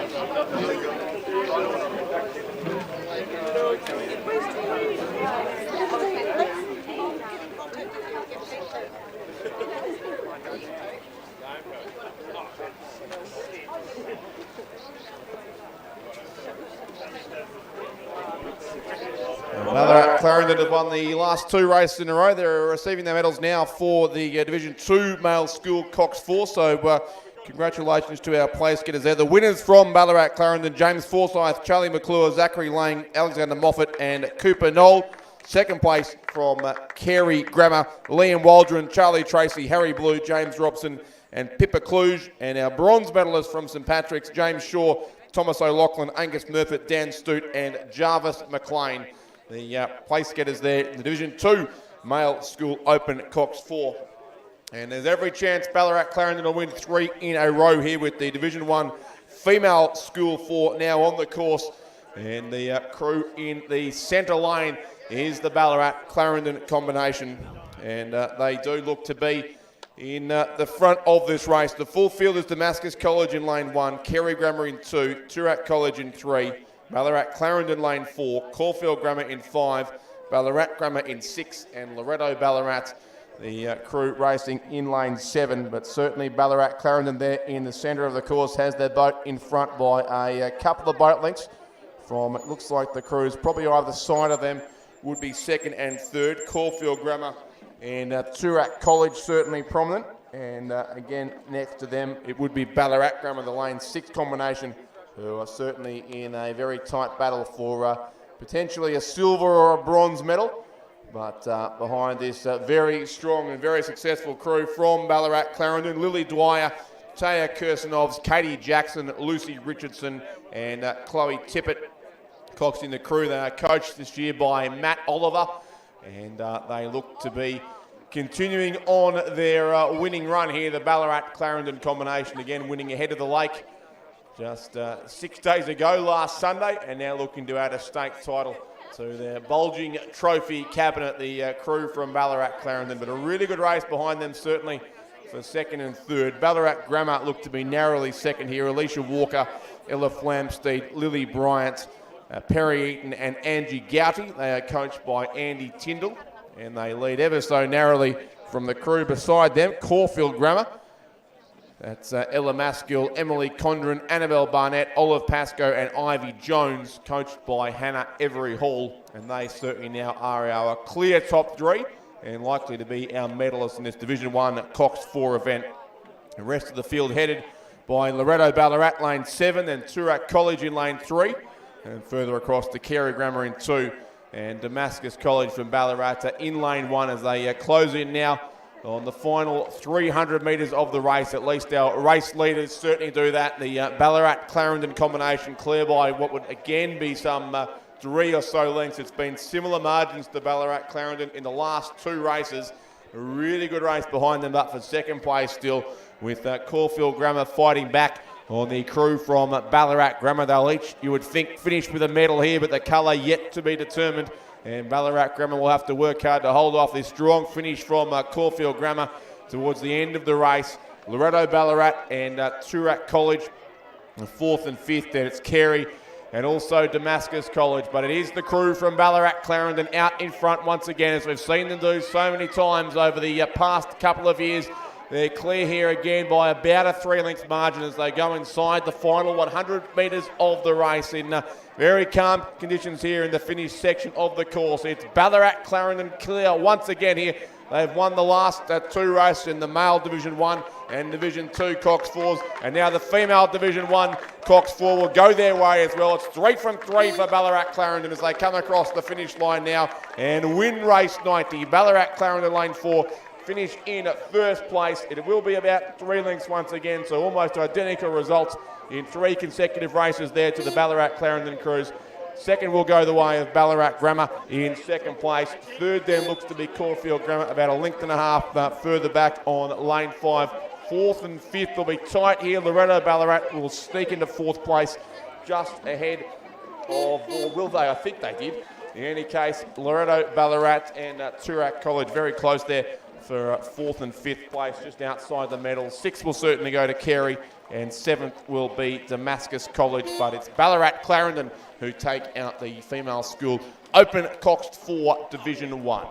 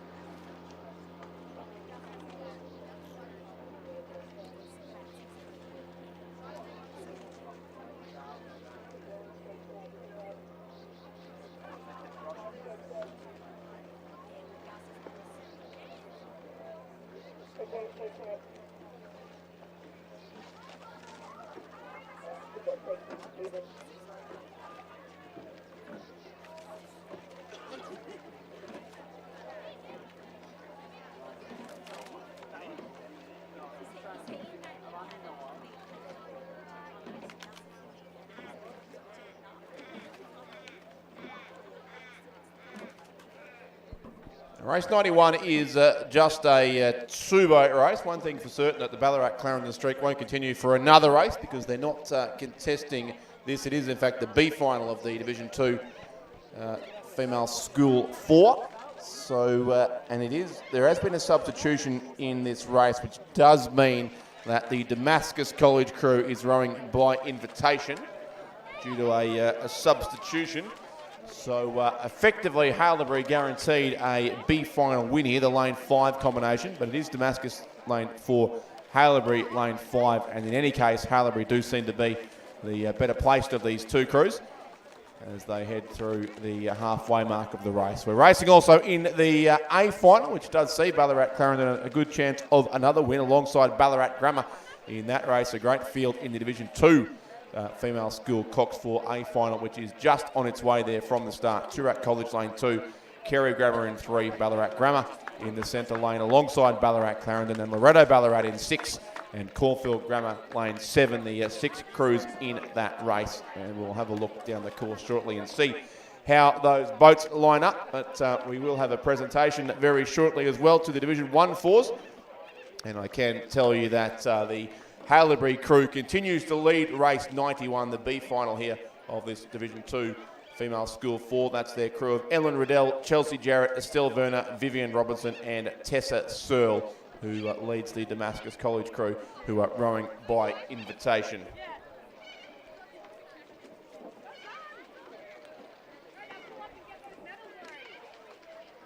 So for the third time in as many races, we will see the gold medals here presented to the crew from Ballarat Clarendon College after a convincing 3-length lead in each case. They are the winners of the Female School Open Cox 4 Division 1. So congratulations to Lily Dwyer, Taya Kirstenovs, Katie Jackson, Lucy Richardson and Chloe Tippett and their coach Matt Olver for a very strong week of racing and a strong couple of years of racing, it must be said, by this Ballarat-Clarendon combination, half of which won a national title, or 2 national titles, in fact it was, here at Nagambie last year. So gold medals go to Ballarat-Clarendon. The silver medals will shortly be presented to Ballarat Grammar. Looks like the bronze medals are coming out first, so Caulfield Grammar have done well to park themselves in the centre of the presentation dais, and they'll shortly receive their bronze medals as well. And the crew from Caulfield Grammar in third place, Ella Maskill, Emily Condren, Annabelle Barnett, Olive Pascoe and Ivy Jones. And they are coached by Hannah Every Hall.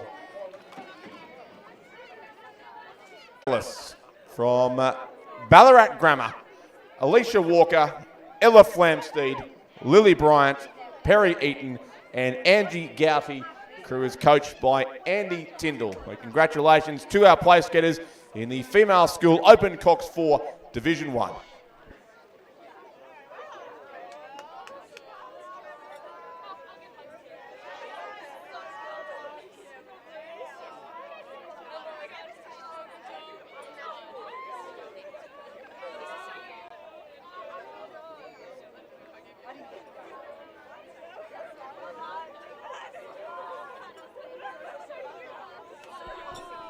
Heading towards the conclusion here of race 91, and it is the Haileybury crew who are very comfortably in front. So they will take the win here ahead of Damascus College, who are rowing it by invitation in any case. So Haileybury will be in a few strokes' time coming across the finish line. Ellen Riddell, Chelsea Jarrett, Estelle Werner, Vivian Robertson and Tessa Searle will take out the B final of the Open Division 2 Female School Cox 4. And they'll beat home the crew from Damascus College of Ballarat. So Haileybury across now in first place. And Damascus College, now there has been a substitution in this crew, but they're listed as Isabella Pearce, Laura Bilsma, Nia Madigan, Lillian Leonard and Pippa Watt, coached by Bailey Wilson.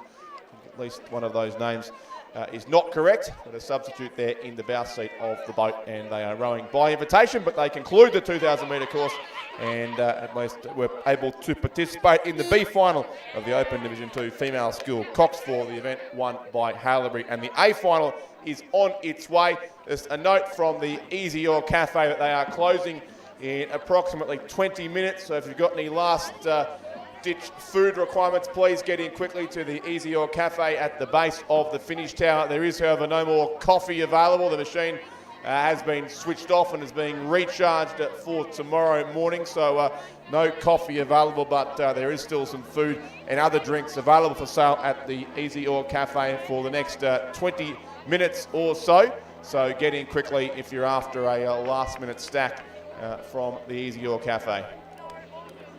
Racing but now in the A final of this Division 2 Female School Cox 4.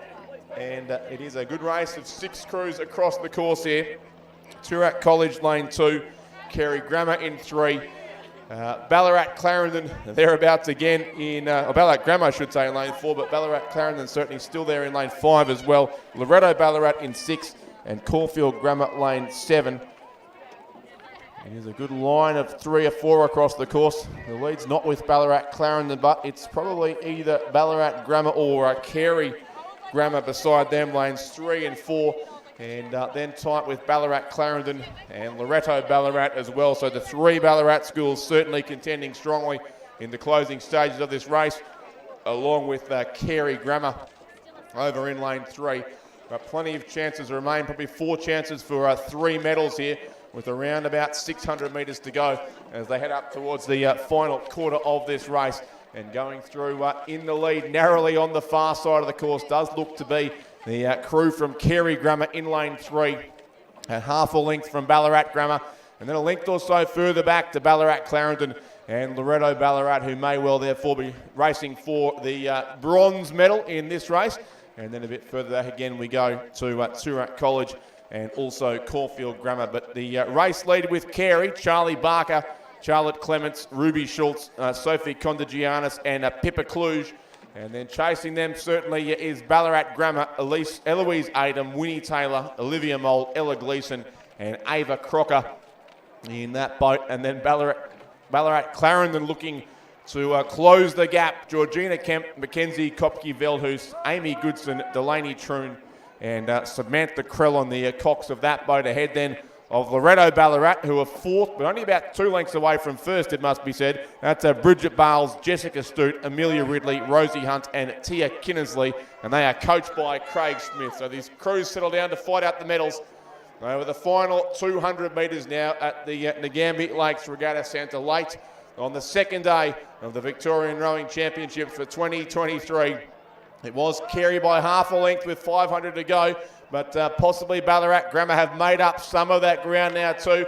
And Ballarat Clarendon and Loretto Ballarat still chasing hard too. A great race certainly for the bronze medal, and in doing so they're moving up on our top 2 crews, but still it is Carey who lead.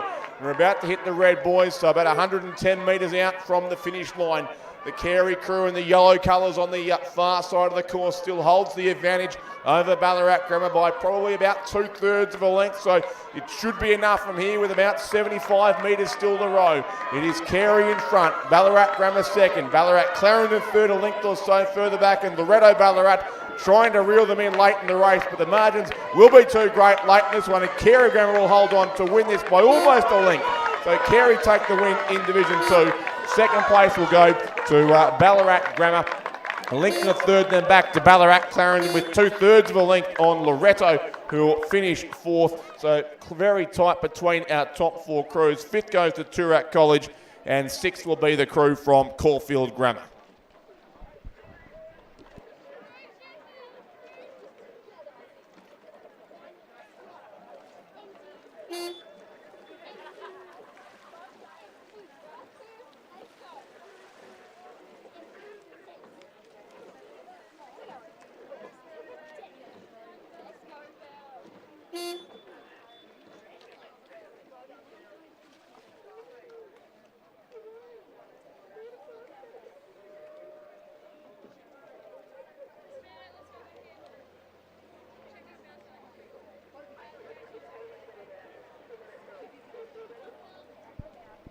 So Carey Grammar there, winners of the Division 2 Open School Cox 4, the female school Cox 4 Division 2.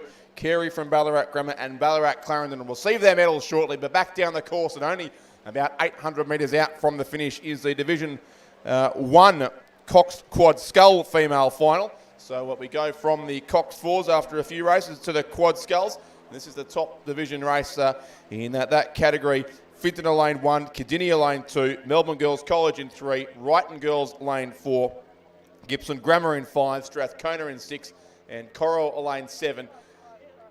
And in a sense, Wrighton are to female quad scull rowing what Ballarat Clarendon's been to the Cox 4s in recent years, but a long streak stretching back as far as about 2015, when they started winning a lot of head of the schoolgirl and state titles and some national titles as well. So Wrighton, a very strong history in this race, and they look to be out in front here and in charge of this race. So once again in the quad scull, clear by about a length and a half, the Wrighton combination of Constantina Kafasis, Sarah Haben Charlotte Crozier, Asher Gowans, and Sudapama Gunasekara. The crew coached by Matt Wilson. So they have been right through this long winning streak that they've built up over the last 7 or 8 years, and they're looking to add here another Victorian title to that impressive catalogue of wins that they've established over that period. A good race is second, but behind them still Corowa Anglican Girls School Lane 7, Gippsland Grammar in 5, also Melbourne Girls College in 3, and Cardinia International College Lane 2. All 4 of those crews certainly a chance of a silver or bronze medal here. Not too far back also to Strathcona in 6, and then Finton are over on the far side of the course would be in 7th place. So it's Wrighton in front, but a great race behind them. Certainly Corowa chasing well. That's Mia Smith, Annabelle Phipps-Parsons, Maddie Pavlovich, Abby Sharrock, and Molly Lassen in that crew, who are coached by Ailish McGrath. And Corowa certainly just edging out. It looks like Gippsland Grammar on this side. Over to the other side, Melbourne Girls College and Cardinia International College are going stroke for stroke as well, but probably back in 4th and 5th, so just outside of the medals at this stage. Our race leaders have 110 metres still to row, and it's Wrighton Girls out in front looking for yet another Victorian title. And they look extremely likely to do so here. They're clear by just over a length from Corowa, Gippsland Grammar, Melbourne Girls College, all the chance here of the bronze medal. A bit of work to do for Cardinia on the far side, and Gippsland Grammar will have to lift here too if they want to stay in 3rd place, but the win will go the way of Wrighton Girls. They are clear by a length and a half, and they'll win the Division 1 Open Female Cox Quad Scull. Wrighton Girls in 1st place, tight for the minor place in Corowa, and then Melbourne Girls College, I think, have taken the bronze medal. Corowa 2nd, Melbourne Girls 3rd, Gippsland Grammar just miss out in 4th place. 5th will go to Cardinia International College. 6th place now, the crew from Strathcona, and 7th will be Finton. A clear win, a convincing win there to Wrighton Girls. Tight behind them, but it was Corowa in 2nd place and Melbourne Girls College in 3rd, the unofficial placings, but looked like clear enough margins from this viewpoint at least. So Wrighton Girls, the winners there of the Division 1 Quad Scull for yet another year. And the medals will go gold to Wrighton, silver to Corowa, and bronze to Melbourne Girls College.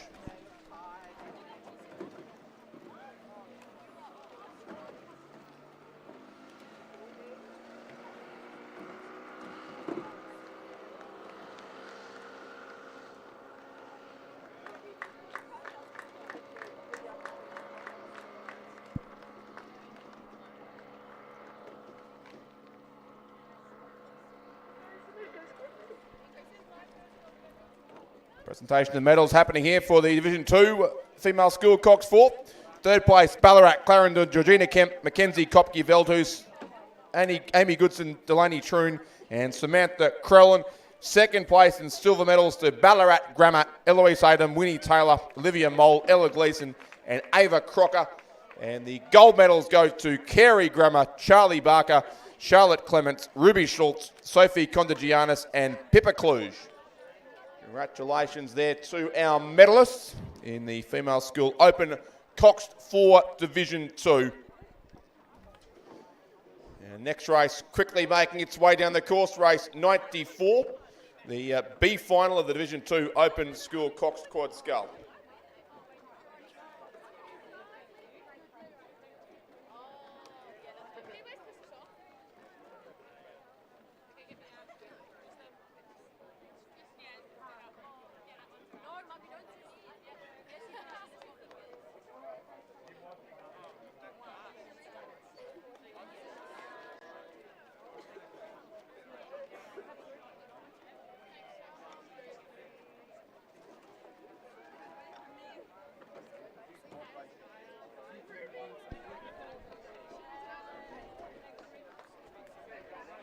The B final here approaching its conclusion of the Division 2 Female School Cox Quad Scull. Cardinia International College in lane 2, but a little bit off the pace in this race. MLCQ lane 3, Albert Park College in 4, Finton in 5, and PLC Melbourne Racing in lane 6. The lead is with the crew there in the centre lane from Albert Park College. Poppy Wilson, Isabella Flood, Eve Mouton, Mia Ketchub, and Lulu Gleeson-Payne. Coached again by Virginia Lee at Albert Park College, and they've got a lead of probably under a length it would be on Fintona in second, Saskia Peasant, Alexandra Lewis, Samantha Antonius, Charlotte Gilligan and Emma Bolton. And then MLCQ would be third. That is Paige Rodbard-Bean, Isabel Laurie, Hannah Fuvi, Olivia Peck and Hannah Kilpatrick.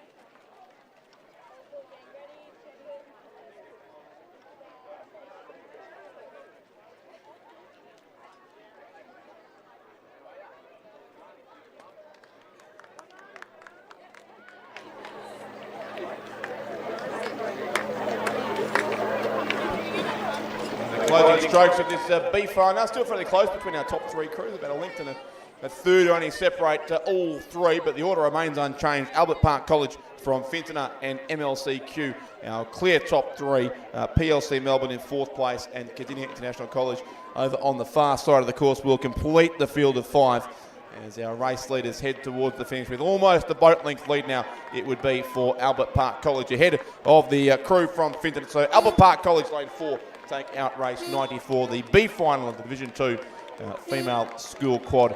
Albert Park first, Fintona second, MLCQ in third place.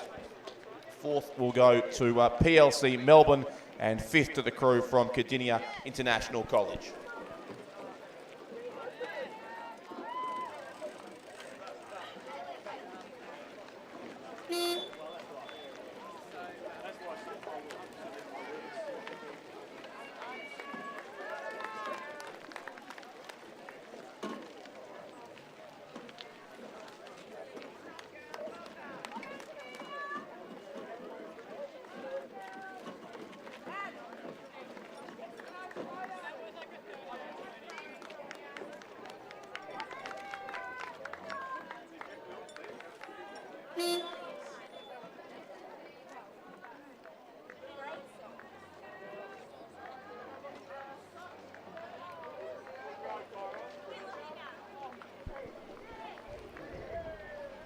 Results are now official in race 93, which is convenient as the presentations are taking place right now, and they were as called across the line. So our bronze medalists in race 93, the Division 1 Cox Quad Scull, was the crew from Melbourne Girls College, Zoe Core, Imogen Otter, Mia Harrison, Gemma Watson and Grace Illingworth. Second place went to Corowa, Mia Smith, Annabelle Phipps-Parsons, Maddie Pavlovich, Abby Sharrock and Molly Lassen. And the winners and Victorian champions in the female school Cox Quad Scull Division 1, the crew from Wrighton Girls, Constantina Kafasis, Sarah Haben, Charlotte Crozier, Asher Gowans and Sandra Palmer, Guna Sakura, coached by Matt Wilson. Congratulations to our medalists in the female school Open Cox Quad Scull Division 1. Division 2 about to conclude here on the course as well, and looking like it might be Wrighton now going on a winning streak of their own with a pretty substantial lead here in this race. And Wrighton out by several lengths there in the centre of the course. So it's Corowa lane 2, Lowther Hall in 3, Melbourne Girls College in 4. And a good battle for second place. Right in the race leaders, lane 5. Lane 6 is Corowa. And lane 7 is the crew from Strathcona. As they're around about 350 metres out from the finish line. But certainly it is a substantial margin to the Wrighton combination here of Chloe Dillon, Lucy Gillen, Matilda Pilkington, Grace Hereford and Pippa Reid. This crew coached by Matt Wilson and Emily Montague. And they look set to make it a double here for Wrighton in the top two divisions of the school quad scull racing. They are clear by about 3 lengths, it would seem, from a really good race once again for second, third, fourth and even fifth place there. The chasing pack is substantial. Melbourne Girls College, I would think, will be narrowly second at this stage. Gwyneth Toog, Livy Tribe, Hannah Scothen, Sarah Lay and Estella Davidson Rios. And then it would be Strathcona, I think, third on lane 7, Belle Gemmell and Nicole Tesh Ornelas, Matilda Stoltz, Ellie Turnham and Leah Curnow in that crew from Strathcona. Corowa then would be next. And to the far side, Corowa, or both Corowas in this race. So Corowa Lane 6, the club from Southern New South Wales, and then Corowa Lane 2, the school from Melbourne in 5th place, and Lowther Hall in 6th position. But they're all fighting for minor placings behind our runaway race leaders once again from Wrighton Girls. A big win in Division 1 a couple of races ago, and an even bigger win coming up here in Division 2. It's about 3.5 lengths their lead over Melbourne Girls College and Strathcona there fighting out for second and third. But Wrighton Girls go across and take the win in the Division 2 female school quad. Wrighton, a convincing win there on lane 5. Second will go to Melbourne Girls College. Third becoming increasingly close as Cora finishing over the top of Strathcona, but won't quite get there. Strathcona by a canvas will hold on to third place. Corowa Lane 6 will finish in 4th. 5th will go to Corowa over in lane 2, the school crew on the far side of the course. And then 6th place will go to the crew from Lowther Hall in the A final of Division 2 female school quad. It's race 95 of 106 races on the second day of this regatta. And there is a race very quickly down behind this one with just the one boat showing. So it would to be the male club quad scull, which was the next race on the program.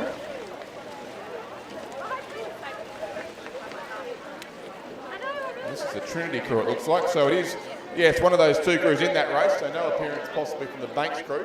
So a row over here for Trinity in the male club quad scull.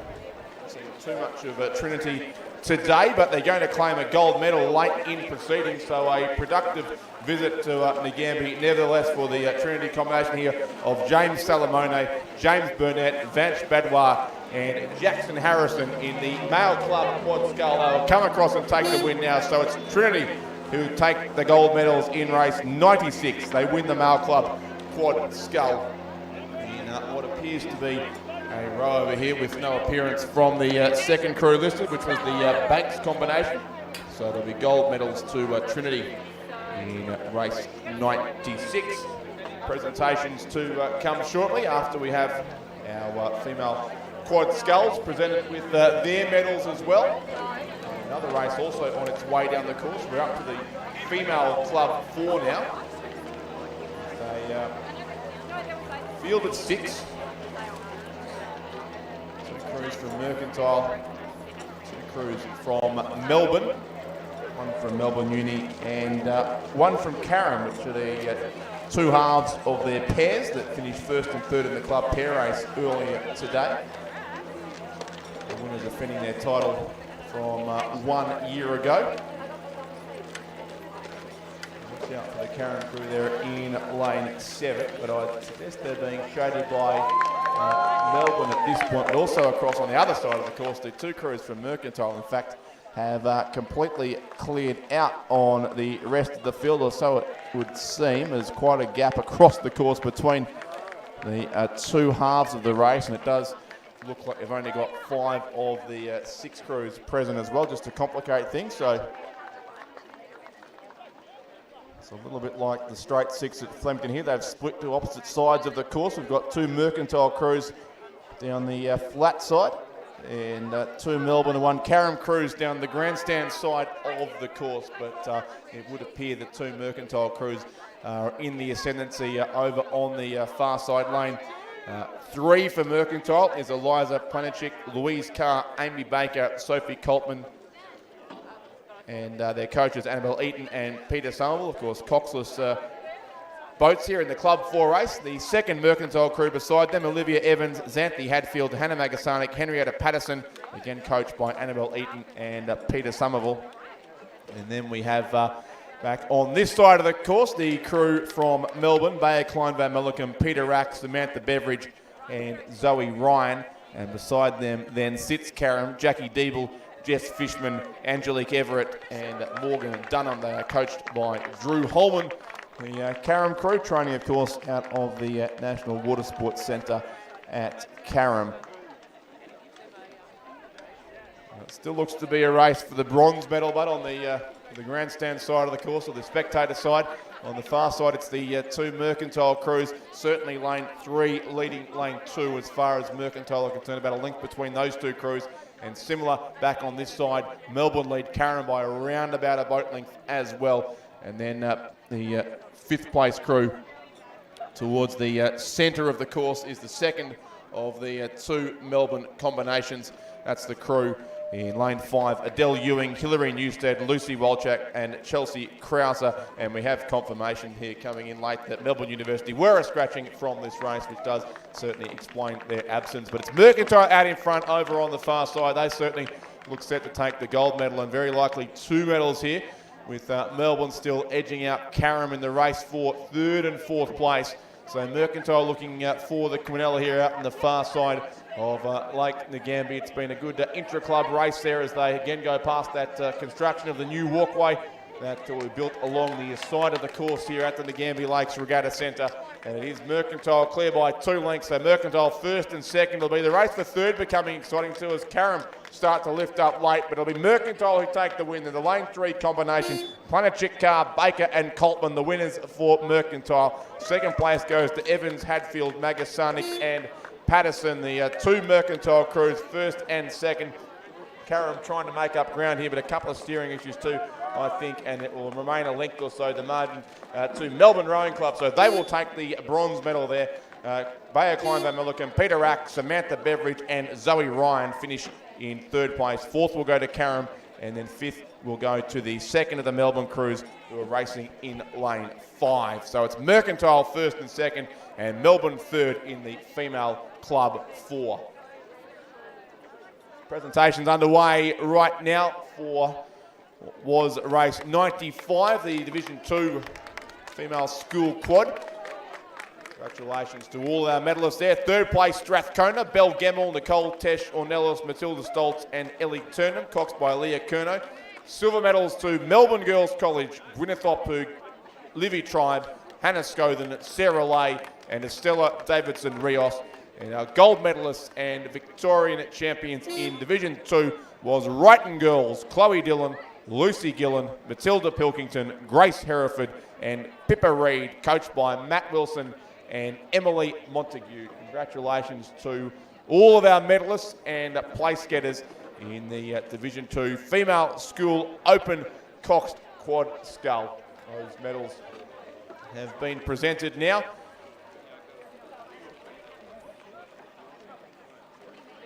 And will quickly be followed by another presentation, I would suggest, for that rover we just saw. Race 96, the male club quad scull, won by Trinity Grammar in a rover as the only boat in the race. Race 98 on the course, the female club quad scull. Race 99 assembling now at the start.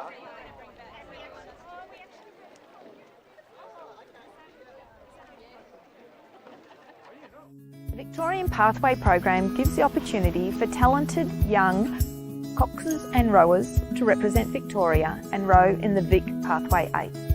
There are 2 crews selected, male and female 8.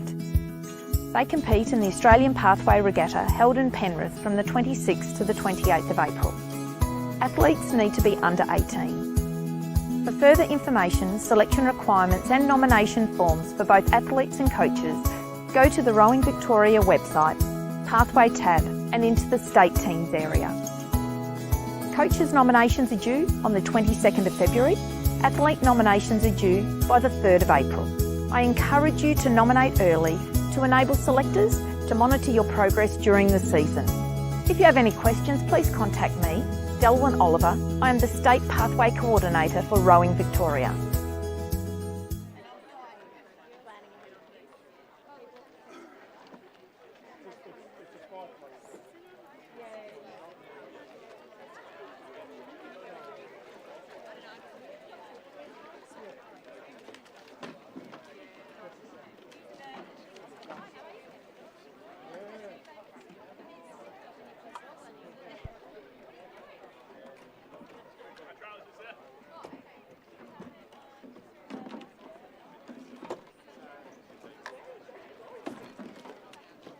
The male club quad scull there, won by Trinity.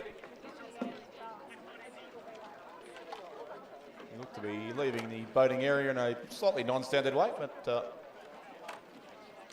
they will get their boat out of the way, and the female Club 4 crews will come in for their presentation. The female club quad scull is also on the course and well past the halfway mark. This field of 5 now with the scratching of the Mercantile crew in lane 3. Racing for the title here in the female club 4. Ballarat City in lane 2, an empty lane 3. Corio Bay lane 4. Lane 5 is Banks, lane 6 is Melbourne, who are our race leaders it would seem, and then Ballarat City with 2 crews in the race are also there in lane 7. But it is certainly Melbourne Rowing Club out in front here. Michelle Joy, Jess Hergott, Felicity Nutter and Lisa Strain, the combination there from Melbourne. And in second place, a couple of lanes across towards the centre of the course, looks to be the Corio Bay combination from Geelong there. Molly Clark-Fernandez, Lauren Murphy, Sydney Arnold and Fiona Wild in that Corio Bay crew. And in between those two, probably in third, sits Banks, Sophia Murphy, Emma Rabinick, Stella Fulton, Erica Smith and Eleanor Crute, the coach of that crew from Banks. And the other 2 crews in the race, both from Ballarat City on either side of the field, but likely you would think to finish outside the medals, those 2 crews. Lane 7 is Kathy Lloyd, Lisa Mentz, Ebony Ebenwaldner and Claire Boatman. And lane 2 from Ballarat City, Meg Maher, Anastasia Cornish, Tia Johns and Tia Broad. But it's Melbourne who lead here as they come through with less now than 500 metres to race. Melbourne in lane 6, Corio Bay in 4. Between them still Banks in the bronze medal position and the 2 crews from Ballarat City, certainly lane 7, leading it from lane 2. So fairly spread out here in the female club quad scull. We are seeing the presentation right now in the female club 4 as well. So congratulations there to our place getters. Dual presenters here to move through this even more efficiently. So third place from Melbourne, Bayer Klein Van Mullicum, Peter Rack, Samantha Beveridge and Zoe Ryan. Silver medalists from Mercantile, Olivia Evans, Xanthi Hadfield, Hannah Nagasonic and Henrietta Patterson. And our gold medalists and Victorian champions also from Mercantile, Eliza Planachik, Louise Carr, Amy Baker and Sophie Coltman. Those 2 Mercantile crews, both coached by Annabelle Eaton and Peter Somerville. Congratulations to our place getters there in the female club 4. And we'll soon see the place getters in the female club quad scull up on the podium as well, with the Melbourne Rowing Club certainly likely to be on the middle step of that podium there. They're clear by 2 lengths still over that combination from Corio Bay in second place, Banks third, and Ballarat City still 4th and 5th. So really no change in the order over the last few hundred metres. If anything, Melbourne have extended their lead out to about 2.5 lengths now from Corio Bay. Banks in third. Ballarat City will try and close that gap late in the race, the lane 7 crew from Ballarat City, but suspect they'll have to be content with 4th place with just over 100 metres now to race and a length or so to make up. But here comes Melbourne down to the line. They'll take the win in the female club quad scull. It is Melbourne by 2.5 lengths in the end. They're across the finish line now. It is Corio Bay in second place, and they in turn have 2 lengths over Banks, who will finish in third place with the bronze medal. Ballarat City get within a length, but no closer than that. They will finish 4th, the lane 7 crew from Ballarat City, and 5th will go to lane 2, also the crew from the Ballarat City Rowing Club. So Melbourne take the win there in the female club quad scull. Presentations to follow shortly. Here's our medalists in the club 4 row away from the pontoon. Racing on the course now in the male club 4 with just a field of 3 in this race. Scratch Banks in lane 5. We've got Melbourne Uni in 3, Mercantile in 4 and Ballarat City lane 6. The 3 crews in the race, and they are coming down in that order. A further reminder to school crews from this morning's finals that if you rode in a school event, a specific school event, that you do need to return your medals and swap them for the correct school medal. There is a different medal, a slightly different medal for school events as opposed to the other championship events. So this does not apply to schools racing in open events. It does not apply to any event after lunch today, but the school events earlier today, which included certainly most of the various divisions of male and female 8s, and also from memory some single sculling races. You do need to return your medals to the Regatta Secretary's office in the bottom of the finish tower and exchange that for the correct school's medal from all of this morning's school finals. So any school that's aware they won a medal this morning and you haven't yet collected the correct medal, please return to the officials in the bottom of the tower and you can exchange that for the correct medal. So it's Melbourne University and Mercantile here, the top two crews in the male club 4, but certainly a convincing lead still to the crew from Melbourne University. Luke Cornelgi, Oliver Frangos, Mitchell Hooper, Tom Hooper is that combination there, clear by at least 2 lengths and looking to extend a little. It's a pretty powerful finish from both of these leading 2 crews. Mercantile in second place, Harry Cathcart, Lachlan Wilmot, Ben Edmondson, Stephen O'Sullivan, and Al Matthews, the coach of that crew. And in turn, Mercantile several lengths back to Ballarat City in third place. That's Sebastian Pendlebury, Riley McDougall, William Gilbert and William McKechnie. But it's Melbourne University about to cross the line here and conclude race 99, the male club 4. The gold medal going to Melbourne Uni. Silvers will follow to the crew from Mercantile. In third place, a few lengths further back, will go to the combination from Ballarat City in the male club 4. As they approach the finish line now, the Ballarat combination at Melbourne Uni first, Mercantile second, and Ballarat City in third place in race 99. The male club 4 now concluded. And we are already racing in race 100, which is the Division 3 female school quad, the 4:45 race. So it does look like we'll conclude the regatta on schedule here this afternoon. The 4:45 race already a couple of minutes through, and they're lining up shortly. We'll have the 4:50 race, which is 2 races in one. Race 101 will be underway shortly as well. But race 100 is the last of our, in fact, now it's a school race once again, so they're all school races now to conclude today. We've just had a series of club races, but now we revert to school races for the final 7 races of the day, which does give me the chance once again to remind you about the Victorian Pathway program, which gives the opportunity for coaches and talented young athletes. And by young, the definition is under the age of 18, as at the 31st of December 2023. So basically 17 years old through to the end of this year, you can qualify for the Pathway program, which allow you the opportunity to be selected as a member of the Victorian Pathway 8 state team, to meet, train and row with peers outside of your current school or club, and to identify future opportunities in rowing at club, state and national levels. If you or a rower you know would like to nominate for this opportunity, then go to the Rowing Victoria website, select Pathways and then State Teams, and click on Vic Pathway 8 for more information. Or otherwise, you can see Delwyn Oliver, the Pathways coordinator at Rowing Victoria, who is at this regatta. She was presenting some medals earlier on today. I believe she's also got a marquee set up with some information about the Pathways program. So certainly you can find her over the course of the rest of this regatta, or otherwise refer to the Rowing Victoria website for more information about the Victorian Pathway program, which is replicated, of course, in states around the country and does allow for some early interstate competition amongst our younger crews as well, which is always fun to see. So race 100 on the course. This is the final of the female school quad, Division 3. Corowa Lane 2, MLCQ Lane 3, Strathcona in 4, Melbourne Girls College in 5, and Wrighton Girls Lane 6 are the 5 crews in this race. They went through a preliminary race a couple of hours ago. And the winner of that will be in the centre lane here, the centre lane of these 5 crews. Should be the crew from Strathcona, although there's not a lot between any of these 5. Really good line still through around about 1,100 metres of this race, so difficult to pick anyone showing out in front. Strathcona certainly there in the centre of the course, right alongside them, Melbourne Girls College and Wrighton Girls as well. They've had 2 dominant wins in Divisions 1 and 2 of the Quad Scull. Now looking to repeat that in Division 3 as well, and they are certainly every chance here.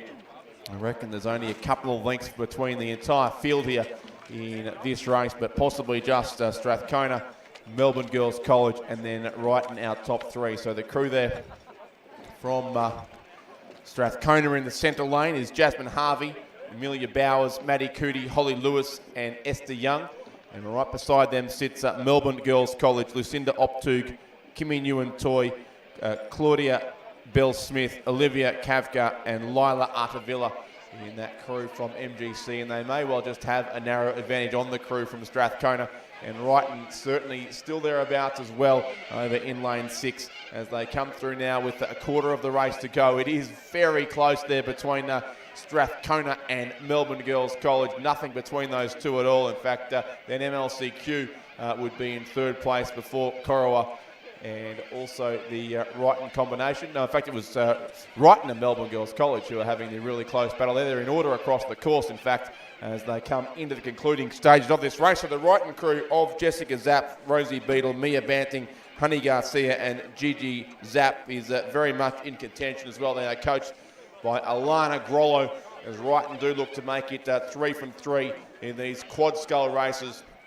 We saw Ballarat Clarendon do similar in the Cox Fours earlier today, and now it's Wrighton, Melbourne Girls College and still Strathcona there as well. A chance for certainly a medal of some colour in this Division 3 female school Cox Quad Scull. Then we go further across to MLCQ and also the crew from Corowa. So Melbourne Girls College and Wrighton, the two crews closest to the spectator side of the course here, racing towards the finish with 2:50 to go in the final of the Division 3 female school quad scull.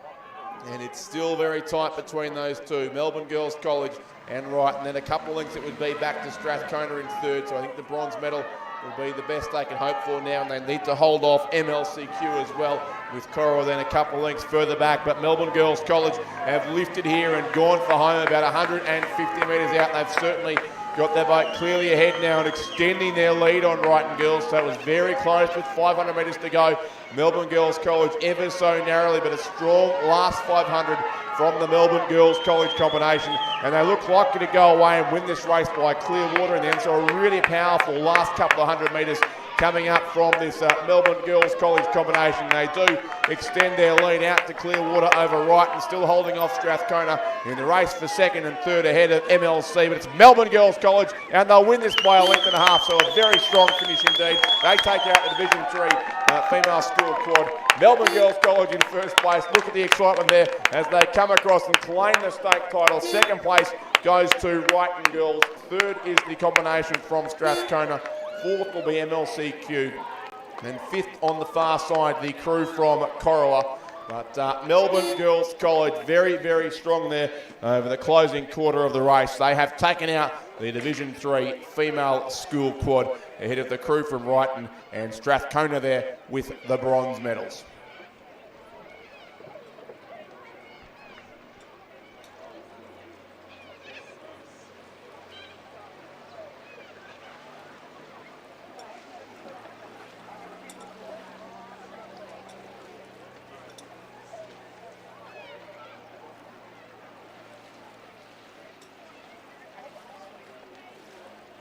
Eventually we'd have a pretty exuberant presentation of medals coming up shortly for that race 100, but 6 races still remain on the program for today.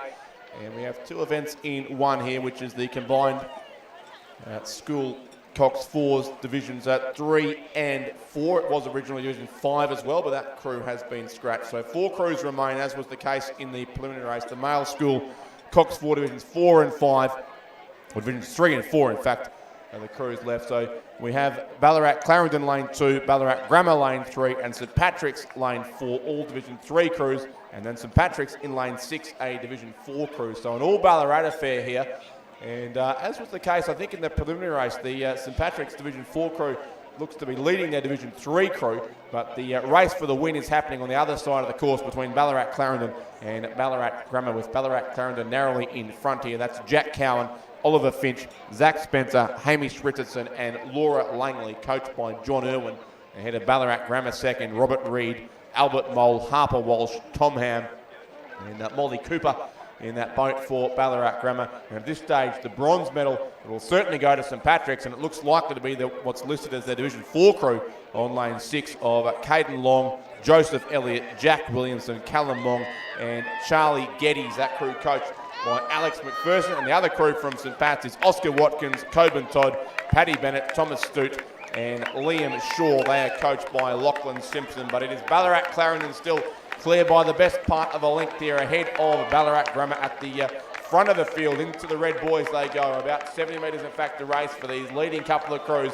And it's Ballarat Clarendon on the far side of the Nagambie Lakes Regatta Centre, who will go through and take out this win in a couple of strokes time, and they'll win it by a clear length from Ballarat Grammar. So Ballarat Clarendon take the win in Division 3. They beat home Ballarat Grammar. Third will be St Pat's on lane 6, and fourth place then will go to the lane 4 combination, also from St Patrick's College of Ballarat. But it's Ballarat Clarendon who take the win in race 101, the Division 3 male school coxed 4.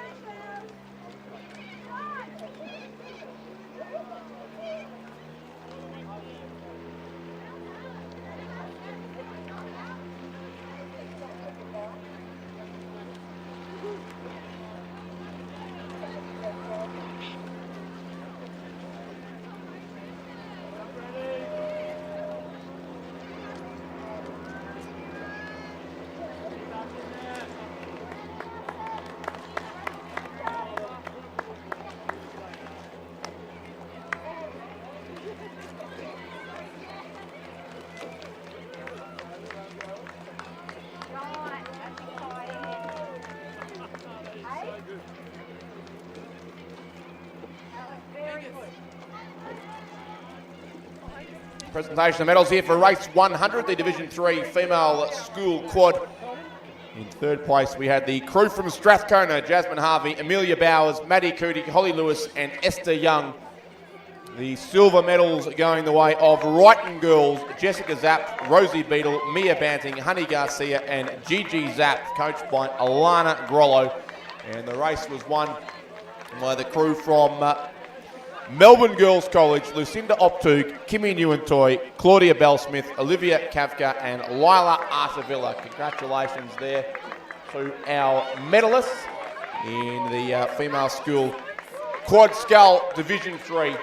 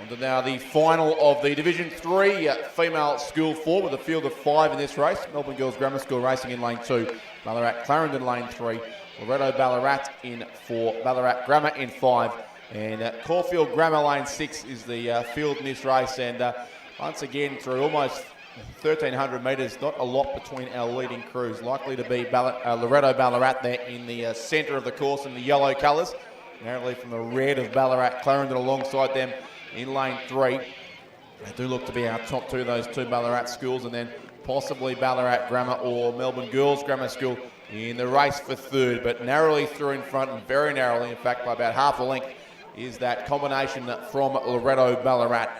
Emma Gowans, Tess Squire, Lily Delaney, Amelia Hoffman and Madison Lane, the combination there. Ballarat Clarendon did sit in second place. Emily Davies, Annabelle Maloney, Maya Salmi, Kate McClure, and Polly Stepnell in that crew, who were coached by Claire Boatman.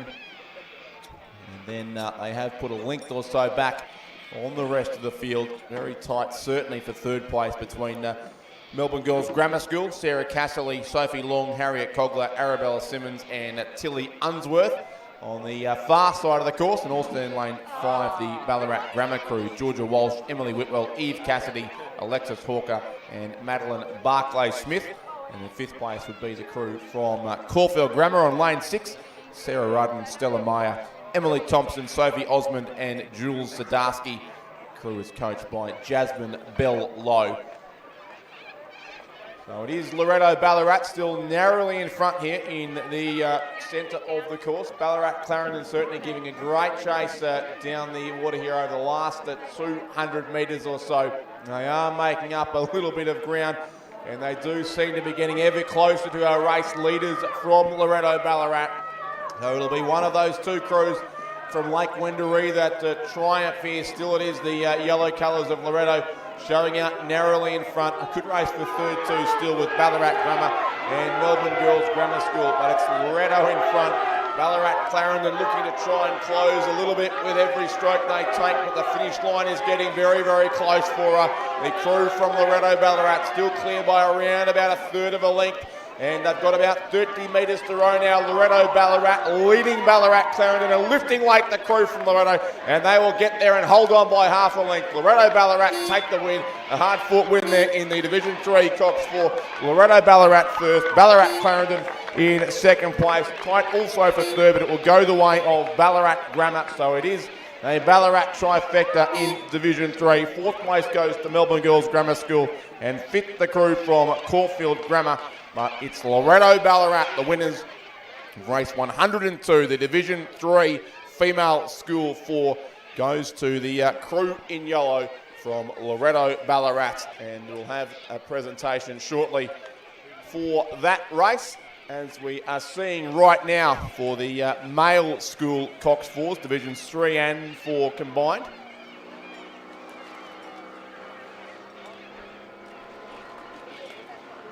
Not sure if there's 2 sets of medals or not for this race, but I'm assuming it's all as they finish. So the gold medal is certainly with a crew from Ballarat Clarendon, Jack Cowan, Oliver Finch, Zach Spencer, Hamish Richardson, and Laura Langley, coached by John Irwin.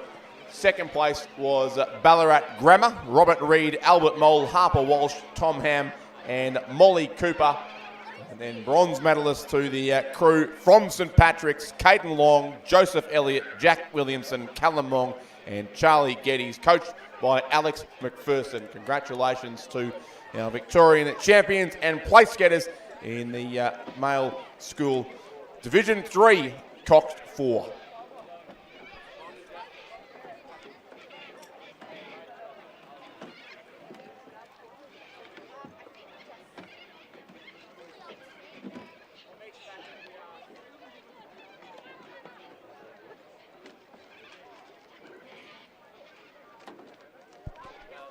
So we're on to the final page of our program here for the second day of the 2023 Victorian Rowing Championships. Race 103 of 106 is underway. Just a small field in this race of 3 crews.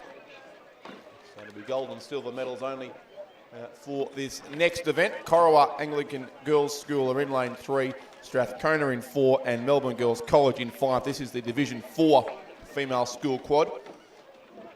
And the race being led very comfortably by Strathcona there in the centre lane. Bethany Moore, Isabel Cow, Zoe Fotheringham, Isabella Chiodulli, and Isabella Donovan. 3 Isabellas in the one crew. That must make things slightly challenging for the Cox there of the Strathcona combination. But in any case, they are rowing well out in front here, this crew from Strathcona. Ahead in second place of Melbourne Girls College, Isabel Gilbert, Manon Shaw, Kiara Marigi, Lucas Sherman, and Sarah Wills. And third place would be Corowa on the far side. Emma Wang, Ruby Dargaville, Joy Wang, Emily Bell, and Zoe Renfrey, the Cox of the crew from Corowa. And our leaders still have best part of 500 metres to go.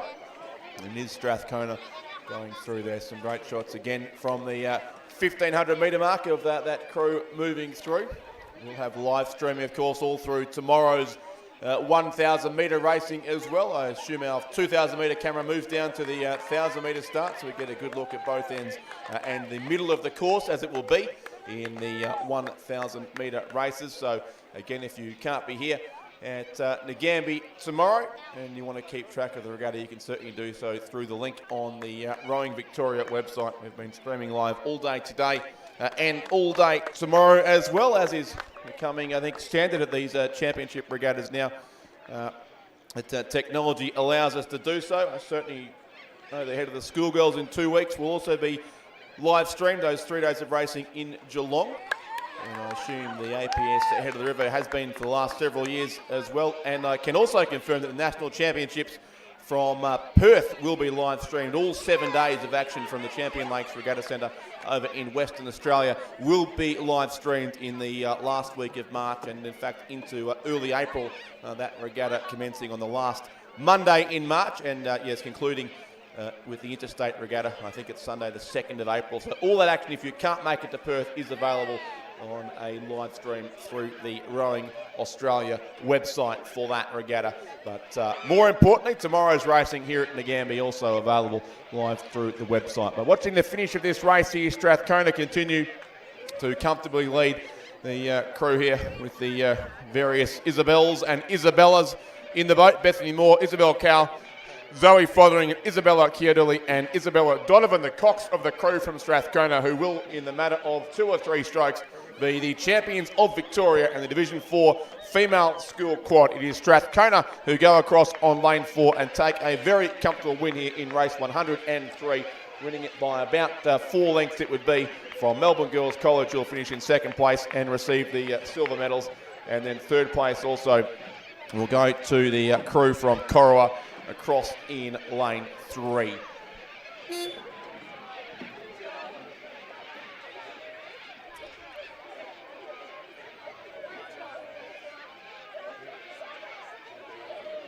Presentation's about to take place here for the Division 3 female school 4. Plenty of congratulations between these 3 crews from Ballarat, who've no doubt raced against each other many times over the years, including as recently as 6 days ago at the head of the lake on Lake Wendouree. But we will now see the medals presented as our last crew does come across the line in the Division 4 female quad scull. So that race just confirming won by Strathcona ahead of Melbourne Girls College, who'll pick up silver medals, and Corowa then in 3rd place. But the presentation of medals for the Division 3 female school 4, bronze medalists from Ballarat Grammar, Georgia Walsh, Emily Whitwell, Eve Cassidy, Alexis Hawker and Madeline Barclay Smith. The silver medalists, Ballarat Clarendon, Emily Davies, Annabelle Maloney, Maya Salmi, Kate McClure and Polly Stepnell, coached by Claire Boatman. And the gold medalists and Victorian champions, Loretto Ballarat, Emma Gowans, Tess Squire, Lily Delaney, Amelia Hoffman and Madison Lane. Congratulations to those 3 crews, all from Ballarat, who have taken the trifecta out here in the Division 3 female school coxed 4.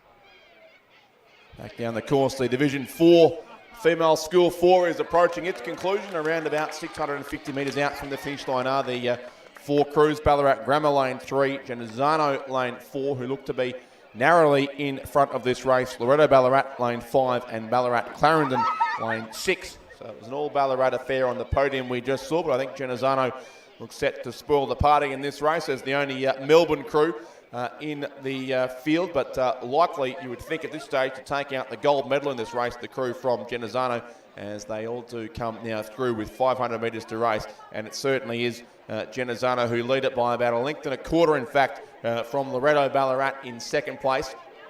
Ballarat Grammar over in lane 3 in 3rd, and Ballarat Clarendon at this stage, the one crew out of the medals in 4th position. So our leading crew from Genazzano, Michaela Tossolini, Mia Kennedy, Charlotte Hurlston, Tegan Pote and Sarah Ferrigno.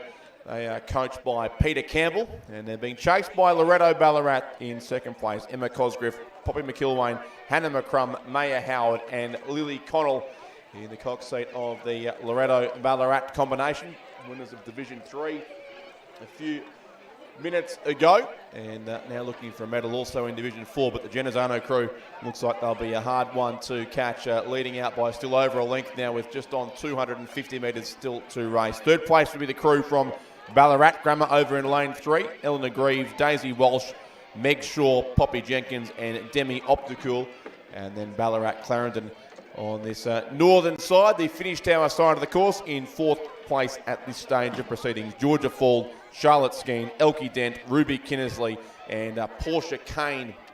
That combination there for Ballarat Clarendon College. The crews are moving into the start for what I think will be the final race of the day, because the penultimate race already on the course. And the anti-penultimate race about to finish in front of us, the third last of 106 races on today's program. And it's still Genazzano in control of this race, clear by about a length and a half, looking safe in front of Loretto Ballarat, who look equally safe, you would think, in the silver medal spot, although Ballarat Grammar might have something to say about that over the concluding strokes of this race. But it certainly is Genazzano with a clear water lead here, well inside now the final 100 metres of this race. And they will record a pretty convincing victory here in Division 4, the female school 4 race. Division 4 will go the way of Genazzano, and they'll win this by almost 2 lengths in the end. So a convincing win to the crew from Genazzano over Loretto Ballarat in second place, who'll hold on by about 3/4 of a length in the end from Ballarat Grammar, who will take the bronze medal. And then fourth place will go to the crew from Ballarat Clarendon College. So Genazzano, the winners there in race 104, the Division 4 Female School 4.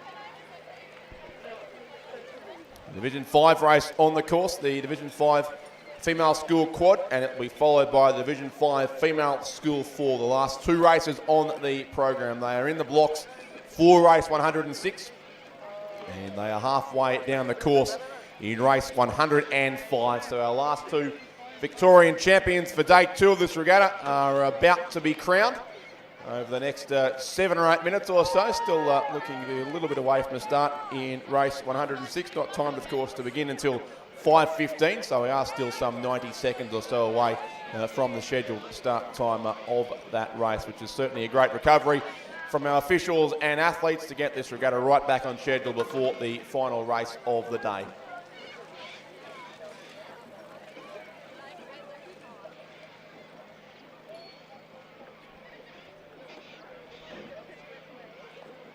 Presentation of medals happening right now for race 103.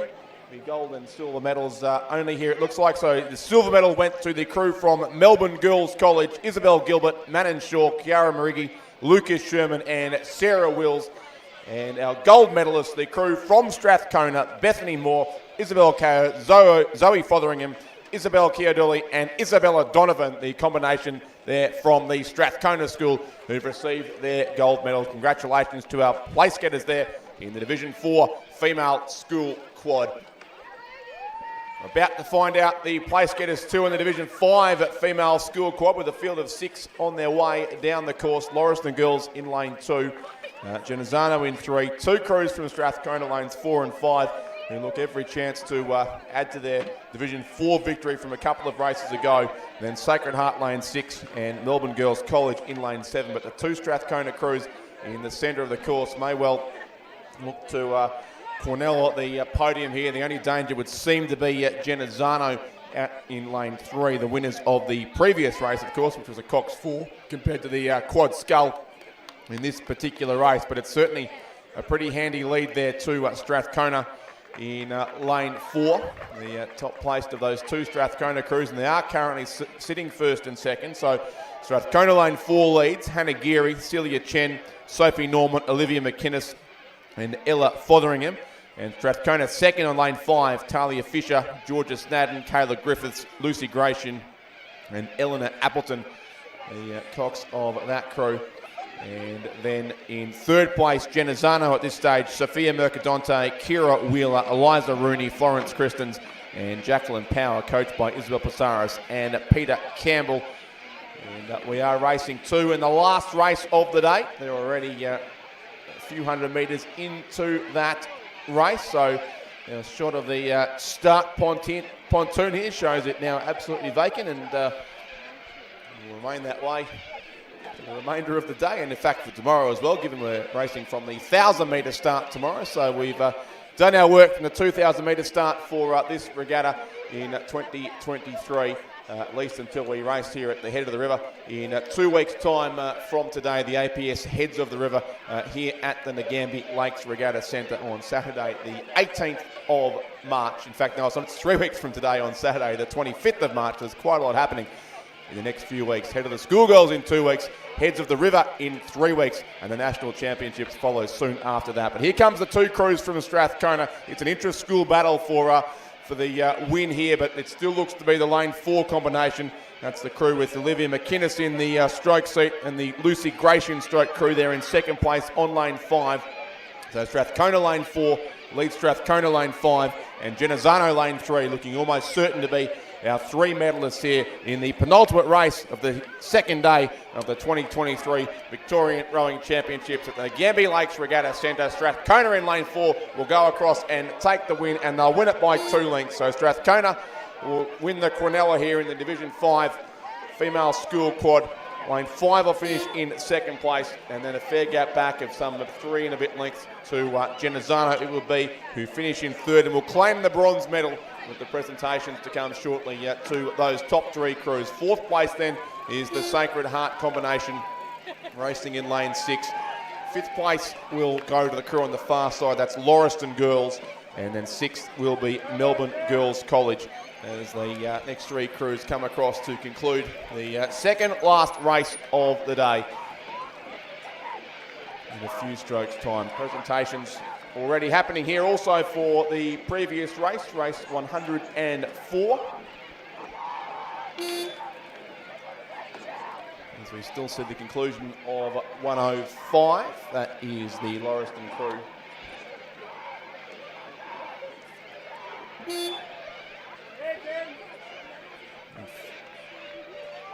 It's the Sacred Heart crew, in fact, across in 4th. Lauriston 5th on the far side, and 6th still to come home is Melbourne Girls College, just going past the presentation area where the Genazzano crew is receiving their gold medals from the Division 4 female school force. So congratulations there to Genazzano, Michaela Tossolini, Mia Kennedy, Charlotte Hurlston, Tegan Poach and Sarah Ferrigno, coached by Peter Campbell.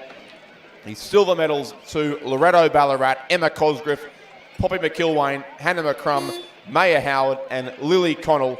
And the bronze medals to Ballarat Grammar, Eleanor Grieve, Daisy Walsh, Meg Shaw, Poppy Jenkins and Demi Opticool.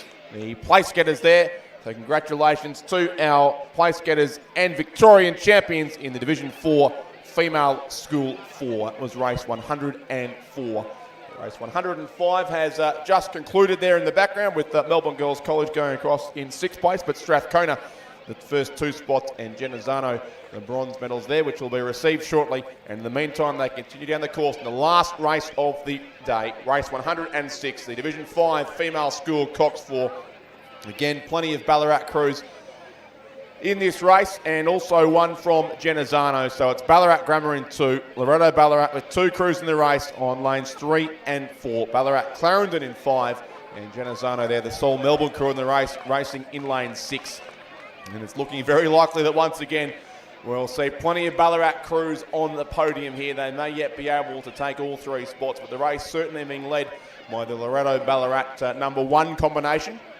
And on the centre of the course, Olivia Jones, Tess Clark, Abby Britt, Jane McInnes and Holly Boyd there, the crew for Loretto Ballarat. And in second place it would be Ballarat Clarendon lane 5, Mabel Goss, Phoebe Marr, Taylor Mason, Anna Anderson and Georgia Lennox there.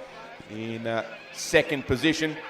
Third looks to be a race between possibly the second Loretto Ballarat crew and also then Genazzano. They are quite spread out in the closing stages of this race. Certainly Loretto Ballarat comfortably clear of Ballarat Clarendon in second place, and then it would be Loretto Ballarat's number 2 crew, so effectively a Division 6 crew that they've got in this race, currently seeming to hold down third spot ahead of Genazzano, and also Ballarat Grammar as a cruise head through with just under now a quarter of the race to go, at least certainly as far as our leaders are concerned, because Loretto Ballarat in the centre lane are already about 125 metres past that 500 metre to go mark and heading on towards the final section of this race. In the final race of the second day of the 2023 Victorian Rowing Championships, Loretto Ballarat in front, Ballarat Clarendon second place. The third place crew also from Loretto Ballarat is Zali Klein, Alexandra Grieve, Poppy Charleston, Taylor Keane and Sienna Hoyles. And Genazzano are in fourth place, Claudia Lucci, Alice Birrell, Eliza Hines, Hannah Courtney and Zara Lanane, coached by Daniel Parrish and Peter Campbell. And then Ballarat Grammar on the far side would be in fifth spot, Elise Malote, Bella Wolfe, Tilly Davidson, Jade Klein and Ella Sidebottom, the combination there for Ballarat Grammar. But it does look very likely to be a Ballarat trifecta on the podium once again. Certainly Loretto Ballarat well out in front. They had a convincing win a few races ago in the Division 3 Cox Fort, and they're looking likely to do the same here in Division 5, and in fact probably have two crews on the podium collecting gold and you'd think bronze medals at this stage. So Loretto Ballarat first and third. Ballarat Clarendon have had a very good afternoon as well. They'll claim a silver medal here with a second place finish. And then Genazzano in fourth place ahead of the crew from Ballarat Grammar. But a big win coming up by about 3 lengths to the crew from Loretto Ballarat in lane 4 to win the last race of the day. Race 106 goes the way of Loretto Ballarat on lane 4. They win the Division 5 female school for around about 3 lengths it would be to Ballarat Clarendon lane 5, finishing in second place. And completing the Ballarat trifecta, it will indeed be Loretto Ballarat's number 2 crew. So a Division 6 crew taking a bronze medal in a Division 5 event. A great performance there from that Loretto Ballarat combination. Fourth place will go the way of Genazzano, and then fifth will be the crew from Ballarat Grammar over on the far side of the Nagambie Lakes Regatta Centre as our last couple of crews come across the line to conclude racing for day 2 of this regatta, followed down the course by a combination of umpires and rescue boats whose work is just about done for the day, although we'll of course have to ensure all these crews firstly safely return to the boating area, and a couple of presentations still to go through here to conclude proceedings on this big second day of racing, but 106 races later from where you began at 7:30 this morning. We have reached the end, at least, of the action on the water. About to see the presentation here for the second last race of the day, which is race 105, the Division 5 female school Coxed Quad Scull.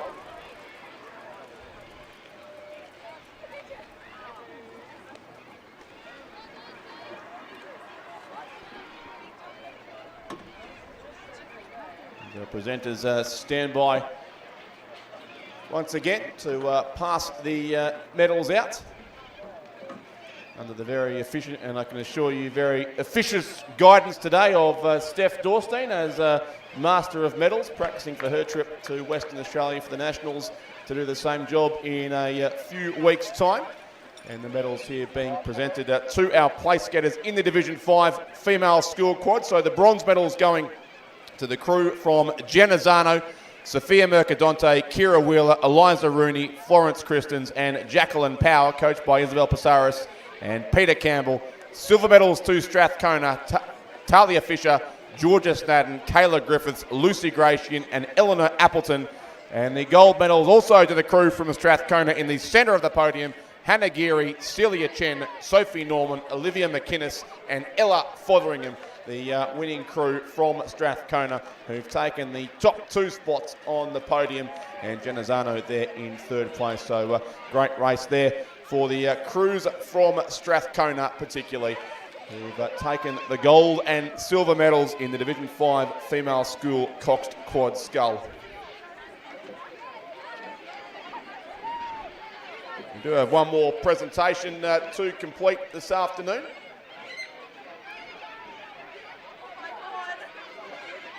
Which will happen shortly once these Strathcona crews have cleared the podium, posing currently for dual photos.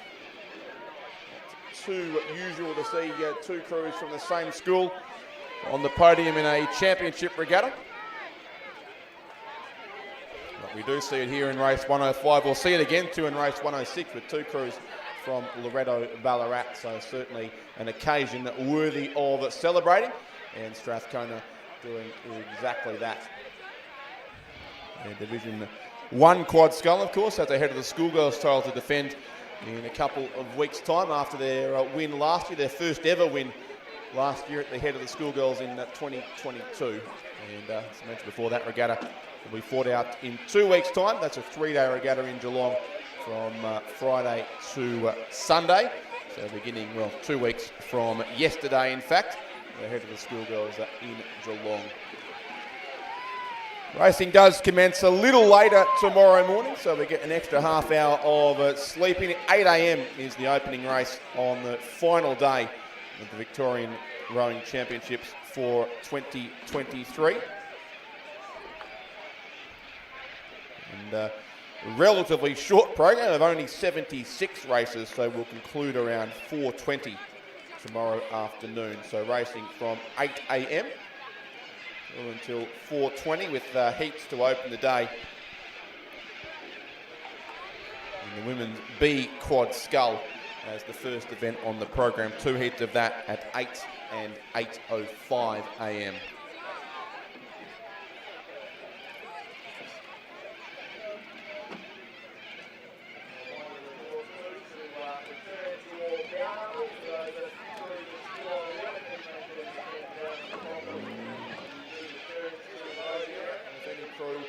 Is off the water, is still in possession of their bound numbers. Please make sure that